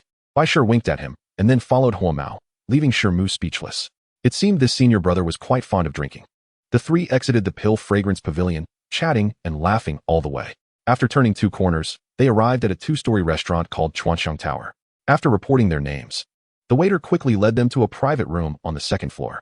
As soon as Shi Mu entered the private room, he saw Xiao Ming, who had already ordered dishes on the table, and a jar of good wine was already opened, the rich aroma of the wine making Huo Mao's eyes light up. He did not hold back and directly sat at the main seat, pouring himself a full bowl of wine and downing it in one go. Good wine. As the clear liquid entered Huo Mao's body, a wave of heat surged up, causing him to exclaim. Bai Shi also poured a bowl for himself and toasted with him, while Shi Mu and Xiao Ming attentively accompanied them. Soon, after several rounds of wine and dishes, the 4 of them had already become close friends. Bai Shi and Xiao Ming took the opportunity to ask some questions they had in mind, and Huo Mao answered everything without reservation, providing the 3 with plenty of insights. "Brother Huo, do you know anything about sorcerers?" Seeing that Bai Shi and Xiao Ming had no more questions, Shi Mu suddenly thought of Uncle Ju and that strange parrot in the scripture pavilion and asked with a hint of excitement. It was a rare opportunity to learn about the mysterious sorcerers, and he was not willing to let it slip by. "Sorcerers? You must be talking about Uncle Ju from the scripture pavilion." Huo Mao looked at Shi Mu with a half-smile and said, "Even within the Black Magic Sect, sorcerers are very rare. For us new disciples, the only sorcerer we might come into contact with is Uncle Ju. It's quite normal to be curious." Shi Mu nodded, and thinking of those magical talismans and the strange patterns and characters on them, he felt an irresistible yearning in his heart. At this moment, Bai Shi and Xiao Ming also looked intrigued and turned to Huo Mao. "Do you know that among the thousands of disciples in our Black Magic Sect, how many sorcerers there are? Let me tell you, there are only a little over 100, and most of them are just apprentices. There are only 7 or 8 sorcerers at the spiritual level like Uncle Ju, and as for the higher-level star sorcerers, there are only 2. In fact, strictly speaking, only sorcerers above the spiritual level can be considered official sorcerers. This means that our sect, as one of the 7 major sects of the 3 kingdoms, has only 10 sorcerers." Huo Mao paused here intentionally, watching Shi Mu and the other 3 widen their mouths in astonishment before revealing a smug expression and continuing. "The importance of sorcerers lies in the fact that many magical tools, elixirs, talismans, and even the arrangement of formations in the sect depend on them. It can be said that they determine the strength and foundation of the sect to a certain extent. Unfortunately, to become a sorcerer, one must first possess a spiritual root. Only with a spiritual root can one's consciousness sense the various elemental powers needed for casting spells. However, The number of ordinary people with spiritual roots is much smaller than those who comprehend chi perception among martial apprentices. At this point, Huasuo also showed a hint of envy. It is said that Uncle Ju is also a soul master. What does that mean? Naturally, Shi Mu had a face full of envy as well, but he quickly remembered something and asked, "Hee, I didn't expect junior brother Shi to know so much." You've asked the right person. Others might not even know. Sorcerers, based on their talents and preferred cultivation directions, commonly include elemental sorcerers, talisman masters who specialize in talismans, formation masters who specialize in formations, alchemists who specialize in elixir refinement, and there are also rarer sorcerers of wind, thunder, ice, darkness, and light, as well as puppet masters who specialize in puppet techniques. As for soul masters, they can communicate with beings from other realms using their own soul power, and their rarity is even greater than that of puppet masters, Huasuo said with a smile, shaking his head as he explained. As soon as he finished speaking, he raised his hand and drank another bowl of wine, while Bai Shi quickly grabbed the wine jug to refill it for him. Shi Mu, however, showed a thoughtful expression. The term sorcerer firmly etched in his mind. It seems that he really needs to find an opportunity to learn more about sorcerers in the future. Junior brother Shi, it is now widely rumored in the sect that you and Chu Kuan fought to a standstill, which greatly embarrassed him. Don't blame your senior brother for not reminding you. This person has a narrow mind, so you need to be extra careful in the future. Huasuo suddenly changed the topic, casting a meaningful glance at Shi Mu as he spoke. Thank you for the reminder, senior brother Hua. Shi Mu's heart tightened, and he cupped his hands in gratitude. The four of them then chatted about some amusing anecdotes until they finished 3 jars of fine wine and dispersed in high spirits. Chapter 62, Moon-Devouring Style. Today, hearing about sorcerers from Hua Mao revealed a whole new world to Shi Mu, far beyond his imagination. Among the more than 2,000 ordinary disciples in the Black Demon Sect, there are over 100 apprentice-level sorcerers, and he is likely to encounter them in future small and large competitions. Shi Mu's mind was racing. Since he wanted to compete for cultivation resources within the sect, he had to prepare early. However, those were matters for the future. The urgent task at hand was to cultivate the prajna celestial phenomenon technique. With that thought, Shi Mu took out a small pouch from his pocket, opened it, and retrieved dozens of small bottles in white and blue. Today, he not only bought bone-quenching pills, but also some blood essence pills.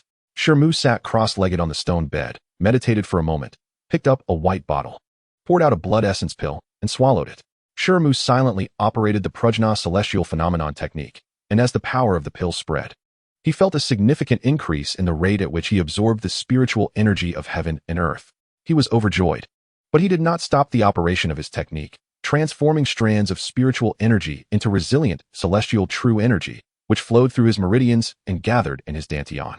As time passed, Shi Mu suddenly opened his eyes, quickly grabbed a blue bottle, and poured out a bone-quenching pill to consume. The pill melted instantly upon entering his mouth, transforming into a surge of intense heat that rushed towards his limbs and bones. Shi Mu's complexion changed slightly, as a crimson hue suddenly appeared on his skin, and his muscles bulged and rolled beneath the surface. At the same time, a sound like popping beans echoed from within his body. Shi Mu frowned. His whole body felt unbearably hot, especially his bones, which felt as if they were being licked by flames, causing excruciating pain. No wonder this pill is called the bone-quenching pill.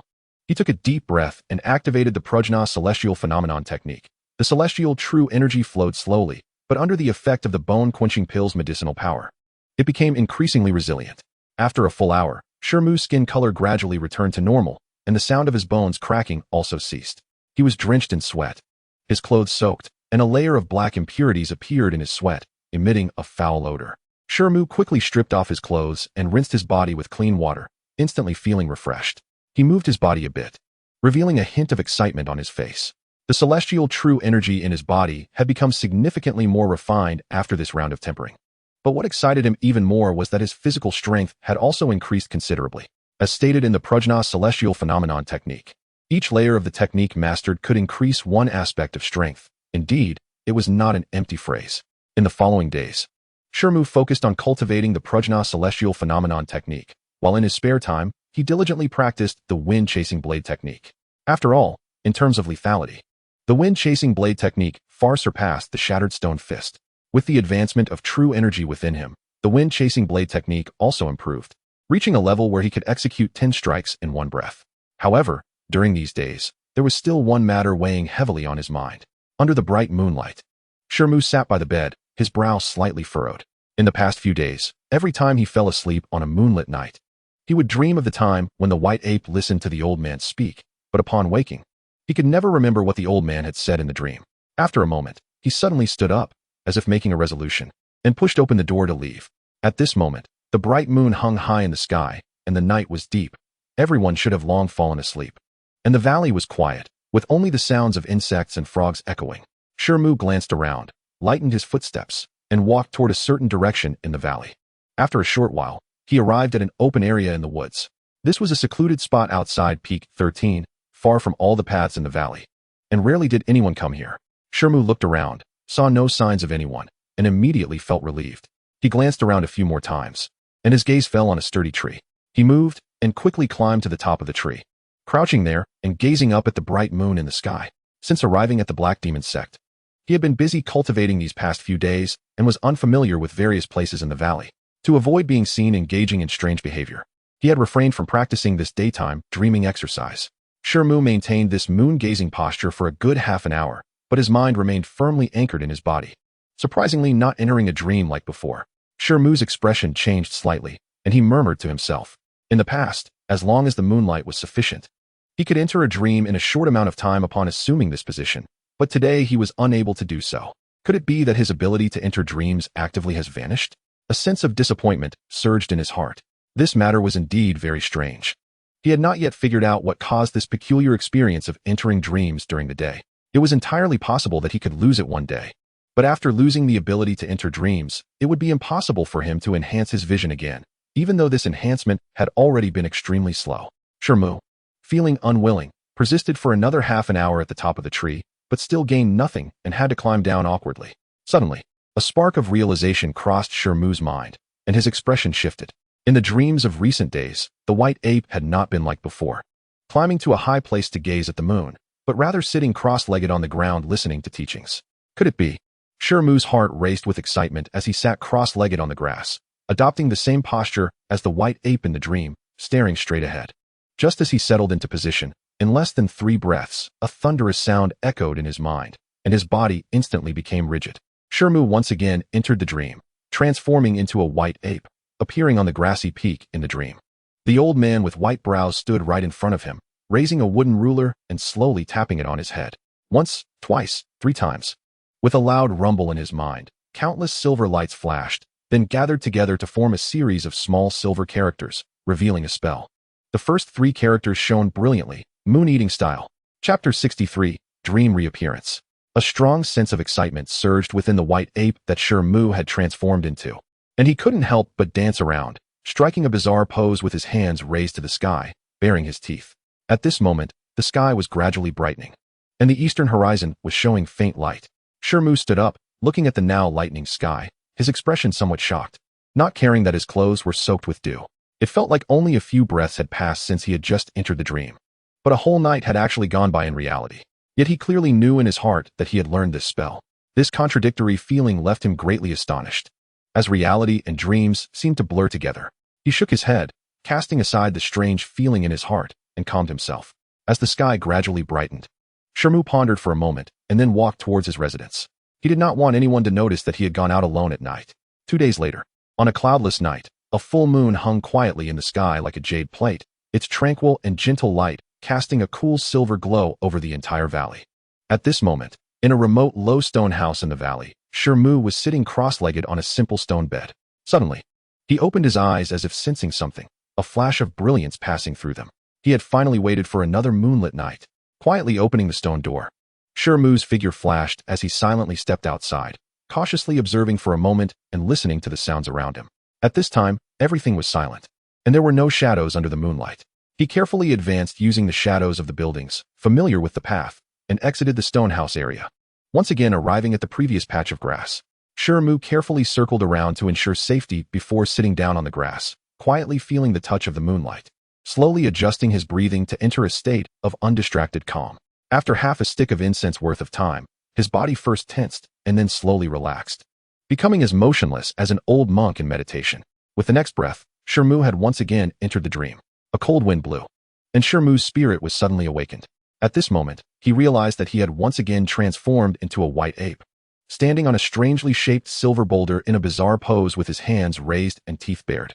The three characters for moon-eating style flickered in his mind. He tried to lift his head, but as before, he could not move at all. However, he didn't think much of it. Looking up, he saw the sky filled with dense white dots of light, but unlike before, these dots were now the size of grains of rice. Whereas previously they had been no larger than sesame seeds. To Shi Mu, they could now be called small light clusters. These small light clusters seemed to be drawn by a mysterious force, just appearing in the sky, and then, like a tide, rushing downwards, all diving into the golden eyes of the white ape, with new light clusters forming in their original places. This endless cycle created a white river of light when viewed from above, with the endpoint being the white ape in its bizarre pose with hands raised. Once these white light clusters entered the body of the white ape, they did not disperse quietly as before but, under some inexplicable force, gathered in its mind, transforming into wisps of white mist. Initially, these mists were chaotic and disordered, some thick and some thin. But soon, under the influence of a strange power, these mists gradually converged towards the center, becoming smaller and denser, eventually forming a mass of liquid-like milky white clouds that began to spin and contract slowly. As the continuously appearing white mist was drawn into the vortex of the cloud, the vortex maintained its original size, while becoming increasingly dense. Shi Mu first felt a swelling in his head, as if something cool was drilling into his mind. And soon an indescribable feeling of cool comfort surged from deep within his mind, as if he were soaking in some miraculous elixir. He vaguely sensed that something wonderful was happening in his mind. He didn't know how long this state would last, and, feeling bored, he couldn't help but look around. It was then he realized that the silver boulder he was standing on was actually situated on a cliff of an unknown high peak, surrounded by a vast sea of swirling clouds. As the wind blew and the clouds moved, several twisted and rugged pine trees appeared intermittently in the cloud sea. Moreover, this peak was covered with many strange plants that Shi Mu had never seen before, and in the distance, a spiritual spring shimmered, occasionally emitting the sounds of tigers roaring and dragons howling. The mountain was extremely steep, with a straight and slender form resembling a green longsword piercing the sky, with the tip of the sword being the cliff where the white ape stood. Although the surrounding mountains were also layered, some grand and majestic, others ancient and rugged, none could reach even half the height of this peak. Standing on the silver boulder at the summit and looking up at the night sky, it felt as if the bright moon and stars were within reach. Shi Mu was certain that this place had never appeared in his previous dreams, and the white ape had chosen to practice the moon-eating style here precisely because this cliff was the closest place to the moon in the sky. Time passed quickly as he observed his surroundings. After an unknown period, at the bottom of the milky white liquid vortex in the white ape's mind, a small white crystal began to form. As the milky white liquid vortex continued to spin, layer upon layer of fine white threads wrapped around the white crystal below, causing it to slowly grow larger. Gradually, this crystal became the size of a grain of rice. At that moment, a loud thunderclap echoed in Shi Mu's mind, and a dizzying sensation made his vision go black. With a scream, Shi Mu, sitting cross-legged on the grass, suddenly fell backward, the intense shock waking him up immediately. At this moment, he was drenched in sweat, a mix of dew and sweat completely soaking his black clothes. His face was extremely pale, his gaze unfocused, and the muscles on his face twitched slightly. The thunderous sound from the dream seemed to reverberate in his soul, shaking him to the core. Fortunately, this patch of grass was very secluded, and since it was close to dawn, the time when people are most drowsy, no one noticed the abnormality here. Chapter 64, The Competition. The competition. After several breaths, Shi Mu's gaze gradually focused. It was then that he realized he felt no fatigue at all. Instead, he felt refreshed, especially as if his head was much lighter, with a lingering sense of cool comfort. Although he couldn't see it, Shi Mu knew that something peculiar had definitely changed deep within his mind. Suddenly, he inexplicably recalled the prajna celestial phenomenon technique he had contemplated during the day. And to his astonishment, some aspects of the technique that had been incomprehensible earlier now became clear upon further reflection. Shi Mu stood still for a moment, and then a look of wild joy erupted on his face. He hadn't expected that this seemingly bizarre moon-eating style would have such miraculous effects on comprehending techniques. If this continued, his future cultivation would benefit immensely, and with the aid of the bone-refining pill and blood essence pill, he would probably soon be able to master the first layer of the prajna celestial phenomenon technique. Gradually, his breathing became faint, and feeling that his body and mind were in the best state, he immediately took a bone-refining pill without hesitation and activated the first layer of the prajna celestial phenomenon technique. The scattered spiritual energy of heaven and earth began to gather towards his body, under the guidance of an invisible force. It was slowly absorbed into his meridians and began to circulate in a certain order. It was unclear how much time had passed, But the true qi flowing in the meridians grew stronger and stronger, from initially as thin as a thread to the thickness of a needle. Eventually, at a certain junction in the meridians, there was a sudden split, and a faint true qi, thinner than a thread, entered a new meridian. Shi Mu felt a surge of joy in his heart. After the epiphany he had the previous night, he made some slight adjustments to the way he operated his technique. This seemingly insignificant adjustment led to considerable changes in his previously slow cultivation progress. After trying for nearly a whole day, he finally opened up this meridian, significantly speeding up his absorption of heaven and earth spiritual energy. Thus, in the following time, Shi Mu practiced the prajna celestial phenomenon technique frantically, day and night. In addition to practicing the wind-chasing blade technique and the shattering stone fist, on nights with bright moonlight, he would sneak out and enter a dream state on the illuminated lawn, continuously absorbing moonlight and compressing the essence of the moonlight in his mind using the moon-devouring technique. In these 2 months, the crystal particles in Shi Mu's mind finally grew from the size of rice grains to that of beans. Although he had not yet discovered the exact function of these crystal particles, the improvement in his cognitive agility had already benefited him greatly. After 2 months, under the effects of the blood gang pill and the bone-quenching pill, Shi Mu finally completed the first level of the prajna celestial phenomenon technique. This technique, focused on body refinement, had indeed increased his physical strength by nearly 1/3 compared to before. If he were to mobilize true qi to assist him, he could unleash over double the power. His skin had also become tougher after cultivating a few more levels. It would likely be difficult for ordinary knives and guns to break through his skin. The true qi in Shi Mu's body was also quite substantial, enough to support him in unleashing 3 full-force shattering stone fists or performing the wind-chasing blade technique twice with full effort. Additionally, with the enhancement of the celestial true qi, the wind-chasing blade technique was nearing great perfection. Now, Shi Mu could easily execute 11 slashes in a single breath, and the power of the shattering stone fist had greatly increased. Recently, he had tried using all his strength in a single punch and was able to shatter a boulder of considerable size with one blow. With Shi Mu's current strength, he believed he could face a mid-stage acquired martial artist like Jin Wuye in a head-on confrontation. However, the bone-quenching pills and blood gang pills were running low, and he needed to purchase more. Shi Mu took out a package and pulled out a few pieces of silver notes. This was all the wealth he had left, totaling less than 30,000 taels of silver. With his current cultivation expenses, it could only sustain him for about half a month. The resources consumed by the prajna celestial phenomenon technique were indeed beyond what an ordinary person could bear. If it weren't for his previous savings and the assistance of the moon-devouring technique, he might not have even managed to complete the first level. Shi Mu let out a bitter laugh. At this point, he had no better options and could only take things step by step, looking for opportunities to inquire about ways to make money within the Black Demon Sect. He put away the silver and pushed the door open to step outside. Near the new round of disciples' residences on Peak 13, people were coming and going, and it was much livelier compared to before. The disciples who had been injured by Chu Kuan and others had already recovered, and now, after 2 months, most of the disciples had become quite familiar with the Black Demon Sect. These young disciples were naturally curious about such a large sect, and aside from Shi Mu, who was focused solely on closed-door cultivation, more and more disciples were stepping out of their rooms during their training breaks, lingering in the valley and the square, appreciating the grandeur of the sect. Shi Mu seldom went out, and aside from a few people, he was unfamiliar with most of the new disciples. He walked straight along a street toward the Qingshi Square when suddenly, from a distant intersection, the sound of shouting and cheering reached his ears. Judging by the sound, there seemed to be quite a few people. Shi Mu raised an eyebrow. That direction was a special training arena set up by the Black Demon Sect for the new disciples on Peak 13. He had been there once with Shi and others. Given the situation, it seemed that someone was having a match in the arena.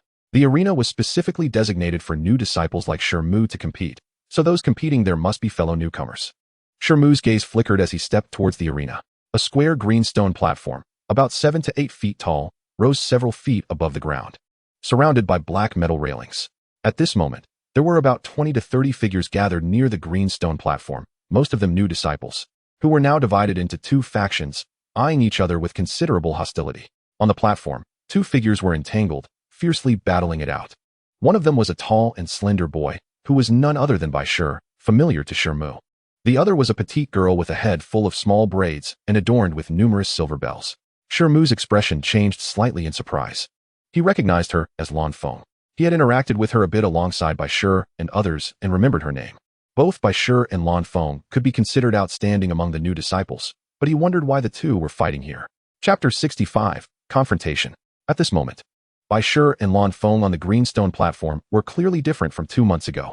Bai Shi stood firmly in the center of the platform, his arms bulging as he unleashed powerful punches, each one accompanied by a roaring wind and a scorching aura, raising the temperature in the arena by several degrees.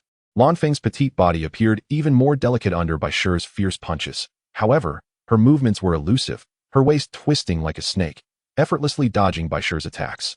Her keen eyes never left Bai Shi, seemingly intent on exhausting his stamina before launching a counterattack. The two were momentarily evenly matched, unable to determine a victor in a short time. Shi Mu's gaze flickered. The techniques they were employing were exquisite, clearly learned after entering the Black Demon Sect. Bai Shi's fiery punches were likely a technique called the Raging Flame Fist, while Lan Feng's elusive movements resembled a technique Shi Mu had seen in the scripture pavilion called the Phantom Movement. Seeing how they performed, it was evident that they had both made notable progress in these acquired techniques, able to wield them with ease in the competition. And their accumulated acquired true chi was far above Shi Mu's. Shi Mu sighed inwardly. His stone monkey bloodline greatly hindered his advancement in acquired true chi. Otherwise, after 2 months, and having consumed many bone-quenching pills and blood gang pills, he should have been able to cultivate the Prajna celestial phenomenon technique to the 2nd level by now. Shi Xiong, it's rare for you to come out. It's been a while, a cheerful voice suddenly called out. A boy with a broad smile stepped out from the crowd and walked towards Shi Mu. It was Xiao Ming. Many people around, hearing Xiao Ming's words, looked towards Shi Mu, and it was clear some recognized him, leading to a flurry of whispers. Xiao Xiong, Shi Mu smiled slightly and nodded at Xiao Ming.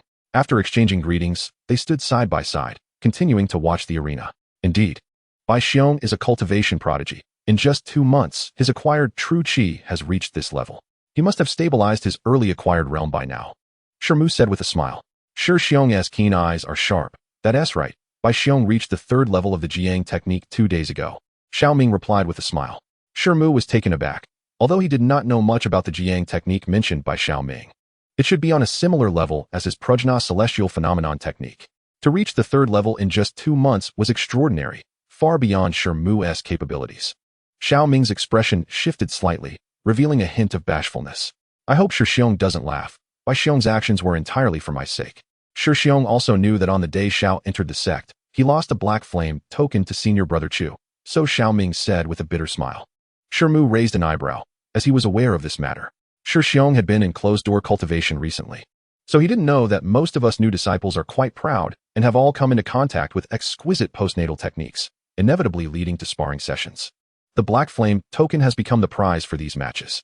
Miss Lan won a Black Flame token from a disciple yesterday, and after hearing about it, Brother Bai challenged her, wanting to win the token for his junior brother. Xiao Ming continued. Bai Shi is quite loyal, but beating Lan Feng is not an easy task.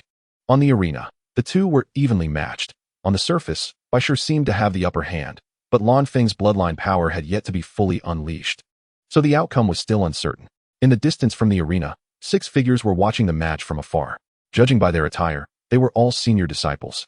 And among them was Chu Kuan from the Blood Dragon Society, who had blocked Shi Mu and the other new disciples that day, with 2 others standing behind him. Among the other 3, a golden-eyed youth seemed to be the leader. He appeared to have some foreign bloodline, and one of the 2 behind him was indeed Huo Mao. These 3 were clearly not on the same side as Chu Kuan and the others, and there was a subtle confrontation brewing. Jin Xiong, who do you think will win between the 2 on the arena? Chu Kuan suddenly spoke, chuckling as he looked at the golden-eyed youth.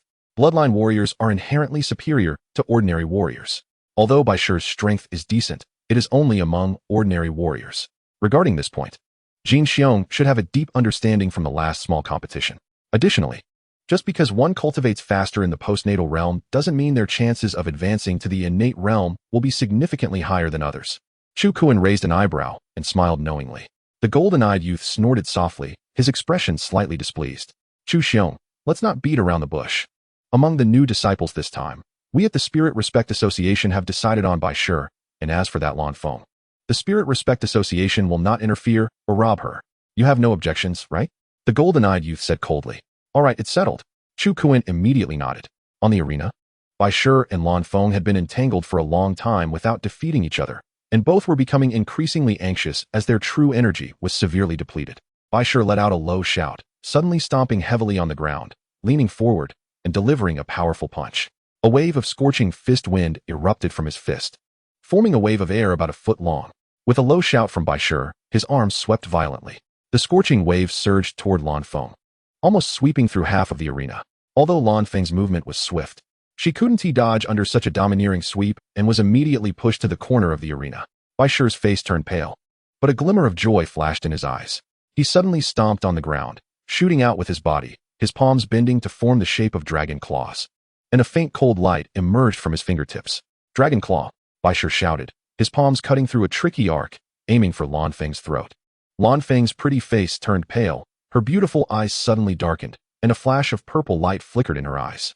She quickly crossed her hands in front of her. Dingling, a crisp ringing sound echoed as Lan Feng and Bai Shi's figures brushed past each other. Lan Feng's figure flickered and appeared not far behind Bai Shi. Her pretty face pale. She saw that her left arm had been ripped open, revealing a small arm as white as jade, with 5 distinct claw marks. Blood quickly oozing out and staining her arm. Anger flashed in her eyes as she stepped forward, suddenly turning to charge at Bai Shi, her right hand flipping. And a bright flash revealed a shiny dagger. Lan Feng shouted, and the dagger in her hand cut through a cold light, slashing towards Bai Shi's shoulder.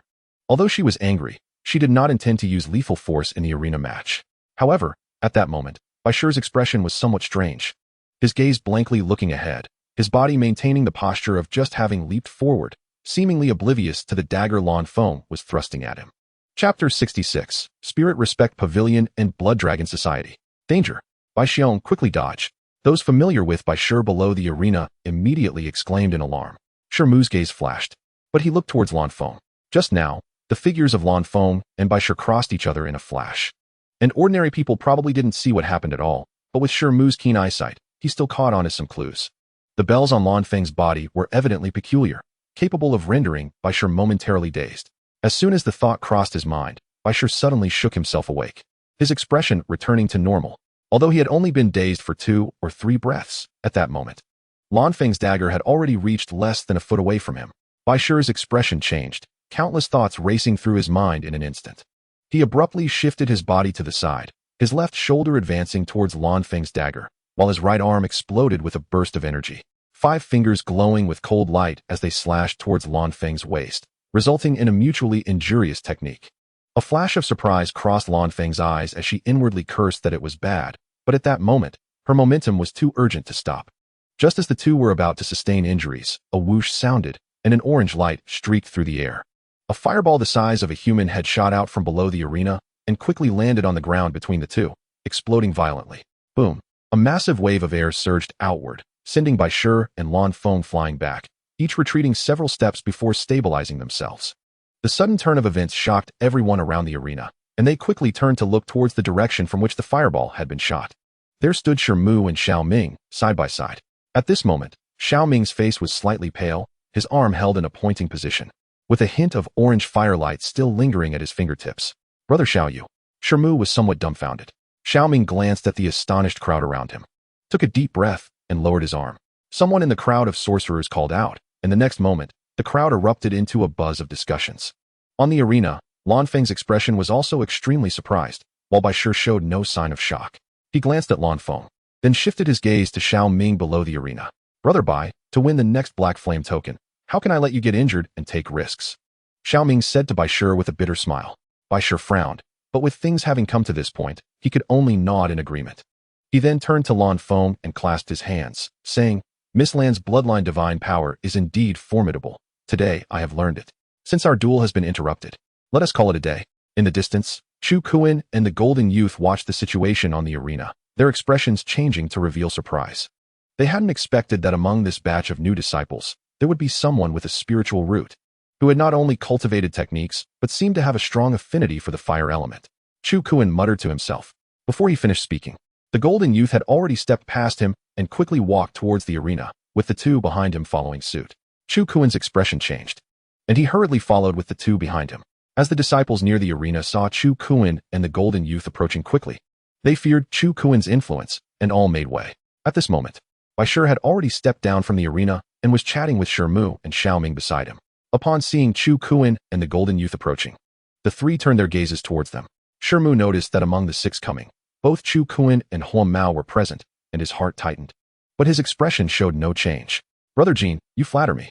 Bai Shi clasped his hands to the Golden Youth, while nodding towards Huang Mao behind him. As a form of greeting, this junior brother seems a bit unfamiliar. are you his friend? The young man with a gentle expression looked at Xiao Ming and casually asked Bai Shi. Upon hearing this, Bai Shi couldn't help but glance at Xiao Ming. At this moment, Xiao Ming's face was still a bit pale, and after hesitating for a moment, he slightly nodded. This is my friend, named Xiao Ming, Bai Shi said with a smile. So it's junior brother Xiao. I saw Chiu on the day of your entry and thought that junior brother Xiao had an extraordinary demeanor. Quite different from ordinary people. I didn't expect junior brother Xiao to possess a spiritual root and seem to have a strong affinity for fire elements. After this matter is reported to the sect, I believe junior brother Xiao's status in the sect will greatly increase immediately. Chu Kuan, who had been silent, interjected with a beaming smile as he looked at Xiao Ming. The young man's brows furrowed slightly, and his expression darkened for a moment. I suppose junior brother Xiao's internal magic power is somewhat depleted at the moment. I happen to have a spirit-boosting pill here, which can replenish magic power. There's no need to be polite, just take it. Before Xiao Ming could speak, Chu Kuan had already taken out a delicate white jade bottle from his bosom and handed it to Xiao Ming. The young man's expression changed slightly. The spirit-boosting pill was quite valuable, worth at least tens of thousands of taels of silver. He didn't expect Chu Kuan to be so generous. Xiao Ming's expression changed slightly, and he did not reach out to accept it, instead looking at Bai Shi beside him, his eyes showing some hesitation. The Blood Dragon Society is indeed wealthy. However, I heard that when junior brother Xiao and the others entered, brother Chiu forcefully took a black flame order from them. It seems junior brother Xiao was not spared either. I wonder if it's true, the young man said with a sneer, seemingly pointing at something. Upon hearing this, the nearby disciples recalled their experiences on the day of their entry, although they did not dare to show it. Their gazes toward Chu Kuan and the other two carried a hint of resentment. Xiao Ming's gaze also darkened slightly. Junior brother Xiao? We don't need to hide anything in front of honest people. I am Jin Huan, a member of the Spirit Respect Pavilion. There are quite a few talented apprentice sorcerers in the Spirit Respect Pavilion similar to junior brother Xiao. I wonder if junior brother Xiao would be willing to join our pavilion? Jin Huan said earnestly. Of course. We also warmly welcome a martial arts genius like Bai Shi to the Spirit Respect Pavilion, he added, looking at Bai Shi. Standing aside, Shi Mu's eyes shifted. In the past 2 months, he had also heard of the Spirit Respect Pavilion, a significant force among the disciples of the Black Demon Sect, which not only gathered many capable postnatal disciples, but also recruited some apprentice sorcerers, and did not get along particularly well with the Blood Dragon Society, where Chu Kuan was. Chapter 67, Declining Gracefully. Junior brother Xiao, our Blood Dragon Society also has 2 sorcerer colleagues, and there is absolutely no problem with mutual exchanges. Chu Kuan quickly said upon seeing Xiao Ming showing some interest. Junior brother, our Spirit Respect Pavilion also has some free spirit-boosting pills for sorcerer disciples every month. This spirit-boosting pill is just one of them, Jin Huan said, looking at Xiao Ming with a proud tone. The surrounding disciples watching the competition saw the Spirit Respect Pavilion and Blood Dragon Society vying to invite Xiao Ming and displayed envious expressions. Bai Shi, witnessing this scene, smiled and did not appear unhappy about having his spotlight taken away by Xiao Ming, the manuscript of a spirit-level sorcerer. Xiao Ming's expression brightened, and he looked at Bai Shi. Bai Shi did not speak, but nodded slightly. Chu Kuan secretly thought it was bad and was about to speak when Xiao Ming's voice rang out. Since brother Jin has invited me, I will not decline and will join the Spirit Respect Pavilion. Jin Huan was overjoyed upon hearing this. Junior brother Xiao's decision is wise. You will surely be glad for today's choice in the future. I wonder if junior brother Bai has any intention of joining our Spirit Respect Society? Jin Huan smiled and then turned to Bai Shi. Since junior brother Xiao is willing to join the Spirit Respect Pavilion, I am naturally willing as well, Bai Shi said with a faint smile. Jin Huan was delighted again upon hearing this. Chu Kuan stood aside, his face dark as a pot, but at this moment, he couldn't act out in front of everyone. He caught a glimpse of Lan Feng, who was standing in the crowd, whispering with another female disciple, and his eyes moved, revealing a smile as he walked over. Miss Lan, with your talent, you are one of the best among the new disciples. By the way, regarding my previous suggestion to join the Blood Dragon Society, I wonder how you have considered it? Chu Kuan smiled. About that, Lan Feng's eyes moved, and she did not immediately agree, seemingly still contemplating. Miss Lan, I have a word to tell you. Although you new disciples currently have similar strength, once someone receives external assistance, their progress in strength can be extremely fast. If you rely solely on your own strength, it is ultimately difficult to achieve great accomplishments. Chu Kuan said solemnly. Lan Feng's beautiful eyes flickered as she glanced at Bai Shi and Xiao Ming not far away. After pondering for a moment, she finally smiled slightly and said, since brother Chu has invited me repeatedly, if I do not agree, it would seem impolite. Great. Junior sister Lan. Today happens to be when the president of our Blood Dragon Society is in the valley. I will take you to meet him right away. The president is generous and will surely be delighted to know that a bloodline warrior like junior sister Lan wishes to join. Chu Kuan invited with a joyful expression. Lan Feng did not hesitate either. After speaking a few words to the female disciple beside her, she turned and followed Chu Kuan toward the distant valley. Jin Huan watched Chu Kuan leave, snorted coldly, and then turned back to speak quietly with Bai Shi and Xiao Ming. The surrounding disciples, seeing that the excitement was over, began to disperse. Shi Mu noticed this and greeted Bai Shi and the others before turning to leave. Brother Shi, please wait. Bai Shi's eyes moved, calling to Shi Mu, and whispered something to Jin Huan. Upon hearing this, Jin Huan's eyes brightened slightly as he walked over. You must be Shi Mu, right? I heard from Brother Bai that your strength is quite remarkable, and you are also a bloodline warrior, able to take Brother Chu's punch on the day of your entry. If you are interested, you can also join our Spirit Respect Pavilion, Jin Huan said. Shi Mu was slightly taken aback, and many thoughts flashed through his mind in an instant. Finally, he smiled and politely declined, saying, Brother Jin has overpraised me. I just happen to have great strength since childhood and have practiced a form of external hard technique, allowing me to withstand Brother Chu's punch. My strength is shallow. I fear I would disappoint Brother Jin and Brother Bai's good intentions. After saying this, he smiled apologetically at Bai Shi. Jin Huan showed a look of surprise but did not get angry because Shi Mu rejected him. Instead, he nodded lightly and said, Everyone has their own aspirations. I cannot force it. Clearly, for him, a low-level bloodline warrior who might only have enhanced physical strength was not enough for him to invite repeatedly. Bai Shi sighed in his heart upon seeing Shi Mu decline the invitation and did not say anything more, turning to join Jin Huan and the others' conversation. Shi Mu looked at Bai Shi and Xiao Ming, who were chatting enthusiastically, feeling mixed emotions, and turned to walk back the way he came. However, he hadn't walked far when a voice came from behind. Hee, Brother Shi, wait a moment. Shi Mu turned around to see a rugged-looking young man walking toward him. It was Huamao. Brother Hua, I didn't expect you to be from the Spirit Respect Pavilion. I didn't know before, Shi Mu said with a smile. He had a good impression of the boisterous and cheerful Huamao. I'm just a gopher in the Spirit Respect Pavilion. It's nothing. Huamao quickly waved his hand. Brother Shi, you just entered not long ago. Actually, whether it's the Spirit Respect Pavilion or the Blood Dragon Society, we all uphold the sect's spirit, which is strength above all. Without exceptional skills, rashly joining in will not only yield limited benefits, but also lead to exclusion and humiliation.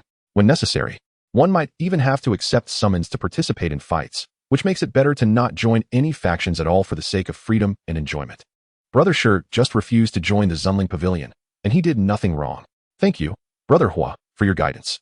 Shi Mu nodded slightly and said softly. He had just turned down Jin Huan's invitation, partly due to pride, unwilling to rely on others, and partly out of this consideration. After all, due to the limitations of his bloodline power, his cultivation speed was already restricted. If he spent more energy on faction disputes, it would greatly affect his cultivation.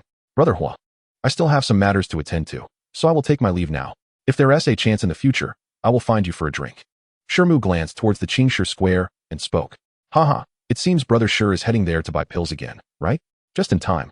I also need to go there. Let's go together. Huamao laughed and said. The two walked side by side towards the Qingshi Square, engaging in casual conversation.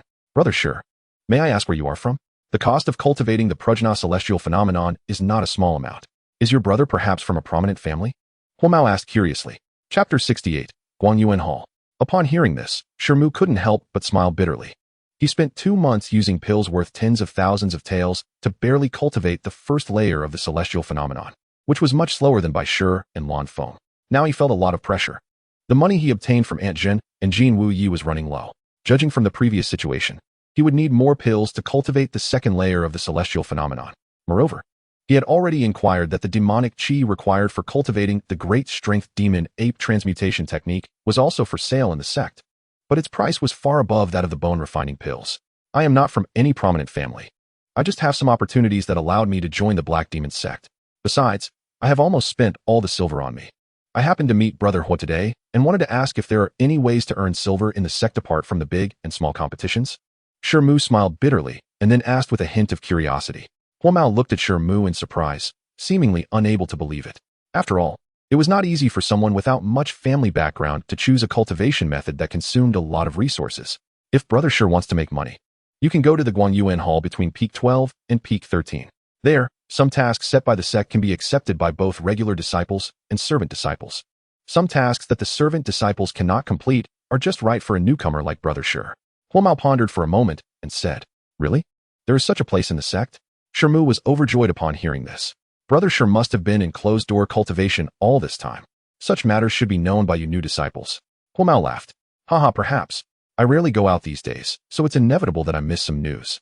Shi Mu felt a bit ashamed and secretly resolved to make more connections in the future to avoid finding himself in the same situation again. The two chatted and laughed. Quickly arriving at Qingshi Square, where they parted ways, Shi Mu exchanged almost all of his limited silver for bone refining pills and blood gang pills, then left the valley and headed straight for Peak 12. Before long, Shi Mu arrived at a rather magnificent two-story hall located between two peaks. It was noon. The sun was shining brightly, and the dazzling sunlight cast a faint glow on the entirely black hall. The two tall doors were wide open, and ordinary disciples and servant disciples dressed in black were coming in and out. A wooden plaque hung above the door, inscribed with the three vigorous characters Guanyuan Hall. Shi Mu squinted at the plaque and then walked towards the door. Faint sounds of commotion could be heard coming from the end of the corridor, and Shi Mu strode forward without hesitation. After walking for about 10 zhang, he turned a corner, and his vision suddenly brightened. This was a huge hall, dozens of zhang long and 20 zhang wide, with thick oil torches inserted into the surrounding walls, illuminating the entire hall as bright as day. The center of the hall was filled with dozens of wide screens, and more than 100 Black Demon Sect disciples were scattered around the screens, with the noise mostly coming from their gasps, murmurs, discussions, and the sound of footsteps. Most of the screens were filled with lines of blue or black characters, with black being predominant and blue being rare. Occasionally, servant disciples dressed in black would walk from deeper inside the hall, carrying corresponding colored brushes to write or draw on the screens. Additionally, some servant disciples held colorless brushes emitting a faint white glow, lightly sweeping over the black or blue characters on the screens, causing them to vanish instantly. Shi Mu walked to an inconspicuous corner and observed the situation in the hall with great interest. At that moment, a servant disciple in black had just erased a line on one of the screens and immediately copied a line of black characters in the empty space. As soon as he finished writing, 3 or 4 level C disciples rushed over, one of whom recited it with a nod.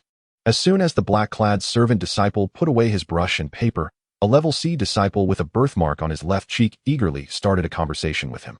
Shortly after, the black-clad servant disciple nodded and took out a dark token from his pocket, handing it to the level C disciple.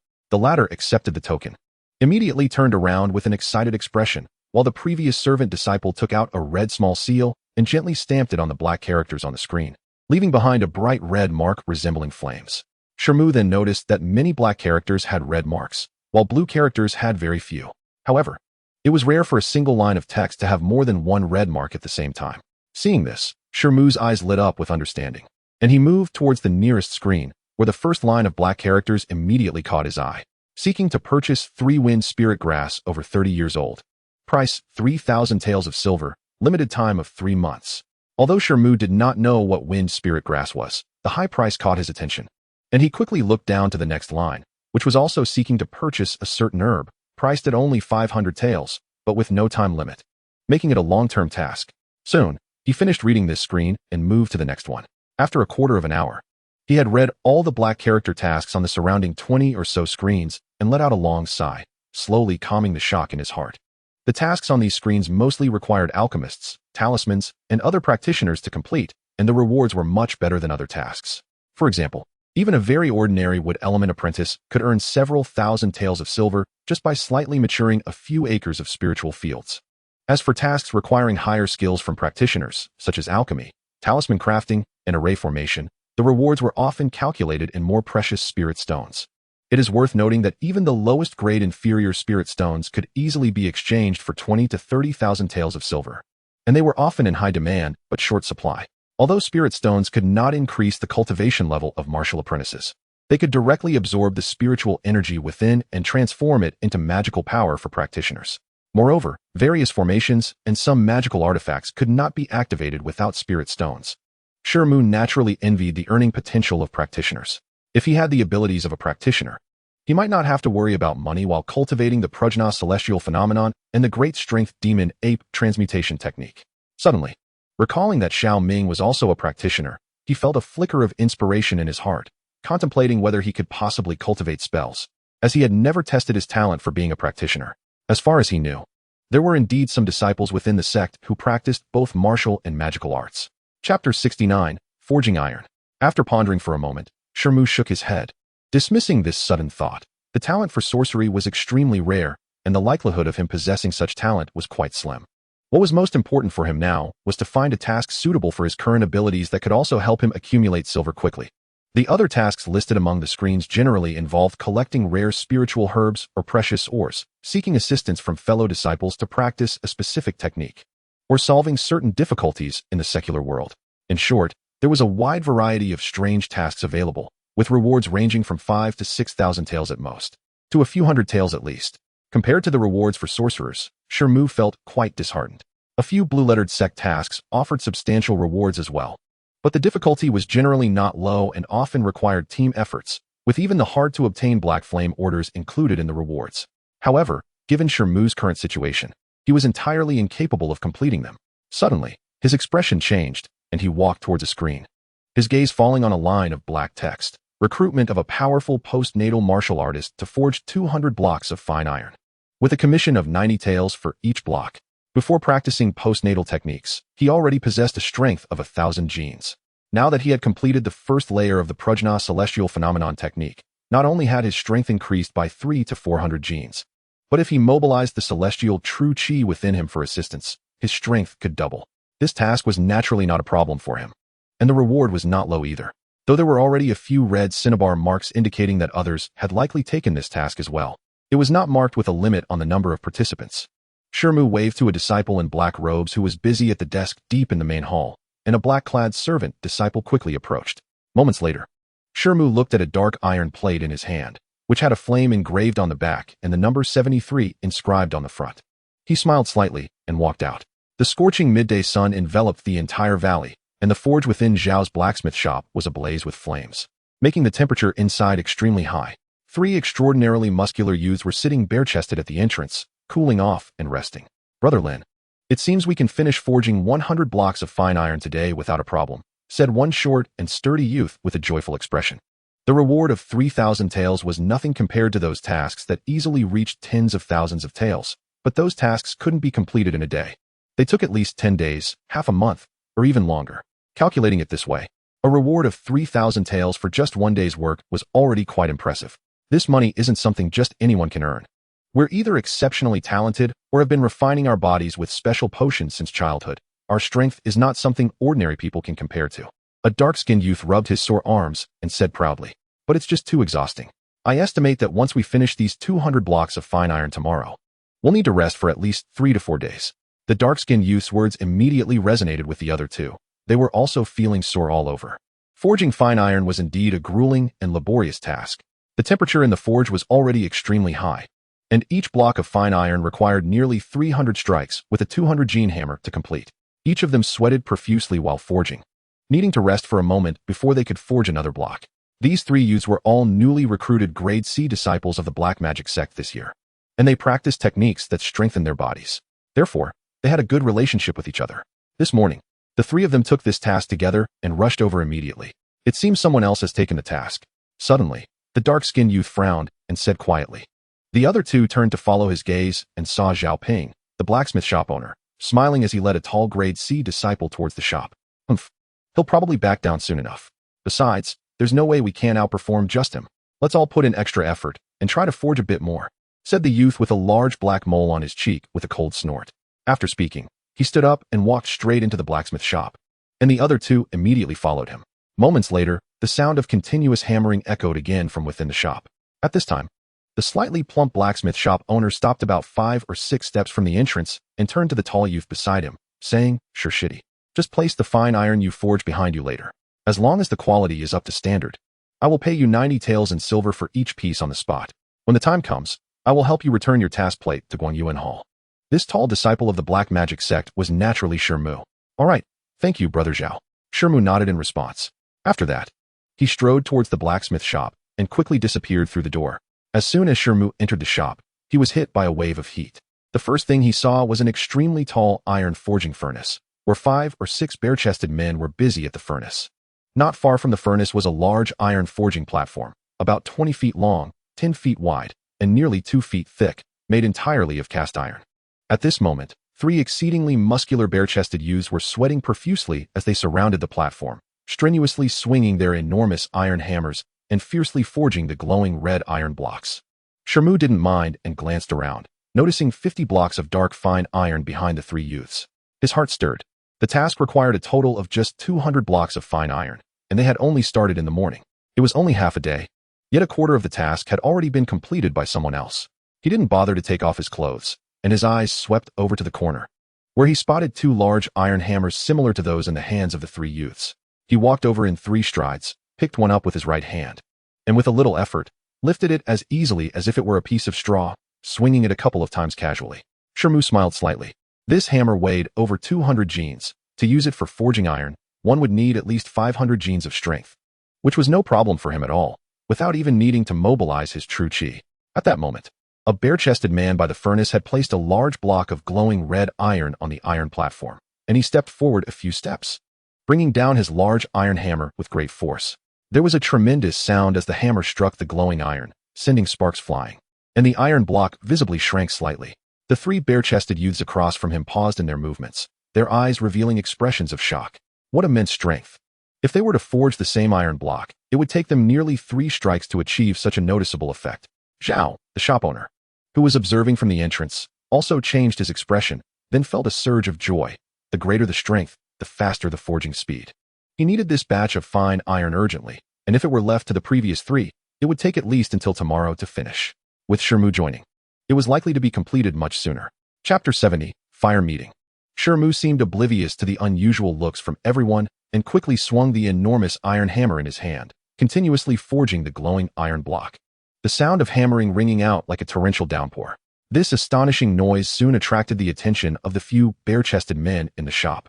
They watched as Shi Mu's arms bulged with muscles, not using any true chi at all, yet wielding the 200-gene hammer as if it were weightless, causing them to gasp in astonishment. After about 100 strikes, the iron block under Shi Mu's hammer had shrunk to 1/10 its size as impurities were gradually hammered out, and its glowing red color had gradually faded, revealing a dark hue from extreme compression. A bare-chested man by the furnace swallowed hard and, filled with awe, stepped forward to halt Shi Mu, using large tongs to place the already forged fine iron behind him. Shi Mu waved to a large man by the furnace, who hesitated for a moment before quickly bringing over another glowing red iron block, and he began to forge once again.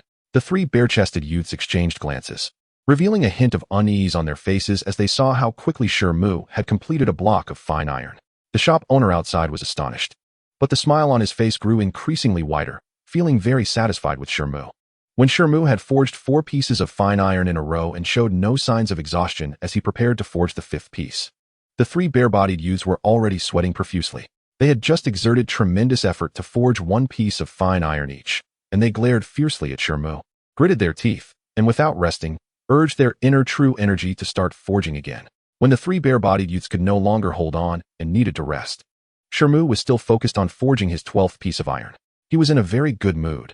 Each piece of fine iron was worth 90 taels, and in just half an hour, nearly 1,000 taels of silver had already fallen into his pocket. The 3 youths looked pale, unable to believe that Shi Mu still seemed so relaxed, completely losing confidence in competing with him. The bare-bodied men by the furnace, however, became extremely excited. Such a scene was rare for them, and they even privately began to bet on how many more pieces of fine iron Shi Mu could forge in one breath. Some said 10, others said 15. But the boldest only dared to predict 30 pieces.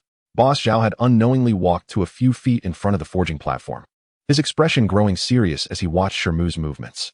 When the 102nd piece of fine iron was completed, he realized that the iron furnace had been closed and all the iron materials had been forged.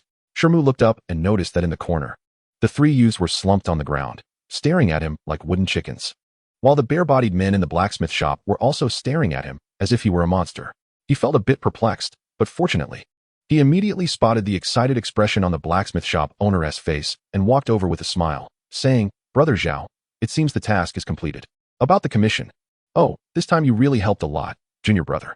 Here are 9,200 taels of silver. Please take it." Boss Zhao quickly took out 9,000 tael silver notes and 200 tael silver notes that had been prepared in advance and handed them to Shi Mu. "You don't need to give me change for this 20 taels. Consider it rounding up." Seeing Shi Mu about to pull out some loose silver for change, Boss Zhao quickly waved his hand. "Thank you, brother Zhao." Shi Mu was slightly taken aback, his gaze flickering, but he did not hesitate to accept the silver notes. "Although I, Zhao Ping, met junior brother Shi for the first time, I feel we are quite compatible. I see you forged 100 pieces of fine iron just now without using any true energy, that is truly extraordinary. You must possess exceptional talent and powerful physical strength. I wonder if you would be interested in joining our Lihua society? Many in our society practice techniques to strengthen the body. And not only do we have a large supply of pills every month, but there are also several shared postnatal martial arts manuals that will surely help you shine in the competition a year from now. As Shi Mu was about to turn to leave, Boss Zhao quickly spoke up to retain him, saying a lot in one breath. Brother Zhao, you are a member of the Lihua society? Shi Mu was somewhat surprised. Yes, indeed. In fact, compared to the Zunling Pavilion and the Blood Dragon Society, our Lihua society has stricter requirements for members, but the resources provided are also more generous, so you might want to consider it carefully. You should know that it is almost impossible for one person to stand out in our sect relying solely on their own strength. Zhao Ping looked at Shi Mu with eagerness, and before Shi Mu could say much, he urged him again. The three youths beside them, however, listened with shining eyes and fiery enthusiasm, wishing they could immediately agree for Shi Mu. The Lihua Society was precisely the force that these disciples practicing body-strengthening techniques aspired to join. They had come to this blacksmith shop partly to earn some money, but they also knew that this shop belonged to the Lihua Society, hoping to establish a closer relationship with Zhao Ping in hopes of joining in the future. However, Shi Mu did not agree immediately as the three had expected. A hint of contemplation crossed his face. The postnatal martial arts and the competition a year later indeed struck a chord deep within him. He had chosen two types of techniques, so he had always wanted to find a postnatal martial arts manual to enhance his strength. After watching the duel between Bai Shi and Lan Feng today, his desire for postnatal martial arts grew even stronger, and the competition a year later was crucial for establishing his footing in the sect. Brother Zhao, you flatter me. I am just tough-skinned and thick-fleshed, and coupled with practicing techniques that strengthen the body, that is why I have a bit more strength than others. My abilities are still shallow, and I fear I may not live up to your good intentions. After a moment of silence, Shi Mu ultimately smiled apologetically and declined. Although Shi Mu was very tempted, he understood that there was no free lunch in the world. Huo Mao's earlier advice made him wary of joining any forces within the sect. After weighing his options, he ultimately chose to refuse. After declining Zhao Ping's offer, although he felt a bit regretful, he did not regret his decision. He was now drenched in sweat and felt very uncomfortable, so he did not want to linger any longer. After cupping his hands to Zhao Ping, he strode out of the blacksmith shop. Chapter 71, Spirit Law Hall. The sun was setting. Just from this blacksmithing task, he had earned nearly 10,000 taels of silver, which left him quite satisfied, though he wondered if he would have the opportunity to encounter such tasks in the future. As he turned a corner at the foot of a mountain, a relatively large building with a pointed gray roof appeared before him. There were many buildings in the valley, and he had not paid much attention when he went to the blacksmith shop, but at this moment, as his gaze swept over, he noticed a huge plaque hanging in front of the gray building with the words Spirit Law Hall written in large characters. For some reason, there were about a dozen people gathered in front of the gray building, all curiously peering inside the hall, but no one dared to step inside. Shi Mu couldn't help but feel curious and stopped in his tracks. Just at that moment, a gust of wind suddenly surged out from the hall, and the crowd gathered at the entrance was swept back by a blast of sand and stones. With a loud crash, a shadow was thrown out of the hall, tumbling to the ground outside the entrance. Shi Mu was far enough from the door that he was not affected by the wind. However, his gaze flickered as he saw that the shadow was a young man, with slightly dark skin, appearing to be around the same age as him. But he was tightly bound by various green and blue vines, wrapped up like a xianxia, with only his head and two small legs exposed. The black-skinned young man had evidently fallen hard from the hall, and after struggling on the ground for a while, he could not get up. Brother you. Two people rushed out from the crowd, apparently familiar with the black-skinned young man. But they looked a bit fearful as they glanced at the entrance and hesitated to help him up. With this level of talent, you dare to come and test? You are just wasting my time. A slightly elderly voice shouted from inside the hall, sounding very impatient. The black-skinned young man struggled a few times and, with the help of his two companions, finally managed to break free from the vines, looking red-faced as he gazed toward the entrance. Impossible. When I was in my family, I had someone test me specifically.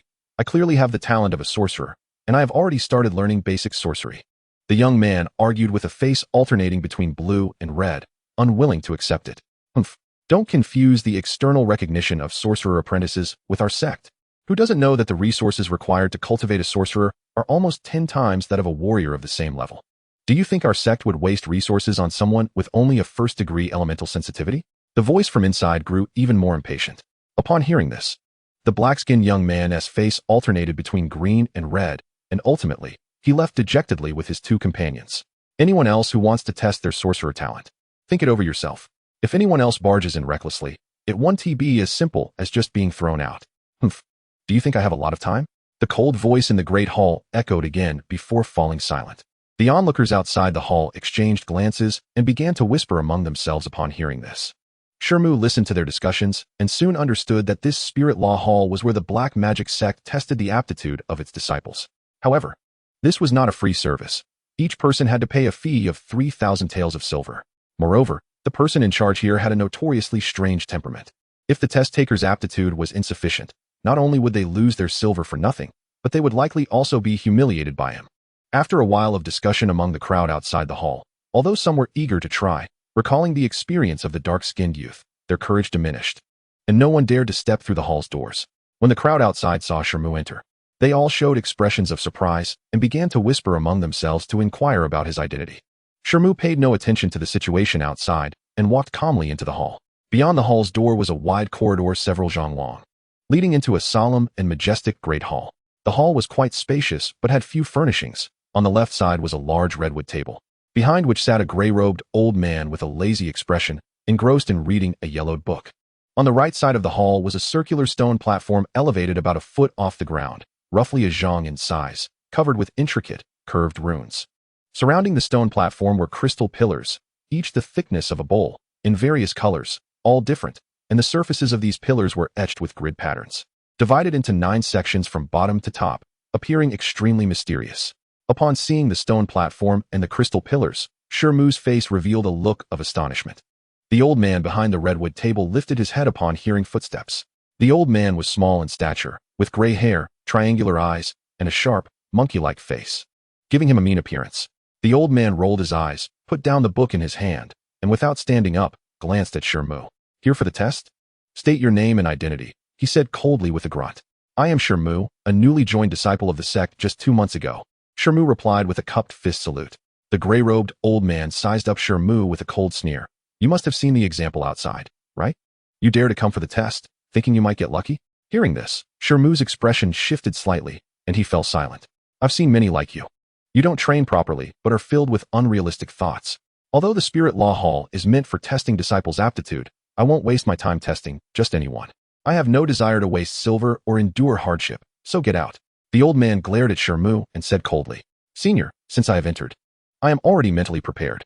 Here are 3,000 taels in silver notes. I hope you will take the trouble to test me," Shi Mu said, taking out 3 silver notes and placing them quietly on the redwood table. The old man's face showed a hint of surprise as he squinted at Shi Mu for a while. Shi Mu maintained a calm expression and stood quietly. "Humph.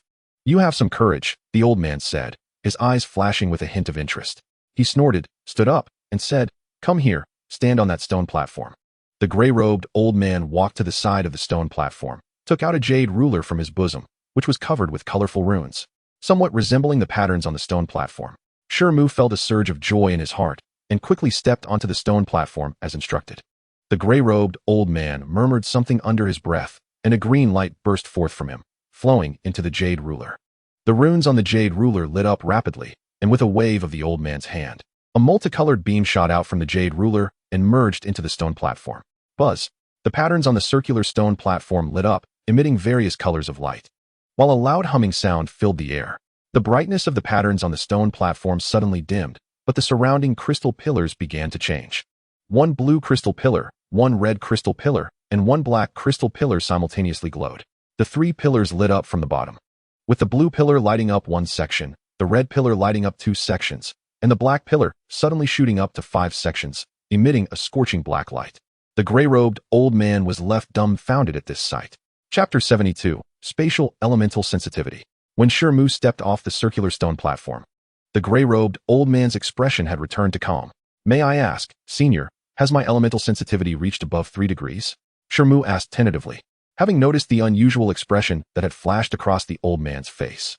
"Cough, it should be considered so," the gray-robed old man said, his triangular eyes continuously sizing up Shi Mu, his expression growing strange again. Hearing this, Shi Mu couldn't help but glance at the black crystal pillar, feeling a bit excited. The gray-robed old man, seeing Shi Mu's movement, shook his head, seemingly regretful, and continued, "Apart from the black and white crystals, if you manage to activate any of the other crystal pillars to above 5 sections, the sect will undoubtedly pay great attention to you. However, the black crystal pillar you activated represents the elusive spatial power, which is extremely rare, second only to the power of time among all elemental sensitivities. Throughout the entire black magic sect, no one has ever activated this type of elemental sensitivity, and there is fundamentally no formal cultivation method corresponding to it. The closest would be the formation masters and soul masters. But if you choose either of these two types of sorcerers, your training will naturally be much less effective, and the possibility of advancing to a higher-level sorcerer is minimal. Upon hearing the gray-robed old man's words, Shi Mu felt a wave of disappointment wash over him. But after a moment's thought, he became calm again. Before entering, he had not had high hopes for his sorcerer aptitude, and now, even if he could only become an apprentice, it would still be a great opportunity for him. He recalled that many of the coveted tasks in the Guangyuan Hall could be undertaken by sorcerer apprentices. Thinking of this, Shi Mu felt a surge of impatience. "May I ask, Senior, do I now qualify to become a formal sorcerer apprentice?" he asked, glancing anxiously at the blue and red crystal pillars, which had not reached 3 sections. "That is not a problem," the gray-robed old man replied without hesitation. "With your qualifications, aside from being a formation master or soul master, what other options do you have?" The old man rolled his eyes, looking somewhat speechless. Although the gray-robed old man's words were harsh, they sounded like music to Shi Mu's ears. He was extremely excited. If he could truly become a formation master, he would no longer worry about resources for cultivation in the future. The registration for sorcerer apprentices is at the Real Spirit Law Hall. Follow me. The gray-robed old man had seen many people who were ecstatic upon hearing they could become sorcerers. He paid no attention to Shi Mu and directly walked toward the back of the hall. Then, after feeling around a seemingly ordinary wall for a moment, a soft sound was heard, and a door about a person's height suddenly appeared. Seeing this, Shi Mu hurriedly followed, secretly marveling at the clever design of this mechanism. The passage behind the hidden door was not long, and the two soon arrived at a secret chamber. The chamber was small, very simply arranged, with a giant circular formation engraved on the floor in the center, covered with countless silver patterns and unknown mysterious characters, laid out in some mysterious order. "What are you standing there for? Come in." The gray-robed old man was already standing in the center of the pattern. Seeing Shi Mu still looking around, he glared with his strange eyes and impatiently shouted. Shi Mu did not dare to say much and quickly stepped into the formation. At that moment, the gray-clothed old man took out a yellow talisman, flicked his wrist, and the tip of the talisman ignited with a flame, quickly burning up. It soon broke free from the old man's control, transforming into a yellow light ball wrapped in strange energy and disappearing into the formation. With a buzzing sound, the air trembled. The silver patterns and characters on the ground seemed to come alive, swirling and rotating, emitting strands of white mist. Moments later, the mist rolled upwards, and Shi Mu and the gray-clothed old man vanished from their spot. After a familiar sensation of spinning and turning, Shi Mu found himself in an underground hall. The entire great hall was made of some unknown blue stone, covering an area of at least an acre, but it was empty and appeared very spacious and magnificent. The ceiling was embedded with dozens of night pearls the size of fists, illuminating the entire space as bright as day. In the center of the hall stood a massive blue jade wall, in front of which was a giant bronze beast incense burner. A purple incense candle, as thick as a baby's arm, was inserted straight into the burner like a wooden stick, with the top still showing remnants of gray-black ash after use. Shi Mu's gaze swept over and finally landed on the enormous blue jade wall. The wall was marked with over 100 different symbols from top to bottom. The top row had 2 light red star-shaped symbols, the second row had 8 cloud-shaped green symbols, and below that were over 100 white light point symbols. All the symbols shimmered, appearing extraordinarily mysterious. Looking at these mysterious symbols, Shi Mu suddenly recalled what Huazong had mentioned that day at the Chuanxiang Tower. There were only 10 sorcerers in the black magic sect, and over 100 sorcerer apprentices. A vague guess began to form in his mind. "Do not speak, do not look around," the gray-clothed old man suddenly sternly commanded. Shi Mu's heart tightened, and he quickly stood respectfully, observing his nose and keeping his heart calm. The atmosphere in the hall became tense in an instant. The gray-clothed old man nodded in satisfaction, stepped forward, and waved his hand over the giant candle in the incense burner. With a sizzling sound, the light at the top of the incense candle flickered and extinguished itself, releasing a visible green smoke that curled upwards. The gray-clothed old man immediately stood respectfully. After a moment, the leftmost star-shaped mark at the top of the blue jade wall flashed, and a light red beam shot out from it, condensing above the incense burner into a fuzzy shadow. Shi Mu focused and saw that the shadow was actually a middle-aged scholar with a black long beard. "Thank you, master." The gray-clothed old man immediately bowed respectfully to the shadow. "Is there a new disciple with sorcerer potential appearing in the sect?" The middle-aged scholar, referred to as master, first glanced at Shi Mu standing behind the gray-clothed old man and asked casually, "Oh, Spatial sensing ability has reached 5 degrees. The long-bearded scholar's eyes flashed, revealing a look of surprise as he re-evaluated Shi Mu a few more times. Shi Mu's heart sank, and he quickly lowered his head, not daring to meet his gaze. The long-bearded scholar's gaze was calm, but seemed to possess a peculiar power, as if he could see through Shi Mu's body. What is your name? After a moment, the long-bearded scholar asked again. A 5-degree sensing ability is quite rare, but unfortunately, you possess spatial elemental sensing ability. It is worth noting that since the establishment of our sect, we have never had anyone in your situation. The long-bearded scholar nodded slightly, and then a contemplative expression appeared on his face. Upon hearing this, Shi Mu's expression subtly showed a hint of nervousness. How about this? I will give you 2 choices. One is to follow the standard of an ordinary sorcerer apprentice and receive an additional sorcerer resource according to the usual practice within the sect. However, aside from that, the sect will not provide you with any other care. The long-bearded scholar spoke after a moment of contemplation. Shi Mu's expression changed slightly, but he did not speak, quietly waiting for the long-bearded scholar to continue. The other choice is to sign a vow contract, promising never to leave the black magic sect for the rest of your life. In this way, I will personally guide you on the path of sorcery as a star-level sorcerer, and the sect will provide you with several times the resources of an ordinary apprentice. If your comprehension is sufficiently high, I may also consider accepting you as my direct disciple in the future. The long-bearded scholar continued. After hearing this, the gray-clothed old man beside them showed a look of surprise, turning his gaze towards Shi Mu. If I cannot leave the sect at all, then I choose the first option. Shi Mu thought for a moment and said without any hesitation, no matter how many benefits the long-bearded scholar offered.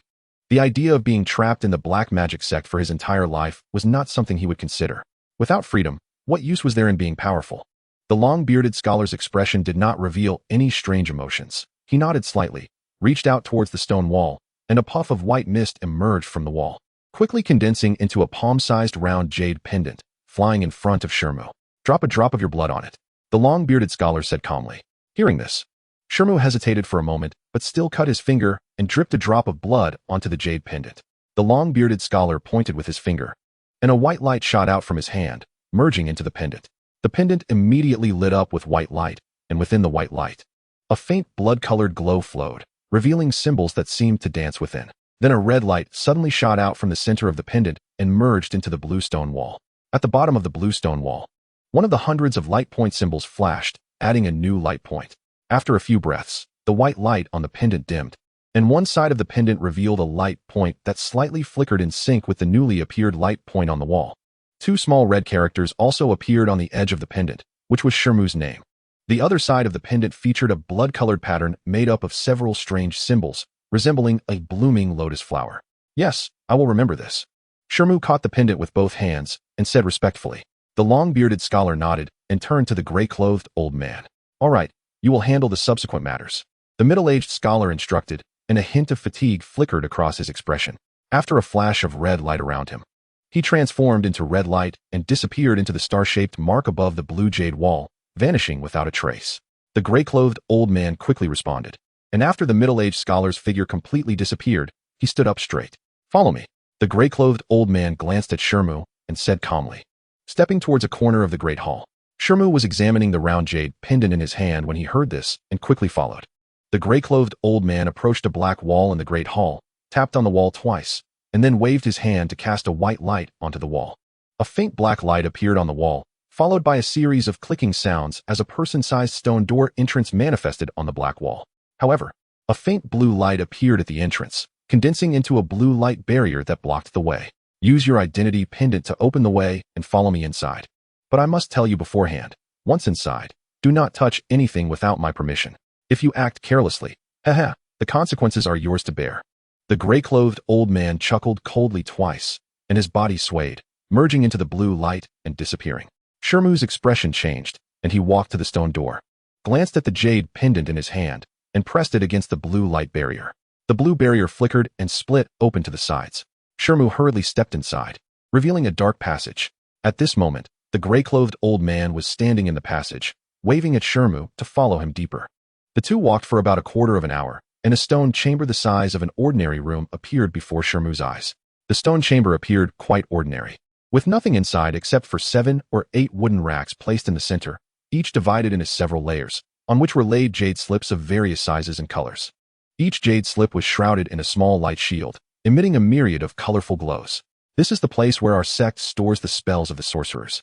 And now that you are recognized as a sorcerer apprentice by the sect, according to the sect rules, you can freely choose one spell here, the gray-robed old man said. Upon hearing this, Shi Mu revealed a look of surprise, nodding repeatedly as he surveyed the nearby shelves. However, he remembered the warning words of the gray-robed old man and did not rush over. Senior, I have yet to inquire about your name. Shi Mu suddenly thought of something and turned to ask. I am Sun En. Just call me Uncle Sun, the gray-robed old man replied. It seemed that because Shi Mu was already recognized as a sorcerer apprentice, Sun En's tone was a bit more amiable than before. Chapter 74, Spirit Gathering Technique. Disciple has a question and would like to ask Uncle Sun for guidance. Shi Mu hesitated for a moment and then cupped his hands in greeting. What is it? Speak quickly, the gray-robed old man said with a roll of his eyes. I have seen many sorcerer spells in the scripture pavilion, which are far more numerous than those here. I wonder what the difference is between the spells here and those in the scripture pavilion. Shi Mu did not mind the gray-robed old man's son and strange temperament and voiced his doubts. The gray-robed old man glanced at Shi Mu, snorted lightly, and slowly said, What's so strange about that? The sorcerer spells in the scripture pavilion are merely common spells collected by various sects, and our sect's disciples can exchange them for black flame tokens even if they have no elemental sensing ability. However, the sorcerer spells in this spirit law hall are different. Although fewer in number, they are the essence of our black magic sect spells. Only those sect disciples who have left marks on the stone wall are qualified to learn them. Upon hearing this, Shi Mu nodded thoughtfully. All right, enough chit-chat.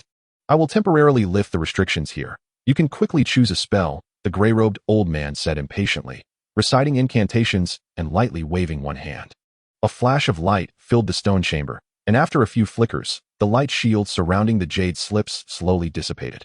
After doing all this, the gray-robed old man stood in one corner of the stone chamber, hands clasped behind his back, staring at the ceiling, seemingly lost in thought. Shi Mu looked at the jade slips before him, his breath quickening. Being able to learn a spell for free was indeed a treatment far better than that of a martial apprentice. After all, in the scripture pavilion, even a casual spell would require at least 6 black flame tokens, and according to what Sun En said, their value was certainly far inferior to the spells treasured in this spirit law hall. Taking a deep breath to calm his emotions, he walked toward the nearest wooden rack. Half an hour later, Shi Mu had browsed through the more than 200 sorcerer spells stored here, but his brows gradually furrowed. It turned out that most of the techniques recorded in these manuals were auxiliary spells used by sorcerers. For example, the one he was holding was a jade slip of the True Fire Profound Spirit technique. The name sounded good, but what it recorded was actually a method to assist in refining fire attribute pills, which could enhance the efficacy of the refined fire attribute pills by a few points. Other jade slips included certain simplified alchemy techniques, methods for cultivating rare spiritual plants, specific talisman and formation arrangements, and he even saw techniques for crafting several magical artifacts. However, there were very few genuine cultivation methods available for sorcerers. After carefully selecting for half a day, he found only a little over 10, most of which were for the more common 5-element sorcerers. Even the cultivation methods for mutated spiritual roots like wind, thunder, and ice only had a couple of types. As for those that could be cultivated by formation masters, talisman masters, or soul masters, there was only one method called the spirit gathering technique, which claimed to be versatile but actually required no elemental sensing ability to cultivate, allowing any type of spiritual root sorcerer to choose this technique. Shi Mu couldn't help but feel speechless, his eyes revealing disappointment. Uncle Sun, although the Spirit Law Hall has a considerable collection of sorcerer spells, why are there only so few cultivation methods among them? After searching for a while, he finally couldn't help but look at Sun En, who was still standing in the corner, and asked again. This is quite normal. Cultivation methods for sorcerers are inherently more precious and rare than martial arts techniques and general alchemy formation methods. The cultivation methods collected in our Spirit Law Hall can at least allow direct cultivation to star-level sorcerers, while the methods stored in the regular Scripture Pavilion are either incomplete or only somewhat useful during the apprentice stage. The gray-robed old man said expressionlessly after glancing at Shi Mu. In that case, I can only choose this spirit-gathering technique, Shi Mu said, picking up a gray jade slip from a rack, feeling somewhat helpless. Don't underestimate this spirit-gathering technique. Although its power and cultivation speed are far inferior to other cultivation methods, it is one of the 3 major cultivation methods in our black magic sect that can be cultivated to moon-level sorcerers. Any sorcerer in the sect who cannot find a suitable cultivation method will most likely not go wrong by choosing this one, the gray-robed old man said with a grin after looking at Shi Mu. Upon hearing this, Shi Mu's eyes lit up for a moment. But thinking of its slow cultivation speed, he couldn't help but feel a bit apprehensive. Although this technique cultivates slowly, It has the advantage of cultivating pure and stable magical power, rarely leading to magical backlash or losing control during spellcasting, making it particularly suitable for formation masters and soul masters who have the highest requirements for magical stability. Your own situation is somewhat special. With only a strong spatial sensing ability, you can't cultivate most cultivation methods, so you can only choose this technique. The gray-robed old man squinted his eyes, seemingly having seen through Shi Mu's thoughts, and said with a half-smile. After hearing this, Shi Mu felt somewhat speechless, but what the other party said wasn't wrong. If he didn't choose this technique, could he possibly choose the fire and water techniques that only required 1 or 2 degrees of sensing ability? As this thought crossed his mind, he sighed and handed the gray jade slip containing the spirit gathering technique back to Sunin. What you said is very true. Then I will choose this technique. The gray-robed old man took the gray jade slip from Shi Mu with one hand and quickly took out a white jade slip from his pocket with the other. He pressed both slips to his forehead in succession and began muttering incantations. A moment later, the gray-robed old man handed the recorded white jade slip to Shi Mu and said expressionlessly, "Here are the first 5 layers of the spirit gathering technique. Enough for you to advance to the spirit level sorcerer. After you receive it, go to the Linglong Pavilion with your identity jade pendant to collect your sorcerer apprentice items." Shi Mu was taken aback upon hearing this. Why were there only the first 5 layers of the technique? But after a moment's thought, he understood that as a sorcerer apprentice, how could he possibly obtain all the cultivation methods needed to break through to a moon-level sorcerer at once? It seemed that the number of black flame tokens needed to exchange for the remaining 10 layers of the spirit gathering technique would not be small. As he thought this, Shi Mu respectfully accepted the jade slip from the gray-robed old man and carefully stored it away. After that, the gray-robed old man, like Ming Gu in the Blood Scripture Pavilion, gave him a few brief instructions and then unhesitatingly issued the order to dismiss him. Shi Mu also understood the hint, giving a respectful bow to the gray-robed old man before leaving the Spirit Law Hall with his thoughts in mind. Chapter 75, Magical Power. Stepping out of the nominal entrance of the Spirit Law Hall, the area outside was empty, and the disciples who had been watching earlier had mysteriously dispersed. Shi Mu's gaze flickered as he glanced around and quickly left the place. A quarter of an hour later, he arrived in front of a yellow wooden loft building, with the words Linglong Pavilion written on the plaque at the front. The door of the loft was wide open, and the area was quiet with no signs of people. But there were faint voices coming from inside. Shi Mu looked up at the plaque of Linglong Pavilion, feeling a bit excited. He took a deep breath and stepped inside. At that moment, there was a flash of movement inside the pavilion as another person walked out. Shi Mu, caught off guard, almost bumped into him, but quickly reacted and halted his steps. He looked up and saw a tall and thin young man in front of him, who was at least a head taller than him, with a lean figure, sunken cheeks, and long limbs resembling a bamboo pole. This person had an unremarkable appearance, but exuded a faint aura of pressure that was not to be underestimated. Shi Mu's expression changed slightly. The person in front of him was also wearing the attire of a C-grade disciple, but given his age, it was obvious he was a senior disciple. Since this person appeared here, he was naturally a sorcerer. Shi Mu's mind raced, but his body had already moved aside to clear the path. The tall and thin young man glanced at Shi Mu with an indifferent expression and walked out. Shi Mu watched the young man's back for a moment before stepping into Linglong Pavilion. Inside the pavilion, the decor was simple. In front was a long wooden table, behind which stood a middle-aged man in his 30s with a somewhat wooden expression. A newly admitted sorcerer apprentice? The wooden-faced man looked at Shi Mu and said flatly, "Yes, I am here to collect sorcerer resources," Shi Mu replied, taking out the white jade pendant from his bosom and handing it to the wooden-faced man. The middle-aged man took the pendant, flipped his hand to take out a deep blue token, and gently scratched the pendant with it. A beam of white light flew out from the pendant and entered the blue token. The token flashed with light, revealing Shi Mu's name. The wooden-faced man nodded and handed the pendant back to Shi Mu. After closing the door, he took out a small blue bag from his bosom, a look of excitement appearing on his face. He opened the bag and took out its contents: 12 black flame tokens, a small blue vial, and 3 crystals, 2 red and 1 blue. Shi Mu first focused on the 12 black flame tokens. In the Black Demon Sect, the cultivation resources for sorcerers were indeed far greater than those for martial artists. Just the 12 additional black flame tokens alone would make countless ordinary disciples envious. Unfortunately, based on the markings on the jade tablet from the Lingfa Hall, only a little over 100 people could enjoy such treatment. Shi Mu picked up the blue vial, opened the cap, and a fragrant aroma wafted out. Inside were 3 thumb-sized blue pills. A smile appeared on his face. These pills were the spirit-enhancing pills he had seen once before, capable of quickly replenishing a sorcerer's magical power, making them invaluable for survival in sorcerer duels. Worth quite a lot. Just these 3 pills could be worth over 100,000 silver coins. Shi Mu set down the vial and picked up one of the crystals. These crystals were the size of pigeon eggs, emitting a soft red glow, with a faint current swirling inside. This item was a spiritual stone, quite valuable in the cultivation world. The flowing current inside was pure spiritual energy, and the red color of the crystal resembled flames, indicating it was a fire spiritual stone from the 5-element spiritual stones. All 3 of these were low-grade spiritual stones, but their value was comparable to that of the spirit-enhancing pills. This was Shi Mu's first time seeing spiritual stones, and he played with them in his hand for quite a while before putting everything away. This was all the sorcerer resources he would receive. They could be collected once a year, representing a significant fortune for a disciple like Shi Mu. Shi Mu calmed his mind. After all, these were external resources. To improve his strength, he still needed to rely on his own hard work. With this in mind, he took out the xianxian technique, Jade Slip, and pressed it against his forehead. Lines of small characters appeared in his mind, and after about a quarter of an hour, he had roughly browsed through the content of the slip. The first 5 layers of the xianxian technique's cultivation method were vastly different from the Boran Tianxiangong and the Great Force Demon Ape transformation technique.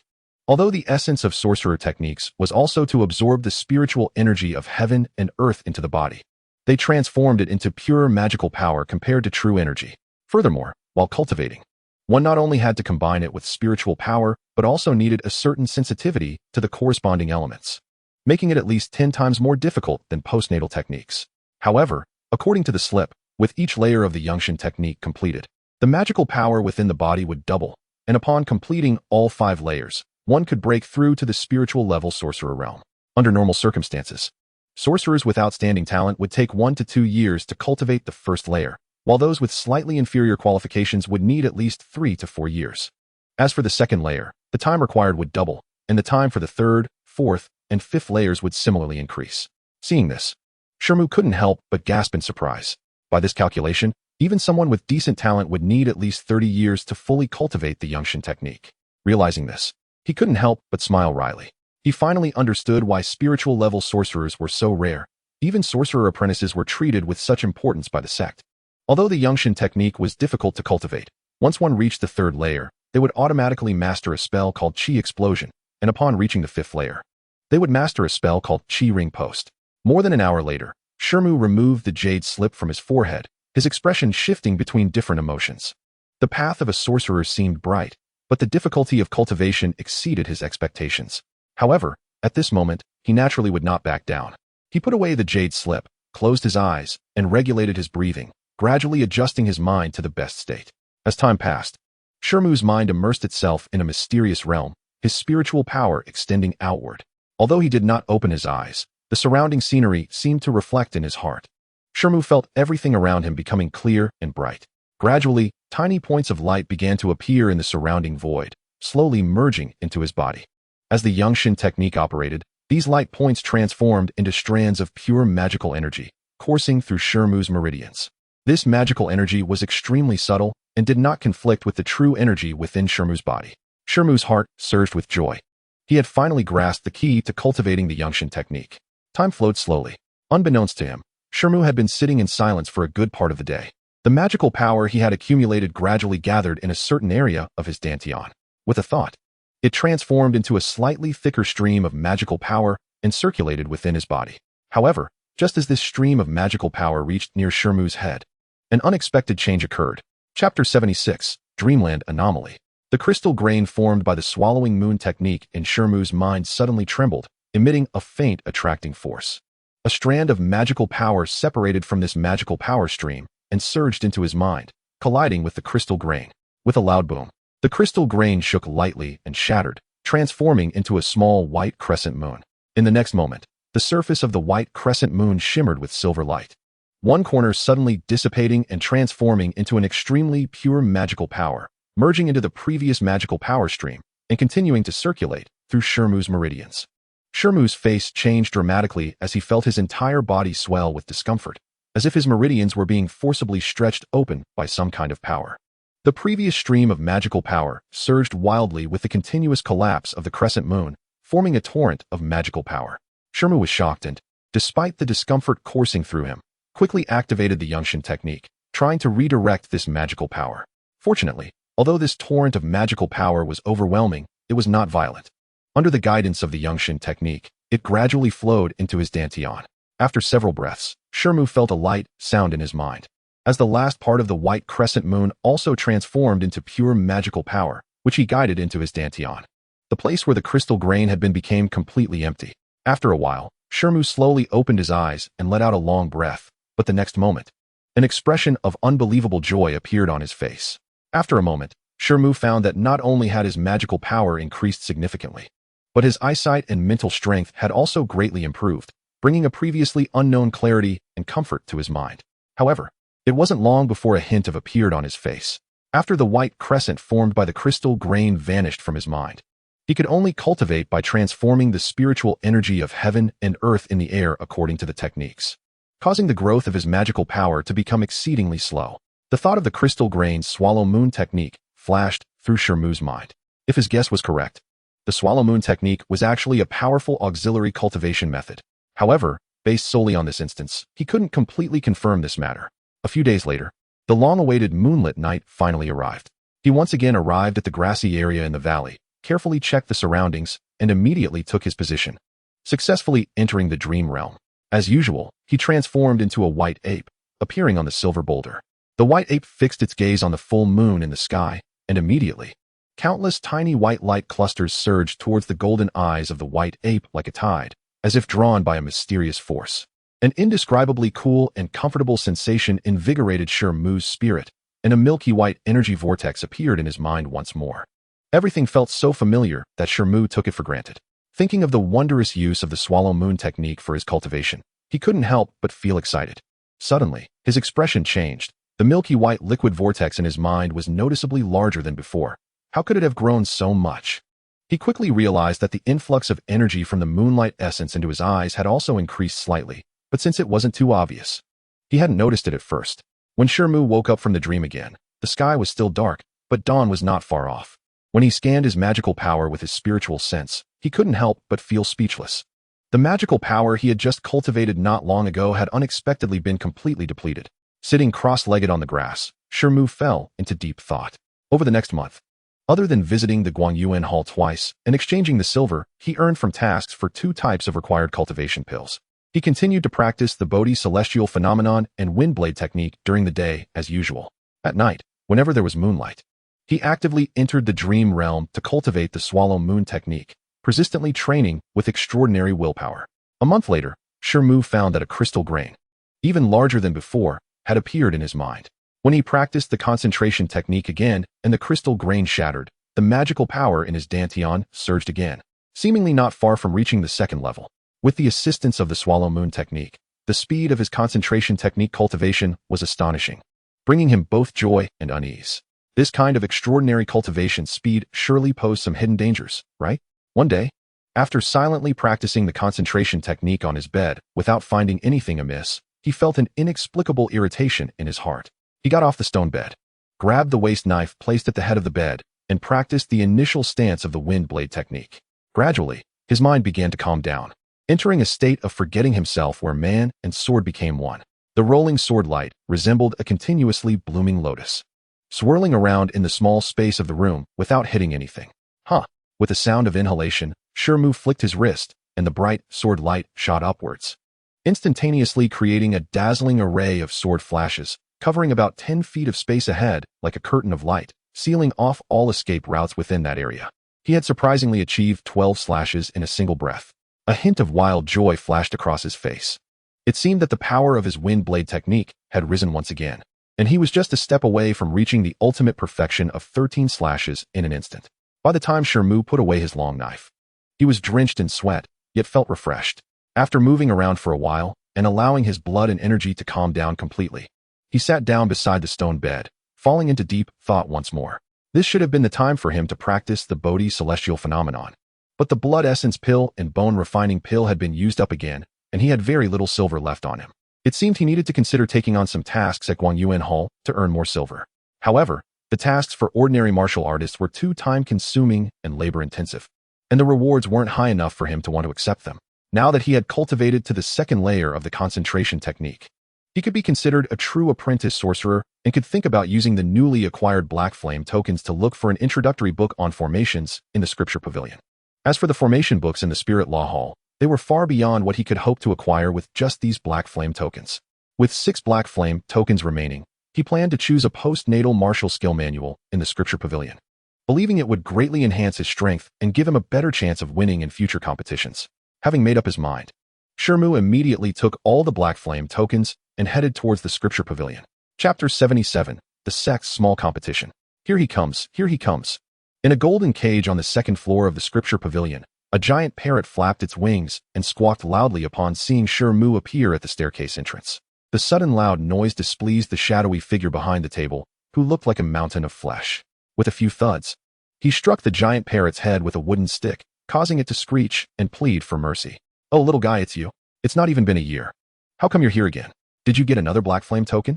After finishing with his pet, the chubby man turned around, looking at Shi Mu with some surprise. "You've become a sorcerer apprentice?" The chubby man blinked in disbelief, sizing Shi Mu up from head to toe. Shi Mu becoming a sorcerer apprentice naturally astounded him. "Little guy, what is your spiritual root attribute?" The chubby man scratched his head and asked again.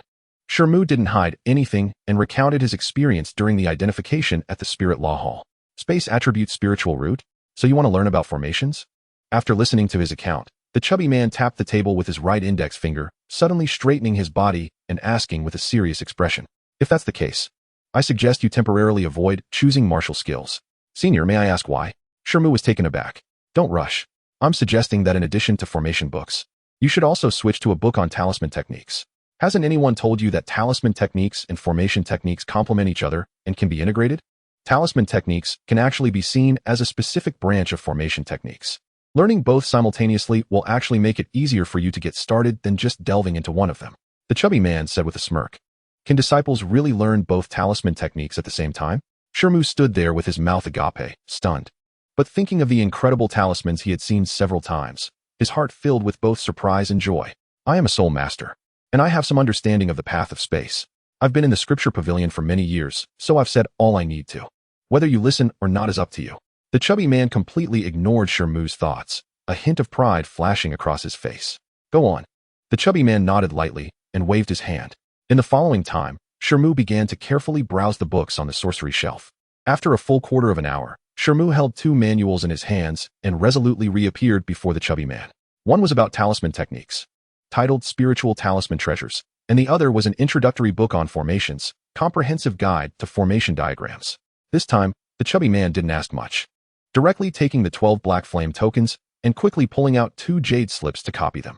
Many disciples carried swords and weapons, their faces filled with eager expressions. Shi Mu frowned slightly and then felt a bitter smile. Over the past month, he had been focused on cultivation and was completely unaware of the happenings outside. Judging by the situation, there must be some major event occurring in the sect. Shitty. Just as Shi Mu was thinking about whether to find someone to inquire, a voice came over. A robust young man strode forward. It was Huomao. At this moment, Huomao was dressed in all black, carrying a large double-bladed axe on his back, and with his tall and strong physique, he exuded an imposing aura. "Huaxixiao." Shi Mu's face lit up with joy, and he hurried to greet him. "Hee, it's rare to see Shitty out. Have you made significant progress in your cultivation these days and finally want to show off your strength in the small competition?" Huomao said with a smile. "Small competition?" Shi Mu raised an eyebrow, suddenly realizing. The entry manual for disciples mentioned that the small competition was held every 3 months. Counting the time, he had indeed been in the sect for almost 3 months. However, he had been so busy with cultivation that he completely forgot about it. Seeing Shitty's expression, "Have you forgotten about the small competition?" Huomao said with a wink and a smile. Upon hearing this, Shi Mu cupped his hands and said, "I'm sorry to have worried Huaxixiao. To be honest, I did overlook it a bit." Huomao, however, did not show any mockery in his expression, laughing heartily. "That's quite normal. It just shows that you are truly dedicated to your cultivation. I heard from Baishur that your punch power is astonishing and that you excel in swordsmanship. You must have made considerable progress in your strength these days, right? With your abilities, you can definitely aim for a good ranking in this small competition, as the rewards from the sect are quite generous." Shi Mu's expression shifted, and he nodded. The rewards mentioned in the sect's manual regarding the small competition were indeed quite appealing for new disciples like them. "Are you interested in coming with me, Shitty? By the way, Baishur and the others have already gone to the martial arena. Shitty has made significant progress after entering the Zunling Pavilion and should showcase his skills in the small competition." Huomao said with a subtle tone. "Huaxixiao, if you are not in a hurry, please wait a moment for me. I will go get my weapon." Shi Mu pondered for a moment and replied. Shi Mu nodded and strode toward his residence, his figure disappearing into the distance in no time. Huomao watched Shi Mu's retreating back, a hint of unusual expression flashing in his eyes. At that moment, a figure approached from nowhere and came to Huo Mao's side. It was Jin Huan from the Zunling Pavilion. Jin Shixiao. Huo Mao quickly bowed respectfully upon seeing him. You've done well. This Shi Mu usually keeps to himself and rarely communicates with others, yet he seems to enjoy talking with you, Jin Huan said. Glancing in the direction Shi Mu had gone, his tone indifferent. Jin Shixiao, why have you suddenly taken an interest in this Shi Mu? Although his strength is decent, he likely doesn't catch your eye, right? Huo Mao asked, revealing a hint of flattery on his face. What do you know? Although this person seems inconspicuous on the surface, I learned that he quietly participated in the talent test at the Lingfa Hall a month ago and surprisingly displayed the talent of a sorcerer, reportedly not low. Jin Huan said slowly, his gaze flickering. Sorcerer talent? Huo Mao was taken aback. This matter hasn't spread yet, and other forces are still unaware. Thus, we from the Zunling Pavilion should seize this opportunity to find a way to recruit him into the pavilion, Jin Huan said with a solemn tone. Huo Mao quickly nodded in understanding. Fortunately, a few of Shi Mu's acquaintances within the sect have connections with our Zunling Pavilion. You must try your best to befriend him. Even if we can't recruit him into the pavilion, we must not let other forces take him away, Jin Huan instructed after a moment of thought. Yes, please rest assured. Jin Shixiao, Huo Mao replied, his expression serious as he nodded. Jin Huan nodded, gave a few more instructions, and then left in haste. Huo Mao watched Jin Huan depart, feeling relieved. At that moment, Shi Mu's figure also walked out from the valley, carrying only a steel knife in hand. Huo Mao quickly put on a bright smile and welcomed him. Not long after, the two arrived at the valley between Peak 11 and Peak 12. In the lush greenery of the valley stood a huge circular plaza, covering an area of about 40 to 50 acres, with 10 arenas lined up side by side on the plaza. At this moment, the plaza was bustling with activity, already gathering a dense crowd of disciples clad in black clothing, numbering over 1,000, surrounding the 10 arenas, with cheers and shouts echoing throughout. Shi Mu had excellent eyesight, and, before even reaching the plaza, could see that there were already people competing in the 10 arenas. With someone dressed in the black attire of the Demon Sect and bearing the character embroidered on their sleeves standing next to each arena. These level disciples were clearly the judges for this small competition. The surrounding spectators erupted in cheers from time to time, filling the entire plaza with a fervent atmosphere. Shi Mu was inspired by the surrounding atmosphere and felt a surge of eagerness within. The small competition in the sect was held every 3 months, specifically for the level disciples, and the in-level disciples would not participate. The purpose of the competition, aside from sparring, was mainly to determine the rankings of the level disciples, serving as a warm-up before the major competition held once a year. As Huo Mao spoke, he pointed ahead. Shi Mu followed his arm and saw a towering black stone tablet standing several dozen feet high on the other side of the plaza, its surface covered with countless silver characters from top to bottom. Shi Mu focused his gaze, and although it was several hundred feet away, he could still clearly see the silver names on the tablet. He immediately displayed an interested expression after several months in the sect. It was the first time he had seen the rankings of the level disciples. Shishiti, can you actually see the names on the stone tablet from here? Huo Mao asked in surprise as he noticed Shi Mu staring at the tablet. I have excellent eyesight and can barely make out the characters, but I still need to get a bit closer to see them clearly, Shi Mu explained with a light smile. As they spoke, the two entered the plaza, and with Huo Mao leading the way, they pushed through the crowd to reach near the stone tablet. Here, a crowd of over 100 people had gathered, including many new disciples who had entered the sect at the same time as Shi Mu. Shi Mu raised his eyebrows slightly, noticing that Lan Feng was standing nearby. Surrounded by a group of more than 10 disciples, her demeanor more confident than before, indicating that she had likely gained a lot from the Blood Dragon Society. Lan Feng had already become a prominent figure among the new disciples, and people nearby occasionally glanced at her, whispering among themselves. Wu Fa Shuangxiao. Shi Mu's heart sank.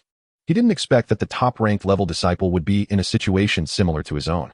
It seemed that if martial skills and sorcery were properly combined, one's strength could be significantly enhanced. Each small competition would arrange for a congenital elder and some level disciples to host it. But it seemed that the congenital elder was not present at this moment.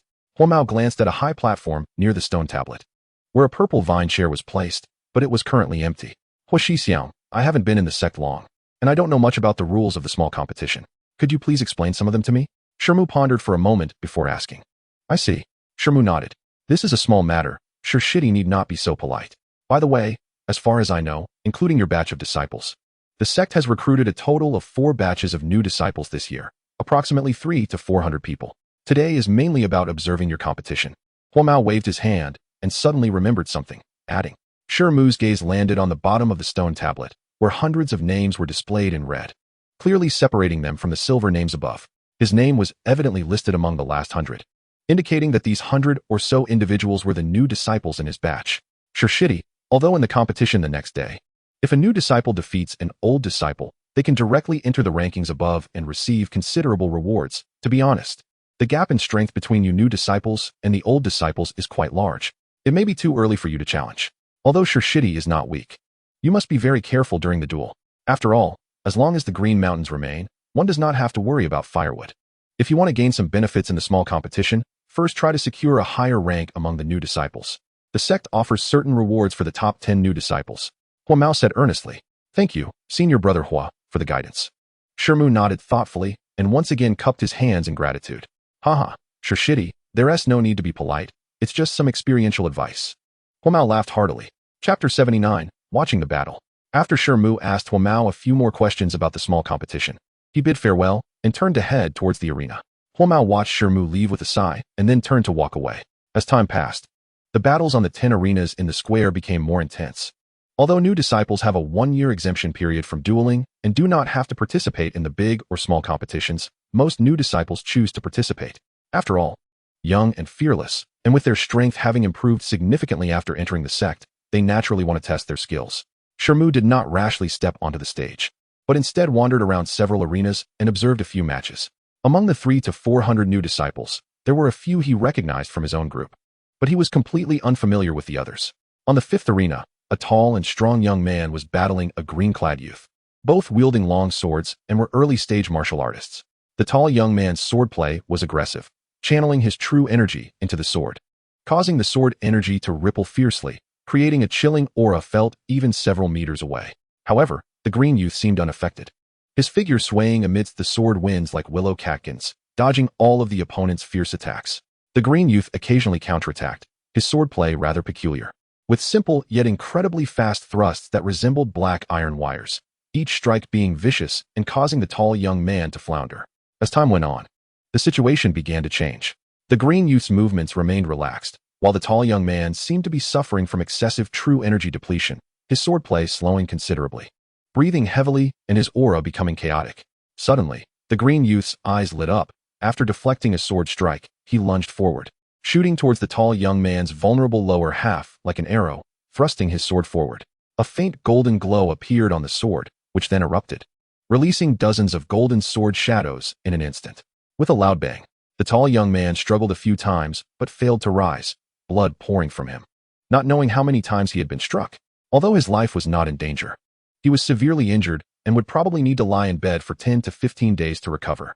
Several disciples in black clothing rushed out from below the stage to carry the tall young man away, while the B-level disciple on the stage emotionlessly announced the green youth's victory. The spectators around the arena erupted in discussion, speculating about the green youth's sword techniques. Shi Mu silently stood among the crowd, watching the green youth walk down the stage, his eyes flickering before he quietly turned and left. On the 7th arena, a boy and a girl were fighting hand-to-hand. The boy seemed to have practiced a special martial technique, with his hands enveloped in a layer of white light, resembling jade from a distance. He brought his hands together like blades, attacking the girl with a flurry of strikes. The girl, not wearing the Black Magic Sect's disciple attire, was dressed in a fitted green shirt, and although she appeared somewhat delicate, her movements displayed a powerful eagle claw technique, her fingers like hooks, engaging the boy head-on. A series of dull thuds echoed as they clashed. After a bout of exchanges, both staggered back. The boy's eyes flashed fiercely, and with a sudden pivot, he stomped hard on the ground, abruptly halting his body, and the next moment he leaped into the air like a bullet, his hands forming fists in front of him, resembling a gleaming white jade hammer, crashing down towards the green-clad girl. During the descent, his sleeves unexpectedly ripped apart due to the force, revealing his muscular arms.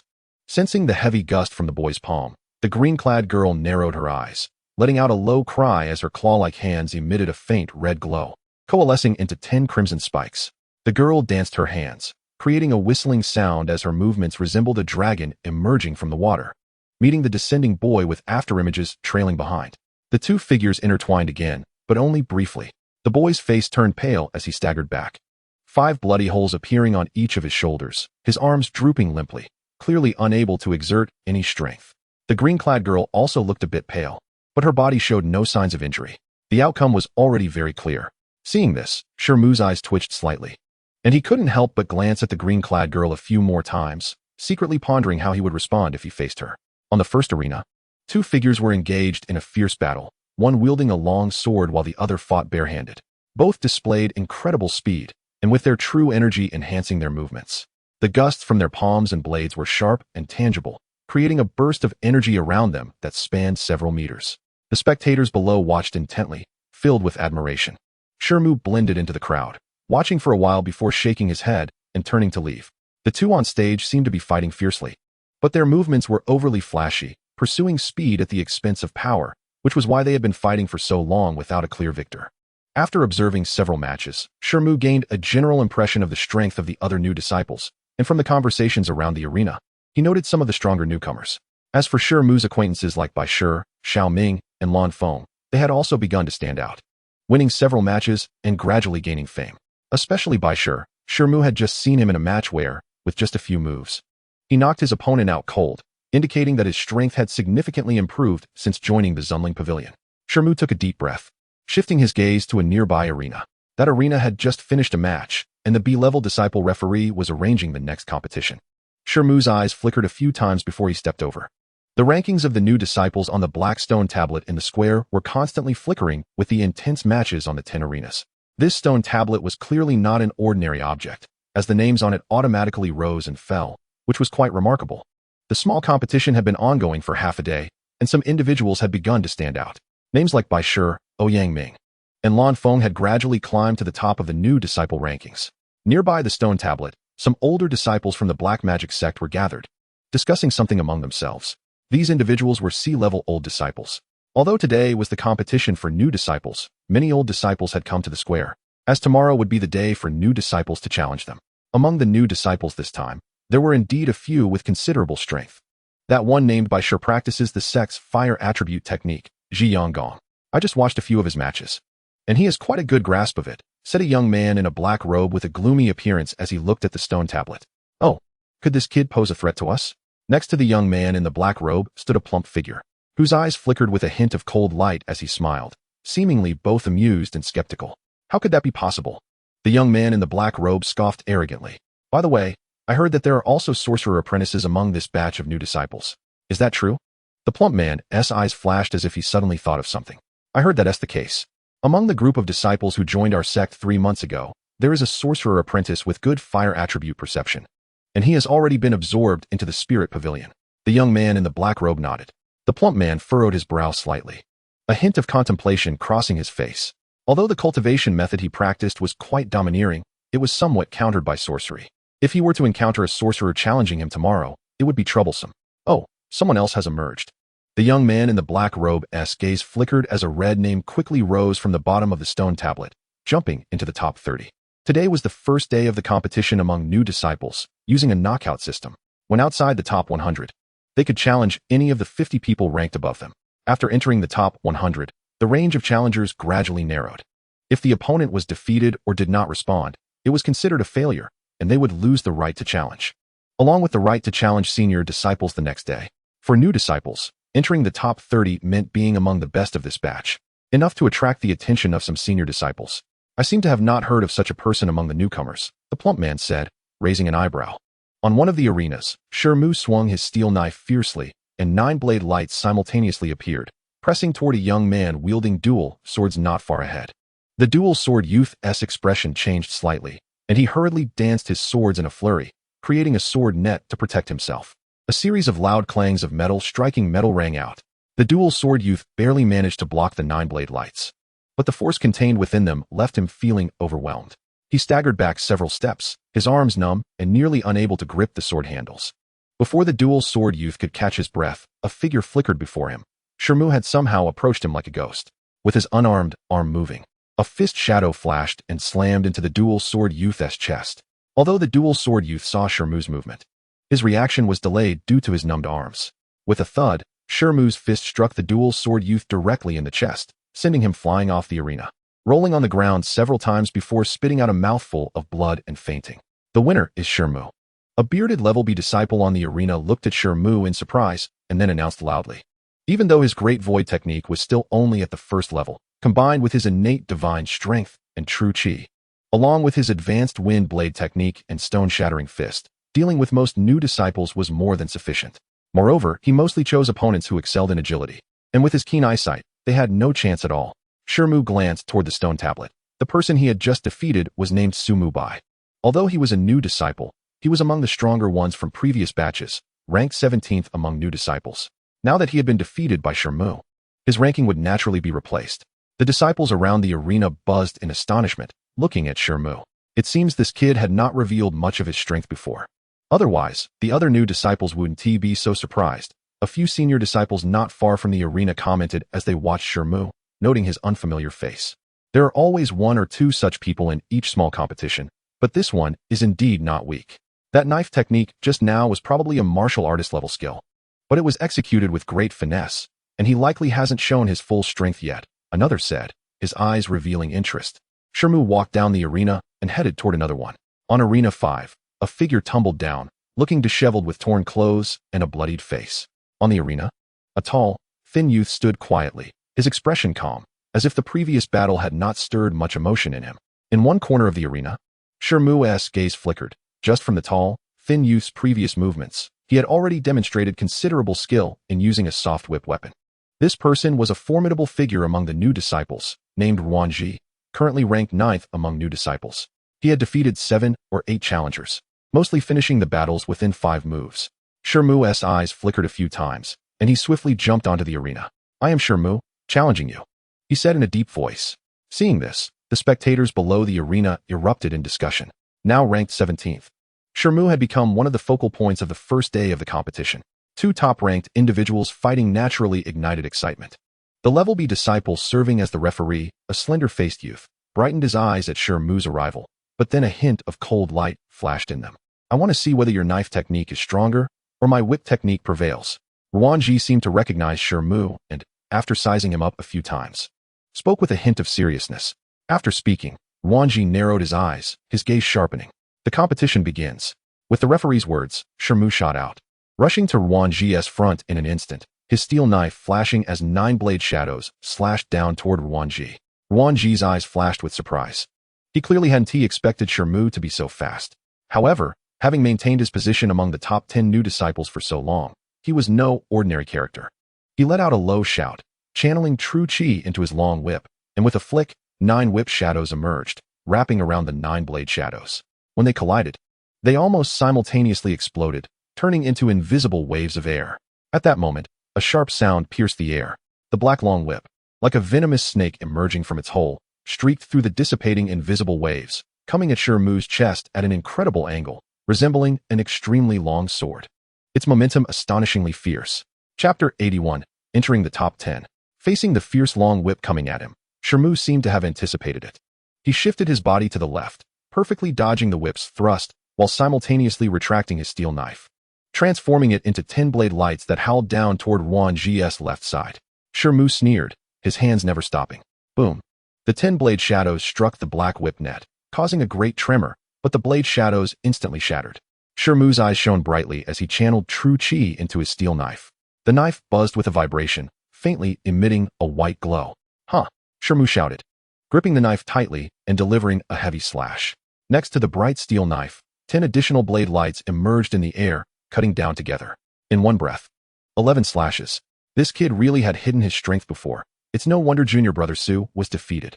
The slender-faced Level B disciple serving as the referee noted this, his eyes flashing with surprise. Ruanji's face turned pale, as he had been completely overwhelmed by Shi Mu's surging momentum, leaving him to desperately wave his long whip in futile defense. Unable to find any opportunity to counterattack, sweat beads forming on his forehead. With a loud bang. At that moment, a figure flickered, a tall shadow stepping in front of Ruanji. It was the slender-faced Level B disciple serving as the referee.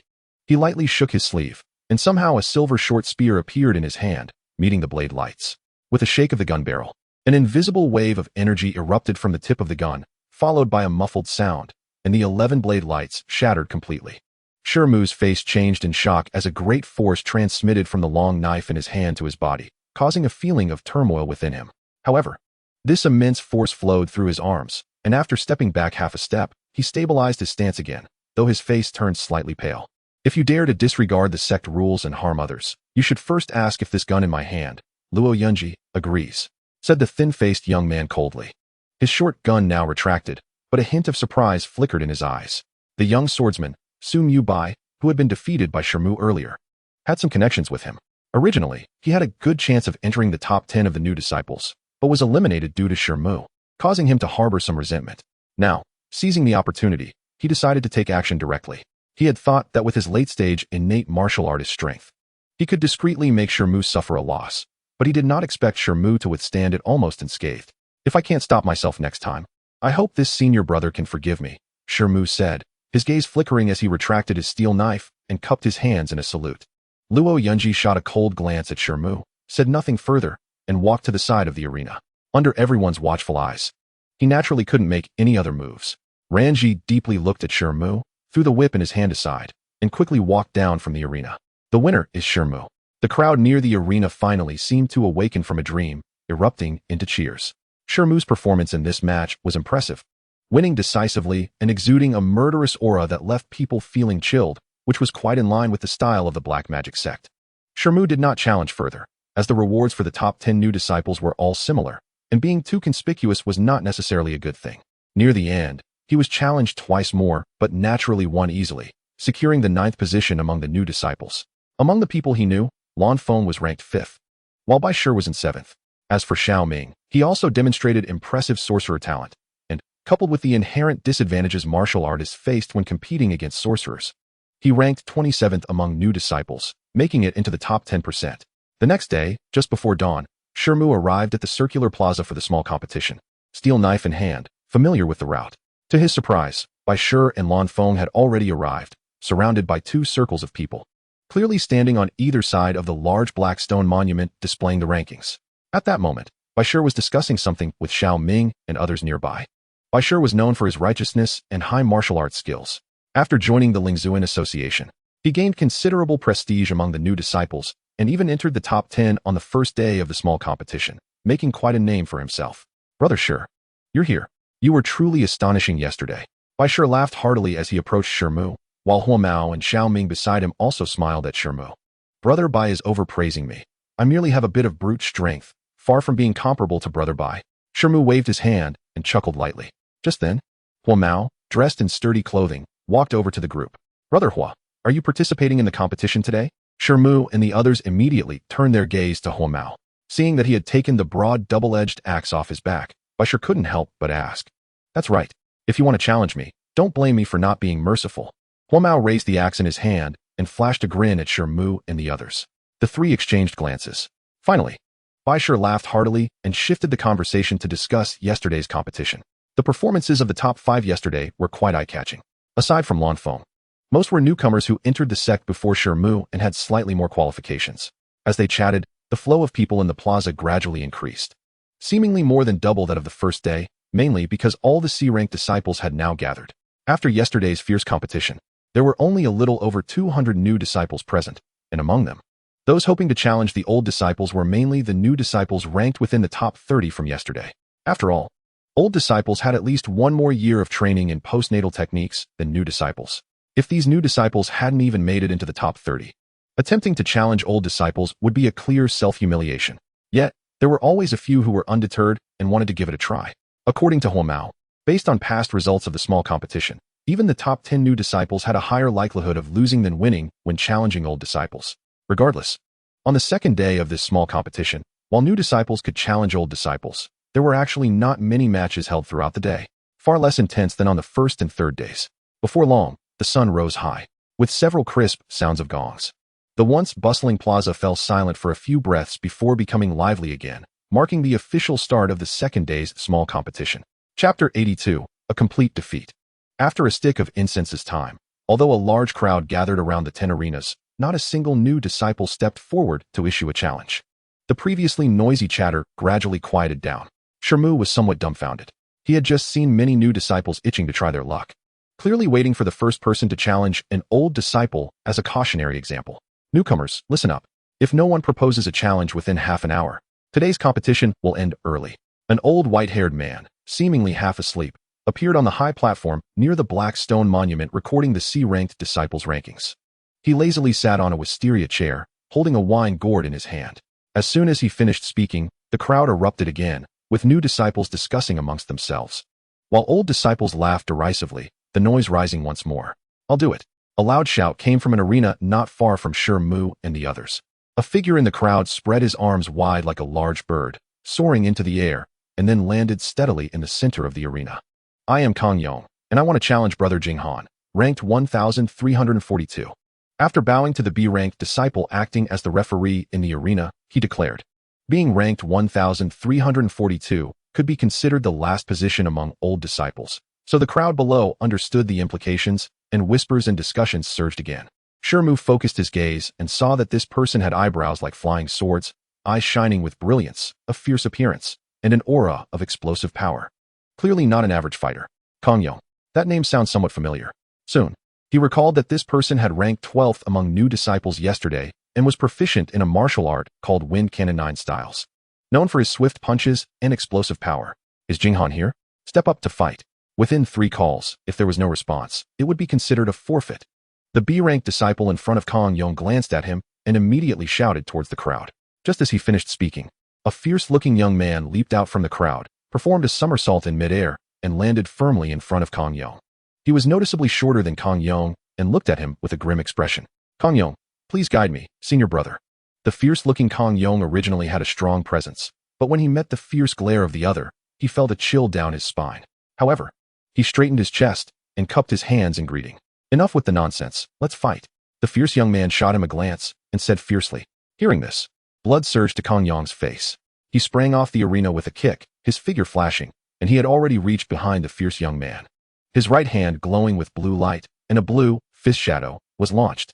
The disdain in the young man's eyes flashed away, and as their figures turned, they collided. The blue and red lights flashing and extinguishing in an instant. Bang! With a dull sound, Kang Yong flew out like a kite with a broken string, only to be caught by someone outside the arena. However, by this time, he had already turned pale and fainted, clearly suffering serious injuries. The fierce-looking young man clapped his hands and nonchalantly stepped down from the stage. The new disciples below erupted in an uproar. Most of them didn't see what had just happened, and those who had a glimmer of hope were completely dispelled. Shi Mu's expression darkened. Although he was standing a bit far away, he saw the scene very clearly. Kang Yong's movements were indeed quick, but his punch was only caught by Jing Han at the last moment. However, the latter's true energy was significantly deeper, and under the violent fire attribute punch, Kang Yong was directly sent flying. After the fierce-looking young man left, the atmosphere grew tense, and no one dared to step onto the stage for a moment. Soon, a dark-skinned boy with an ordinary appearance appeared in front of him. After the two exchanged greetings, the competition officially began. Bai Shi launched a frenzied attack right from the start, his arms bulging with muscles as countless punches rained down on the dark-clothed boy. The sound of the punches was deafening, and a vast red light seemed to surge forth, filling the air with a scorching heat that made anyone nearby feel the heat wave. Shi Mu's gaze sharpened.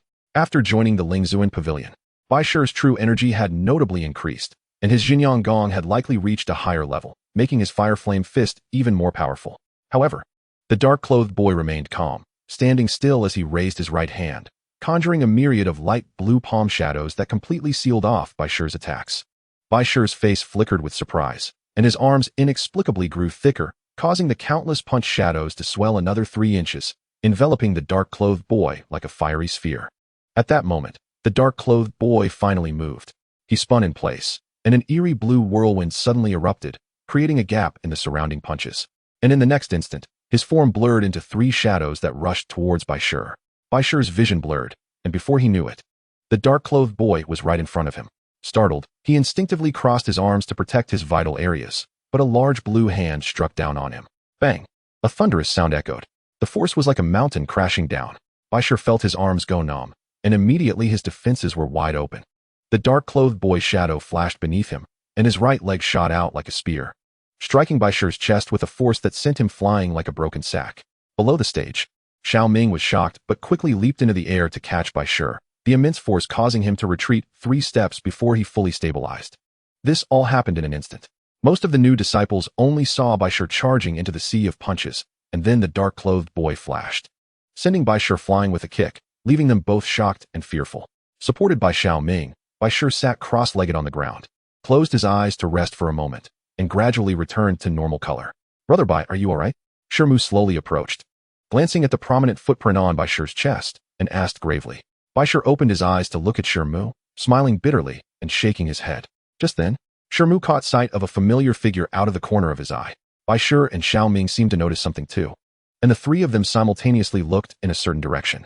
It turned out that on another arena a few dozen feet away, Lan Feng had already chosen her opponent, who was a beautiful woman in a pink dress standing opposite her.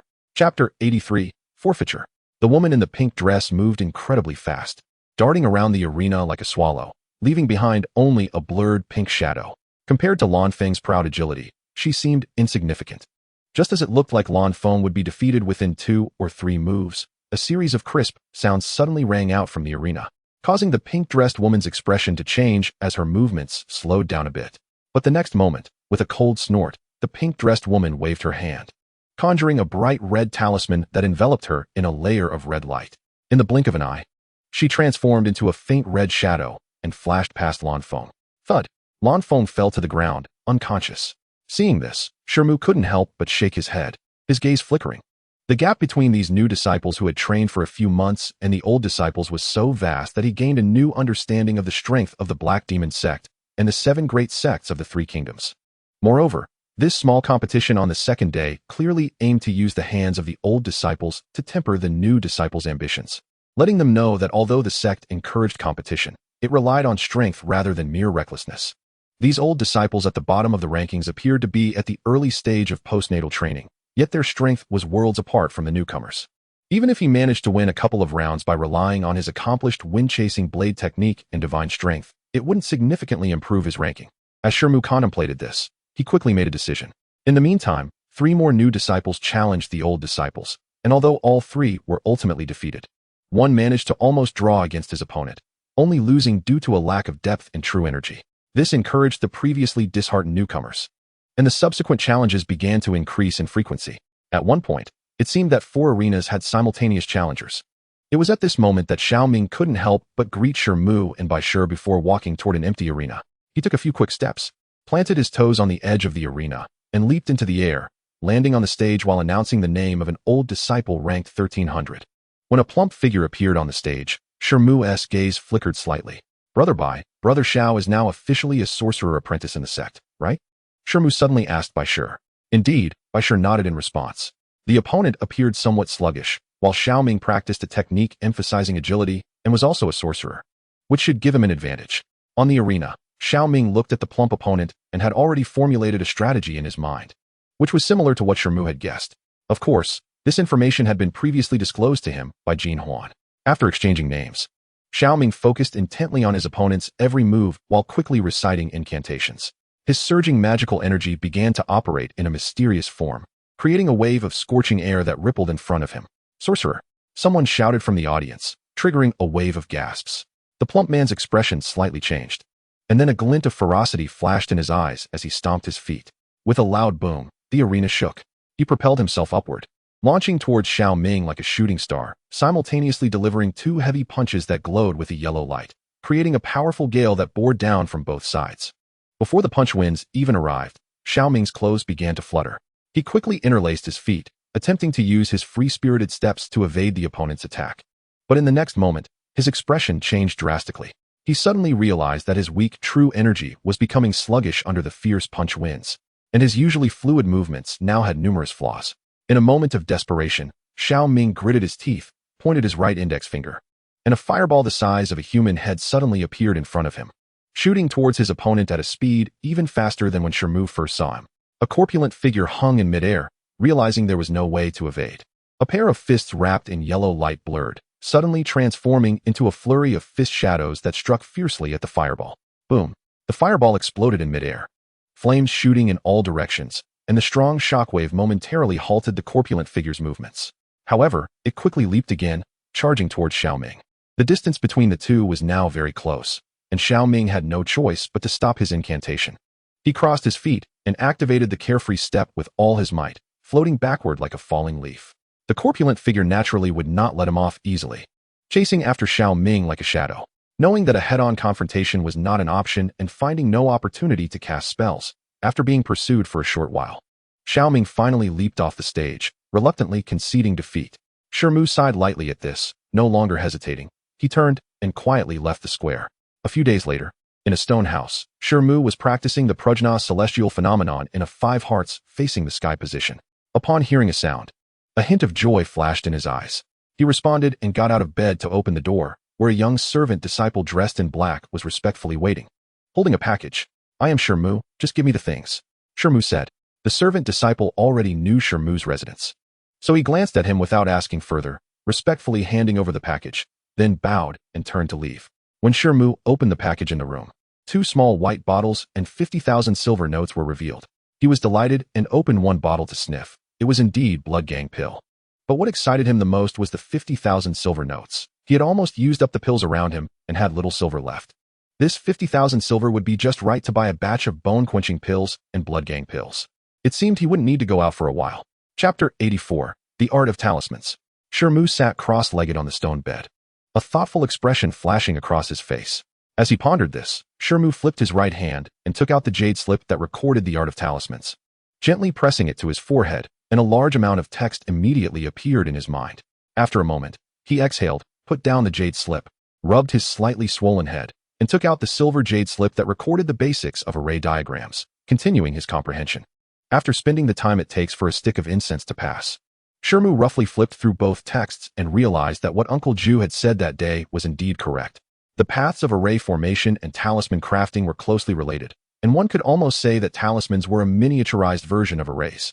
Therefore, in terms of complexity, talisman crafting should be much simpler than array formation, and naturally, its power could not be compared to formal arrays.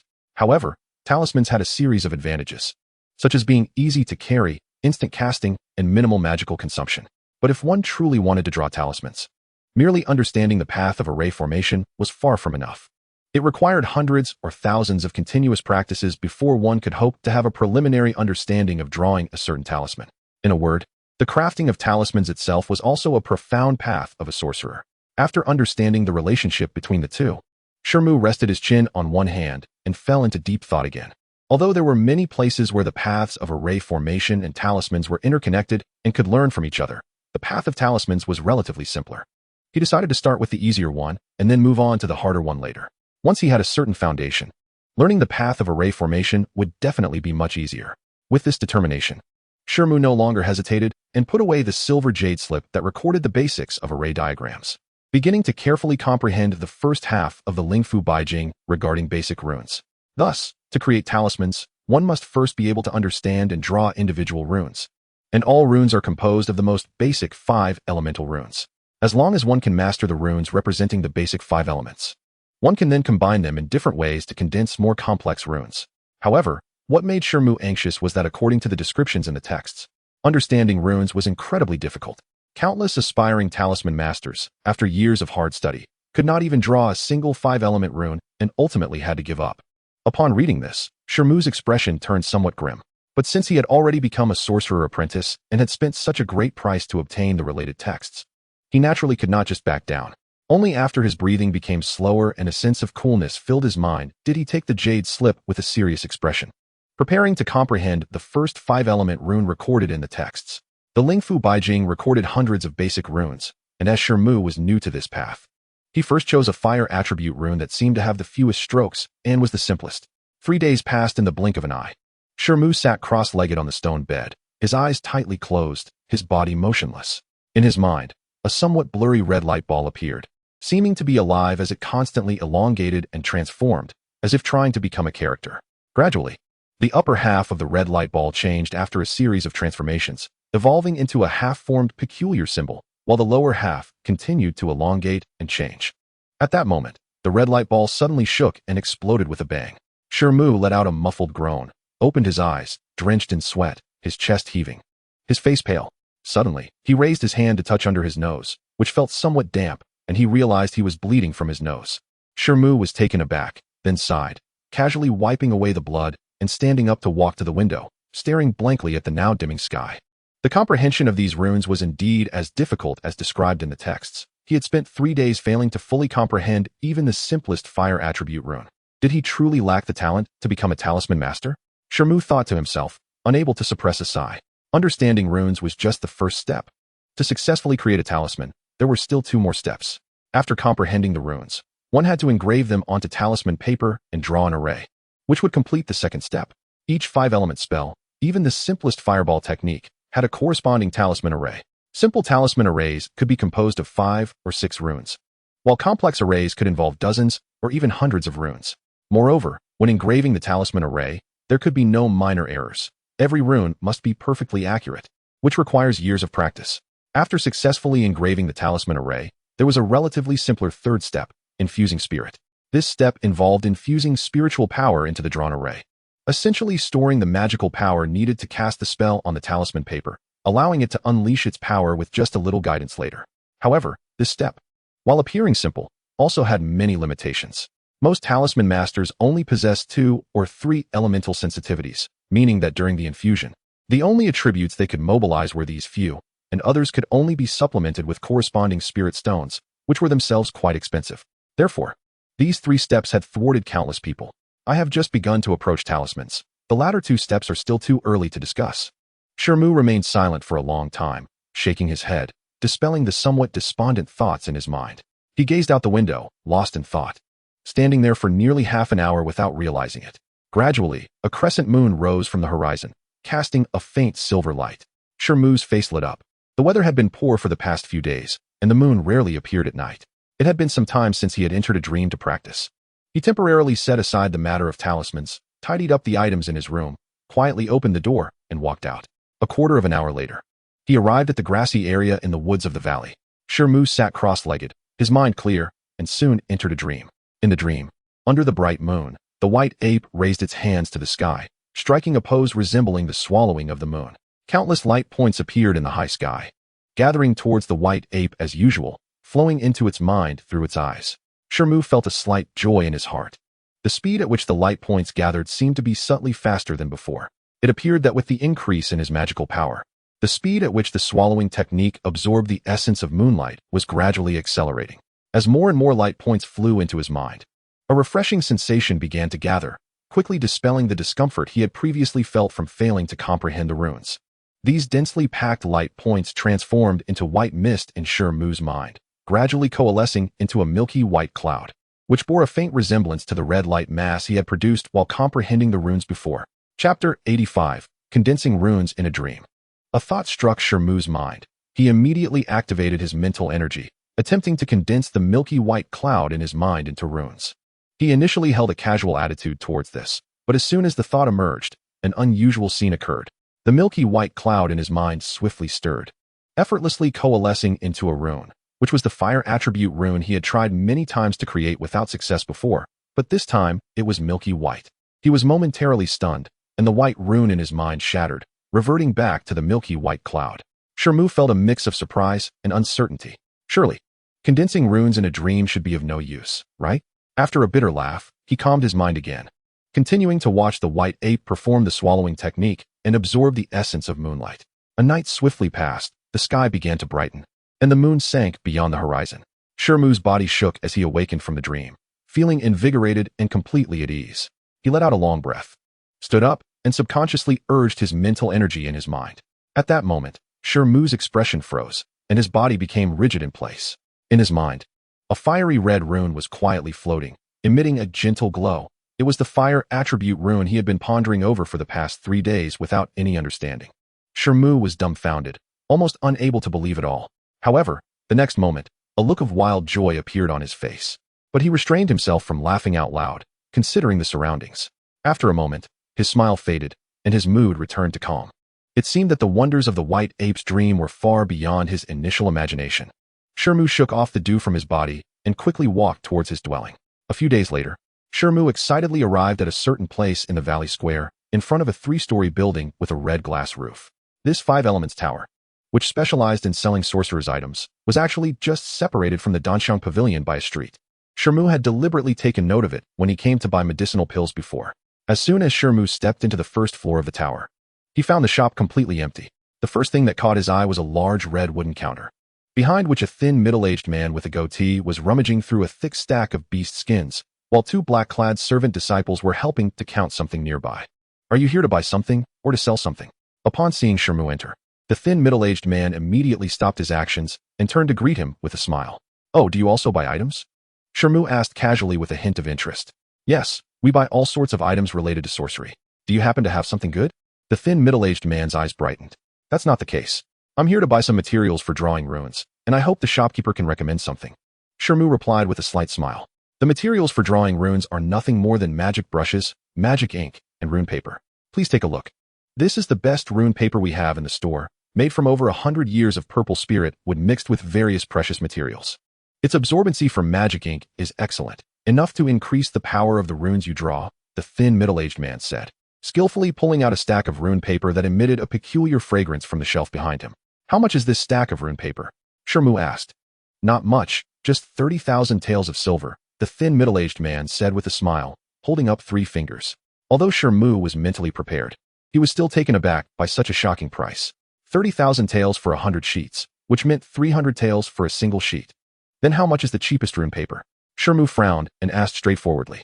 Well, the cheapest magic ink and magic brush are 3,000 taels each. He calculated in his mind and asked again. The lowest price for both magic ink and magic brush is 3,000 taels each. All right, give me one of each. Shi Mu gritted his teeth inwardly and handed over a banknote of 7,500 taels from his pocket. The thin middle-aged man expressionlessly took the banknote from Shi Mu's hand, gave it a casual glance, then called over a nearby servant disciple, instructed him a few words, and turned back to rummage through the beast skins. Shi Mu paid no mind to the shift in the thin middle-aged man's attitude, leisurely inspecting various sorcerer's items in the shop, thoroughly enjoying himself. Senior brother, your items. Soon, a servant disciple handed Shi Mu his items. It was a low-grade magic brush made from some unknown beast's fur, a bottle of magic ink mixed with beast blood, and a stack of 100 sheets of yellow rune paper. Shi Mu glanced at them, nodded in satisfaction, had the items wrapped up, and immediately left the 5 Elements Tower, hurrying towards the stonehouse area. Upon opening the bottle of magic ink, a faint bloody smell wafted out. Shi Mu picked up the magic brush in his right hand, his expression gradually becoming serious as he closed his eyes, and a red rune began to spin continuously in his mind. After a moment, he opened his eyes, let out a long breath, and began to carefully contemplate the red rune in his mind, while his right hand dipped the magic brush into the magic ink and, at an excruciatingly slow pace, began to write the rune onto the rune paper. The result was that it took a whole incense stick's worth of time to complete just this one rune. Once the rune was finished, Shi Mu realized he was actually sweating profusely. He carefully picked up the rune paper, squinting his eyes to examine it for a long while, and after confirming there were no mistakes, he finally felt relieved. Then, Shi Mu lightly touched the rune paper with his right index finger, and magical energy surged from his dantian, slowly injecting it into the rune according to the requirements of the Spiritual Rune Treasure Classic. As his magical energy flowed in, dots of light gradually appeared on the rune, quickly connecting into a mass. When he injected the last bit of magical energy, the entire rune began to shimmer with light, almost as if it were alive. Everything went very smoothly, and Shi Mu joyfully set down the brush in his hand, reached out, and the freshly drawn rune paper immediately fell into his palm. He gently shook the rune paper, then tossed it into the air.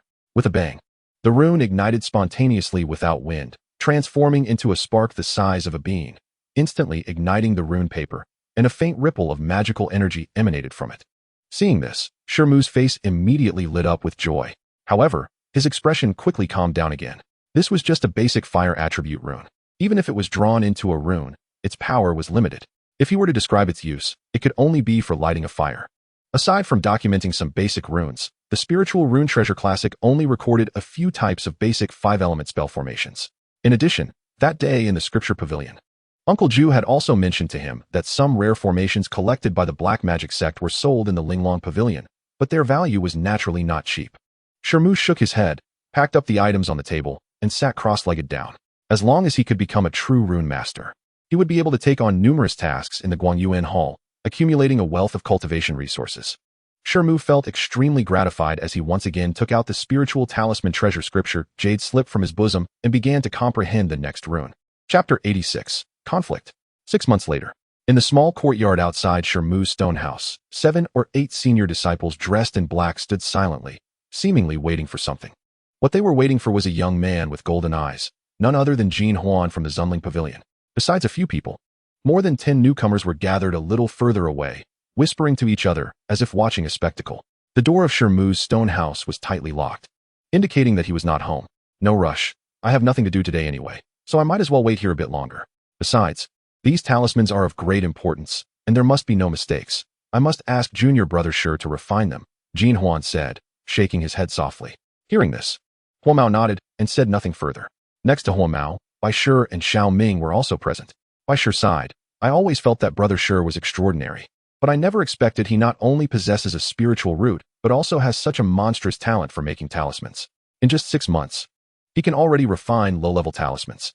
Jin Huan and Huo Mao both nodded with smiles, although Jin Huan's smile seemed somewhat forced. 6 months ago, Shi Mu had suddenly displayed a talent for making talismans, which not only astonished many newcomers who had entered at the same time, but also shocked quite a few senior disciples. Within the Black Magic Sect, there were originally not many apprentice sorcerers, and those who could refine talismans were even fewer. By now, Shi Mu had jumped to become one of the few talisman masters among the apprentice sorcerers in the sect. Although he could currently only make a few low-level elemental talismans, he had already caused many senior disciples to think twice before offending him. Moreover, Shi Mu had an extremely high success rate in making talismans, far surpassing other talisman masters among the apprentice sorcerers. Nowadays, more and more disciples in the sect sought him for talisman refinement, forcing Shi Mu to decline some requests, which is why Jin Huan and others were waiting here directly. At this moment, Jin Huan felt quite frustrated. If he had known this earlier, he should have invited Shi Mu to join the Zunling Pavilion no matter what, treating him well. Now that Shi Mu's reputation had spread, it was no longer as simple to recruit him as before. He had heard that some elders in the sect had already begun to pay attention to Shi Mu. Jin Huan sighed at this thought. Beside him, Xiao Ming had a somewhat complex expression. During his more than half a year in the Zunling Pavilion, he had also tried to make talismans, but unfortunately, he had not even grasped 2 or 3 basic runes, let alone refine any talismans. Just then, the surrounding disciples stirred, stepping back as a group of people approached. Hearing the commotion, Jin Huan looked up and frowned slightly. The newcomers were members of the Blood Dragon Society, and the leader was Chu Kuan. Seeing Jin Huan and the others standing at the door, Chu Kuan was momentarily taken aback, then chuckled lightly and walked a short distance away from them, saying, Brother Jin, I didn't expect such a big shot from the Zunling Pavilion to be here. Are you here to find Junior Brother Shi? Hee, Junior Brother Shi's skills are great, so naturally, I have to come personally to pay my respects. Chu Kuan said with a grin. The highest bidder wins, as it should be. If Junior Brother Shi is willing to take our Blood Dragon Society's commission, it seems he doesn't need Brother Jin's permission, right? Chu Kuan's expression suddenly turned cold. The two groups faced off, and a tense atmosphere spread, causing the surrounding onlookers to step back a few paces to avoid being caught in the crossfire. Yet their faces were filled with excitement, completely resembling spectators at a show. Jin Huan's expression grew colder, his gaze sharp as he looked at Chu Kuan, his clothes fluttering without wind. What? From Brother Jin's expression. Do you want to have a little contest with me? Chu Kuan boldly puffed out his chest and said proudly. Haha, Brother Jin. We're both here to find Junior Brother Shi for talisman refinement today. Why must we ruin the mood? If you want to compete, the grand competition is not far off. We can meet on the arena then. Chu Kuan laughed heartily, neither agreeing nor disagreeing. Are you afraid, Brother Chu? If that's the case, I won't force you to make a move to avoid injuring you with a momentary lapse. However, you Blood Dragon Society should leave today, Jin Huan said with a cold smile, feeling somewhat helpless inside. As soon as Jin Huan said this, several people from the Zunling Pavilion beside him laughed in agreement, looking at the members of the Blood Dragon Society with derision. Chu Kuan ranked a few places lower than Jin Huan among the B-level disciples, and he didn't have complete confidence in defeating him. However, with so many disciples watching, and considering the reputation of the Blood Dragon Society, he could only give it a try. Besides, he believed that his cultivation and martial skills had significantly improved over the past 6 months, and even if he couldn't win, he was confident he could at least achieve a draw. Jin Huan chuckled coldly, gestured for the people beside him to step back. The members of the Blood Dragon Society around Chu Kuan also moved back, leaving a considerable space around the two. With a swish, Chu Kuan drew his long sword. This sword was half a foot longer than an ordinary long sword, with a faint red blade that seemed to be stained with too much blood, exuding a nauseating stench. Jin Huan's hands hung at his sides, seemingly unwilling to use a weapon. Come. Chu Kuan saw Jin Huan empty-handed and felt a surge of anger. He shouted lowly, twisting the long sword in his hand, striking towards Jin Huan like a mighty river. He emanated an aura of bloodshed, and the sword energy tore through the air, producing a wailing sound, as if ghosts were crying. Jin Huan's green eyes flashed, and he suddenly stomped the ground. With a boom, a powerful aura erupted from him, and his figure flickered, disappearing from the spot. Chu Kuan's sword strike missed, and he immediately thought to himself that it was bad. The air beside Chu Kuan suddenly exploded, and a flurry of faint golden foot shadows kicked towards him, their momentum resembling the falling stars of the Milky Way. even greater than Chu Kuan's sword strike. Chu Kuan's expression changed, and he quickly flipped his long sword, creating a series of red sword shadows to protect himself, faintly forming a gigantic wolf shape. Chapter 87. Qi Explosion Technique. Clang. A series of intense metallic clashing sounds rang out as Jin Huan appeared in midair, his feet wrapped in a layer of faint golden true qi, as if forged from fine steel, directly colliding with Chu Kuan's long sword. In the span of just 2 or 3 breaths, the two clashed dozens of times, but the movements were so fast that none of the onlooking disciples could see clearly. At that moment, Jin Huan shouted lowly, simultaneously pushing off Chu Kuan's long sword with both feet, using the force to perform a backflip in midair and pointing towards Chu Kuan with a finger that seemed both real and illusory. This finger seemed slow, but it exuded a mysterious, dark, and chilling aura, entirely different from the domineering leg technique Jin Huan had previously displayed. Puchi. The sword shadows formed by Chu Kuan's long sword failed to block this sudden finger, leaving a several-inch-long cut on his cheek, blood immediately gushing out as he staggered backward a few steps.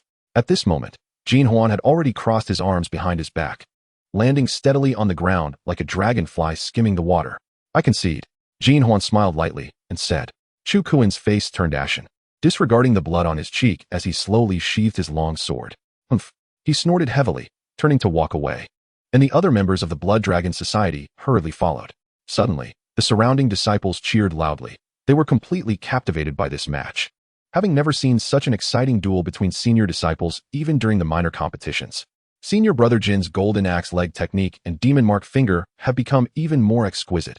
He must have mastered them by now, Bai Shi said with a respectful expression. Hee, these two postnatal martial skills are quite profound.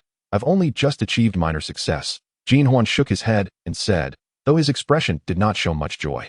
These two sets of martial arts techniques, especially the magic mark finger, are the result of his years of hard work and dedication. He had originally planned to showcase them during the grand competition, but now that they have been revealed ahead of time, he will no longer be able to achieve the element of surprise during the event. Bai Shi and the others noticed Jin Huan's poor mood and wisely refrained from saying more. After waiting for a while, a tall figure walked over along the mountain path. It was Shi Mu. Shi Mu glanced at the crowd around him and frowned slightly. Junior Brother Shi, we have been waiting for you for a long time, Jin Huan said with a hearty laugh as he approached. I was delayed on some business, and I'm truly sorry for making Senior Brother Jin wait here, Shi Mu replied with a smile. Not at all. Junior Brother Shi is now quite a busy person. We were just idle, so we came early, Jin Huan said with a gentle smile, his tone carrying a hint of flattery. Shi Mu nodded slightly to Bai Shi, Xiao Ming, Huo Mao, and the others he recognized, acknowledging them. Is Senior Brother Jin here to ask me to refine some talismans? Shi Mu inquired after some pleasantries. That's right. I urgently need to refine a batch of talismans, and after thinking it over, only Junior Brother Shi might be able to complete it in such a short time. As for the compensation, you need not worry. It will certainly not disappoint you, Jin Huan said with a serious expression. What talismans are needed, and how many? Shi Mu's eyes flickered as he pondered for a moment before asking. Upon hearing this, Jin Huan felt relieved, moved closer to Shi Mu, and whispered a few words in his ear. After considering this, Shi Mu replied, all right, no problem. Senior Brother Jin can come to collect them in 5 days. Great, then I'll count on you, Junior Brother Shi, Jin Huan said with great delight and waved to someone nearby, who handed him a bulging package to give to Shi Mu. Shi Mu took the package, opened it to take a quick look, nodded, and after chatting for a few more moments, entered his stone house. Jin Huan breathed a sigh of relief as he looked at the closed stone door and then left with Bai Shi and the others. The crowd nearby quickly dispersed when they realized there was no longer any excitement to watch. Inside the stone house, Shi Mu placed the package on the table and sat down. Although the number of talismans requested by Jin Huan was considerable, they were all simple, low-level talismans, which were not too difficult for him. He could complete them in about 3 days, and the compensation was also decent, so he naturally would not refuse. After thinking for a moment, he took out a small brown bottle from his pocket and opened the cap. A strange smell wafted out, and inside the bottle lay a yellowish pill that emitted a faint yellow glow. He had gone out today specifically for this pill. Over the past 6 months, although he had devoted himself to cultivating techniques, he had not neglected his martial arts training. With the resources gained from making talismans, his Prajna celestial phenomenon technique had reached the 2nd layer of great success, and he was only a hair's breadth away from the 3rd layer. This Tianxin pill would significantly aid his breakthrough in the celestial phenomenon technique. However, before that, he wanted to finish the task of refining the talismans he had just accepted. Shi Mu thought this and took a deep breath to calm his mind. Putting the small bottle away and taking out a piece of talisman paper from the package given by Jin Huan to place on the table, A few days later, inside the stone house, Shi Mu sat cross-legged on the ground with his upper body bare, eyes closed. Steam was faintly rising from the top of his head, and he was sweating profusely, as if countless small mice were rolling beneath his skin. As time passed, his complexion grew redder, and suddenly he opened his eyes and let out a loud shout. A booming sound like thunder reverberated. A powerful wave of energy surged from him, spreading outward. A nearby stone bench was sent flying like a ball, crashing into the wall with a loud bang. At this moment, Shi Mu's skin returned to normal as he slowly stood up, his face filled with joy. After taking the Tianxin pill, he had finally broken through his limitations, and the Prajna celestial phenomenon technique had successfully entered the third layer. At this moment, Shi Mu felt as if he had boundless strength. He glanced at the steel knife hanging on the wall, and with a thought, reached out to take it. Holding the steel knife in one hand, he pinched the blade with 2 fingers of the other hand. As he urged his true energy, he pressed down hard, and the blade actually sank slightly, leaving a shallow fingerprint. Shi Mu raised an eyebrow, a satisfied expression appearing on his face, but then he seemed to think of something and fell into contemplation again. After a moment, he suddenly raised one hand, his 5 fingers moving to form a peculiar hand seal. His internal energy began to circulate, and as he silently recited a few words, he opened his mouth, and a small ball of white energy shot out like an arrow, striking a stone pedestal in the corner. With a loud bang, the stone pedestal, as thick as a waist and weighing 100 pounds, exploded upon impact, sending flying debris crashing around the room. Shi Mu, with an indifferent expression, waved his hand and knocked down a few pieces of flying debris. This incredible power was evidently 3 times stronger than Xiao Ming's fireball technique, and it was the Qi explosion technique recorded in the spirit nurturing technique. Shi Mu had surprisingly cultivated the spirit nurturing technique to the 3rd layer as well. However, he never revealed his sorcerer cultivation in public. In just 6 months, others naturally assumed his magical power was extremely weak, and that he was still practicing the 1st layer of some sorcerer's path, only talented in the way of talismans. Shi Mu regarded this newly understood Qi explosion technique as a trump card, but the casting speed was somewhat slow, so he needed to practice more in daily life to be able to use it effectively in critical moments. Chapter 88. The Change of the Spirit Eye. After putting on his clothes, Shi Mu sat down at the table and took out a spirit stone radiating a bright blue light, examining it carefully for a moment. He then took out a jade slip that recorded the spirit talisman treasure scripture and pressed it against his forehead. Instantly, a rather complex talisman array appeared in his mind, composed of 12 runes. Martial arts. For those who practice both, they either specialize in one of the two, with only slight involvement in the other, or they reach the end of their martial or magical path, realizing they cannot break through their bottleneck and must switch to another path. I am different from others. With the help of the moon swallowing technique, cultivating the path of sorcery requires almost no effort. Thus, if I want to increase my strength in a short period, I can truly cultivate both paths simultaneously. Compared to those offensive spells, supportive spells are currently the most beneficial to me. I must definitely draw this lightness talisman. After a moment, Shi Mu removed the jade slip, looking at the blue spirit stone in his other hand, muttering to himself.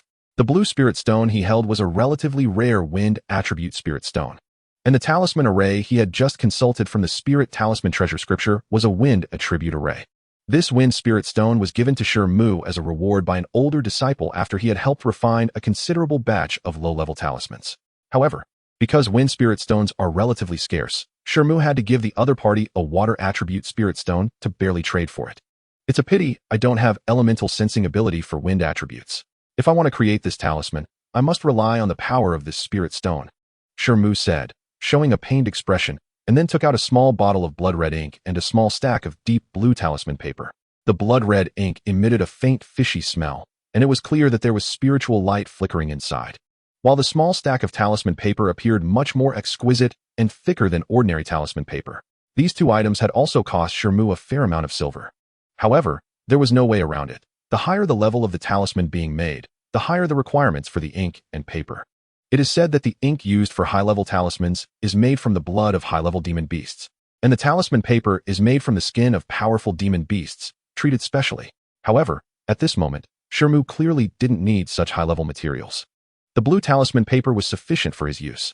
Shi Mu arranged the items on the table, took a few slow, deep breaths to calm himself, then picked up the talisman brush, dipped it in the magical ink, and slightly closed his eyes before suddenly opening them wide.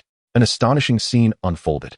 Shi Mu's pupils suddenly expanded to twice their size and turned a pale golden color. At this moment, in his eyes, the palm-sized talisman paper suddenly enlarged, appearing as large as the tabletop and the fine patterns on the talisman paper that were usually invisible to the naked eye became as thick as earthworms, making every detail visible. The change in Shi Mu's eyes began after he practiced the spirit-nourishing technique.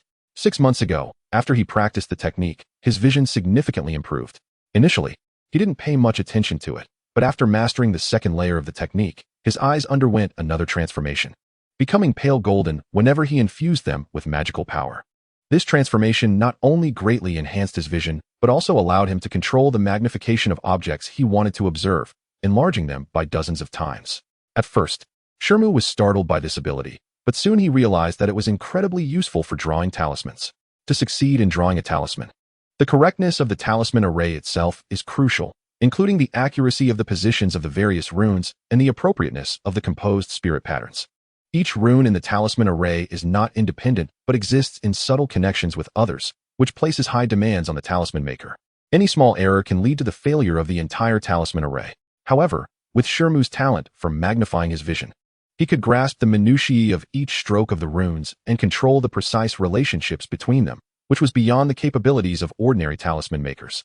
Of course, every talisman maker has different levels of spiritual awareness and magical power, as well as varying sensitivities to elemental energies, leading to discrepancies in their understanding of the same talisman array. Consequently, Shi Mu couldn't simply copy the examples of talisman arrays from the spirit talisman scripture. He had to first successfully draw a talisman himself, and then use his magnification talent to replicate it as perfectly as possible. The result was that while the success rate for mid-level talismans was uncertain, the success rate for low-level talismans reached an astonishing 80 to 90%, which thrilled Shi Mu. Compared to other talisman apprentices who might require dozens of attempts to succeed once, his success rate was vastly superior, which was the primary reason he had earned substantial resources over the past 6 months. Shi Mu focused his eyes, took a deep breath, grasped a blue spirit stone in one hand, and moved his other arm, the brush filled with blood-red magical ink, to slowly and meticulously draw runes on the blue talisman paper at a speed more than 20 or 30 times slower than normal, as if embroidering, while observing the subtle changes in each stroke with his exceptional eyesight. As a result, it took him a whole cup of tea's time to write a single rune completely. Soon, beads of sweat began to form on his forehead, yet he remained oblivious, continuing with 1 rune, then 2, then 3. As the runes for the lightness technique were completed one by one at the same pace, white mist began to rise above his head, and the sweat on his back increased. After another quarter of an hour, when Shi Mu was fully focused on drawing the 9th rune, for some unknown reason, the rune he was drawing suddenly flickered with spiritual light. He silently cursed, realizing something was wrong, but before he could react, the rune immediately exploded into a burst of blue light. The entire talisman instantly turned to ashes in the brilliance. Seeing this, Shi Mu couldn't help but slightly furrow his brows and expressionlessly set down the brush in his hand. He had encountered failures like this countless times over the past 6 months, especially with talismans he was drawing for the first time, which were the most prone to failure. After a while, Shi Mu's eyes opened wide again, a fleeting look of joy appearing in his eyes and a hint of realization on his face. He immediately clapped his hands and leaped up from the bed, quickly laying out another piece of deep blue talisman paper on the table. After a moment's contemplation, he began drawing the 2nd talisman. This time, Shi Mu's speed was noticeably quicker. He had already integrated the previous awkwardness he experienced, and he completed all 12 runes in one go, forming what appeared to be a mysterious talisman array. When Shi Mu saw the pattern on the talisman paper matched exactly with the one recorded in the spirit talisman scripture, he felt a surge of joy, set down the brush, and immediately began to chant a certain incantation, infusing the talisman with magical power. However, nothing happened. The freshly drawn talisman was as unresponsive as scrap paper. He tried again, but the result was the same. Shi Mu sighed, tossed aside the failed talisman, and once again sat cross-legged on the bed to contemplate carefully. After a meal's time, Shi Mu opened his eyes again, vaguely enlightened, and began to draw the 3rd talisman with renewed seriousness. Half an hour later, as he urged the freshly completed talisman, it unexpectedly ignited in midair, and once again, the talisman failed. Time passed bit by bit, and soon more than half a day had gone by.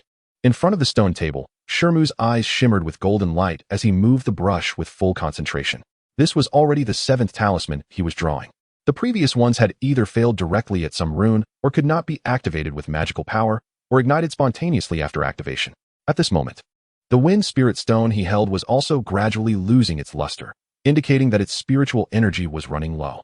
However, after a moment, when the 7th talisman turned into waste paper again, Shi Mu's expression finally darkened. He took a deep breath, exhaling slowly, repeating this until his heart was completely calm. He then took out the white jade slip that recorded the spirit talisman scripture, pressed it to his forehead, and with his other hand, he continuously gestured at something.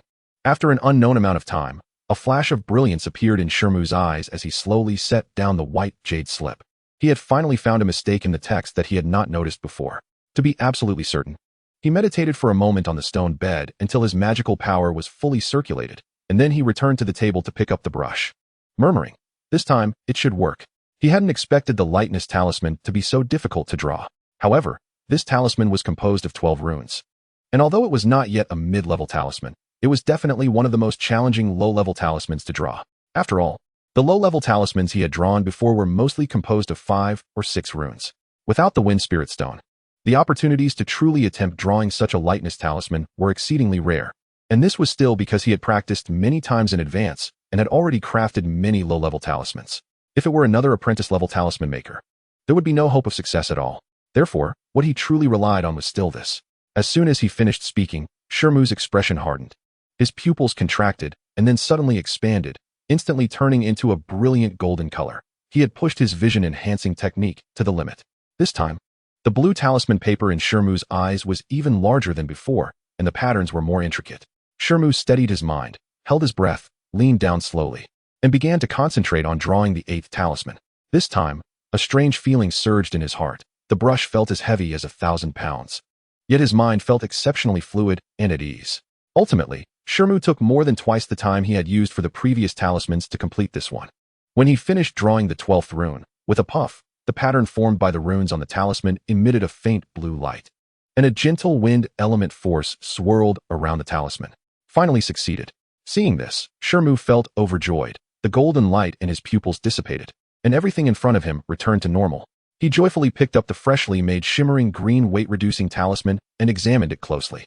On the green talisman paper, strange and intricate red spiritual patterns intertwined to form an exceptionally exquisite and mysterious design, making it hard to part with. A hint of excitement flashed in Shi Mu's eyes as he eagerly wanted to test the power of this weight-reducing talisman. Holding the talisman in one hand, he gently infused it with his true energy, causing the green talisman to ignite spontaneously without wind. A ball of green energy emerged from the flames, and without hesitation, Shi Mu slapped the burning talisman onto himself. With a soft sound, a flash of green light enveloped him with an invisible and peculiar energy. Shi Mu immediately felt a lightness all over his body, as if his weight had been reduced by more than half, making him feel like he could fly away with just a gust of wind. Surprised, Shi Mu examined himself and found he looked just like usual. He flexed his fists and kicked his legs, feeling incredibly light and agile, which reminded him of the phrase light as a swallow. This sensation was truly an unprecedented and marvelous experience for him. As Shi Mu's mind shifted, he suddenly felt an urge to try the wind-chasing sword technique in this state. He turned around and grabbed something from the bedside, and a cold light leaped up, transforming into a gleaming steel knife that he held in his hand. He urged his thoughts, and the heavenly phenomenon true energy within him surged through his arms into the knife, covering its surface with a layer of white light. While the ordinary steel knife trembled, emitting a faint sound akin to a tiger's roar and a dragon's cry. Flash! Shi Mu's eyes sparkled with light as he shouted loudly, casually slashing the steel knife in midair. The white knife light trembled violently and instantly split into another 12 knife lights, filling the stone room with a fierce knife aura like a mountain calling and a sea roaring. 13 slashes. Once the knife lights dissipated, Shi Mu looked excitedly at the 13 clear knife marks on the wall. With the enhancement of the weight-reducing talisman, his wind-chasing sword technique had temporarily reached the perfect realm of 13 slashes in one breath. Not yet satisfied, Shi Mu waved the steel knife, and the white knife light blossomed around him like a cold snow lotus, completely engulfing his figure. After performing the wind-chasing sword technique several times, the effect of the weight-reducing talisman finally faded, and the white knife aura retracted, revealing Shi Mu's figure again. At this moment, he stood still with one hand holding the knife, his eyes showing a contemplative expression. Just now, his knife momentum was continuous, and the heavenly phenomenon true energy within him flowed endlessly, causing his blood to boil, as if a force wanted to burst out. Yet, there was always an indescribable barrier, as if after achieving the perfect 13 slashes, the knife momentum still felt incomplete. There was a rumor about this sword technique, saying that the wind-chasing 13 styles were actually a single innate sword technique that had been artificially split into 13 styles. Shi Mu couldn't help but recall something Li Songhai had said when he taught him the sword technique. Shi Mu felt a flicker of understanding in his heart, faintly sensing that Li Songhai's words back then might not be entirely untrue. However, this thought only flashed through his mind before being cast aside. The urgent matter now was to make as many weight-reducing talismans as possible before the spiritual energy in this wind attribute spirit stone was exhausted, as this talisman significantly enhanced his strength. Chapter 90. A suitable weapon. Shi Mu was in a great mood at this moment, and after laying out the talisman paper on the stone table again and calming his mind, he quickly began drawing again. With a successful precedent, he could simply follow the pattern, greatly increasing his speed. By sunset, Shi Mu had successfully drawn 3 more weight-reducing talismans, but regrettably, he had only succeeded twice this time, and the spiritual energy in the wind spirit stone was completely depleted. Looking at the 2 freshly made weight-reducing talismans, a hint of deep thought flashed in Shi Mu's eyes. It seemed that as the complexity of the talismans increased, the perfect replication effect with enhanced visual acuity would also diminish to some extent. However, even so, he was quite satisfied. Ordinary talisman masters could only rely on instinct to draw such complex talismans, and their success rate could be imagined. Now that he had cultivated the spirit-gathering technique and the Prajna heavenly phenomenon technique to the 3rd level, plus this weight-reducing talisman as a trump card, he should be able to compete for a better ranking in the annual sect competition. After all, the prizes for the competition were far beyond those of the previous minor contests. However, before that, he needed to prepare a suitable weapon. Just now, while repeatedly performing the wind-chasing 13 styles, he had already felt that this ordinary quality waist knife could not withstand all of his heavenly phenomenon true energy and could no longer fully unleash his strength. Early the next morning, Shi Mu left his residence and made his way to the Zhao family's blacksmith shop, familiar with the route. Shitty, you busy man. How come you have time to come to my small shop? Are you looking for your older brother to forge something for you? Zhao Ping welcomed Shi Mu with a smile from a distance. Brother Zhao, you're teasing me. With the sect competition approaching, I want to find a suitable weapon. And you were the first one that came to mind, Shi Mu said with a smile. Over the past 6 months, every time he came here to buy pills, he would stop by to check things out. After all, the records in the Zhonggong Secret Classic had always intrigued him. However, he previously had limited silver, and the blacksmiths outside had poor skills, so he couldn't make much. Over the past 6 months, his finances had gradually improved, and he had asked Zhao Ping to help him forge some clever mechanisms. The two had become quite familiar with each other through their interactions. So that's how it is. Shitty, please come in, Zhao Ping said with a laugh, inviting Shi Mu into the shop.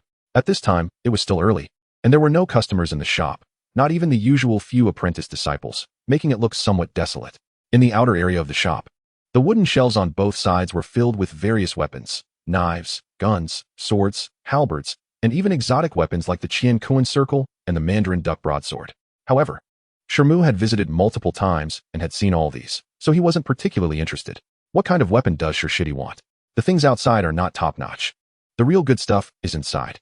Come with me to take a look, Zhao Ping said with a smile, walking directly towards the inner room without stopping. The inner room was more than twice as small as the outer area, containing about 20 to 30 weapons, but their quality was clearly much higher than those outside. I excel at using knives. Brother Zhao, please recommend one for me, Shi Mu said as he looked around. Zhao Ping nodded and handed Shi Mu a silver-white long knife that was over 2 feet long, introducing it. This knife is made from deep-sea cold crystal iron. It is not only sturdy and sharp, able to cut hair, but it also carries a hint of icy aura. Shi Mu took it, weighed it in his hand, and frowned slightly. The knife was good, but it felt a bit too light for him at the moment, as if it weighed no more than a feather. He then bent down to select again and picked out an ancient bronze long knife, handing it to Shi Mu. This one is a treasure knife forged from red copper stone, weighing 137 pounds. Shitty, give it a try. Shi Mu grasped the knife handle and flicked his wrist slightly. With a series of sharp sounds, a chain of knife shadows appeared, radiating a chilling brilliance. A hint of astonishment flashed in Zhao Ping's eyes. Even with his approaching mid-stage innate strength, he found it somewhat difficult to follow the changes in the knife technique. As the knife shadows suddenly vanished, Shi Mu looked at the long knife in his hand and shook his head slightly. It's still a bit light. Do you have something heavier? Zhao Ping was momentarily taken aback. A knife weighing over 100 pounds was still considered light. The heaviest knife in my shop is about 200 pounds. Any heavier weapons are.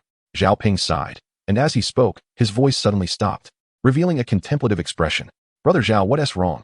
Shi Mu noticed Zhao Ping's change in expression and raised an eyebrow, asking, if you want a heavier treasure sword. I actually have one in my shop, but this sword is a bit special. Zhao Ping hesitated for a moment before speaking. Oh, what makes it special? Please elaborate. Shi Mu's eyes brightened, revealing his interest. Let's take a look first. Shi Mu, please wait a moment, Zhao Ping said as he walked into a smaller room deeper inside. After a moment, he emerged holding a long, ancient-looking redwood box in both hands. Shi Mu's gaze flickered. Zhao Ping's arms were straining under the weight of the box, and his steps were heavy, indicating that the item inside was extremely heavy. With a thud, Zhao Ping placed the wooden box on the table, producing a heavy, muffled sound. Shi Mu's eyes lit up as he opened the box lid, and a strange gleam appeared in his eyes. Inside the wooden box lay a long, narrow sword, entirely black. At first glance, it seemed unremarkable, but upon closer inspection, one could tell that this sword was anything but ordinary. A faint black light swirled along the blade. Shi Mu's eyes sparkled with excitement as he grasped the hilt and lifted it. His expression changed slightly. Although the sword appeared ordinary, it was incredibly heavy, easily weighing around 500 pounds, though he couldn't tell what material it was forged from. Good sword. Shi Mu lightly brushed his fingers along the blade, feeling a chill. Gripping the hilt, he couldn't help but feel a strong urge to strike. With a flick of his arm, the black light flashed, and the black sword sliced through a nearby test stone. With a crisp sound, the test stone, made of fine steel, split cleanly in half, the cut smooth as silk. Shi Mu's eyes brightened. Having just cut the test stone, he felt almost no resistance, as if he had sliced through tofu. Brother Shi truly has innate strength. This sword is forged from a rare meteorite iron, and it took countless precious materials and 3 months of effort to create it. It is undoubtedly the weapon I am most proud of in my life. Zhao Ping looked at Shi Mu wielding the 500-pound sword with ease, giving him a thumbs up and couldn't help but boast. But before you make a decision, there are still some things I need to tell you about this sword. However, before Shi Mu could respond, Zhao Ping waved his hand and interrupted him. Chapter 91, Strange Meteorite Iron. Brother Zhao, feel free to speak. Shi Mu frowned slightly. This sword is impeccable in sharpness and material, but you might be curious why it is so heavy, right? Zhao Ping said slowly. Shi Mu's gaze shifted. He did indeed have this question in mind. Although sword techniques are not as light and agile as swordplay, they still rely on versatility. A sword that is too heavy is naturally more of a disadvantage than an advantage for ordinary martial artists. People like him, who have innate strength and practice strength-based techniques, are rare. Zhao Ping continued. When I first obtained this meteorite iron, I was overjoyed and spent countless efforts to forge it into this sword. However, you might not believe it, but when this weapon was first forged, it only weighed around 100 pounds. Zhao Ping said with a bitter smile. Only a little over 100 pounds? Shi Mu was taken aback. After forging the sword, I had no immediate plans to sell it, but a few days later, something strange happened. The weight of this sword began to increase mysteriously, doubling in weight after a month, and increasing by another 100 pounds the following month. Zhao Ping sighed. Is there really such a strange occurrence? Shi Mu asked, somewhat incredulous. It is indeed hard to believe, but it is a fact. After that, the rate of weight increase slowed down, but now it has already reached 500 pounds and will likely continue to grow heavier in the future. Because of this weight issue, no one has been able to use it, which is why it has remained in the shop. Zhao Ping smiled bitterly. This matter is certainly strange, but the root cause should be related to the material. It must be due to that meteorite iron. Shi Mu said slowly. It is unheard of for a sword to gain weight without reason, but Zhao Ping's expression does not seem like he is lying. I think so too. I consulted some elders in the sect about this sword, but no one recognized what material it is made from.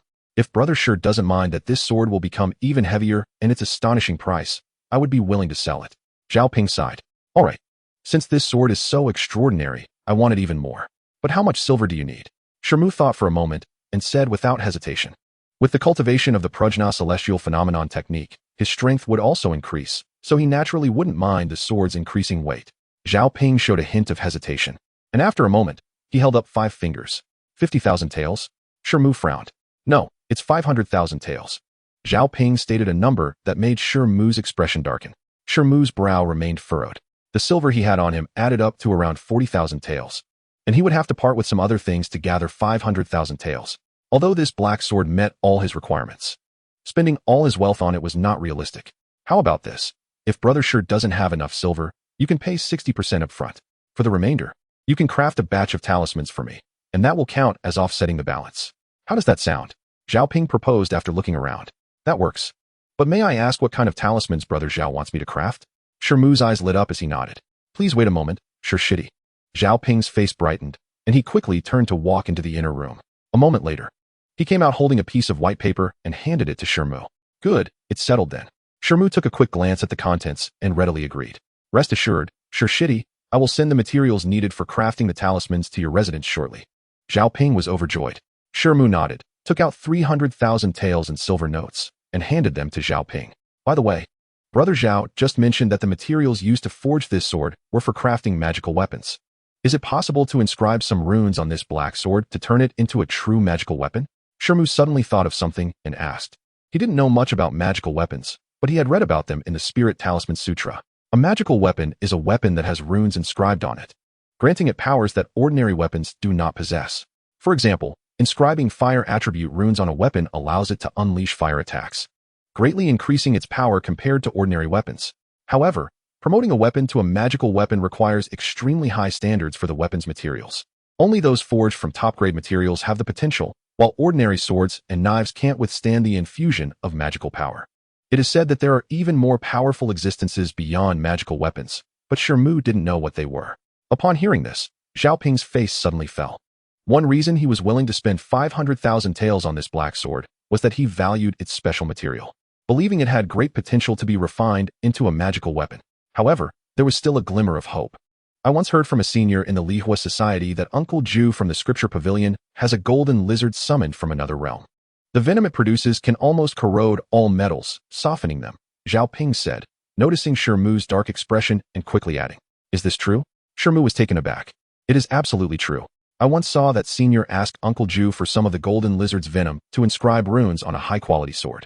The venom was extremely potent, and although this black sword has a special material, it is still metal, so it should be fine," Zhao Ping said with certainty. Half an hour later, Shi Mu arrived at the second floor of the Scripture Pavilion. "Oh, it's you again. What do you want this time?" As soon as he entered the Scripture Pavilion, a sharp voice rang out. In the huge golden birdcage, the parrot Kaiyuan flapped its wings, tilted its head to look at Shi Mu, and shouted loudly. Chapter 92, Communicating with Otherworld Interfaces. "I came to find Master Ju. Is he here?" Shi Mu said, glancing at the sutra repository, but not seeing the familiar figure resembling a mountain of flesh. "The master is cultivating in the side room. Just wait here for a moment," Kaiyuan said, tidying the feathers on its wings with its beak, eyeing Shi Mu with impatience. Shi Mu nodded and found a chair to sit down. In the past 6 months, he had visited the sutra repository many times, becoming more familiar with Master Ju, and consequently meeting this parrot named Kaiyuan more often. Especially after he started making talismans, Master Ju seemed to feel that Shi Mu had good potential and treated him much more kindly than other disciples. He also took the opportunity to learn a lot about magic, talismans, and formations from Master Ju. "Sure, kid, what do you want from the master?" Kaiyuan asked impatiently after waiting for a while, without Shi Mu speaking. Hearing this, Shi Mu glanced at Kaiyuan and instead asked, "Kaiyuan, having followed Master Ju for so long, do you know if he once summoned a golden lizard from another world?" "You mean that damned lizard?" "Of course I know it. It only relies on its tough skin and thick flesh. Last time it almost bit me. One day I'll swallow it whole," the parrot exclaimed angrily. Shi Mu's eyes lit up upon hearing this. "Right, what do you want to ask about that lizard?" Kaiyuan looked at Shi Mu sideways after cursing. Shi Mu hesitated for a moment and then mentioned that he wanted to ask Master Ju for a vial of golden lizard venom. Upon hearing this, the parrot lightly flapped its wings, a strange look flashing in its eyes, and surprisingly fell silent. "Do you know something?" Shi Mu asked, feeling a stir in his heart. The parrot glanced at Shi Mu but kept its beak shut, instead proudly extending its wings to pat the small bowl of food in the cage. Shi Mu smiled slightly, took out a few black nuts the size of a baby's fist from his pocket, and tossed them in. The parrot let out a cheer, quickly snatched a nut, swallowed it in one bite, and showed a satisfied expression. Seeing this, Shi Mu chuckled softly. Although this colorful parrot was noisy, it knew quite a bit, so he always brought some of the parrot's favorite fruit seeds with him whenever he came here. "Kaiyuan, can we talk now?" Shi Mu asked thoughtfully, slowly nodding. "As long as Master Ju has something to ask, I'm just afraid he will be unyielding and refuse outright. By the way, when you ask, try to ask for more, so that fat and stupid lizard can spit out more venom." The parrot's voice carried a hint of cunning, which quickly faded as it continued to eat. Shi Mu found this scene somewhat amusing. It seemed that this colorful parrot had suffered quite a bit at the hands of that golden lizard in the past, which was why it was thinking of ways to take revenge. "What do you mean by asking for more?" "Kaiyuan, have your feathers grown longer recently? Do you want me to pluck those colorful feathers from your tail?" Just then, a figure resembling a mountain of flesh suddenly appeared in front of the huge golden birdcage. It was Master Ju, who, upon appearing, stared wide-eyed at the parrot in the cage and scolded, "Master, spare me. Please don't pluck my tail feathers.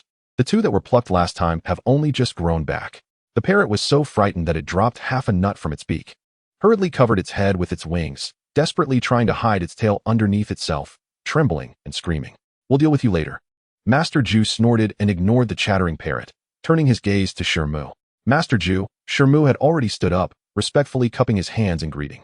Master Ju looked Shi Mu up and down, his face revealing a thoughtful expression, but he did not speak. Master, I came this time to ask you for something. No need to say it a second time. My ears aren't deaf. I heard your conversation with this noisy parrot just now. Master Ju interrupted Shi Mu halfway through. The parrot in the cage just peeked out an eye, and upon hearing this, it quickly retracted its head. Could Master grant me a vial of golden lizard venom? As for the reward, I still have some on me, Shi Mu said, his thoughts turning. No need for silver. That little money you have, I don't care about. I can give you a vial of golden lizard venom, but you need to help me with something in exchange, Master Ju suddenly said with a smile. Shi Mu's expression changed slightly. As a senior in the sect, Master Ju's cultivation was profound. What could he possibly help with? Please enlighten me, Master. What do you need me to help with? Shi Mu asked after a moment of silence. As the stupid bird said, I am currently conducting an experiment as a soul master, trying to communicate with another world interface, but I've encountered a bit of difficulty. Your sensitivity to the elements of spatial power is at 5 degrees. You should be able to help, Master Ju said, giving Shi Mu a few assessing glances as he spoke. Communicating with a certain otherworld interface, wouldn't that be very dangerous? I just became an apprentice sorcerer not long ago, Shi Mu asked with a wry smile after a moment of surprise. It's impossible to say there's no danger at all, but you don't need to worry, as long as you follow my instructions at that time. There won't be any major problems. I've communicated with creatures from other interfaces more than once or twice. I have some confidence in this, Master Ju said, glancing at the giant parrot in the cage with pride. I see, Shi Mu nodded thoughtfully. The interface I'm preparing to communicate with is called the Spirit Realm. In the past, soul masters have summoned creatures from there.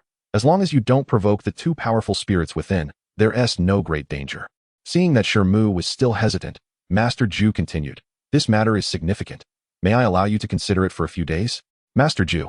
Then I will take my leave for now. Shi Mu bowed respectfully and said, Go on. Master Ju waved his hand. Chapter 93, The Void Star Profound Formation.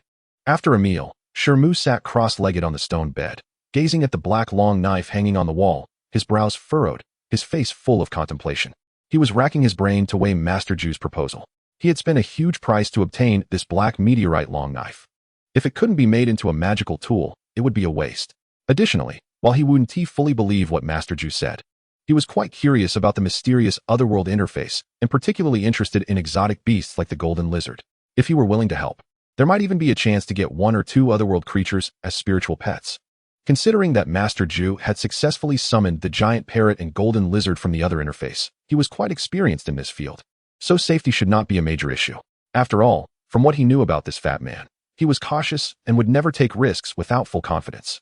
Even so, Shi Mu still hesitated for several days, repeatedly contemplating before finally making up his mind. A few days later, Shi Mu returned to the sutra repository. Upon hearing that Shi Mu agreed to assist him in communicating with the otherworld interface, Master Ju immediately beamed with joy. They agreed to hold the ceremony in his cave 3 days later at noon. Master Ju then took out a white jade slip, quickly engraved his address into it, and tossed it to Shi Mu. Shi Mu received it and kept it.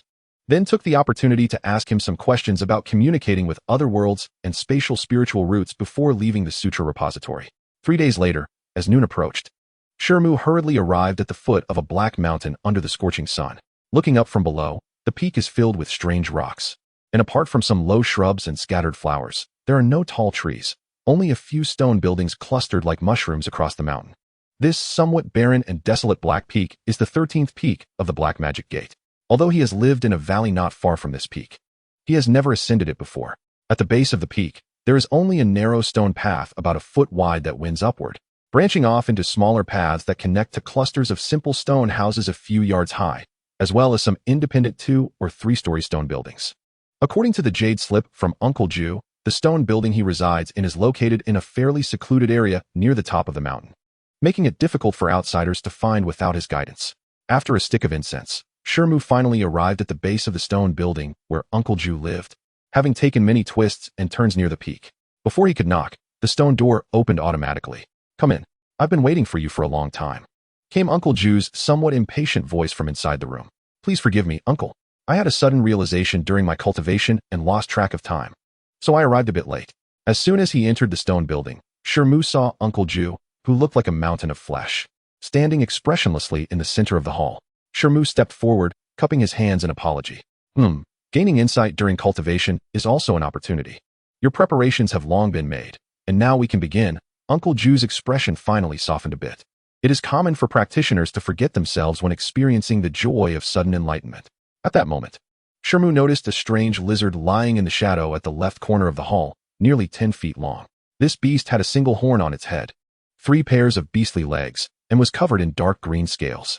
Its pair of vertically slit eyes, green and yellow, were fixated on Shi Mu, but it seemed restrained by some command and made no other movements. Could this beast be the rumored golden transformation lizard? Shi Mu's eyes lit up as he pointed at the strange lizard and asked. That's right. The saliva of the golden transformation lizard is highly toxic, but has the remarkable ability to melt gold and iron. Uncle Ju nodded without elaborating further and instead walked toward a wall at the back of the room. He stretched out his fleshy hand and gently pressed a certain spot on the wall. With a loud bang, a stone door suddenly appeared on the previously flat wall, opening inward to reveal a dark passage. Shi Mu hurriedly followed. After traversing a spiraling underground passage, they finally arrived at a secret chamber measuring about 40 feet long and 30 feet wide. A circle of tallow torches surrounded the chamber, illuminating it brightly. The entire secret chamber was constructed from the same stone material as the stone building, and apart from a massive circular formation that nearly filled the floor, it was otherwise empty. This enormous formation resembled the teleportation formation Shi Mu had seen in the scripture collection pavilion, with the main difference being that it had 6 grooves. 5 egg-sized grooves were evenly distributed at the corners of the formation, while the largest groove, about the size of a human head, was located right in the center, which was also the area where the spirit patterns and runes were most densely concentrated. Shi Mu's expression shifted slightly. He recalled that the introduction to complex large formations mentioned that running such formations consumes a tremendous amount of spiritual power. So they must have spirit stones to provide a continuous energy supply. In fact, some large formations even require dedicated personnel to continuously replace the spirit stones. Undoubtedly, those 5 egg-sized grooves were meant for placing spirit stones, while the large groove at the center of the formation should be where the formation's eye is arranged. Excitement flashed briefly in Shi Mu's eyes. He pretended to be nonchalant as he glanced around and noticed Uncle Ju was seriously making final checks on the formation. Not paying attention to him, his pupils suddenly dilated to twice their size, and under the gaze of his light golden pupils, every rune in the formation magnified several dozen times, becoming incredibly clear. Some complex runes in the formation were obviously pieced together from simpler 5-element runes, and some spirit patterns faintly connected the various complex runes. Just as Shi Mu was engrossed in observing, Uncle Ju had already completed the check of the formation and stood up again. Seeing this, Shi Mu's golden light dissipated, and he instantly returned to normal. This formation is called the Chongxiu Star Xian Formation, a space attribute formation. The upcoming communication ritual will rely on this formation. However, this formation is too complex for you at the moment, so it's best not to aim too high. Uncle Ju said with a chuckle when he saw Shi Mu seemed very interested in the large formation. Thank you for your guidance, Uncle Ju. Shi Mu naturally cupped his hands in thanks. Shi Mu, do you know what conditions are needed for a soul master to communicate with another dimension? Uncle Ju suddenly changed the subject and asked, sizing Shi Mu up with his gaze. Shi Mu shook his head in confusion. Remember, for a soul master to communicate with another dimension, 3 main conditions must be met. First, there must be remains of a powerful creature from that dimension. Second, one must have a general idea of the spatial coordinates of that dimension. And third, one must possess sufficiently strong spatial sensing power, Uncle Ju explained, holding up 3 fingers. Shi Mu pondered this. For the necromantic dimension we are about to communicate with, the first 2 conditions are already met. However, for the third condition, my spatial sensing power alone is somewhat lacking, which is why I have failed 3 times before and came to seek your help this time. Uncle Ju finally revealed the true reason for asking Shi Mu for assistance. Upon hearing this, Shi Mu glanced again at the formation in front of him, and a sense of realization dawned on him as he vaguely understood what Uncle Ju wanted him to do. Uncle Ju, satisfied that Shi Mu had grasped his meaning, nodded and went on to explain some knowledge and precautions related to the communication ritual. Shi Mu couldn't help but think of Uncle Ju's golden transformation lizard pet and felt a surge of desire upon recalling its unique abilities. Uncle Ju, can I also find a spirit pet for myself in the necromantic dimension? Shi Mu asked tentatively. Cough. In theory, that shouldn't be a problem. However, since you are not an official soul master, it would be impossible to master overly complex techniques for planting spiritual consciousness in a short time. But I can make an exception and teach you the simplest binding spirit technique. This technique is very easy to master as long as your mental power is sufficient. Uncle Ju said after a moment of contemplation, his brow furrowing slightly. Thank you, Uncle Ju. Shi Mu was delighted to hear that he could learn a technique for free and bowed deeply in gratitude. Don't be in such a hurry to thank me. It's better to listen to my explanation before deciding whether to learn it or not. The advantage of the binding spirit technique is its simplicity, but it has a significant drawback. It can only be used on otherworldly creatures with mental power lower than 10 times your own. Moreover, due to the crossing of dimensions, the effectiveness of this technique may be considerably weakened. With your status as a sorcerer apprentice, I estimate that you will mostly only be able to find some of the weakest creatures, like insects or ants, in the necromantic dimension to successfully plant a mark of spiritual consciousness, Uncle Ju said candidly after a moment of contemplation. Only insects and ants as spirit pets? Shi Mu raised an eyebrow. Besides that, the time your spiritual consciousness can communicate in other dimensions is quite limited. Based on past experience, my own spiritual consciousness can only linger in another dimension for about the time it takes to brew a cup of tea. And with your status as a sorcerer apprentice, you may only have a mere 10 breaths of time, which makes it exceptionally difficult to even find a suitable creature, let alone successfully plant a mark within it. Uncle Ju added, shaking his head. After hearing this, Shi Mu fell silent, but his expression grew somewhat gloomy. Even if everything goes smoothly in the netherworld, summoning entities from other realms will still require a considerable amount of resources, not to mention a bit of luck. Just like that damn parrot. Summoning it cost me nearly all my fortune, and in the end, it was useless except for being able to talk, which really broke my heart. Alright, I've made everything clear to you. Do you still want to give it a try? Ju, the fat man, thought of that parrot that had caused him to go bankrupt, and snorted a few times, his expression also looking quite grim. The disciple still wanted to take a chance, hoping that Uncle Shi would support him. After pondering for a long time, Shi Mu decided to go for it, thinking it was worth a shot. Since you've made up your mind, I'll give you half an hour to practice this spirit summoning technique. If you have any questions during this time, feel free to ask me. Ju, the fat man, didn't say much more, flipping his right hand to reveal a gray jade slip, gently pressing it to his forehead, and began recording the spirit summoning technique. After a while, Ju, the fat man, gently shook his right hand, and the gray jade slip fell into Shi Mu's hands. He then sat cross-legged beside the formation, closing his eyes to cultivate. Shi Mu also didn't hold back, finding a corner to sit cross-legged, pressing the gray jade slip to his forehead, and began to study it. The incantations recorded in the jade slip were not long, and he quickly memorized them. This spirit summoning technique was indeed as easy to master as the other party had said, and he closed his eyes to start practicing earnestly. During the practice, the runes in Shi Mu's mind spun continuously, his lips moving slightly, and his fingers simultaneously gesturing a certain spell. He even consulted Ju, the fat man, once. Ju, the fat man, was quite patient in guiding him, which made him suddenly enlightened. Half an hour later, Shi Mu's eyes suddenly opened, a strange light flashing in his pupils. His right hand quickly formed a peculiar spell, his lips moving slightly, and a faint white rune flew out from his hand, vanishing into thin air. You have good comprehension and have almost mastered this technique. A faint voice came. At some point, Ju, the fat man, had already stood up in place. This is all thanks to Uncle Ju's excellent guidance. Shi Mu supported himself with both hands, leaped up, and smiled to thank him. Ju, the fat man, waved his hand at Shi Mu, and then rummaged through his clothes, pulling out several items. A shimmering silver talisman, a palm-sized black bone fragment, a silver bowl engraved with the pattern of 2 one-legged birds, and 5 spirit stones slightly larger than inferior spirit stones, in red, yellow, green, blue, and gold. Shi Mu's gaze first fell on the 5 spirit stones, and he was taken aback. From the size of the spirit stones and the rich spiritual energy they exuded, these were evidently the rumored intermediate spirit stones. The black bone fragment resembled the skull of some creature, but it was severely damaged, with several obvious cracks, making it impossible to tell which creature it belonged to. Shi Mu's gaze shifted to the silver bowl. The bowl was covered with countless tiny runes, densely packed in a certain pattern, and the 2 one-legged bird patterns seemed a bit out of place. Chapter 95, Chaotic Space. All of this took only a moment to say. Before Shi Mu could fully see, Ju, the fat man, had already placed the silver bowl in the center of the formation and embedded the 5 intermediate spirit stones into the 5 reserved grooves on the edge of the formation. This talisman contains the spatial coordinates of the netherworld interface. In a moment, when I activate the formation, you must immediately activate this talisman and stick it to the bone fragment.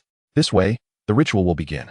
Ju, the fat man said, handing the black bone fragment and the silver talisman to Shi Mu with a serious expression. Shi Mu carefully took the black bone fragment and the silver talisman, walked into the formation, holding the talisman in his right hand and the black bone fragment in his left, sitting cross-legged facing the silver bowl. Ju, the fat man, also flashed and sat cross-legged opposite Shi Mu. With a series of obscure incantations, his 10 fingers changed rapidly, casting several spells that transformed into white light. Falling into the silver bowl in the center, the tiny runes on the surface of the silver bowl began to glow in circles, turning brilliantly silver. And a powerful wave of magical power spread like ripples. At the same time, all the runes and spiritual patterns on the entire Void Star array also lit up, and the nearby void began to ripple, with some places starting to twist and blur. At that moment, Shi Mu suddenly felt darkness in front of him, and all the oil torches in the secret room extinguished simultaneously. Immediately after, a strange scene appeared.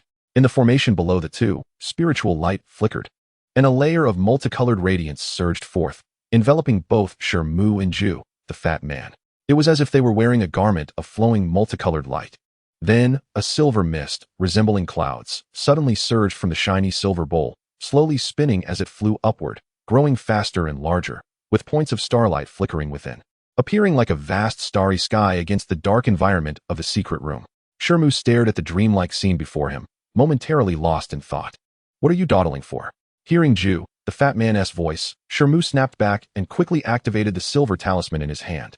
With a pop, the silver talisman, glowing brilliantly, instantly struck the black bone fragment in his other hand, exploding into a blinding silver light that vanished into the top of its skull. Shi Mu, remember, once we're in the chaotic space, you must closely follow me. Ju, the fat man, glanced at Shi Mu, speaking sternly. Yes. Shi Mu suppressed his surprise and quickly replied. Ju, the fat man, did not say much more, waving his hand to cast another spell. The runes on the outside of the silver bowl flickered, and then a flash of silver light appeared, as two silver one-legged birds seemed to come alive, flying out and vanishing into the foreheads of the two men. Shi Mu felt his eyes grow heavy, and after a moment of dizziness, his consciousness suddenly left his body and attached itself to one of the silver one-legged birds, diving into the silver bowl. The next moment, he found himself in a colorful chaotic space. This boundless space resembled an ocean, with various blurred objects floating, some far and some near, some shining, while others emitted no light at all. In the deep and distant reaches of the chaotic space, he vaguely sensed an inexplicable force that seemed to be pulling him in that direction. How is it? Do you sense the spatial pull of the netherworld interface? Just then, Ju, the fat man's voice rang in his mind. Shi Mu was initially taken aback, then realized that he had transformed into a white light point, with a larger light point beside him, which he guessed must be Ju, the fat man. Good. Let us combine our strength and follow this pull forward. But be careful not to get too close to those blurred objects. I will protect you. Ju, the fat man exhaled deeply, unable to hide the excitement in his voice. Shi Mu agreed, immediately drifting forward along the inexplicable force, with Ju, the fat man's light point closely following behind. This chaotic space was very strange. Shi Mu's main feeling was one of emptiness, a true sense of nothingness. He was actually quite interested in the bizarre objects inside, as according to Ju, the fat man, these were each a different dimensional interface. In the following time, the two flew away in a certain fixed direction, and as time passed, that inexplicable pulling force became clearer. It was unclear how long had passed, but as Shi Mu began to feel a bit bored with the monotonous scenery, he suddenly realized that his mental energy had been significantly depleted. Uncle Ju, does moving in this chaotic space consume mental energy? Shi Mu couldn't help but ask. Hearing this, Shi Mu's heart sank. At this moment, he realized that both he and the light point transformed from Ju Fatty were enveloped in a thin layer of colorful aura. Don't worry, your spiritual sense is much stronger than I imagined. If nothing unexpected happens, reaching the spirit realm is definitely not a problem. Ju Fatty's voice rang out again. Hearing this, Shi Mu felt relieved. But just then, a bright light suddenly swept over. He then noticed a narrow, sword-like light object was getting closer to them without their notice. The hazy halo emitted by the object attracted all of Shi Mu's attention like fireflies in the night. Not good, quickly move closer to me. It's too dangerous over there, absolutely cannot be drawn in. Ju Fatty suddenly shouted, lowering his speed. Shi Mu was startled and immediately moved closer to the light point transformed from Ju Fatty. Just as he was about to touch Ju Fatty's light point, a strong gravitational force began to pull him towards the narrow light object, while the previously fixed pulling force weakened significantly. Shi Mu was alarmed and tried his best to resist this strong gravitational pull, while another equally strong force came from behind, originating from Ju Fatty's light point. Although with Ju Fatty's help, a lot of the gravitational pull was offset, Shi Mu was still being dragged slowly towards the distant narrow object. Fear surged in Shi Mu's heart. Chapter 96, The Spirit Realm. It wasn't until the narrow object gradually shrank and no longer exerted any pulling force that Shi Mu finally breathed a sigh of relief. He felt that the previously disappeared pulling force became clear again. You brat are lucky this time. If they're essay next time, I want to have so much spiritual power to save you. Zhu Fatty's somewhat annoyed voice echoed. Thank you, Master Uncle, for your assistance, Shi Mu said somewhat embarrassedly. Zhu Fatty's light point flickered a few times, seemingly still angry, but he didn't speak. Master Uncle, what would have happened if I had been drawn into that light object just now? Shi Mu couldn't help but ask again. Shi Mu was at a loss for words, but his heart warmed slightly. It seemed that Zhu Fatty had used some kind of spell that consumed a lot of spiritual power to turn danger into safety. From this incident, it was clear that although Zhu Fatty had a somewhat irritable temper, he was still a trustworthy person.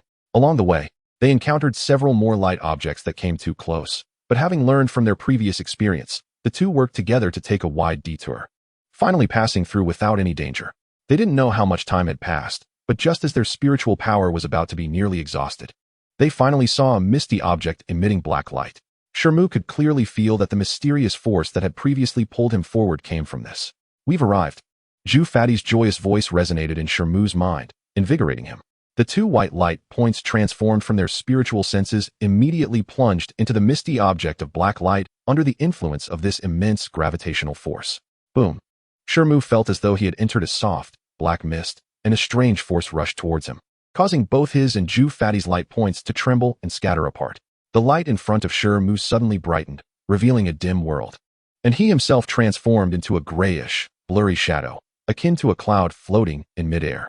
Shi Mu looked around. It was a bleak world, with the sky perpetually shrouded in murky gray, resembling a dark twilight. The gray sky rolled continuously, looking like clouds or fog. 12 blood-red moons hung high in the sky, casting a crimson glow, but instead of adding brightness to this world, it made everything even more gloomy and lifeless. The air was filled with black, sinister winds, and the gray-black ground was a marshy mire, where bubbles occasionally rose from the black sludge, floating on which were heaps of unknown creatures' white, bony remains. A fierce wind swept through, carrying with it a foul stench. Shi Mu struggled to adapt to the oppressive atmosphere of this place. The world before him was truly a death realm. At this moment, he had no idea where Zhu Fatty had gone. After glancing around, he suddenly heard a cacophony of fighting sounds ahead, which seemed to involve a considerable number of combatants, but a hill blocked his view. Shi Mu concentrated, and the shadow transformed from his spiritual sense shot out, instantly flying over the hill. But the scene before him shocked him. Below the hill, in an expansive wilderness, two skeletal armies were engaged in a frenzied battle, densely packed with at least 50 to 60,000 skeletons. These skeletons had faint flames burning in their eye sockets, some wielding massive bone swords, some holding sharp bone spears, and others fighting barehanded. Even those with incomplete skeletal structures were engaged in a brutal melee, filled with savagery. Among the army, there were also some more special entities. Skeleton knights clad in black armor rode on bone horses, sluggish zombies oozing pus, and various death creatures like bone tigers and bone snakes. However, at this moment, Shi Mu paid no attention to them.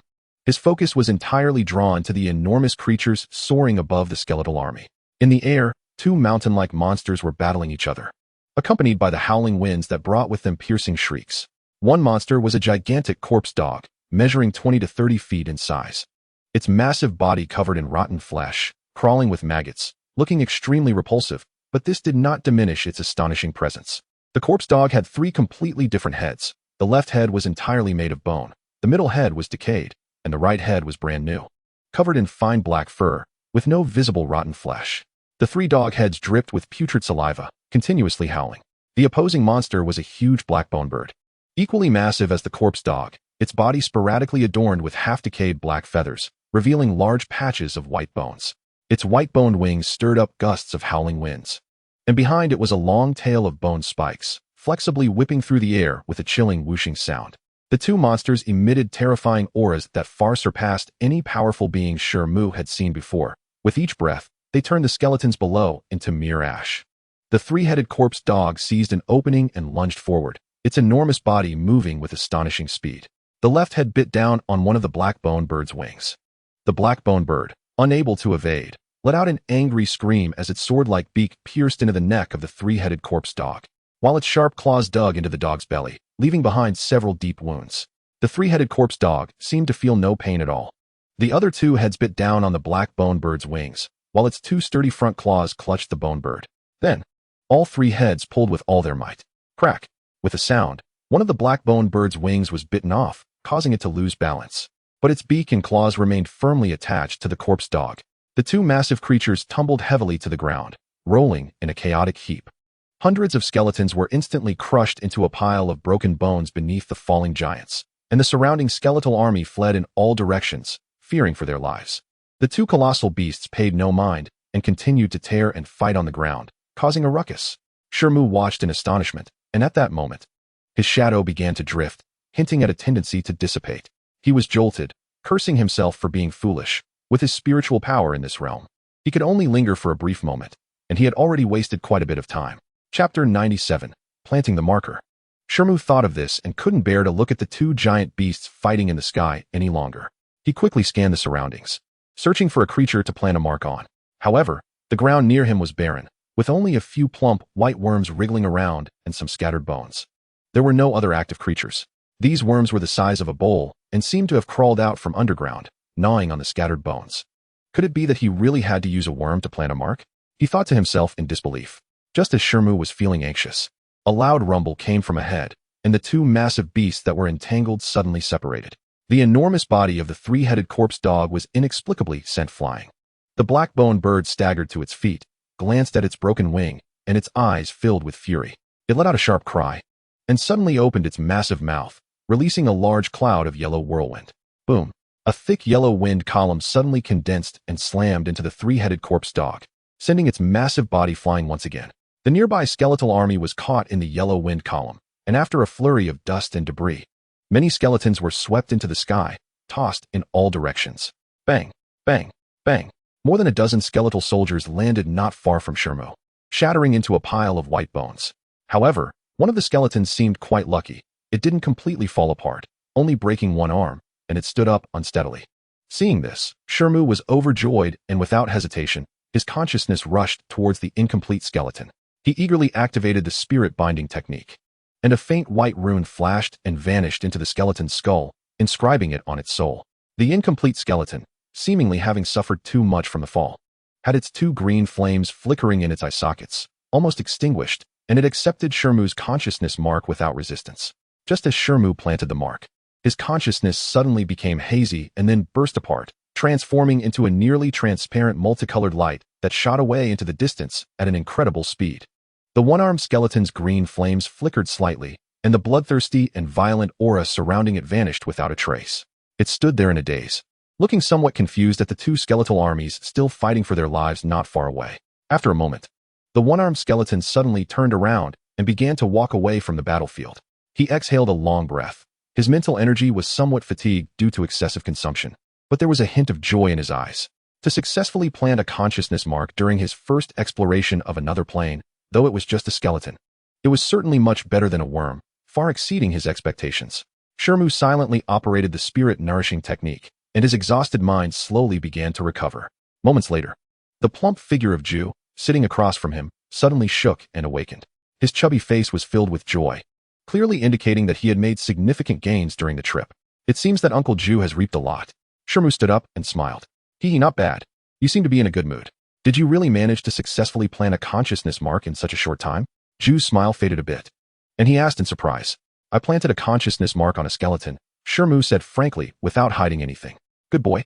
It seems you have quite a talent for soul mastery. Although skeletons are one of the lowest level creatures in the undead realm, generally speaking, it's not something an apprentice sorcerer like you could successfully cast. Uncle Ju stroked his chin, marveling at Shi Mu. Maybe I was just lucky, Shi Mu chuckled. Uncle Ju laughed heartily and didn't ask further, carefully putting away the array tools on the ground. The few mid-grade spirit stones embedded at the edge of the formation had now dimmed significantly, indicating that their spiritual energy had been nearly exhausted.